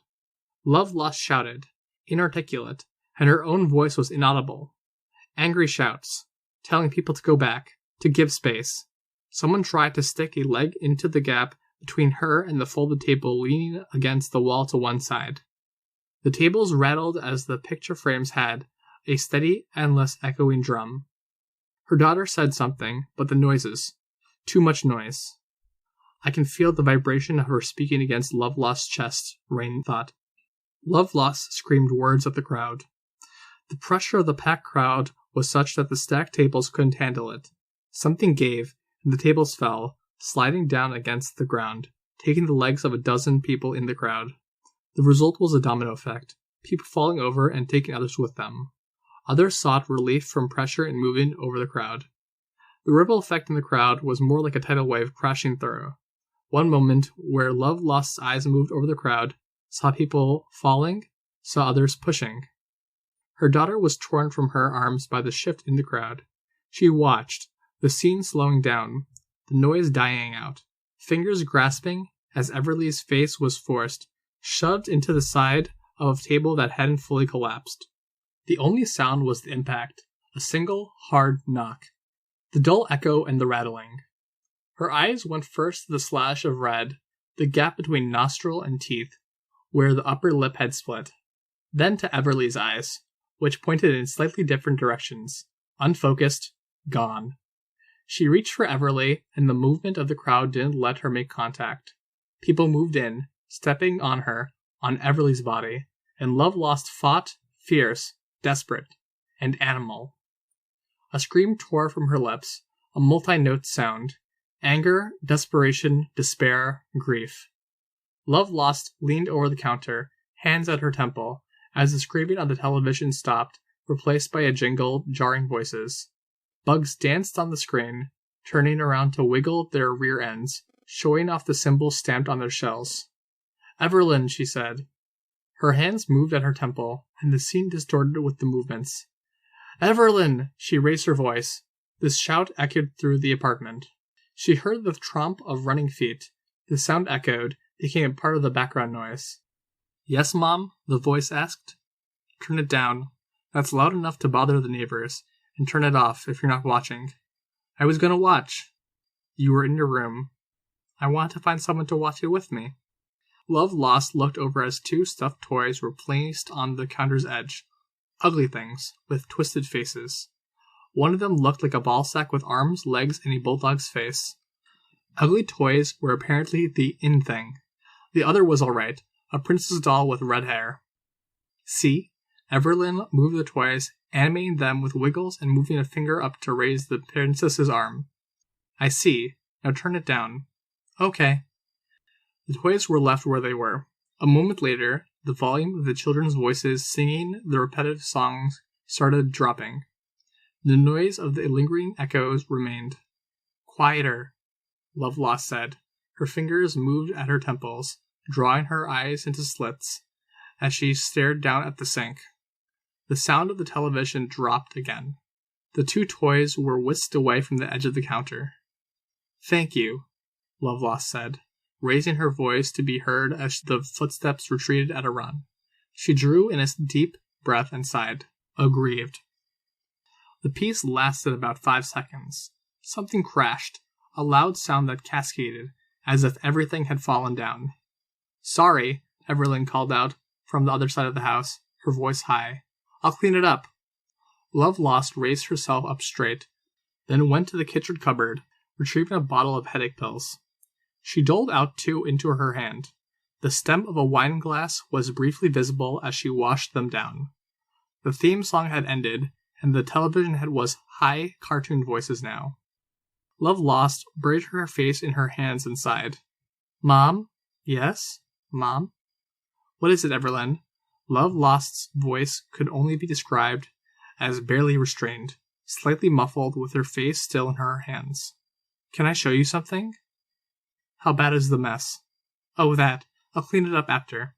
Can I show you something?" "Can't wait, please. I'm not up for it right now." "Okay." Love Lost remained where she was. The sounds in the background settled into a throbbing sync. The television show broke away to show ads. High cartoon voices replaced with adult announcers touting toys and kids screaming their glee in response. She raised her head up, and a slice of color caught her eye. She looked. The princess doll, sitting on the edge of the counter. The weight of the doll held down a little booklet. She set the doll aside, noting the paper shield stuck to the arm with 2 pieces of clear tape. The cover of the book had 2 women on it, both with red hair. The woman in a dress with the shield was in the book, alongside a figure that wasn't supposed to be a woman, but Everly, a child drawing herself as larger and more prominent, with a scarf drawn overlong, sprawling out over the page.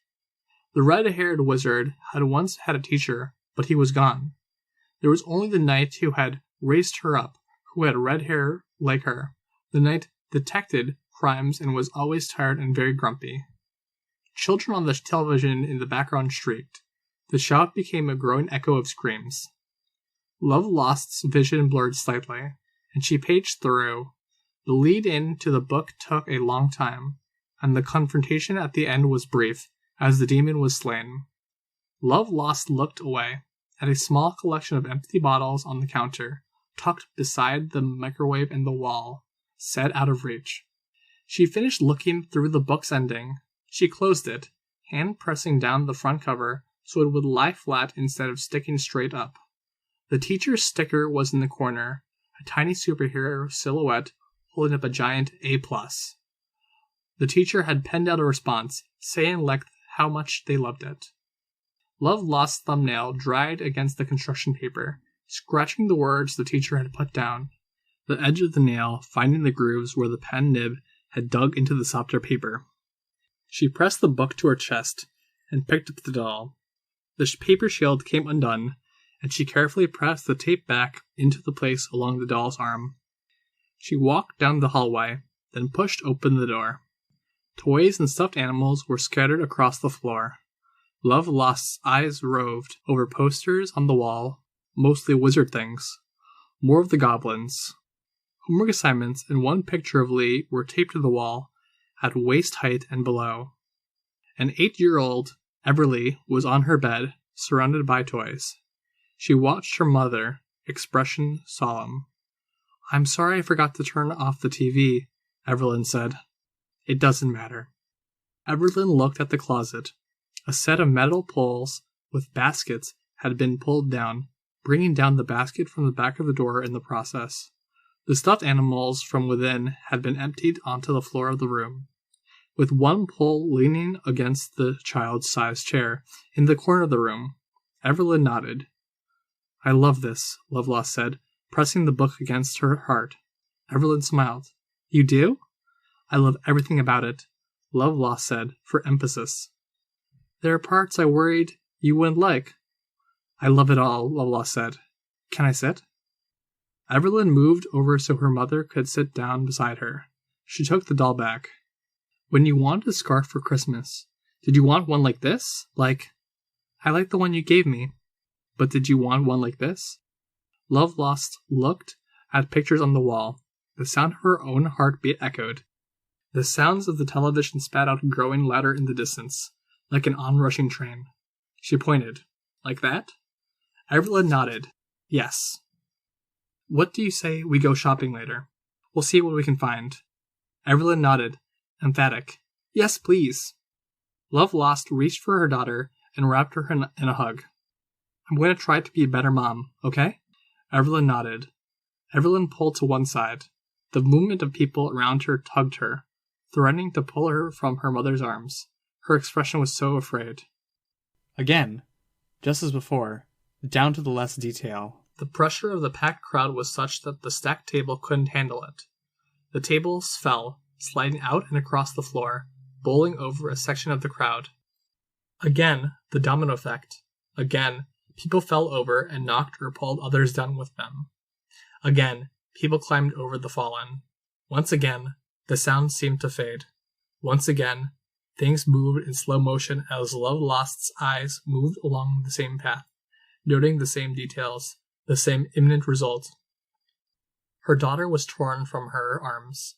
Lovelock watched as Everly's face was driven into the side of a half-fallen table. Again, the only sound was the impact, a single, hard knock. The dull echo and the clatter after the fact. Lovelock's eyes traveled the exact same path as before, as if moving along a groove. First to the slash of red, the gap between nostril and teeth, where the upper lip had split, then to Everly's eyes, which each moved independently of the other. Gone. The dull echo of the impact against the table was the only sound as she reached for her daughter.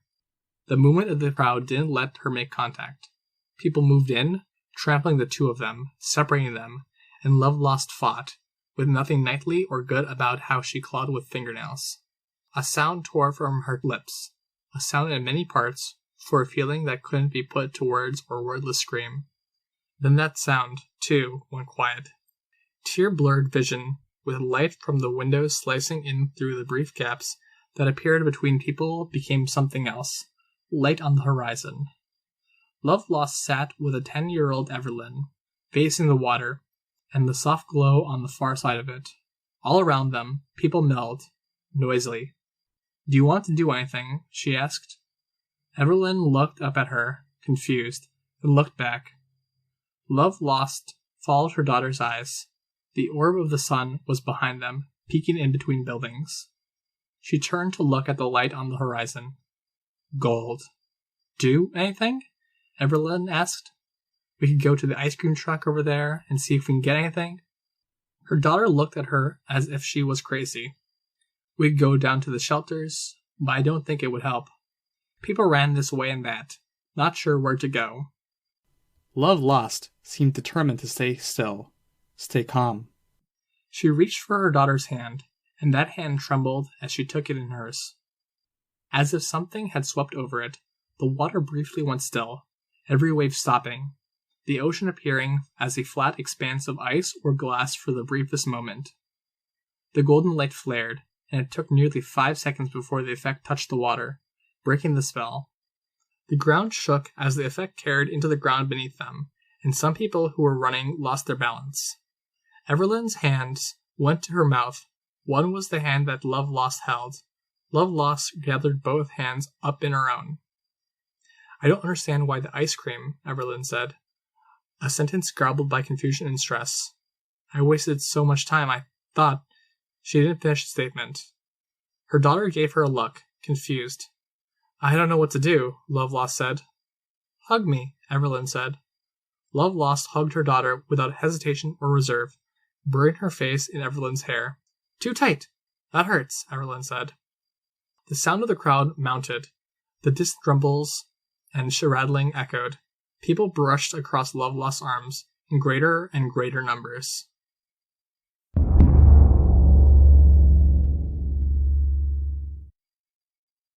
Rain found himself in the room.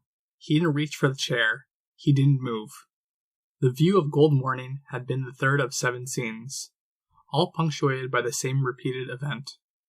It had been the same way, every 5th night for the last year, with little variation. Sometimes more scenes, sometimes less. He'd seen all of these before. It never hit him any less hard. Snag was up, standing at the dais. Cradle, too, had approached it.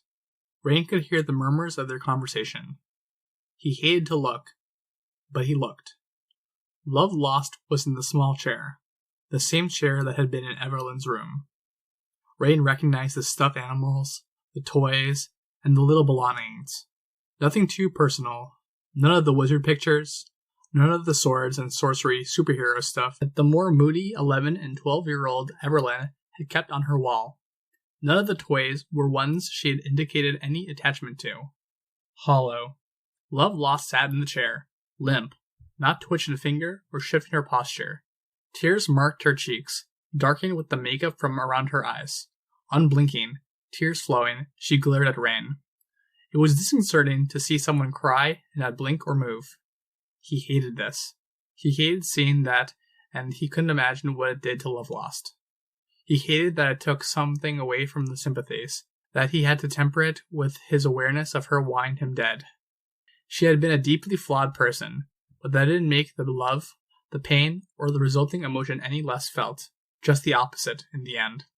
She poured hate into her glare as if she could somehow make Rain feel the loathing and anger. With the personality bleed, he thought, she probably could.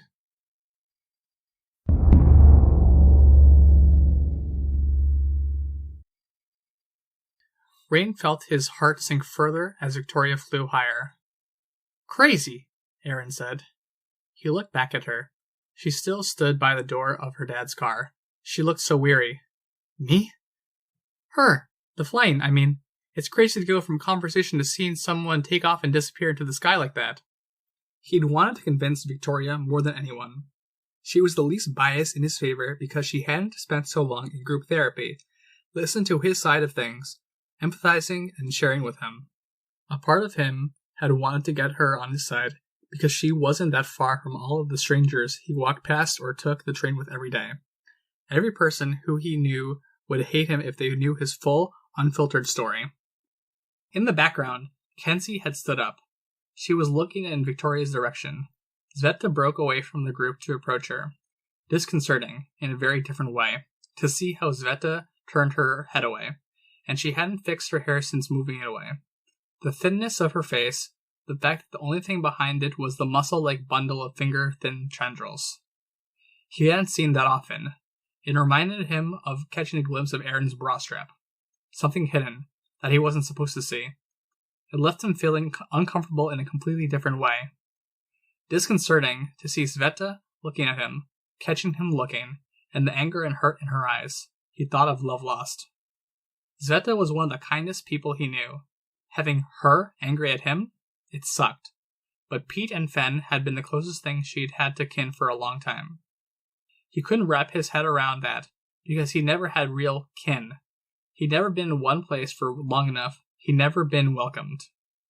"You look like you're in shock," Tristan said. Rain blinked. "Was he?" For a long time, yeah." "Did you talk to Mrs. Yamada?" "Yesterday afternoon. She helped me work up the courage to come." "You were right. They all needed to know." Tristan nodded. He was aware of the subset of the group that had gathered. Ashley, Tristan, Chris, and himself, with Aaron in the background. He looked back at Aaron. He knew the accusation Moonsong had leveled against Tristan, and he had an idea of what that was about. Ashley hadn't hidden her past. 3 out of the 5 people present had killed in the past. It was disorienting to track the number as it climbed. Sveta had an especially bloody past. She'd even gotten blood on her hands after leaving the asylum. "Has Victoria ever killed anyone?" Rain asked before he realized he was asking it. The reaction was as one might expect. Blinks. Surprise from Tristan. A snort and smile from Chris. "What are you asking?" Chris asked. "I thought the admission I'd kill people would have had more impact than the things the Fallen had done in the past," Rain said. "I can't speak for the others, but I guessed." Chris said, "Someone doesn't have your kind of guilt without something that bad or worse." Ashley said, "You didn't think you had a choice." "I didn't," Rain said, "but it doesn't change what I did." "I know," Ashley said. "When I was talking to the group about understanding what I'd done and how, I knew that sometimes Mrs. Yamada would say things and it wasn't to me. Most of the time, when you asked about things, it wasn't about me. It was about you." "Sorry," Rain said. Ashley shook her head. She looked the way Victoria had gone. "She hasn't killed anyone before, if I had to guess."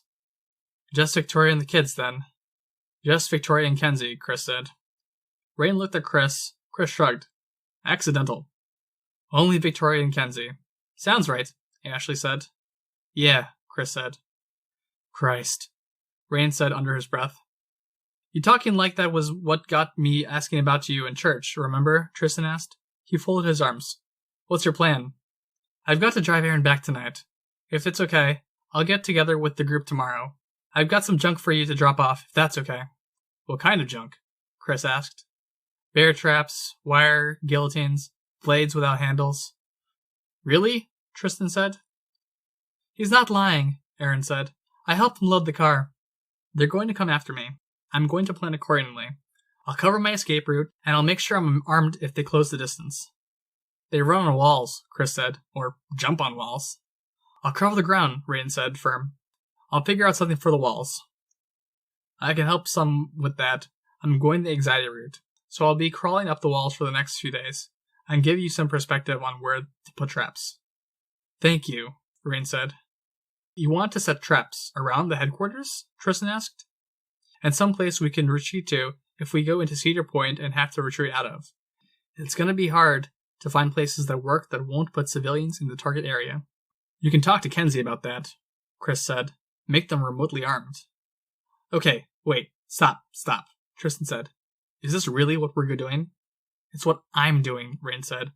"For this specific scenario, as a just in case, I have to do something, and this is stuff I know about." Tristan ran his fingers through his hair. He turned to Aaron and asked, "Are you okay with this?" "A little while ago, I wouldn't have been," she said. She's had her jaw a bit. "But I have a gun now, and I know how to use it. Half the reason I'm carrying it is in case those people come after Rain, What if they come after me as a way of hurting him? Rain felt so sad, hearing that. Sadder at knowing the other reason she had it. He hated this. He hated that he saw Tristan here, looking so distressed. He hated that Sveta was so upset, that Victoria was gone, that Kenzie wasn't rejoining the conversation when being left out was something that bothered her so much. He hated himself for being at that crux of so much of that. He could remember Love Lost's penetrating glare. How much of this self-loathing stemmed from her loathing of him? I don't know what to say, Tristan said. Guns and maiming? You don't need to say anything, Rain said. I feel like someone needs to say something, Tristan said. He looked around the group, at Ashley, Chris, Rain. He looked back at Sveta and Kenzie. Shit. Out of the four of us, it's supposed to be up to me to make the moral argument? You don't really need to argue, Rain said.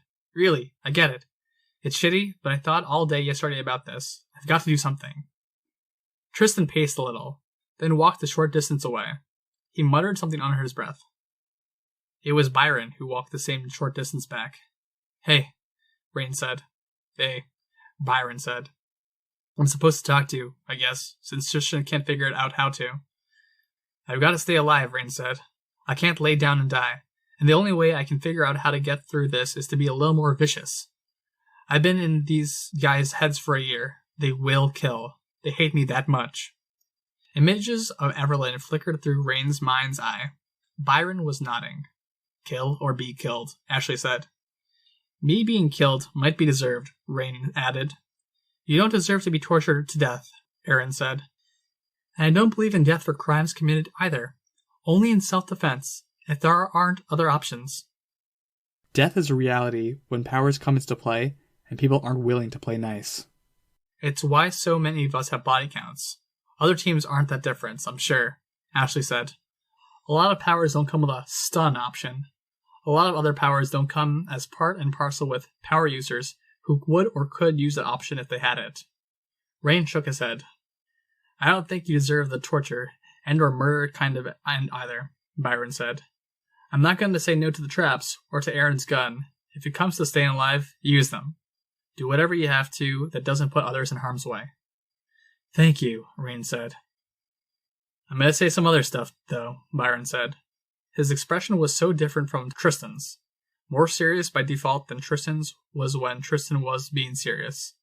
His words had weight, even spoken more quietly. I'm going to take Tristan off saying this, but I'm going to start off by saying I really don't like the team idea. That's going to take him off, yeah, Chris said. The idea has good parts to it, Byron said. It's even cool to see people like Ashley and Kenzie talking about team names, getting excited about costumes. But that's where they're at, Rain. They're still figuring it out. Victoria is focused on that right now, I think. A lot of talk of costumes and names. We talked about that a fair bit, Ashley said. The shitty part of the idea? Byron asked. The thing that worries me? It's the idea that the worst things might bubble up to the surface and get in the way of this being genuine or good. Chris is talking about Kenzie making components or alerts for traps that are going to potentially maim? No, that's really not right. Talking about me? Kenzie asked, smiling as she asked it. Maiming? Sveta asked. The pair were rejoining the group after their heart-to-heart. We're talking about how far we're willing to go to save Rain, Byron said. Oh, that's obvious. All the way, Kenzie said. No, Rain said. Not if it compromises stuff. Byron's right. If you're going to take serious measures, I think it should be separate from the team, Byron said. Quiet and serious. Let them be heroes. Be a hero with them, with the other stuff being secondary. Keep it away from the hideout and headquarters. Rain nodded. It doesn't mean these guys can't help you, Byron said. It means that if you're planning on matching your enemy in preparing to go to war, you can't ask others unequivocally to come with you. Rain nodded again. He felt something bitter well up deep inside, and his expression twisted as he looked away. I miss stuff, Kenzie said. I'll tell you after, Ashley said. Sorry, Rain, Byron said. Take that as advice from someone in the diminishing populace of people with reasonably clean hands. Advice from someone who had a very close-up view of hands getting unclean. I shouldn't ruin them, Rain said, looking at the group. Escalate if you have to, but don't make it part of how the team operates, Byron said. Because, yeah, that might ruin them. You're overestimating how intact we were when we started, Chris said. I'm estimating that the team started from a place of healing and support, Byron said. If this is going to work out at all, and I really don't think it is, sorry, Tristan, it needs to hold on to that. I like that, Kenzie said. Thank you, Byron said. Ruined. Rain had a sick feeling in his gut. He looked back at Aaron. I spent nearly 2 years living with the fallen, Aaron said. She smiled, but her heart wasn't really behind it. Don't go thinking you ruined me, because they've got dibs. That doesn't make me feel better. He was stuck with the urge, almost panic level, yet driven by that strong core he'd spent all of yesterday trying to dig up, to say something that would maybe save Aaron, to tell the others to grab her, or to not let her go back. He could tell the truth and it might even work, or he could lie, and it would work slightly better, but be limited more to the short term. She had a gun, and she had it partially because she was his friend and she wanted to protect him. She had it, in part, to protect herself against the people she was going back to. Thank you for hearing me out, he said to the group. I guess I'll see what Victoria says or does tomorrow, if I'm welcome. I think you are, Sveta said, and I think Aaron is too, but we'll discuss if we're okay having her in the headquarters. If we aren't, we'll still hang out, talk, make sure everything's good. That sounds nice, Aaron said. I could do with more friends than just Rain. Rain nodded. Privately, he wanted that for Aaron too. Especially if something happened to him. He wanted her to have people to reach out to. I wish you weren't going back at all, Rain, Sveta said. I can't say it enough. I wish I wasn't going back either, Rain thought. I wish I wasn't taking Aaron back. Byron blurred, his eyes flaring as he became Tristan. No, Tristan said. I appreciate you stepping in. Sorry for pushing you into that conversation. I need to think. Take the rest of my time. There was another blur. Tristan became Byron again. It's late, Rain said. I think we'll go back? Aaron nodded. Want a ride? Bye? Rain offered to the station. Byron nodded. Anyone else? Aaron asked. Rain wished she hadn't, but waited patiently while others discussed. They were going back to the headquarters, to check tapes and discuss, to prepare for another patrol group that was going to do a walkthrough of Cedar Point. It would just be Byron, Rain, and Aaron in the car. Sveta had maybe noticed that Rain wanted to talk to his closer friends, and had steered the group's arrangement slightly. 3 of them got in Aaron's dad's car, leaving the traps and other junk in the boot. Rain took the passenger seat, suppressing his grunts and groans of pain as bruises made themselves felt. Byron took the back seat. He wanted to talk to his friend, and he wasn't sure how. The first 15 minutes of the drive were agony, in a way. Any other time, he would have been just fine with the fact that Byron was someone who seemed content to be quiet, to not make conversation. They reached the train station, and Aaron pulled into a parking spot. You didn't tell them about the room? Byron said. The room? Aaron asked. Dream thing. Rain said. Should I get out of the car or plug my ears or something? No, Rain said. I trust you. Nah, you boys talk. I'm going to run to the vending machine, since it's a long drive. You can fill me in on the way back if you want. She climbed out of the car. Rain watched her go, feeling a pang of sadness. She looks stressed, Byron observed. Bad day yesterday. It's starting to catch up with her. Fallen being fallen. And even like this, she's so stunning it sucks the air out of the room, Byron said. Rain looked in the direction Aaron had gone. Yeah. I don't know how you do it. I'm not doing it. Not well. Rain wasn't just talking about Aaron. Today wasn't easy, Byron said. Last night wasn't easy. If I wasn't forced to sleep, I'd have been up all night freaking out. Instead, I had to have some of the shittiest memory dreams, and then put on a poker face so I wouldn't show any weakness to the people who want me dead. Byron thought for a moment, then said, Last night was love lost? Yeah, Byron echoed him. You said something about the air being sucked out of the room, and I feel like it's always that way. I can't breathe, I can't focus, I go from one bad moment to the next, and I don't even get the mercy of sleep. That's without even taking Aaron into account, who's... You love her. Rain reeled at the idea. I don't blame you. I don't think anyone would. I spent all of last night watching someone have the one person they cared about most in the world get torn from them over and over again. Then I saw the aftermath.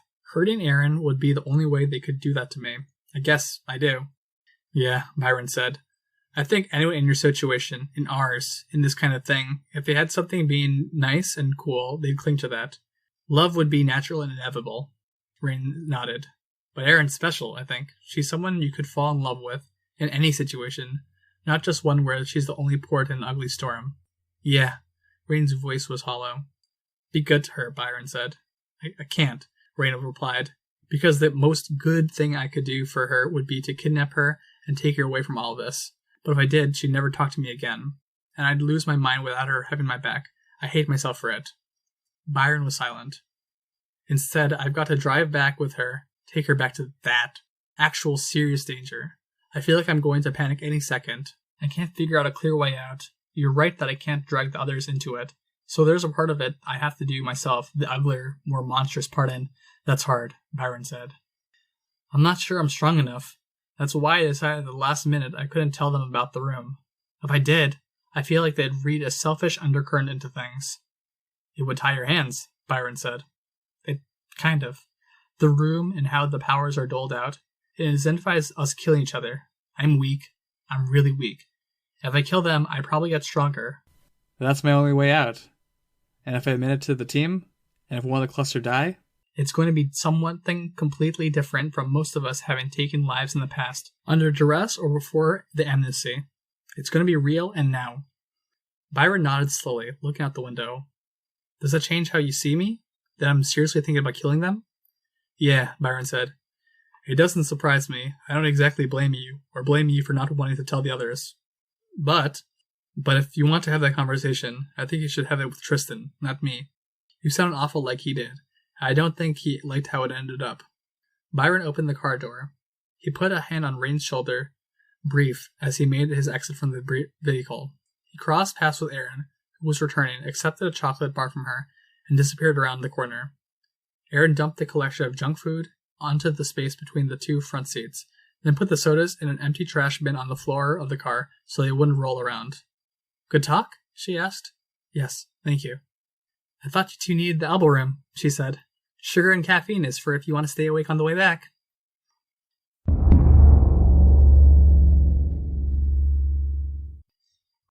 Rain was startled awake by a hand at his shoulder. Candy wrappers fell from his lap as he sat up straighter. It was dark out. Erin was in the driver's seat, face illuminated by the reflection of her headlights. She looked spooked. The path of the camp cut through woods, and the boundary where the area had been cleared out and the settlement began was marked with posts and a sideboard that hung overhead. Abandon all hope, all ye who enter here. It was supposed to be a cute reference. It seemed apt now. Standing around the two posts, on either side of the road, were Tim, Jay, Nell, Levi, Amos, Ruby, and Naomi. Tim was the oldest in the group. His mask was a horse's head, cut up, twisted around, and rigged to work as a mask. The mouth pointed up and to one side, teeth bared. Tim's eyes peered through the open eye socket of the horse's, the back of the head and cheek of the horse serving to house the roll of Tim's chin. He was tattooed heavily, with more black ink than pale white skin, all textured by heavy body hair. It was macabre enough it didn't look ridiculous, especially in the stark light of the car's headlights. Not Tim, not really. Sayre.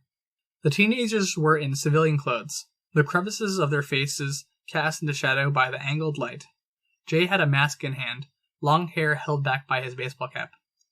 Erin's hand went to the gear shift. To park? No, to reverse. No, Rain said.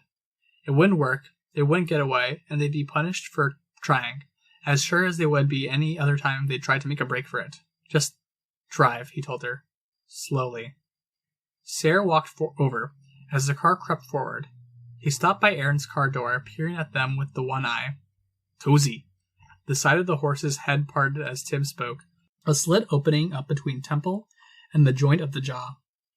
Erin kept her eyes forward. What have I told you about not ignoring me? Sayre asked. I'm sorry, sir, Erin said, turning her head to look at him. Her neck and jaw were stiff. Sayre's eye shifted, looking at Rain. My brother-in-law beat the shit out of you, Sayre said. Yeah, Rain said. He did. I literally asked for it, though. So I heard. What candy's that? Rain felt in the dark cab of the car, until his hand rustled a bag that wasn't empty. Grape apes. Sayre reached his hand through the window, and Erin twisted her face away. The hand was held out, and Rain placed the bag of candy in it. Sayre ripped the bag open, and put a handful of purple monkey gummies into his mouth. He chewed noisily. Your repeated absences have been noticed, Sayre said, mouth full. Rain was silent. Buying candy? Sayre asked. been using the internet, doing research on powers, and going into the city, shopping. Seer chewed more candy. He didn't ask any questions, and Rain didn't volunteer anything. The bag of candy was about the size of 2 fists put side to side. As time passed, Seer rummaged in the bag, found more, chewed them, cramming more into the slit of the horse's head before he was even done with the last mouthful. He must have finished 3/4 of the bag as the silence stretched on, his one eye on the pair. Erin flinched as Seer tossed the mostly empty bag into her lap. "Leadership wants to chat with you," Seer said. Rain had been sleeping minutes ago, but now he was more than awake. Those words, if he'd gone straight to bed, no longer bound by the rhythm of his power and the demands of the room, even being as tired as he was, he wouldn't have been able to sleep, not after hearing that. He started. He wanted to word it right. Couldn't show weakness. Me? Now? If he asked if that invitation included Erin, Seer might said yes, just out of spite. Might make her go. Please don't make Erin go. We were to wait and ring you as soon as you turned up. Which is now, Seer said. Rain opened the car door. He didn't look at Erin. He didn't say a word. He got out of the vehicle. He closed the door. She drove away through the settlement center to her parents' house. Rain was left with his escort. They talked amongst themselves, but they avoided talking to him. Seer remained close, ready to push at Rain's back or shoulder if he dragged his feet.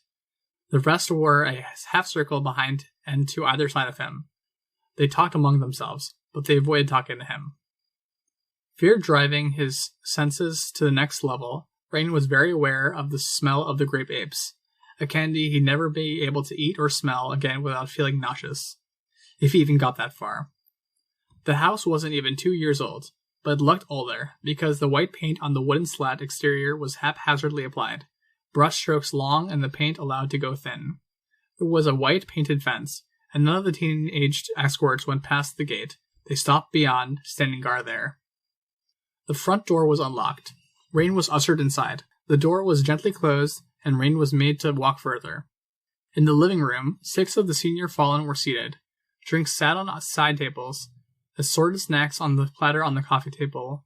The domestic scene was made eerie by the masks they wore. Demonic faces, many homemade. Several had been farm animals, the flesh altered with the power of a man Rain didn't see present. So the pigs and sheep would have half-human, distorted faces before they were killed and skinned. Women in nice dresses, with nice hair, had heavy tattoos that reached up their necks and beneath their masks.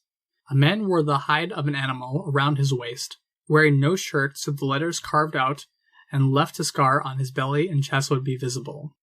Rain could trace his family connection to most of those present. He could trace his connection to the meek young woman who stood by, ready to serve anything requested.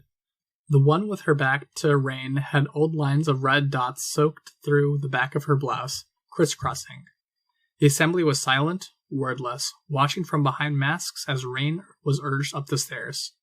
Even Sarah didn't go upstairs if he could help it.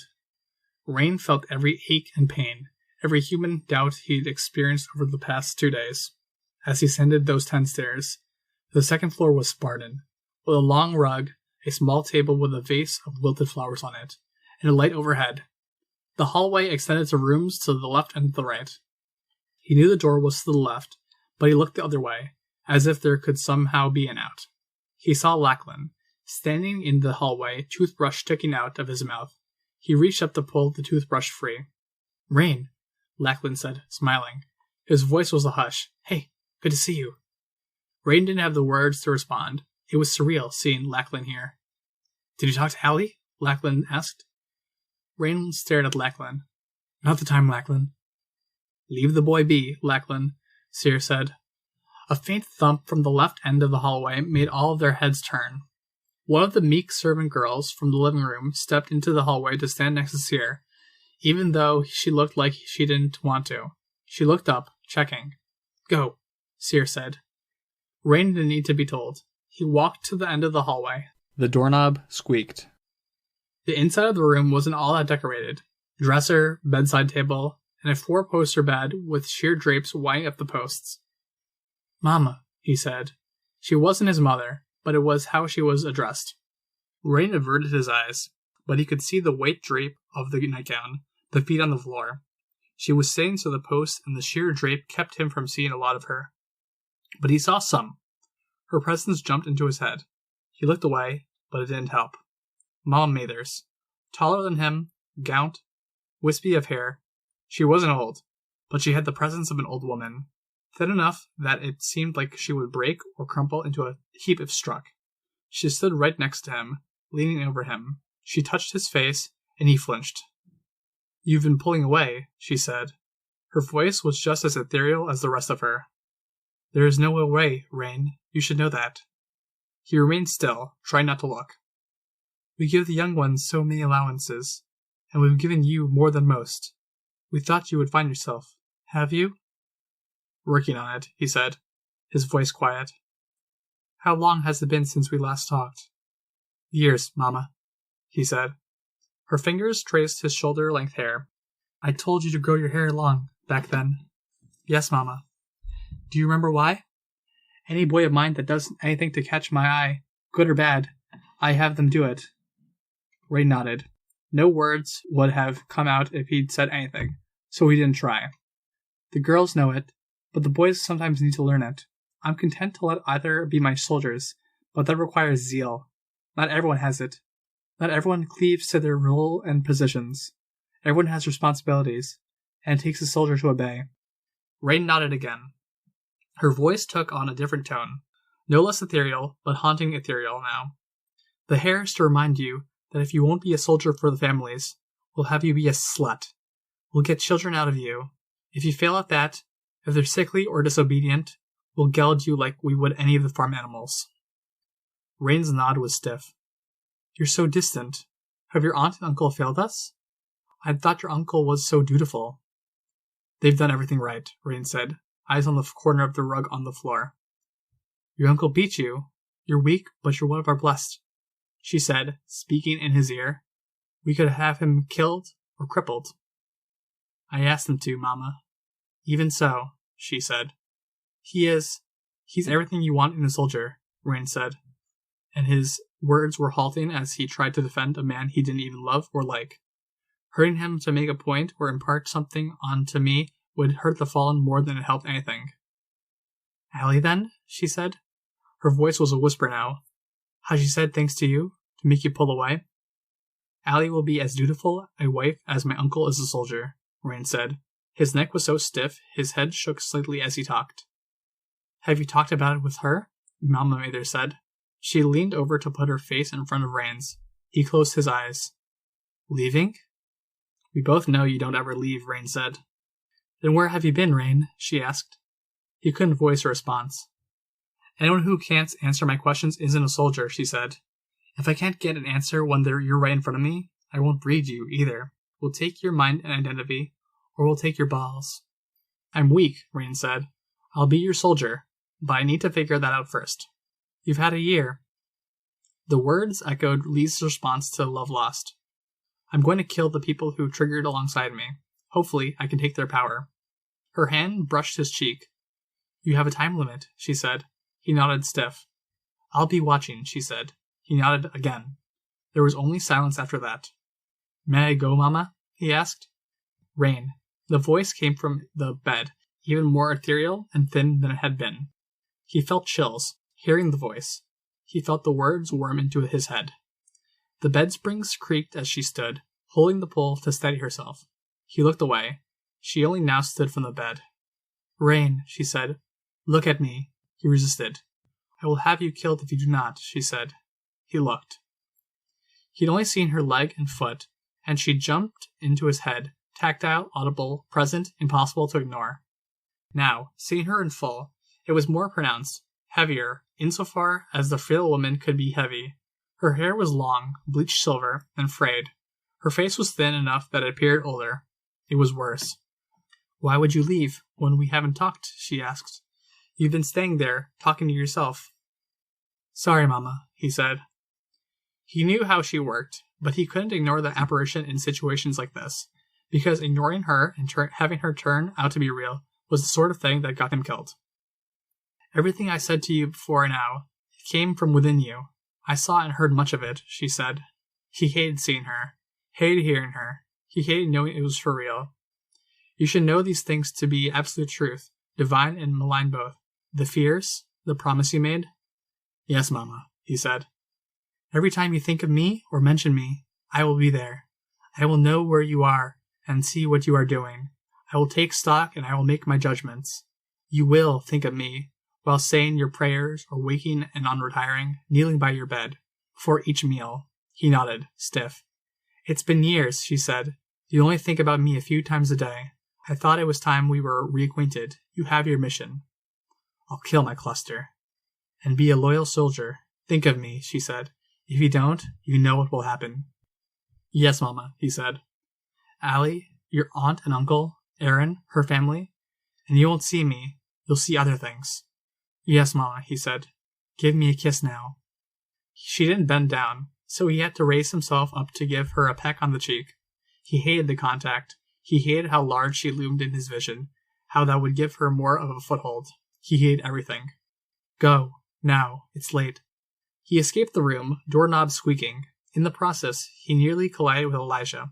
It was only his own doing that stopped him. Elijah held a bowl of water with a sponge floating in it in the crook of one arm. He had a slight smile on his face, barely visible through the long white-dyed hair he had. It was long enough to drape around his collarbone. Behind that hair, his eyes were a milky cataract white. Not just for show. Seeing his cane was the only reason Rain hadn't walked into him and spilled the water. Elijah, escort Rain to the door, please. He seemed unsteady on his feet. Yes, Mama, Elijah said. He fumbled and found a place to set the bowl down on a dresser. Rain didn't want the escort, but he didn't want to refuse. Mama Mathers. Rain flinched as she appeared, standing further down the hallway. The figure made a small sound of amusement. Elijah fumbled for his arm, then seized it tight, the blind leading the sighted.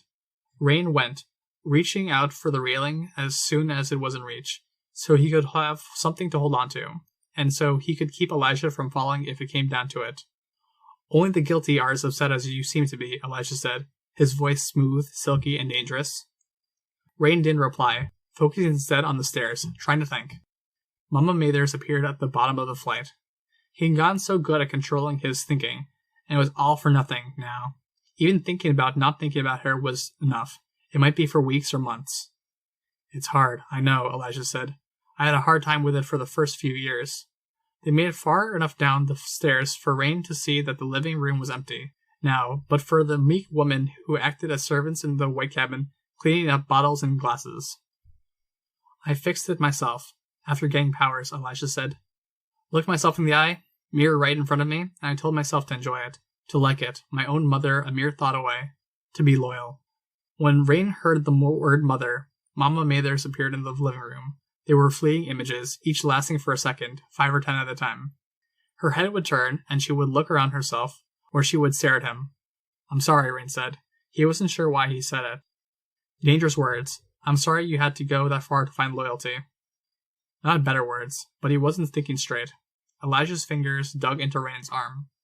I can't see anymore, Rain. My eyes have no power. Rain nodded.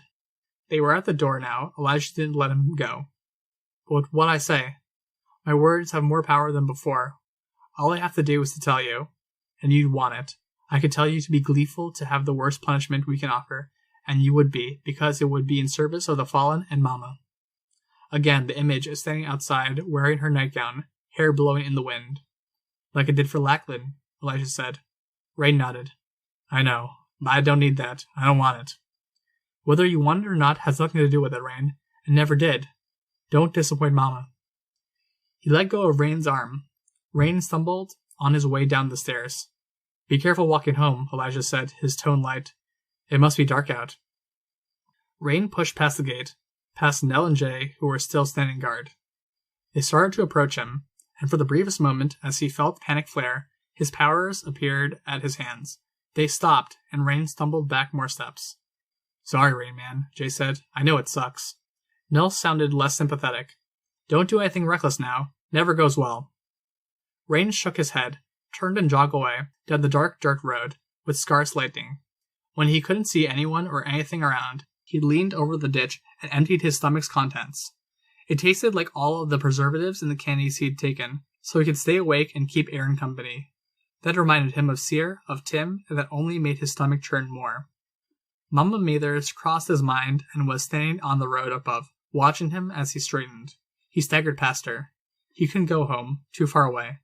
His workshop, it wasn't far. Dark, it required fumbling. He let himself in, made his way up the stairs, and collapsed to the floor as soon as he had it shut behind him.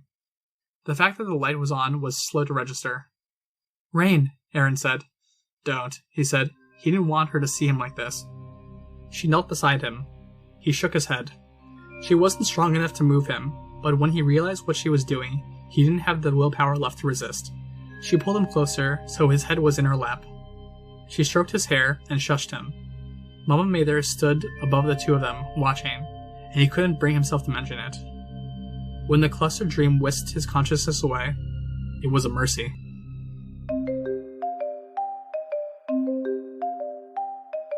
This was a production of Ward by Parahuman Audio. Ward and the Parahuman stories are written and owned by J.C. McCrae. You can find the original text and support the author at parahumans.net. For more of the Ward audiobook, as well as other community works, please visit parahumanaudio.com. Music for this chapter was by Evan Witt. Find out more at wittynotes.com. Editing by Christopher Crispy Batkin.